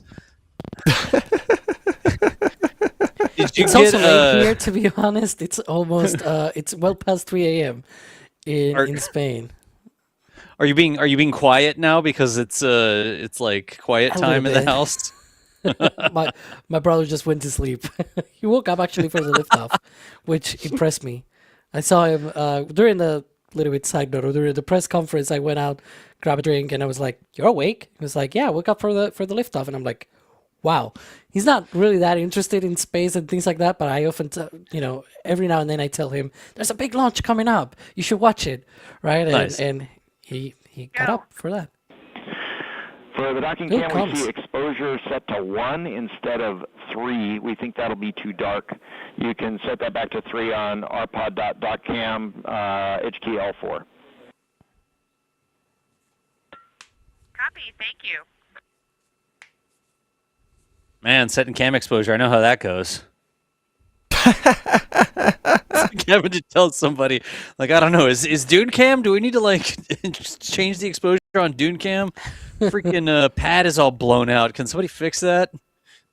They have a little bit more mission control than we have, I guess. I just want to, I'm still amazed by the fact that This it's is Mission launched. Control Houston. I guess I'll have to wait. I guess you'll have to wait. Okay, I'm just amazed, right? So if we rewind, I'm going to get my dates wrong because I'm tired and I've been on a live stream for 14 hours, but I think it was December 2024. Then Administrator Bill Nelson HQ, they did a press conference, and they announced, hey, look, hands up, Artemis II is being delayed till April 2025. A few months later, NASA said, actually, we've managed to accelerate this. April 2026. I'm getting my years wrong. You can tell I'm tired. But then a few months later, NASA was like, actually, we've accelerated this. We think we can make a February. We're going to give it a go for February. And they gave it a go for February. But they launched from, if we go back to the December conference where Bill Nelson said this thing's launching in April 2026, they delayed by 11 minutes and 12 seconds. SLS was 11 minutes and 12 seconds later than Bill Nelson said they were going to be in December of 2024. This is a remarkable turnaround since Artemis 1. Oh gosh, that's reaching back into the bag. April 1st for that matter as well. April 1st. I'm still surprised they actually went for the launch on April 1st. I guess it doesn't really matter what calendar day it is. You go for the window and the vehicle and everything that's ready, but I thought it was funny. April Fools, we didn't have a hydrogen leak. Yes. It's been a while. I'm reading through the chat, like I'm watching chat in sort of real time here. I'm just letting it wash across me. Do some people that got the pins and stuff like that. Again, we did run after the initial stock of pins, but we're going to get more of those made, so you can still order those. We still have patches that will ship as soon as you place your order. I am scrolling up. Mitts Outdoors, no internal cameras on the craft this time. They do have cameras, but I think our current understanding is they need to switch to that higher bandwidth network before we can get those, and we're thinking that might be coming up in just under 10 minutes now. So we're standing by for that downlink from the crew. Of course, I'm going to give them a couple minutes here or there on making that work. The real Levi is Big Red. I've seen this, and I actually have to say something about this. Levi says, miles went to the moon, kilometers didn't. Catch up, rest of world.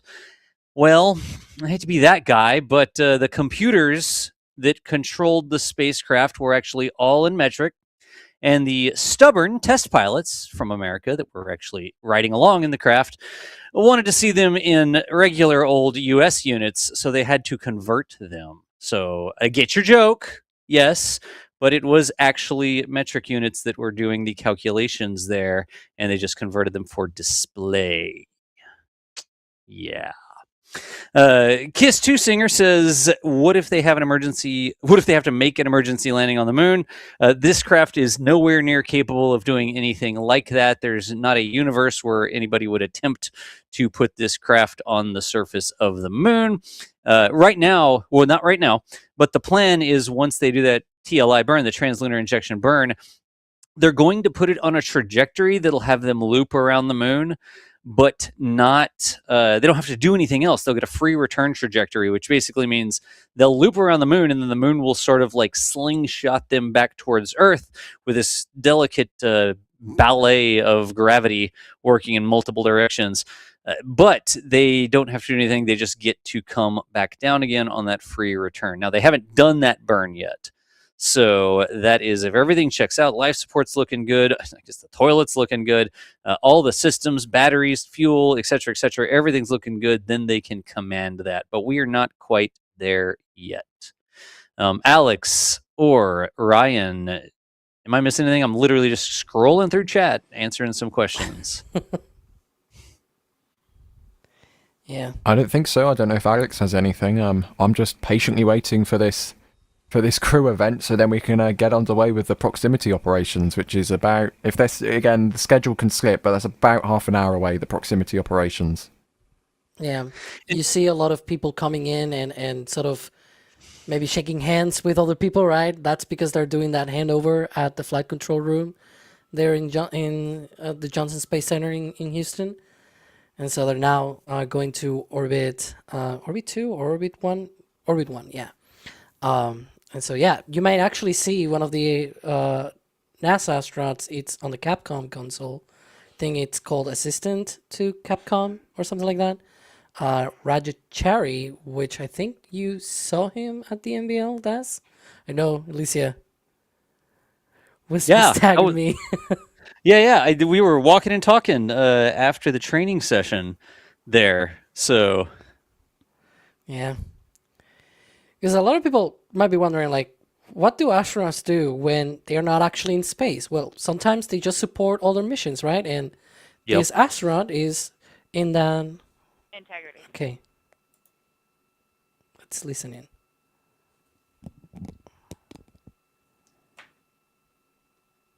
we just heard the tail end of an integrity call there. Yeah. Remember, integrity is the name of the spacecraft. So when they say, integrity copies or whatever, they're saying the spacecraft, the astronauts aboard the spacecraft copy. Well, so that means in 5 minutes they're going to transition to the Deep Space Network, and those are the big antennas.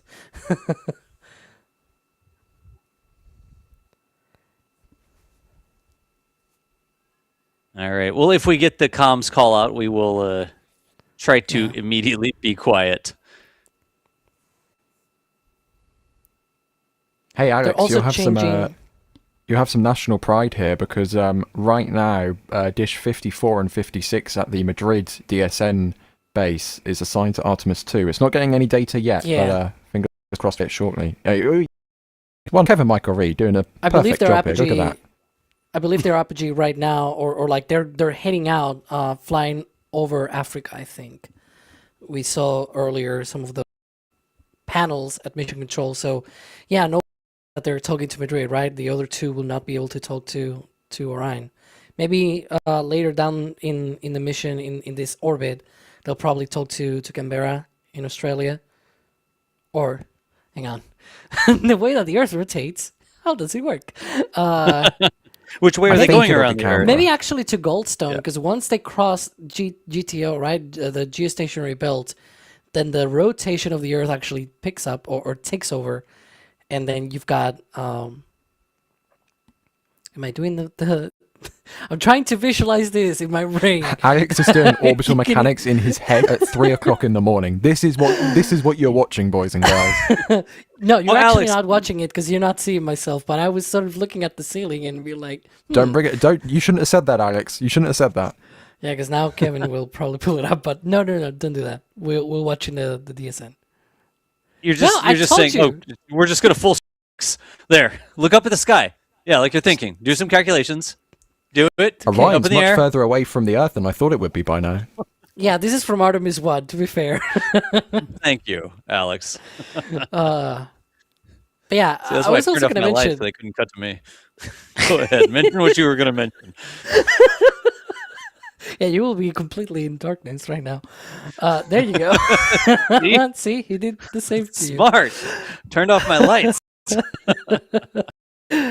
Go ahead, Alex. Sorry. But yeah, I mentioned before they're changing out flight controllers, right? And they're also changing the PAO, so we also are in a sort of a vacuum formation right now because they're sort of handing over one communications guy to the next, and so they're changing over that. But hopefully we'll get some kind of information. I know it's an animation, but just look how high above the Earth they are right now. They're 9,500 miles. It's like, how far is 9,500 miles? It's tough to even understand the scale of things. Well, I'll convert that to kilometers. That's 15,200 kilometers. That is 38 times. Miles? Oh yes, I use statute nautical miles. Sorry, nautical miles. No. Miles. Those are statute miles. So this is the wonder of the So they're showing system. statute and nautical miles at the same time. Yes. Yes. Okay. Yes. So this is 15,200 kilometers. Divide that by 400. They are 38 times further away from the Earth right now than the International Space Station.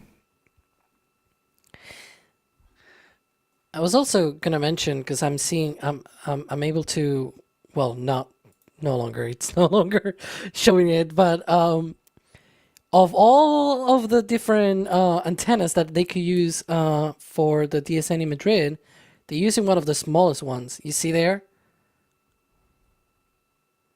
Could that be for like inertia, so they can turn it quicker? And also, it's closer. You don't really need the big one. That would make sense. It's still big, to be fair, right? Because it's still quite a huge set of antennas. But if you don't really need to use the bigger one it's talking to Voyager, by the way, I think, if I'm not mistaken. Kevin's scrolling by, but yeah. Ryan, Look at that the difference. makes sense. Like the slew rate of a smaller dish that's less massive and has a smaller lever arm might be better than the big dishes used to talk like way out there. Like if you're talking to Voyager, it's talking way out there right now. Yeah, Voyager 1 is on the big dish because, I mean, Voyager 1 itself, like, it has limited... What? We have connection. I'm awake. Is everybody awake? Connection to Artemis 2 on the DSN. Is that downlink? But yeah, Voyager 1... Downlink, yes.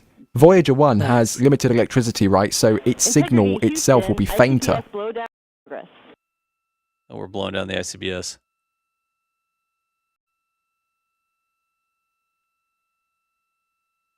That is awesome. That is just so cool to see human... There'll be like human bio data coming down that. Oh, and we've got uplink as well happening now from Dish 54. There we go. Nice. Two-way communication.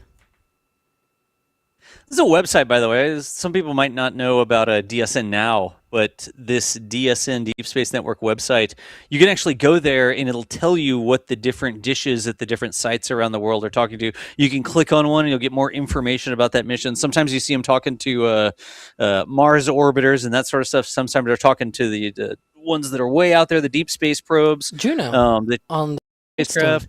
Oh, we have Juno? Nice. Yeah, the one at Goldstone, the one that is sort of doing the two-way. I can see there it says JNO, that's Juno. Yep.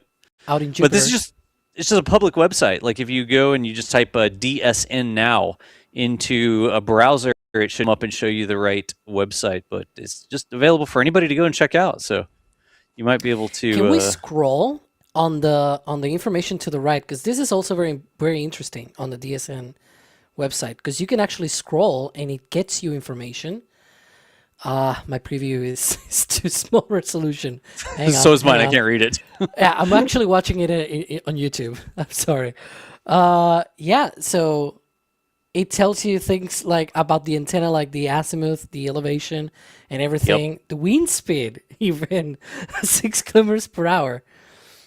But it also tells you like the distance, the round trip, light time. Of course, as Orion goes further out. Thank you, Kevin. Enhance. Very understandable. Integrity, Houston, voice check on DSN. Hey. There we go.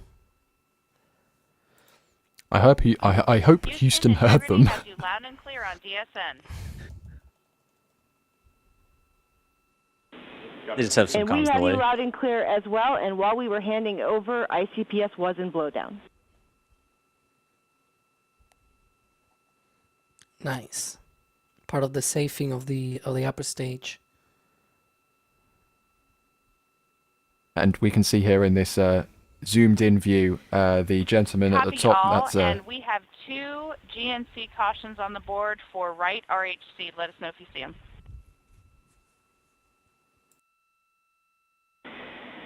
Copy, Christina. We're seeing the same. We think we might have a channel failure. We are taking a look. The gentleman you can see at the top is Jeff Radigan, lead flight director, and the gentleman at the bottom is Roger Chari, who's Capcom. Assistant to the Capcom. assistant to the regional manager. You got the joke. Yeah, it's the woman. I forgot her last name. Her name is Amy. I'm really sorry, Amy, for not remembering your last name. But yeah, she's the Capcom. Raja is sort of assistant to the Capcom. Is there a so the call we just heard, there were 2 warning lights or warning indicators, and they were confirming that they were also receiving those on the ground? Did I hear that correctly? I defer to Alex.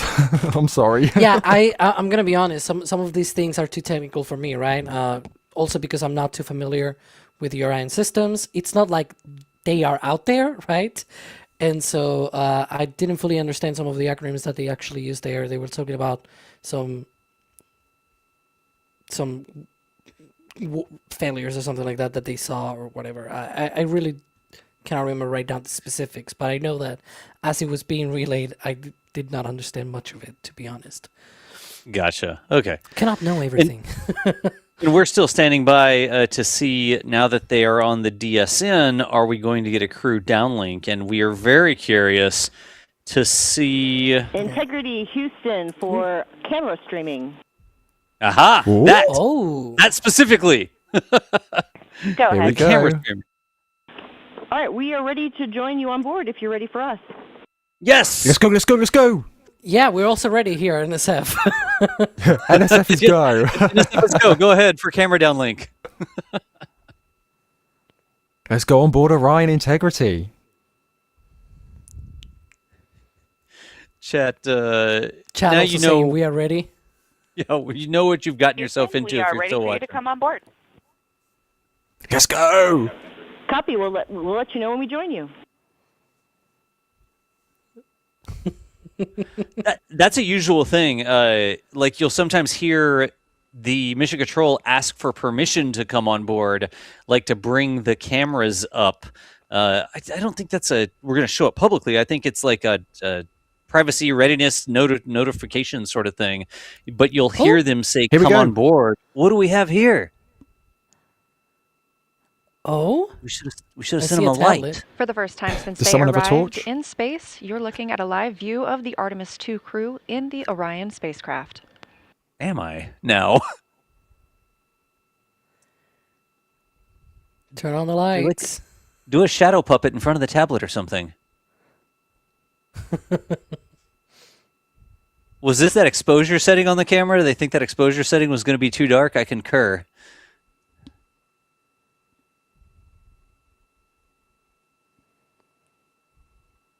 In contact, they said they should have sent a poet. I think they should have sent an electrician.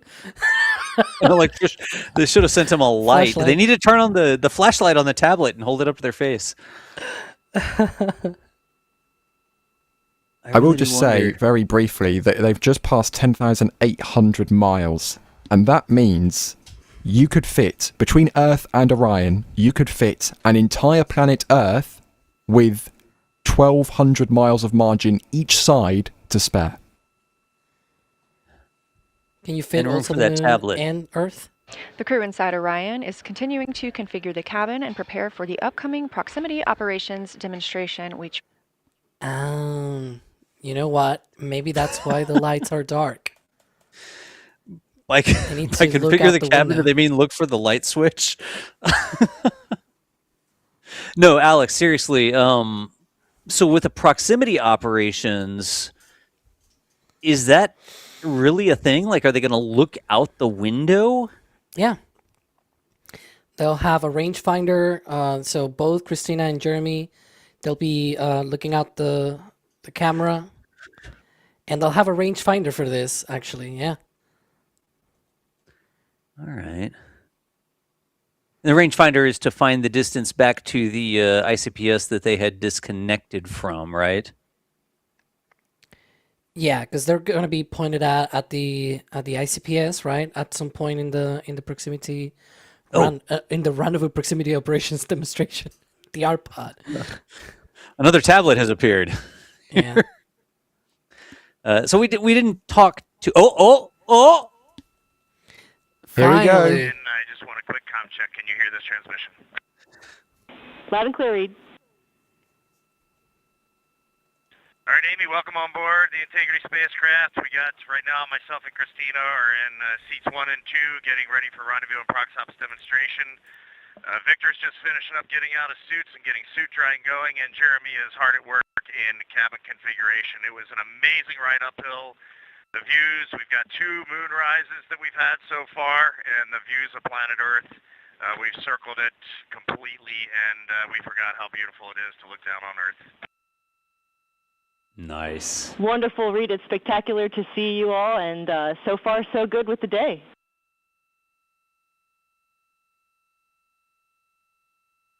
Okay, this is cool. All jokes about the welcoming the world on board Integrity, and we're looking forward to a good rendezvous and prox operations here in a few minutes. And on that note, Reed, we have the ProxOps pad whenever you're ready to copy.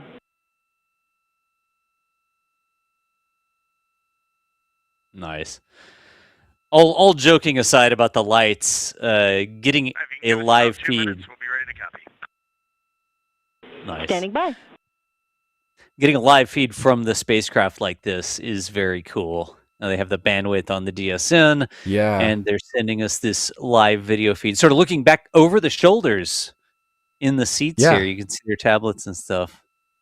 I mean, I'll just say one thing. We had this view during the countdown. It was like 5 FPS. This thing's 30 frames, silky smooth, and they're 11,000 miles away from Earth. The feed is better than it was on the launch pad. This is crazy.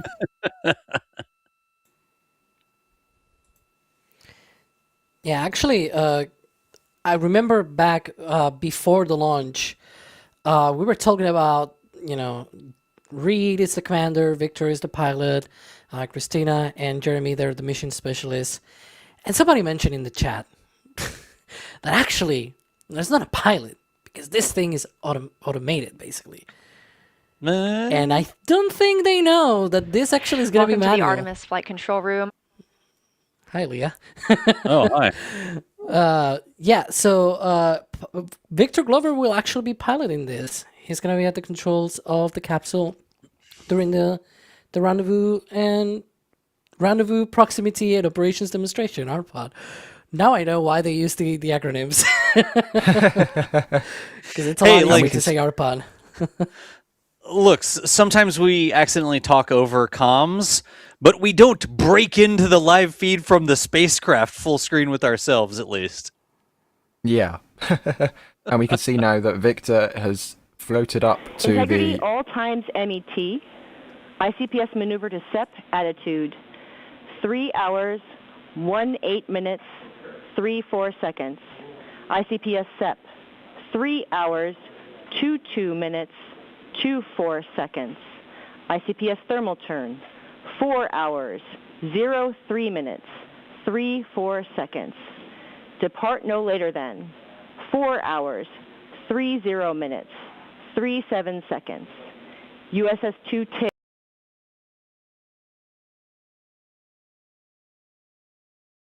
Just 1 second.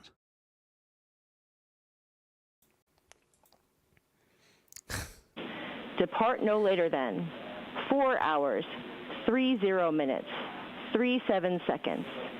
USS-2 TIG, 4 hours, 50 minutes, 07 seconds. Mandatory burn. ICPS disposal burn, 5 hours, 00 minutes, we copy all, and we are hopping seconds. over to How copy?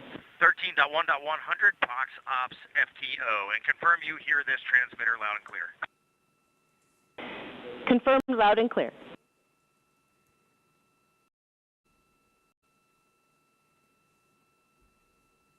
All right, did we jot all those down? I was. I think I was actually.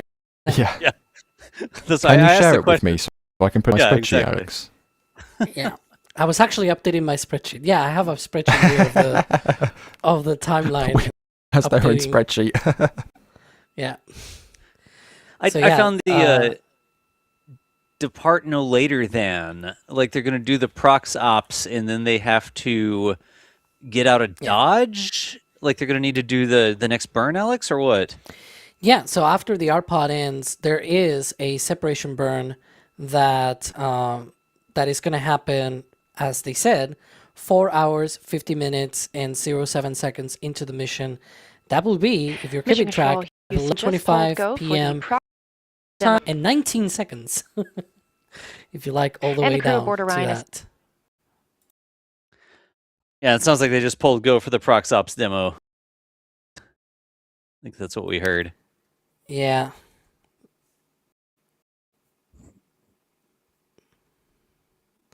But the other things, go ahead. I was going to say, in my attempt to try to jot down all of these numbers, I actually rewound the live stream. So I Post-BFS engage actions open on step 2.1, but we are taking no actions in that procedure. Moving on. Copy, and I have a story on the right RHC when you're ready to hear it.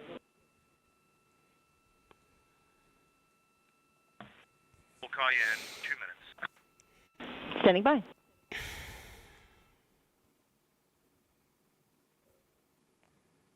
Is it me, or are the comms from the spacecraft clearer than the comms from the ground? Is it the other way around? The comms and the video are better, and they're 11,000 miles away. Can you believe it? They're still going up, aren't they? Like they're 11,000, but it's still climbing? Ooh. Oh, yeah, 100%. Thank you. Wait, is that the moon? Or is that debris piece there? I can't tell. A little flashy like pixel? Ice. Oh, no, it's Maybe ice. Look at that. Yeah. This view coming live from Orion, now just 3 hours and 10 minutes since liftoff today from Kennedy Space Center.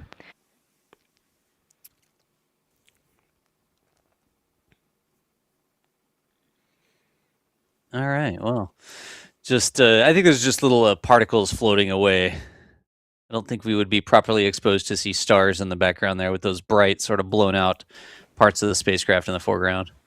But a couple different things in the timings there. You heard him say the ICPS SEP, because right now they're still connected, but as part of getting ready to go here, they are going to disconnect from the ICPS, and that's when they start the prox ops, because that's what the ops are in Prox 2, right? Like it's proximity operations, but Absolutely. It's because the spacecraft Orion is still in proximity to the ICPS, and they're going to sort of like fly around the ICPS, almost like flying in formation with each other after they separate. They've like given themselves a little maneuvering target, right? They're basically going to pretend ICPS is a lunar lander and pretend to dock with it. They won't touch it, obviously. No but booping. This is to no booping, not like you can in KSP. But this is essentially for Victor Glover, who will be at the controls of Orion, hand flying this spacecraft. This is so he can report back to the ground how Orion handles, and that experience will drive the future Artemis missions, Artemis 3, which will be rendezvousing with one or both of the lunar landers from SpaceX and Blue Origin, Artemis 4, which will have to dock with one of those lunar landers to conduct a landing, and beyond, when we're going to be docking in with lunar landers. Not docking with the Gateway space station anymore, at least not for many years, because it's quote-unquote paused, and assets are being quote-unquote reallocated, but still useful for the lunar landers. That we've said prox ops so many times, and I don't think we really explained what the prox ops were. I'm sure at some point. Checking. We're checking something. Yeah. Again, we'll start. But those are what the prox ops are, the proximity operations. It's almost like taking Orion for a test drive, like taking it for a spin, making sure all the controls are doing what they expect. Yeah. Maybe we should say integrity As we get closer to the Orion. ICPS conducting these maneuvers, the target that they will be reading back switches to the docking targets that are on the interim cryogenic propulsion stage. Yeah, I was listening to that. I was listening to that. No, but yeah, it's basically what Ryan said, right? They have targets on the ICPS on that upper stage. So once they separate, they'll burn a little bit to sort of separate in the forward direction, right? Because they separate from the front of the upper stage. There's one target. For the right RHC, it looks like it was a single event upset. We are now seeing all good channels. We did command a fitter reset from the ground. We do have a quick checkout that you could perform if you feel that you have time. We are showing on right-hand controller, RHC pitch, channel 3, deselected.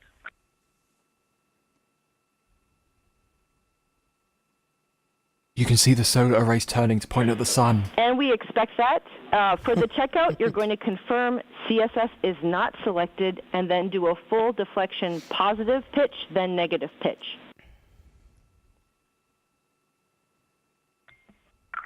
Okay, so the right RHC is powered on, control stick steering is not selected, and you want a full negative pitch and a full positive pitch. Affirm.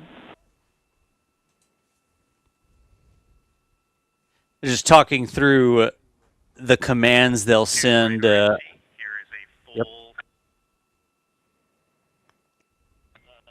Here is a full negative pitch.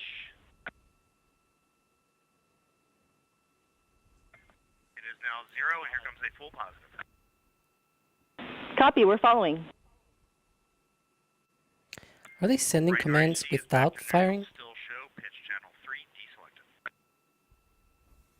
Yeah, Alex, I think that's what was going on. Copy, that's a good checkout, and we'll do the reselection of the channel from the ground, and you are go for Orion 180 pitch ATP and Prox Ops FTO after set. Let's go. Yeah. It sounded like they were checking out the joystick. Yeah, like a quick test drive of the test drive. Well, making sure that they were seeing, it sounded like the ground was making sure they were seeing the control inputs from the joystick without actually connecting it to the thrusters, if I had to sort of translate. I guess that's to follow on your comparison with the test drive. It's like getting in the car and sort of wiggling the steering wheel, right? Yeah. Sort of checking out how it works. And this isn't something that only happens on spacecraft, because this is really nerdy, and I apologize if we lose all of our viewership here. But for example, on Airbus aircraft, if you move the side stick while you are on the ground, on the flight display, on the instruments, it will show the joystick moving. So I assume this is going to be something similar. Yeah. Nice. I got you there. I know you also like aviation stuff. See, I'm older, so it's not exactly the same, but it's like if you drive a manual car, like a stick, and you want to make sure you're in neutral, so you waggle it around, and you're like, yeah, all right, it's in neutral. It moved around without commanding anything. Yeah, when it's neutral, you're like, yep, it's there.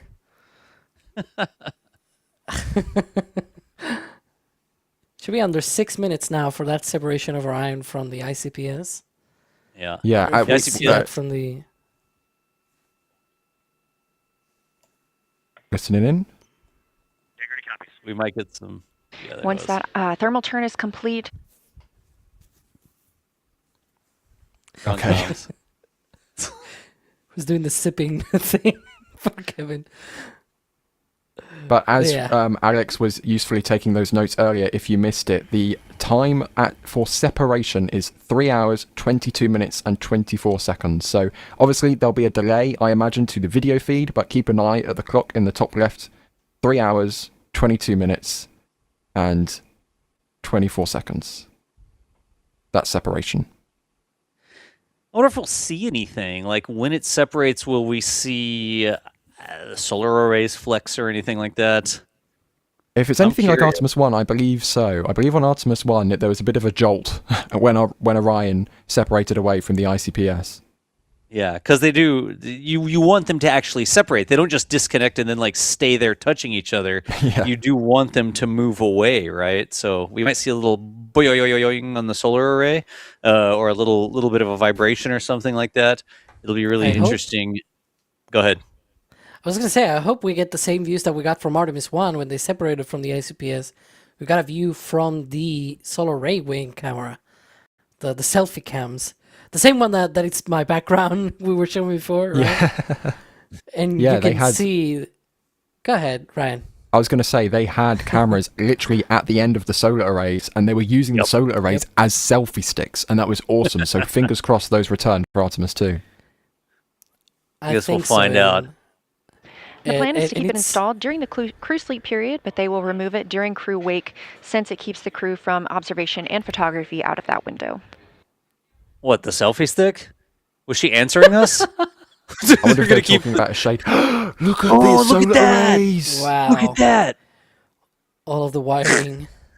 Wow. That's beautiful engineering. Ryan, did that... Was the solar array moving and caught the sun all of a sudden, or did the sun come out from behind something there? I just saw it appear all of a sudden. I think the spacecraft could be rotating, because you can see the shadow moving on the spacecraft. You can! Yeah, you can see the shadow moving. If you're wondering what we're looking at, this is a camera that's... One on the Peltor headset. Loud and clear. Okay, I have you the same. Calls requesting a response will be prefaced with Houston. All other comm, no response required. Houston, how do you copy that? We copy. We're ready. We are ready. Just some words on my configuration. I'm wearing my ox suit boots, and they're clipped in to the seat 1 foot pan to give me some stability. I've got the shoulder straps of the harness on tightened, holding me down to the seat pan. So I feel really stable for actuating the rotational and translational hand control. Nice. I do just have one thing to note. I Glover don't letting want to the step on teams here on comms. the ground know that he doesn't expect a response from them. We're currently ICPS. Next phase 245. Our next action is in about 2 minutes. Does everybody understand what he just said there? He was describing how he was strapped into the spacecraft. And why is that important? Because when he starts commanding motion, if he's not attached to the spacecraft's going to move around him. Like is a little bit, imagine like you're driving in your car and you didn't have your seatbelt on. You shouldn't do that, by the way. But you slammed on the brakes, you'd go forwards, right? You'd feel like you're going forwards. The spacecraft is the same thing, but it can move in 3 dimensions. So if he told it to back up, he would start to float forward in the spacecraft and like bump into the controls. If he told it to go or if he told it to go backwards, forwards, I think I said that backwards. But if he told it to go forwards, then it would sort of push him into the seat. So in order to maintain control, start timers. Christina Cook is floating to Victor's left. She's in charge of the timing and procedural discipline. Jeremy Hansen. Yes. Hansen is floating to Reed's right, watching the ICPS, ready to call a back away if need be. Expecto. Standing by for separation. To back you up, Daz, real quick, Victor will be very talkative during this procedure because he needs to relay the feedback. Yep. Yeah. Victor's mic is going to be hot micing. He's on voice activation. He won't be on push-to-talk proximity operations. Makes sense. He just has to be strapped in so the spacecraft doesn't float away from him and he like loses the controls, or even you pull on a control stick trying to stay in position. You don't want to do that because then you would send a command to the spacecraft. It's like the footage of the motorcycle where you're trying to stop, but you grab the throttle and the motorcycle goes more because you grabbed the throttle. You know, you're not supposed to do that. Same sort of. There we go. Yeah. Look at that. That was so cool. Confirmation, separation from the interim cryogenic propulsion stage. Good motion. Go for 180 pitch. Confirmed. Separation confirmed. Shadow. Houston, copy. Come on. All right, here comes the pitch rate. Is that the docking camera? Flip off. Oh, look at that. Wow. So they're going to do a 180 degree, meaning they're going to flip all the way around, like turn around. I have no stop stream option. Inside. Ooh. There's Victor on the left-hand side. He's hand-flying the spacecraft. Nice.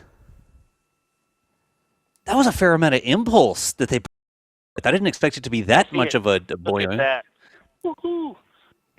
They're being lit up by the sun. And they're looking at it. Orion. I see the moon in the camera, and now I see ICPS in the docking camera field of view. Okay, waiting for 550. I'm on the THC. There's 550, starting the 19 inch. Docking camera. This is the view from. Look at that. This is the view arrow. The docking camera is showing the crew inside Orion. In the future, this will be. Caution, prop, SM, RCS, manifold 3, OX-P health. Oh. Much quieter. Got a little rumble like we're driving on a rocky road, but much quieter than in the sim. I'm showing about 3 degrees wide on ICPS. And it's holding right near the center. Integrity, no action for you on that enable prop caution. No action. No action. No big deal, they said. All right, still waiting on the 19 inch to burn out. Thrusters are still fine. We've got a little rumble. It's like driving on a rocky road. All right, burned out. So cool. Okay, I see about 2.6 degrees wide on ICPS. All right, zooming in. There's 3x. 2.7 degrees wide. Here goes 6x zoom. Enhance. Enhance. To me, like we might Enhance. have even slight closure. I definitely don't think we're opening. He's talking about moving towards it or away from it. Okay, 2.6. I believe the degrees he's calling out are how much. 2.6 degrees. Copy. Do y'all think that's the width Look that at the exposure ICPS is difference between taking 2 up? and 3. That's 3. It's quite washed out. When I go to 2, I can see the docking target. I'm going to leave it at 2 for now. There it is. The docking target. The degrees They've Glover is actually had. reporting. Whoa! I didn't realise there'd be an 2, actual target on the 3. stage. And it again is that rumble, a little bit of a rumble from the service module. I hear them still burning. It looks like they just burned out. And I'm seeing opening. We definitely have opening. 1, 2, 3, 4 impulses. And so far, what I can tell you about this is it's much tighter than the sim. There's not a lot of lateral movement, not a lot of rotational movement as these are burning out. ICPS is nice and stable in the camera field of view. It is 2.5 degrees wide, and we should have a slight closing rate. Tighter than the sim. Yeah. It is a And half 2.5 degree degrees. below the center of the docking cam. It is 2.5 degrees wide. 2.5 degrees wide. You could tell how if you know how big something is and you know how many degrees of your it's quite nice and very responsive. And the camera degrees is also better than what we were flying in the sim. I'm getting very slight movements, so it's making it easier to assess opening and closing. This camera is much better than the sim. We will be less than 4 degrees. I'm going to start left since it's just to the left. So here comes 2 left. 1, 2, left. Good motion. Looking for 1 full degree, so I'll start at the center. Hack. ICPS is centered, waiting for 1 degree to the right. Now I'm going to give it 1 down, if that's okay. Yeah, center it. Nice. All right, we still got good motion. Going to 1 down for correcting ICPS towards the center. Like he's listening to me. All right, and then when I get 1 degree of motion, copy. There's 1 degree hack. 1, 2, 3, 4 rights. 2 lefts to center. Copy.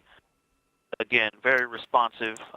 Authority Look tab at is quite responsive. It's very intuitive. I got about 1/4 of a degree, maybe even less than that, of overshoot by starting at 1 degree of movement. And I've got good motion, 1/2 degree back toward the center line, and I will capture it with 2 lefts. I'm going to lead that by about 1/4 of a degree. Here comes the first 1, 2, and I'm going to give it, I'm going to let those down slowly correct themselves. So, all right. Again, that little rumble, it's like a very slight rumble, like just driving over a little slightly rocky road, and the 2 lefts are in. We've stopped on the center line laterally and vertically, waiting for it to correct back to the center. Here comes 2 downs. Folks. 1, 2. Start counting at the center. This is a human being manually driving a spacecraft. Ike keeps talking about the rumble, and I think from the previous spacecraft that we have flown, Soyuz and the SpaceX Dragon, we're used to a more distinct popping sound out of the thrusters, and this is just more of a gravelly road, kind of very calm. There's not a lot of dynamics on board. Very smooth vehicle. 1 degree of motion. Here comes 1. Copy 2, observation. 3, 4 up. Okay, there's 1/4 of a degree overshoot, maybe 1/3 of a degree, and we've got I'm so jealous of motion Victor. stopped. Compared to the other Waiting for spacecraft motion. we've Yep, flown. This one is taking a little longer. Motion is tracking back the other direction now. We'll go 2 downs to center. We also had an up correction going in, so I think I didn't take that out before we started this. That may have contributed to it overshooting a little bit more than the previous.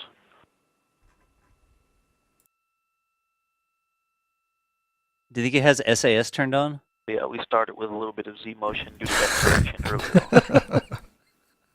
Mech jab. Mech jab. Yeah. You can do this in Kerbal. Like all right, it's 1/2 seeing. degree to go, and then we'll go Put 2 downs to stop it in the center. Seeing the Still right at target 2.5 move around the degrees wide. screen like We'll this. probably only need 1 down to stop this. Okay, gonna put that in now. There's 1 down, and we are centered.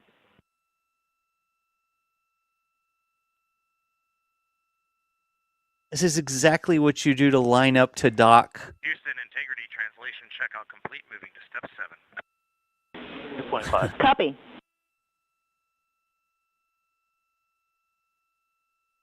Like if you were connecting your Orion to the top of a Starship. Equal. This is exactly what you do to line it up. This is too cool. It's giving me chills because all I can imagine is, next year, hopefully, Back to that step. Starship or Blue Moon instead of ICPS in this view. Yep.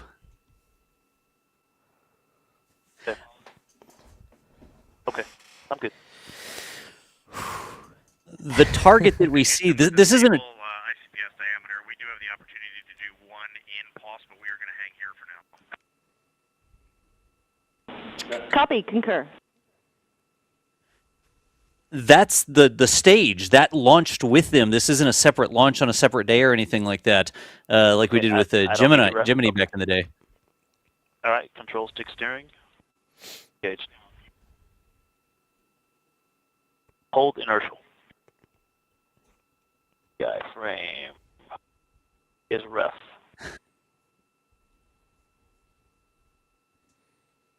One degree on the rate scale set. Just trying to get that docking target background. So I'm going down exposure 1 now. I can see the docking target clear. Yeah. Ready. That is the ICPS, y'all. This was connected to the bottom of their spacecraft, then they separated the two. Right, coming in. 1, 2, 3. And Good motion. Moving. 2 for 17. Start to drift a little bit. 5 degrees for 17. Yeah. See the roll? Yeah. Right, no cross coupling, no rate in other axes. 10 degrees for 17. Good motion. See ICPS center docking target 12 for 17. The degrees you hear Glover reporting are the amount the ICPS is taking up on the docking camera, which you see in the left side of your screen. All right. Yeah, we said that like 2 minutes ago. Is at 0.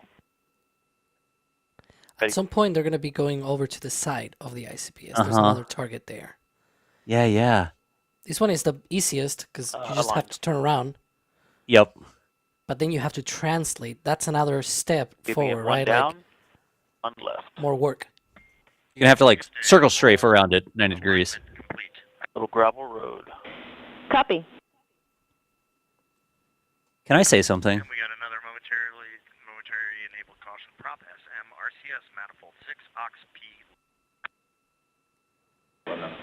No impacts to ProxOps demo. Good to continue. All right. Can I say this is cooler than the launch was? Point 2. Set. Is that a bad opinion? Like, I really do think that this part here for me... ICPS and get stable. I'm going to go up. I'm going to go right. Is cooler than the launch. Okay. Roll right and hold. All right, roll right. It's coming in. Roll good motion, no cross coupling. It's only roll rate. I see ICPS. He agrees. 2 for 5. Yeah. Like, we see lots of launches. You don't see this. This slow, is very easy to anticipate.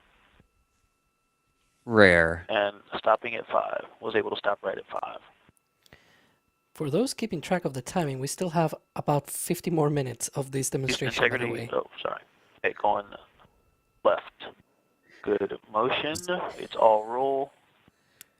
Oh. Was that 55-0, Alex? And pitch or yaw. 2. Or 1-5. Yeah, 50 minutes. 5-0. 50, gotcha. Roll, until about released, it's 0. 4 hours, 30 minutes. Back to the center. Roll is slow, but nice and predictable. Easy to anticipate and stop with precision. Yeah. Lance Anthony, this is a computer. screen. It's a camera that they're seeing. Victor Glover manually piloting spacecraft, but that is a camera, and it is something that they can Ready. Going edge key. Pitch is in pulse. It's just greater than half a degree low. Yeah. 3x. Pitching up 1 pulse. For 1 degree. Pitch up. Nice and snappy. And there's 1. Anticipated. Stopped it right on that 1.5 degree line. Okay. And returning it to the pitch down. Stop just greater than half a degree low. Stop. Very nice. Look at that. Pitch was very tight, very responsive. I was able to stop it right where I started it. That's so crisp. Now, again, they're not actually going to make contact. What Victor's doing is feeling out the controls of the spacecraft. Just making sure it responds the way he expects. Pitch up and hold. All right, pitch up. And look at that. And very responsive, also in discrete. Pitch down and hold. Back to initial vertical position. Stop. Captured. Very nice. He's even saying when he's commanding it, like starting it, stopping it. Yaw, it's going to go side to side now. Watch. This is incredible. This is too cool. A good motion. We are. Yes. All right, and yaw. Oh my God. Pulse and stopped it right at 1 degree. Very responsive in yaw as well. I feel like I'm sitting in the seat next to Victor as he's calling out these movements. The amount of detail we're getting from his communications. 1 pulse, good motion, no cross coupling, and 1 degree. Stopped, overshot about 1/8 of a degree. Back to original position. He's giving it these little pulse commands. He says pulse, right? Pulse. Over and over again. You don't hold the controller to the side. You would keep accelerating. You turn faster and faster. So what he's doing is just like right and hold 1 degree. Good motion, no cross coupling. 1/2 degree. There's 1 degree stopped and overshot about 1/8 of a degree. But nice capture. He's just doing little pulses, and then you let it drift. Not sure. It's most likely from us, the camera, or this vehicle wobbling in yaw. So ICPS is moving. It's wobbling left and right slightly in the camera view. It did stop at the 1 degree of motion quite precisely, but we got this bobble just now, going back to initial position by yawing left and holding. While it's yawing, it is solid. There's no bobble. Stop. Released. See if that bobble comes back. There is a slight bobble, maybe dead banding or just the camera or the vehicle fluctuating. Are you guys seeing that, Houston? Are you seeing the bobble in the docking cam video?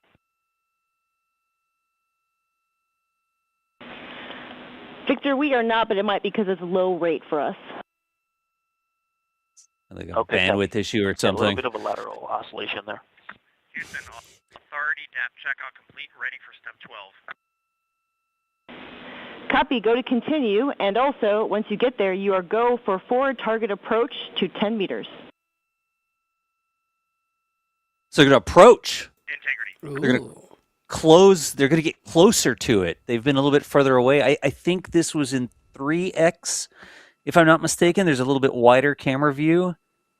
And if I remember correctly, they've zoomed in a little bit here. And then there was another wider one. It is showing course. 16 in, starting now. 1, 2, 3, 4, It's going to get bigger. Watch. When he says 1, 2, 3, 4, 5, you can see him pressing the joystick on the left 15, of the picture-in-picture. Houston approach was initiated from approximately 2.7 degrees. All right, I'm going to give it 1 Copy, down. 2.7. All right, Everything we're coming here up on 3 degrees wide. Stand by for 3 Slow degrees. and steady. Hack 3 degrees wide. Getting bigger. Yeah, getting bigger. It's Gave how it many one down. degrees? It doesn't seem to be tracking down, though. I'm going to give it one more down in course. Of the field of view it takes up. So it went from 2.5, 2.6 to 3. It got bigger. One left in course as well. Good corrections. Good. Are you okay? This view live inside Orion. Field of view, do you need any lighting adjustments in the cabin?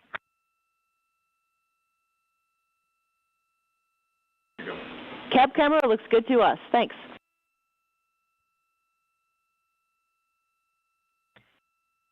Integrity. Hack will be at 0.5 degrees wide. Stand by. Hack 3.5 degrees wide at 1823. Yeah, the bobble The is crew a technical received to term. go Max. to move in towards 10 meters away from the interim cryogenic propulsion stage. Yeah, sure.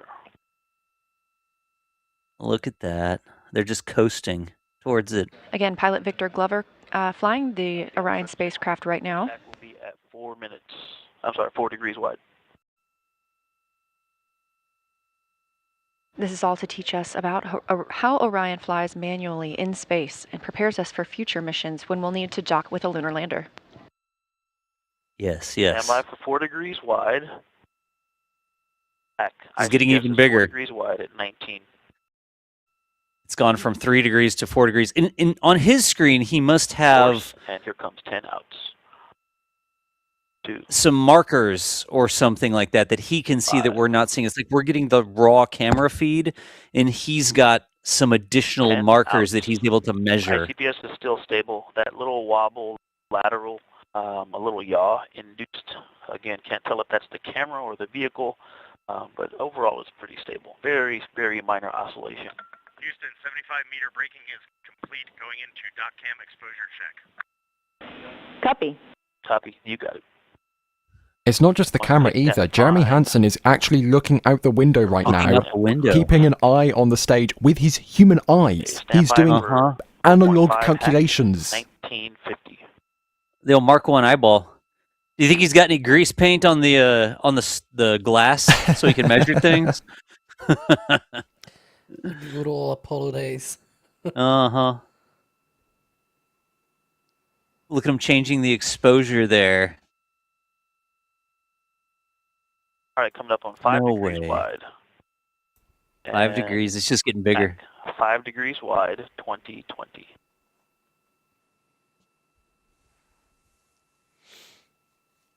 Okay, next action is when the center docking target is 1 degree wide. It is about half a degree wide right now. It may seem 6 hack, 24, 6 degrees wide. may seem silly, but Fine, it's I'm gonna true go that up. 8. sometimes eyeballing it can be good in a manual situation, right? Like your autonomous docking system fails, Copy, going course and you and want to 1 dock. out. Your course, Your eyeballs do 1 that. out. The amazing Kevin Michael Reed has given me telestrator access, boys and girls. I'm gonna, Up. Stand if by I for circle 6.5 this, degrees wide. that's the joystick Victor is using right now. Excuse me, I may have skipped on you. 5.5. Hack, that's 5.5 degrees wide. That may have been the reason we thought I skipped 1 on you. I skipped 5. 1 up, 1 right. Okay. All right, course. Nice. We did a mistake in slowdown, so going back course and 1 in. Not as far ahead as we thought we were. When he says course, he means bigger control movements. All right, coming up As on opposed 6.5. Hack, 6.5 degrees wide. Fine. You're fine. Going up, up, 2 ups, and 6. Good grief. I think that gets it into the stream now, so I think that gets it in. They're listening in. Good grief.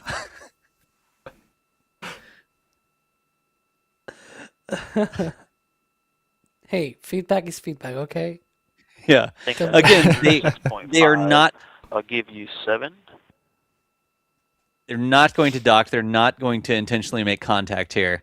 They're just giving it the old test drive. If they tell it to go forward, make sure it does that. Target gets bigger. They tell it to stop. 7 degrees wide. ICPS is 7 degrees wide. Hack 2245. All right. Tell it to ICPS, stop. the center docking target is about 0.7 degrees wide. Nice. It stops getting bigger. They tell it to go left. It goes left. Wow. 5. Correct. Look at that. All right. 7.5. Hack. Right on the money. You can see the center target. Right. Oh, much yeah. Center of the screen. Right about that is 7.5 degrees wide on the center docking target. Some fantastically fine control here. Left and fine. 8 degrees. Hack 2322. Again, this is hand flown. Victor is hand flying this approach. Center docking target. Yeah. 0.8 degrees wide. The next action will be course and 6 outs when it's 1 degree wide. 6 outs, I believe, There's would something slow floating to down. the right of ICPS. Did you see that photo off the screen on camera view? 0.8 degrees wide. Quite large.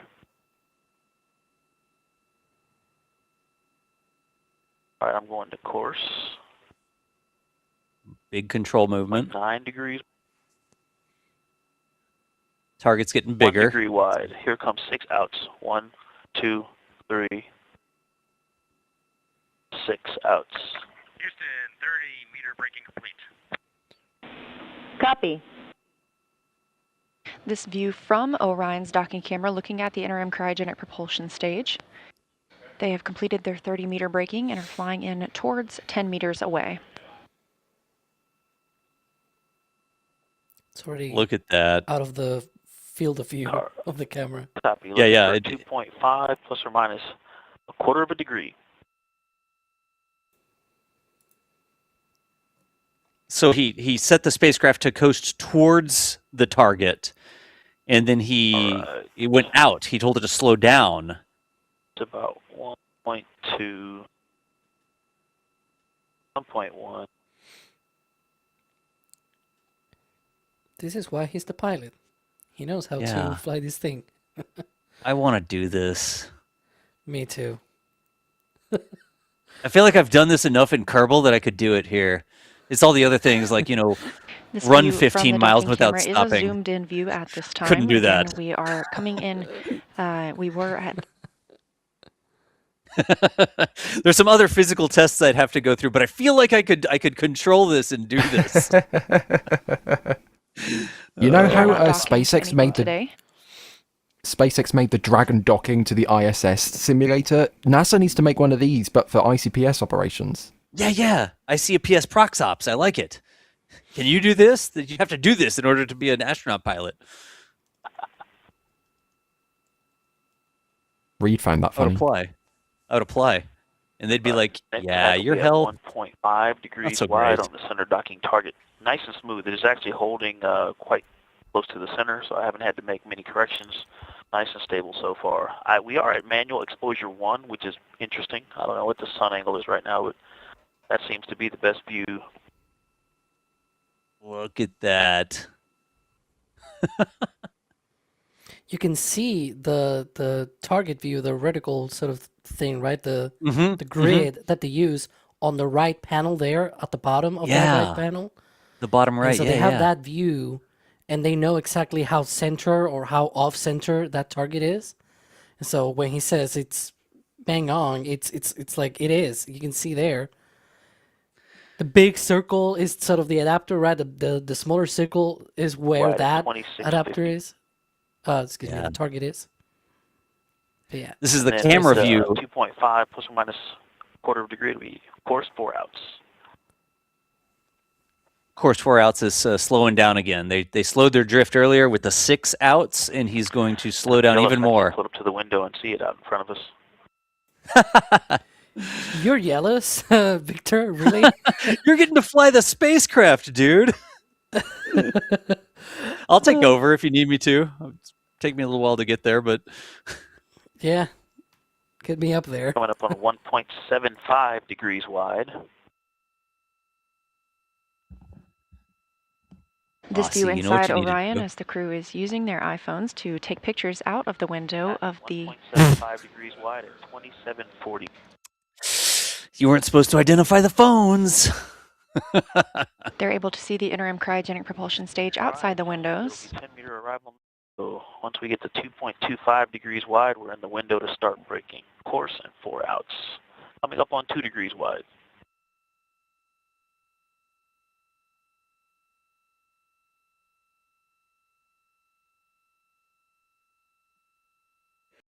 So that view is inside the spacecraft. Wide.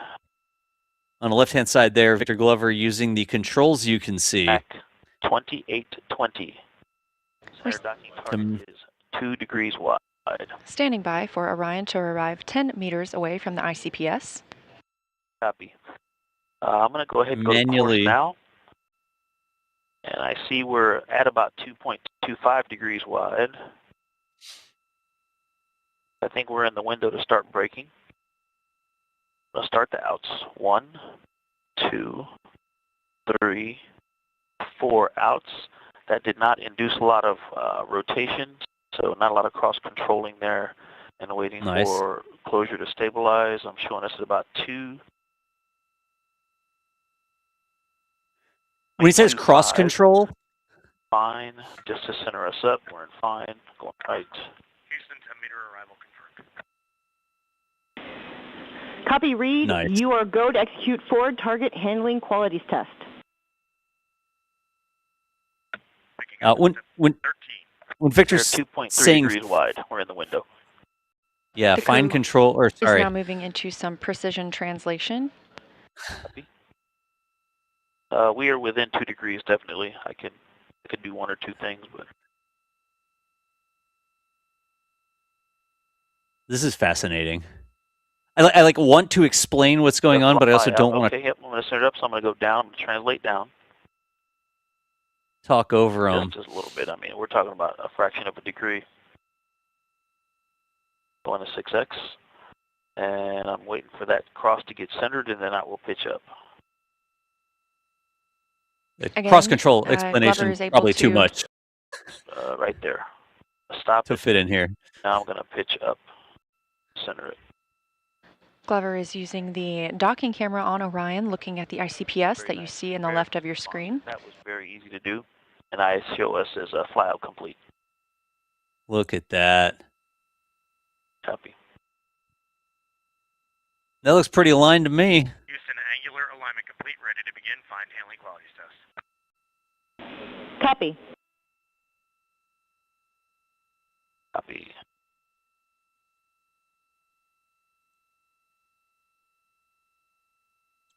Affirm. Yeah, you're right. We could almost do a video explaining all this. 3x zoom coming. This is a zoom view from the docking camera on Orion. Fine.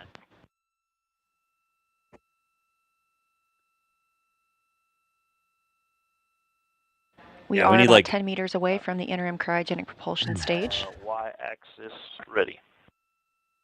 Need ISOs of both these feeds. We could talk about all the things that he's explaining. We're out and fine. Okay. Copy, a little opening. Back to center laterally. Okay. Yep, 2.75. Yeah, I see opening. Okay. So we're centered. 1, 2, 3, left pulses. Good motion. Look at it drift. There's a half a degree, good motion, a little bit up, down, or up in on ICPS. And there comes 1, 2, 3 to null, about a tenth of a degree overshoot. We're looking pretty stable right now. We did have some upward motion on ICPS. I'm going to correct that out as well. That might have been that cross control. You command it to do one thing and you get a little motion in another direction you didn't ask for. I'll give one more out and fine. Okay, and 3 right. Here comes 3 right. 1, 2, 3 right. Center, good motion. Yep, it'll drift the other way. We'll see that in a second. Up a little bit of upward 2.7 stable on the range, copy. And going to That might be that cross control again. 1, 2, 3. You're centered. Do you feel that? Okay, a little rumble. Felt something here just a second ago. When he says capture, he's all right, and we're going to go arresting the motion. Up. I'll start measuring from the center. 1, 2, 3, up. Show me the docking target cam again. There's center, and we'll null 1 degree low. Overall, the control is very responsive. Not sure if it's the dead banding half a degree good motion, but I am doing a little bit more lateral correcting to keep it centered. And there's 1, 2, about a 1/10 of a degree overshoot. We got some lateral motion build up in there. I'll go left to correct that. All right, 3 downs to bring it back to center. 1, 2.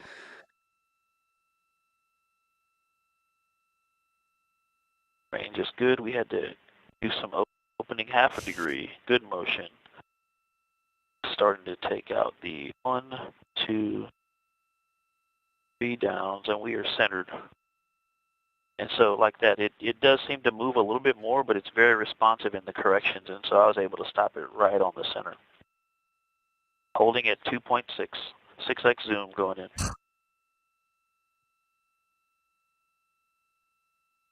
Ready. All right, half inner circle for 60 seconds. Every time I see that docking target by itself, it looks like the full moon. Just somewhat fitting. Whoa, that's a little more zoomed in.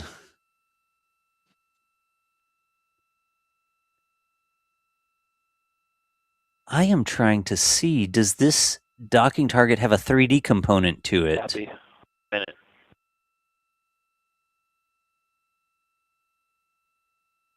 I can't tell right now if this is flat or if this actually has a 3D component. 15 seconds until center on center. Like sometimes they'll have a part that sticks up in the middle, and if you can see that part, it means that you are not exactly flat. All right, going like your on orientation. On. A higher gain there, definitely requiring some control, some more frequent control inputs. Has like a relative angle Stable to there. it, so now that trying to minimize inputs and see if I can hold that stable. it does look like there's a shadow there on the bottom. Maybe. Okay, time's good. Houston, translation test complete. Would you like us to go to step 16 or 18?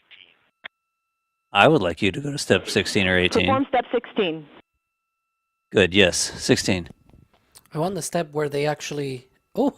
That threw the phone across. Holding at 2.5. I want the step... I want the step where they go around and sort of 1 degree good go motion, to the no other cross target. coupling, half a degree, and waiting for 1 full degree of motion. Stop. Wow, stop right on the line. No cross coupling, good motion. There's half a degree going back to the center. I'm surprised. When he's talking about overshoot or That's stopping very right on the line, he's trying to get it to stop in a specific place and then saying how close he was able to get it to that exact spot. Half a degree. But now we're not translating, we're yawing. Right on the vertical grid line. We had a little bit of a translation. Going back, yawing right, good motion, cross coupling, half a degree. Back to the center line, stop. Very, very nice control in the rotations. Look at that. He was translating before. He was floating left and right and up and down without turning the spacecraft, and now he's turning the spacecraft without trying to translate. Copy that, Dana. Thank you. Going back to center. Hannah said looking out the window, she was able to perceive the motion of all the alignment tests that we just did. Houston, we're in step 18, ready for back away. Concur. It looks super controlled. That is course, showing course. 6 outs, starting now. 1, 2, 3, 6. You're hearing the voice of pilot Victor Glover. He is backing away from the interim cryogenic propulsion stage, having completed this portion of the proximity operations demonstration. There you can see the photo on the right. Do you see the docking target in the middle of that photo? And then you see the cross sticking up from the middle. That's what I was talking about. You have that 3D element to let you know if you're not only sort of looking at it directly, but whether or not you're angled relative to the spacecraft. And that is too cool. Glover is also able to control the brightness of the screen and of the docking camera that you see.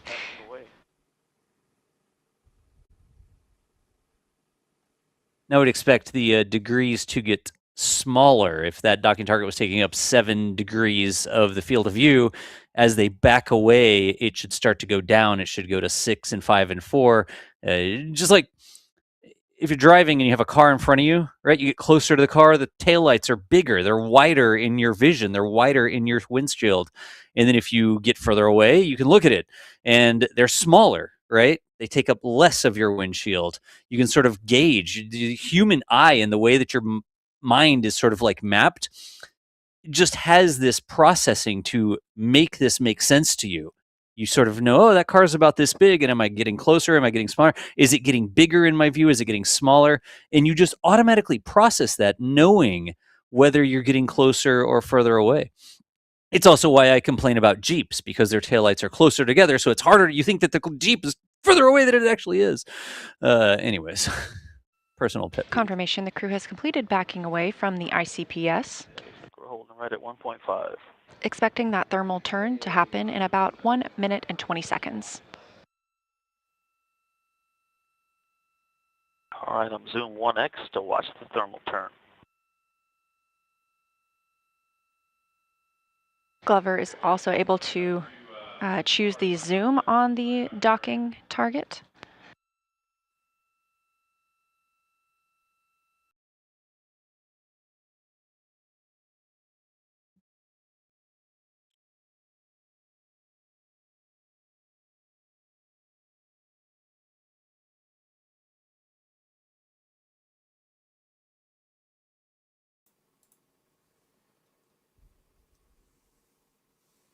Okay, there's a little bit less comms chatter now. I think they're preparing also for the turn. I think it's. I was mistaken earlier, I think, where I said, oh, it's going to translate. I think it's actually the ICPS, the one that rotates. Is the ICPS going to turn and they're going to stay in position? I think so. And then there's another target on the side of the stage. I don't know if maybe the back channel can help us also with pulling up a picture of that. But there's a picture of it out there, and it shows the target that is on the side. So there's one on the front, and then there's another one on the stage. To do a thermal turn. 8 pulses down. But I see motion. Yeah, I see pitch on ICPS. ICPS thermal turn, start. Oh. Thermal turn. Down. There it goes. Course. Look at that. 2. Yes. 3. Wow. 8 down pulses. No way. Great view of the ICPS that powered Orion during the perigee raise maneuver and apogee raise burn. I agree. Yeah, that's a great view. Here comes the target, I think. Look at that. See the side docking target. There it is. Haha, Victor also seeing it. That is a good-looking American flag. Okay, this is too cool. The American flag. Happy? It reminds me of the pitch maneuver of the shuttle when it arrived to the Again, this view coming from the docking camera on Orion. Yes, the docking camera. It reminds me of KSP. Like when you tell something to, you go, and you give it a little coast, and it just really slowly rotates like that. That's exactly what it looks like. Copy that, Amy. We'll start working our way down. Reminder, we are not docking today. This is a test of how it feels for Thanks pilot for the Victor reminder. Glover to manually fly the spacecraft. You never know who might not know all the He's details. using the zoom feature look on the at- docking Speaking camera of details, to get Look at exactly the this. view he wants as he I could prepares read to some move of those in. letters. And Look at this. See, you can see some of those. I mean, the spacecraft turned, not the spacecraft, the ICPS, the used old part of the spacecraft they don't need anymore, except for these operations, turned itself 90 degrees and then stopped. And now they're lining up with another docking target. You can see the bolts, the individual bolts there as well. That's so cool. It's very riveting. Yes, Grumpy Australian, this is very riveting. You can see every rivet in there. And I just don't want to lose this in the data, Amy. The separation was way back when we separated from ICPS. It was very aggressive. Integrity, you are go for approach to side target to 15 meters and to execute handling quality tests. There we go. All right. So we're going to approach again. We'll probably hear some call-outs about the degrees. Oh, it's almost 2 degrees wide. There you go, 2 degrees wide. And you know why this is important too? Because for Blue Origin, the Blue Moon lander has the docking target on the side. The docking port is on 2 the degrees side. wide, and here comes 4 outs. 1, 2, 4. 4 outs. He's telling it to slow down. Yeah. The rate of close with the target there. All right, 2 plus or minus a quarter. We are Houston 15-meter hold is confirmed. Copy. Well, that was fast. Orion is now 15 meters away from the interim cryogenic propulsion stage. Yeah, that's a target. It's a target on the side of the ICPS that they're looking at. There's that live view from inside the spacecraft. good motion. You can really see the controller there now. Lateral, we might have a tad bit of closure and coming right to 2. All right. Tell it to stop, capture the motion here. Yeah, about a quarter of a degree, less than a quarter of a degree up to 3 rights, 2.1 degrees wide. Good There motion. it goes. He said 3 rights, so now we're going to drift this way. Listen for him to capture it again. All right, here come the lefts to stop it. 1, 2, 3. Tell us how close. 3 downs. 2, 3. Start measuring from the center. There's center. Good motion. And Houston, with this sun angle, the white paint on these ICPS is so illuminated. Half a degree. It's hard to look out with the naked eye. 1. Houston copies. 2, 3. And we picked up a little bit of motion to the left Yeah. on ICPS. A little bit of a drift. Okay, stopping that and directing it back up. 1, 2, 3 to bring it back to center. He was telling it, Also from this directing perspective, the target's going up, but it's because Orion is going down, because Integrity was drifting down relative to the ICPS. So in the screen, the target looked like it was going up. And when he did that, he got a little left motion that he didn't command. It sort of drifted a little bit to the left, but look how under control it is. Proximity operations demonstration.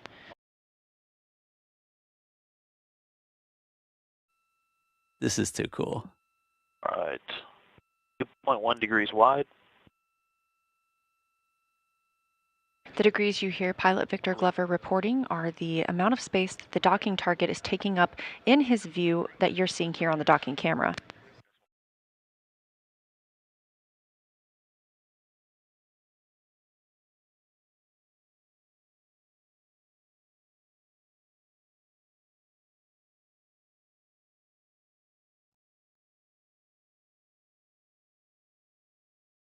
Zoom is good for 21.3.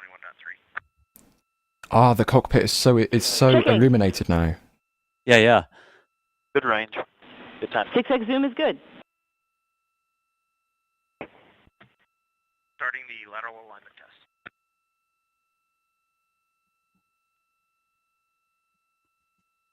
This is just fascinating. I'm so glad they could have done all this and not showed it to us, right? They could have just gone up there and then we could have had audio only comms or something.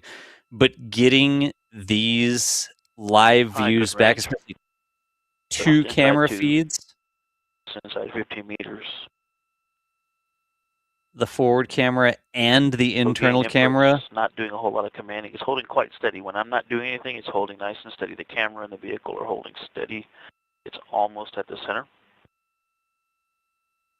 I will get set up for center on center. Cross over docking hatch cross.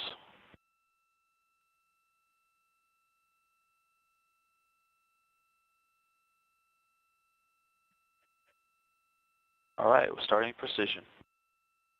A higher gain, higher frequency of inputs. It's very responsive. I just have to make inputs because it does seem to pick up lateral motion. Commanding. Interesting. I'm able to hold the magenta cross within the width of the black cross on the side without, I was talking, it went out, but overall, able to keep it centered, less moderate or less effort. Okay, complete. Houston, translation and test complete. Very precise control. That you Copy, and you are go for the multi-axis test, and Reed, you are coming much lower volume than Victor. Hey, we know how that goes. It's because he's tired. Okay, his brother just went to sleep. At least he's not talking while muted, you know. It could be worse.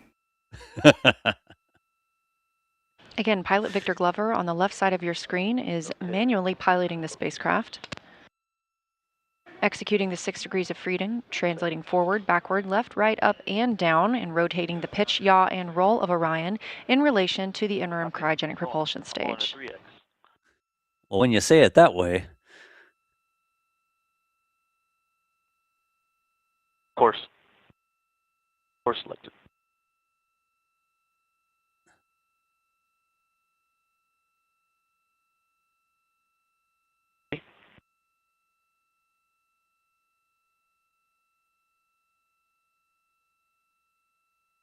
Again, that camera view. Right on THC. Ready? With the target on it. Used to be connected to their spacecraft. And they separated the two things. That's the ICPS. The yaw out to 2 degrees. Okay, it's there. The interim cryogenic propulsion stage. Decided to. That they are dancing with right now. Integrity Houston, no action on the caution warning messages. Gave it some ends. We copy that, Amy. All right, lateral motion is held. Okay, 355 for 345. Somebody needs to edit this with a Kerbal that flies by. All right, nice and stable. Focusing on range. Out, got a little opening. Some ends to correct. Jeb drifting by. Got some dynamics there at the beginning, going yaw, then translation, yaw, and translation, but caught up, was able to correct it out without many problems, moderate or less workload. Now it's very stable, just focusing on range. 50 for 345, and at 345 we go left.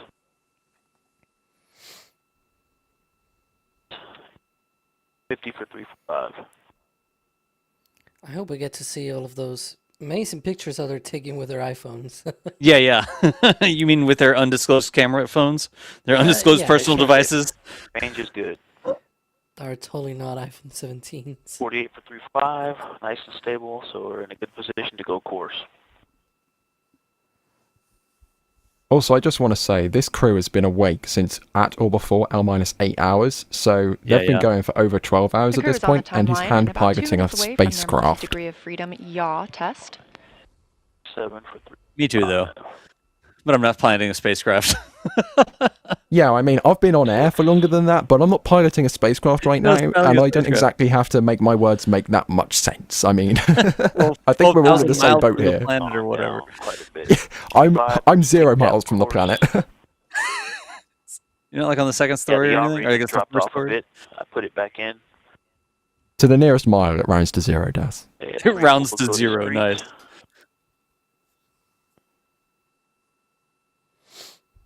$342. Oh, you can see there sort of the change in perspective from that yaw. Uh-huh. Yaw is left and right, basically. Yeah.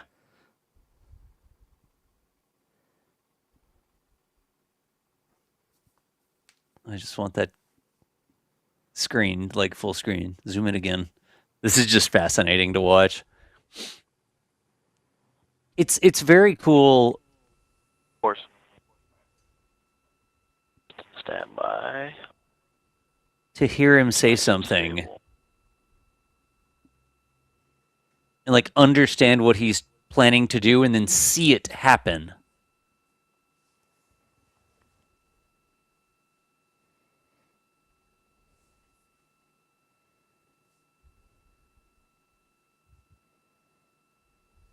Take it out of course and just go find to try to know a little bit. Oscillating around centered. Okay, I'm ready. Pick that.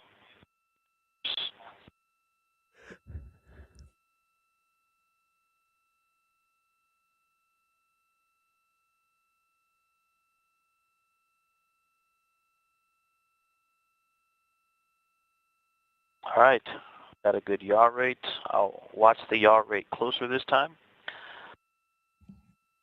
Fine. And, okay. Too many. I did that in before to find. Back to, all right, going out. This feels like more of a qualitative sort of thing. Like he's out. Not doing the exact commands and tasks in a very specific order. Everybody concur? All right, thank you. Going to go back to fine. All right, that yaw rate is slightly dropping off. I'm 348. Somebody in chat made actually a very good point that these two vehicles are orbiting Earth. 355 going to Many kilometers out there and at incredible speeds. And they're holding steady. Yep. The relative speeds are almost nil. The only relative speeds they really get are from a very small difference in orbits, and then the speeds that Victor's commanding. Like he's telling the spacecraft to change. 54. Yeah. All right, there's pick course. And remember, this telemetry, this video is coming down via the Deep Space Network. I mean, that's crazy. Yeah. Again, a little dynamic at the beginning, but to stabilize all the motion and correct it. Going up on 0. Yep. If you're still watching, they are manually testing the controls of Integrity, the Orion spacecraft that will take them around the moon. Coating on the fabric on the behind the docking target moving as we. All right, we're stabilized. About 1.75. Houston, yaw multi-axis test complete. Copy.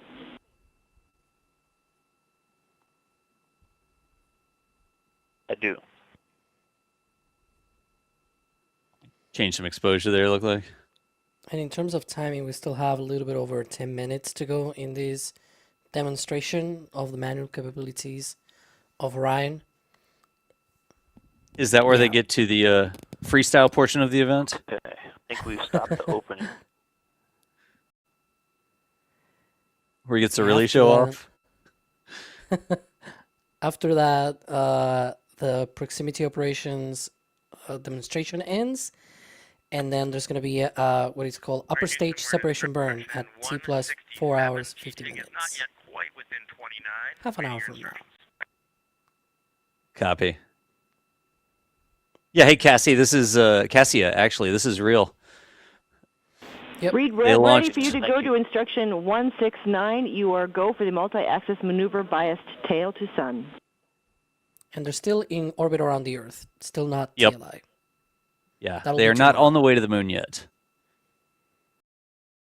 I'm not sure right now exactly what their altitude was. Coming up on 1 hour since separation from the interim cryogenic propulsion stage, again, almost an hour ago, and now 4 hours and 20 minutes since liftoff. We are getting closer to the tail end of the ProxOps demonstration.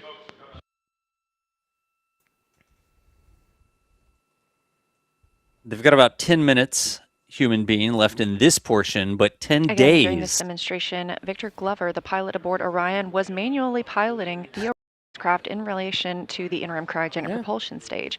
You can see that ICPS on the left side of your screen, and that ICPS visible through the docking camera. 356 we keep, to 353. You keep hearing docking camera. We're not docking with anything on the Artemis II mission, but this test helps us understand how Orion flies manually and helps us prepare for future missions when we'll need to dock to a lunar lander. Is she reading our chat? If you got any questions, Leah is answering them, basically. Leah is there to answer your questions. I'll pass them on to her. She'll answer. Ahead of the game. Throw another yaw in there to keep it at 0.2. Yeah. Overall, guys, this flies very nicely. Copy. 347 per pulse. NASA Comms is watching our stream, so they know what they need to explain. Yeah, lots of questions in chat, of course. Some people are very well aware of what's going on. Some others don't. Translational and rotational hand controllers. Very precise. Just keep listening, and you'll. 3x. Don't worry. Yeah. It's the 3. They're coming up. Pitch down, going in. On Orion the end of this the portion. 24 reaction control system thrusters on the European service module.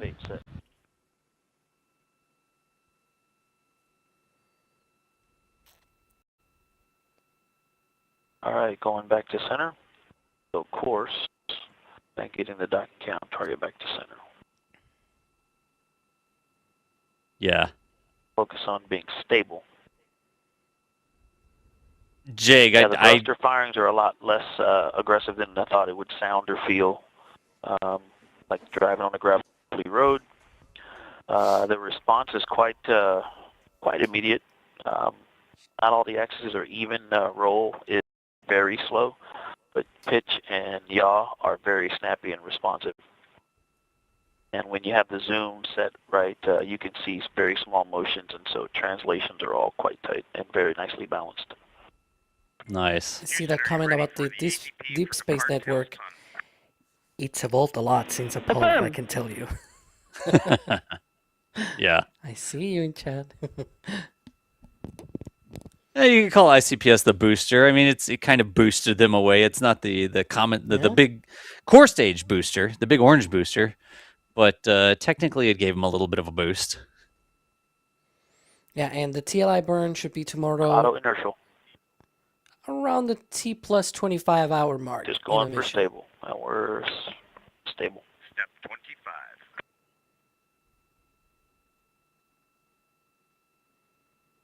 Currently, Orion is about 15 meters away from the interim cryogenic propulsion stage. At the conclusion of the proximity operations demonstration, minus 26. For the DAP 18 authority DAP.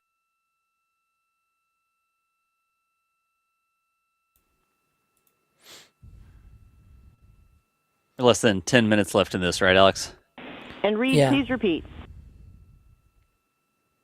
Holding on instruction 185, just want to make sure you are ready for DAP 18 and go for departure. Go for DAP 18 and go for departure. There we go. Go for departure. They're going to separate away. Copy, Houston. That's in word.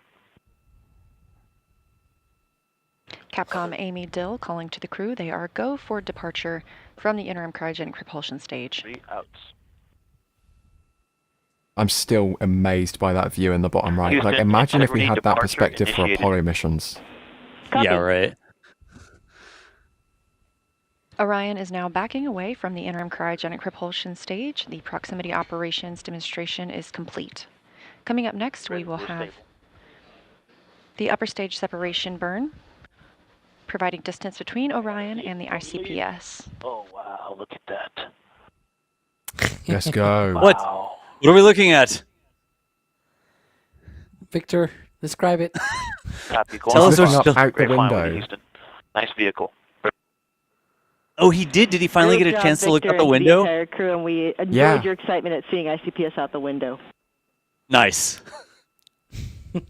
Yeah, you can see it's now kind of strapping back in. He unbuckled and floated up to the window. I am bringing the exposure control down to 1 so that we get some video. Let us know if you want that higher for your bearing test. Setting of 1 is good for us. He was Well, done. jinx it. He was done flying the spacecraft so he could unbuckle, so he could float up and use the old Mark 1 eyeballs out the window. Because the other astronauts were looking out the window, and he was like locked into those screens in front of him. But before This they is a live lose view that from target, the Vehicle Ascent and Launch Operations Room. This is Valor, the ULA launch team support room. Oh. They are responsible for observing any program issues that may require their experience to correctly detect and assess. They've been monitoring the health of the ICPS prior to launch. Houston, no action on the cautions. Yeah, ULA. They've been monitoring ICPS since before launch, through launch, and obviously during the proximity operations until the ICPS end of mission. ULA is the one that made the ICPS. So, hey, Of good course. job, ICPS. indeed. Okay, all right, good. I was like, Inside is that all the Orion, views we are we have from inside of Orion? But apparently not. if they were just going to show the ULA desk, I was going to be done. I was like, all right, hey, good stream, y'all. Thanks for watching. But we're back inside the spacecraft. So, oh, look at that. There we go. You can see the engine S4V nozzle. S4B vibes right here. S4B vibes. Look at that. That's that nozzle extension that went in. That selection of shots. Yes. Who did this? This is good. Kevin, probably. The moon and the ICPS. Now, that stage is done. That stage up there that you see is going to enter the atmosphere and be disposed of. Well, But actually, we're first it's seeing going to it. conduct a disposal burn at 5 hours and 11 seconds exactly. It's going to be performing a burn to ensure it plops itself into the Atlantic if it doesn't burn up before it gets there. Right. That's too cool, though.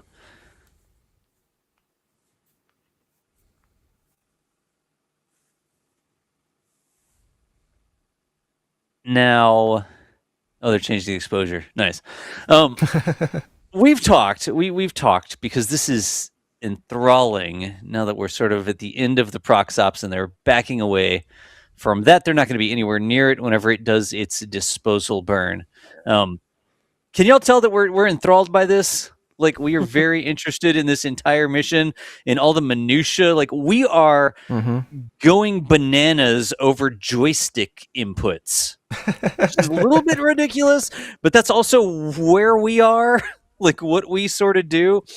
But we are not done covering this mission because we have set up a stream that will go for 10 days.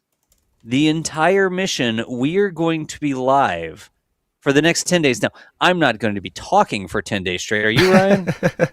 I think I've got a little bit of energy left in me. Not 10 days worth. I'm going to look forward to a little bit of a sleep before waking up tomorrow, way ahead of the TLI burn. I think the crew too. But we are going to do marathon coverage of this, and every time there's a big event like the TLI burn, about 24 hours after liftoff, we'll be there doing more commentary. And whatever views we get, whatever telemetry we get, we're going to be covering the whole shooting match for you. So Alex has linked up that 24/7. It's actually technically, Alex, it's 24/10. Not 24/7. Okay, sure. Because it's 10 days, not 7 days. Yeah, but I'm basically spamming it in chat. So if you you're spamming that in chat, that's fine. Yeah. So we're going to be checking in there. We're going to be giving some commentary during big events. We'll check in if there's big updates and keep y'all informed. But we're going to be doing it our way, right? Y'all know us. We sit here and we wig out about this stuff that we think is ridiculously cool. If you've had fun hanging out with us, you think this is interesting, you've learned something, maybe, I don't know, maybe you have. You can check in with that 24/7 stream. You can even put it up on a TV, like use a smart TV app and use YouTube. Install YouTube on your and just put that up and just leave it in the background. You walk by, you're cooking dinner, you're getting a snack or whatever, just check in on it. You'll be able to see, because we'll be running that the entire time. And if you come in every now and then and we explain what's going on, we hang out with y'all just a little bit. So, can I say something? Any event, of course you can, yes. That stream will be running 24/10, I guess. You corrected me, Thank you, Alex. Thank you. But we will have dedicated coverage for the big items, the big events, right? We will be giving, as you said, little updates here and there every now and then. I'm not gonna promise a certain periodicity, I guess.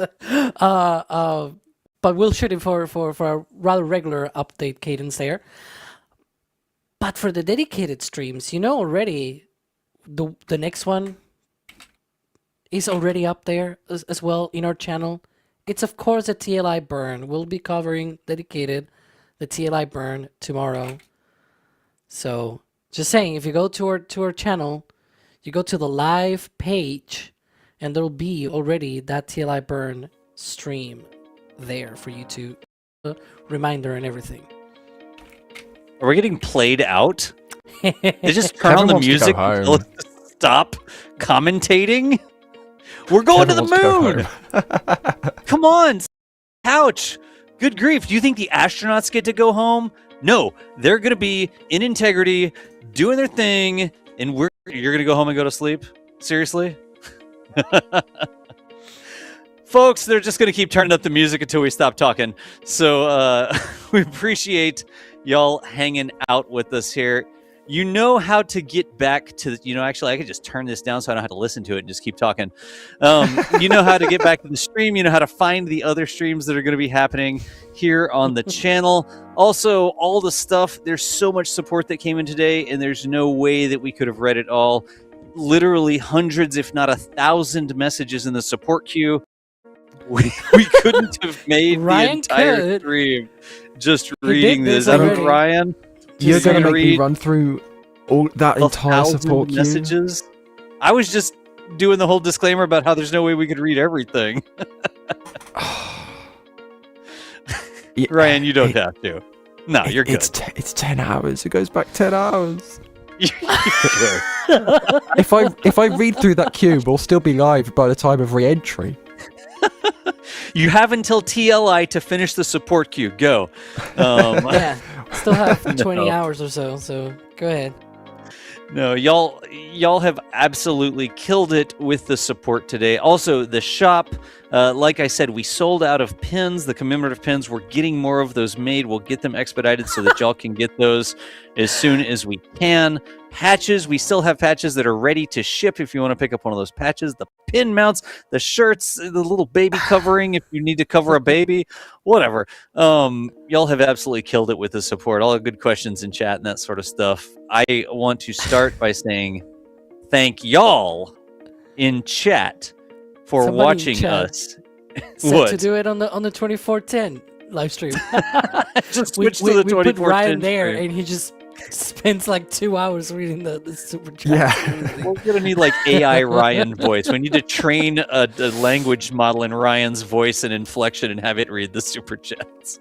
We're not gonna do that. Anyways, viewers, thank you for supporting what we do. Quick round the horn here with the team as well. Ryan Caton, fantastic job. Thank you. That was fun. I was, I'm not sure shocked is the right word. Shocked is not the right word, but it's the best word I can think of right now, because I felt the same thing with Artemis 1, and the thing with this vehicle is they can pause and stand down for the day at every single moment of this 49-hour countdown until they light those boosters. Once those boosters lit, they're going. They're going somewhere. It went, you know, actually. Even when the RS-25s ignite, there's always a voice in the back of your head going, they're going to stand down. They're not going to go. And then suddenly the boosters light, and it's like, okay, we're going back to the moon. We're on the way. Yeah. I'm so excited. I mean, we have been waiting for this for years, and finally, the Artemis program is no longer a figment of our imagination, years in the distance, on the horizon, that feels constantly just out of arm's reach. It has arrived. It is now. It is today, and all going well with translunar injection, we're going back to the moon as soon as. Let me put up the timeline here. When's lunar closest approach? Lunar closest approach is 5 days, 1 hour, and 23 minutes after launch. In 5 days. That's too cool. Oh boy. So get some rest, Ryan. We still have a lot of coverage to do, don't we? I've still got a video to get out. Wait, is the sun coming up here? Oh my gosh, it's getting bright outside. Is it? Huh. It is in Norway, Alex. Yeah. How is it where you are? Yeah, I think sunrise. I'm actually looking it up. Yeah, it's not for another 3 hours here in Seville. I have some extreme latitude right now. That was Ryan Caden. Also, the voice you've been hearing quite a bit here is Alejandro Alcantara Romero. Thank you for joining us, dude. Yeah, it's a pleasure. My heart was really racing. I was looking at my BPMs and everything during that final moments of the count. I had to go out and I took a what's it called? I forgot the name in English. I'm sorry. It's one of these herbal teas or whatever for relaxing or whatever. Chamomile. There we go. I grabbed one of those because I also had, with the jitters and everything, I was not feeling too well. But hey, it worked because it got me fired up for Ascent. It's been so cool so far, and it's just the beginning. There's still many more hours in the mission, many more days. Tomorrow we've got that TLI burn.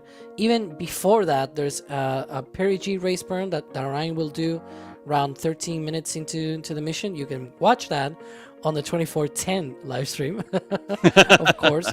And tomorrow we'll be out there, of course, with a dedicated TLI burn stream. So, yeah, lots of things to still look forward to in this mission.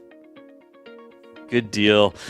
A quick rundown of some folks we don't have on comms anymore out in the field. We had quite a few people. Max Evans was out there. You heard from Sawyer Rosenstein with those interviews quite a few times. Jerry Pike never got on the stream, but was running around plugging in cameras and helping out with network stuff on that side. Julia Bergeron was out there in the field. Gage Telez was out there as well. D Wise with the slow motion footage, that ridiculous slow motion that D caught. I guarantee you're going to see that all over the place, social media, shorts, whatever. We are going to go all over the map with that. I got Sawyer. Yeah, I did get Sawyer. Did I miss anybody that was out at the Cape? I know Tyler was out there. We didn't get Tyler on. I think that's everybody. I might have missed somebody. In any event, we had a lot of folks. Somebody. We had so many people. I'm bound to. Also, we had tons of people behind the scenes helping out, the moderators and stuff like that. Folks that were pushing the buttons and pulling the levers, getting the stream going. Of course, Kevin Michael Reed, our lead chief extra producer in charge, technical director, whatever you want to call him. He was the one responsible for making sure that you can see all of the stream components. Massive thanks to Kevin, who has been occasionally talking in our ear and probably wants to go to sleep as well. Some other folks in the background, Jay Keegan was helping out. I know we had Carson there as well. We had so many people making sure things were going.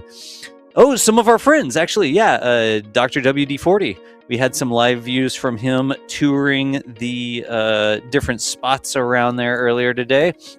And as the crew was rolling out, Alicia, nice. Alicia was wearing earrings, cheering us on from her couch.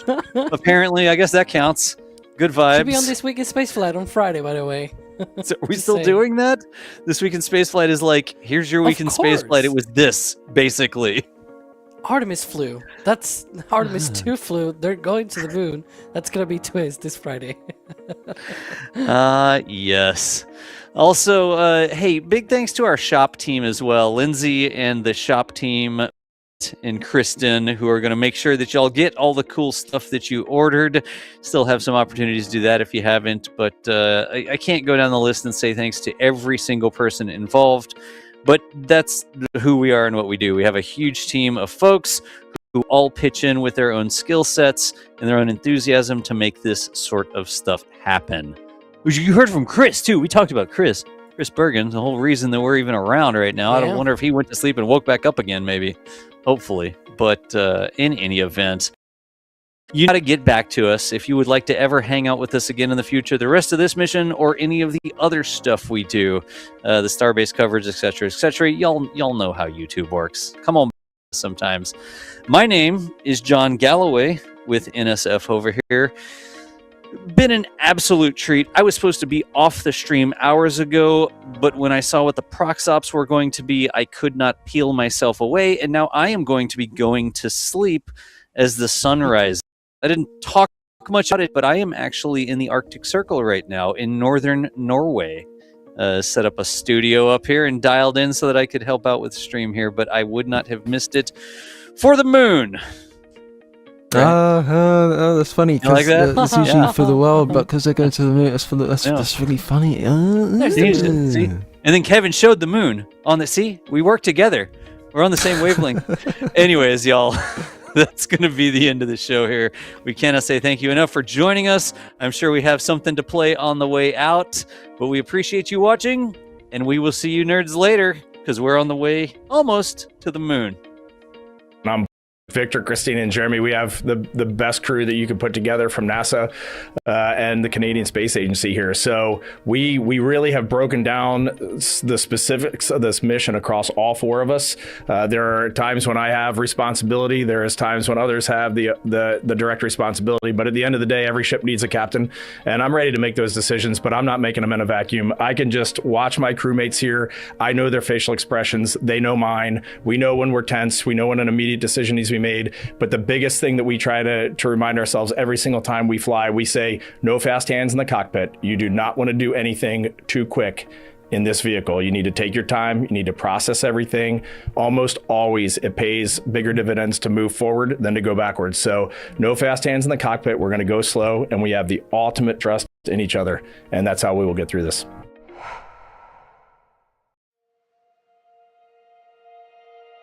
And here we go.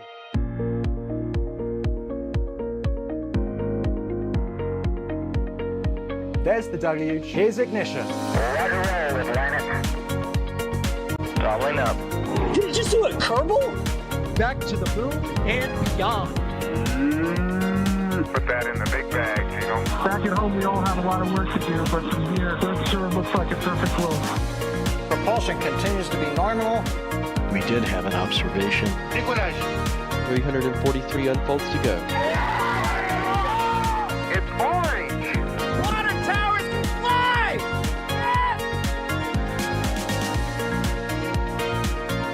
Bingo! Right in the center. Where's Jacqueline? There it is! That was surreal. That's not what we want to see. Oh my God. Yikes, you bet. Sure. We don't need any more of these.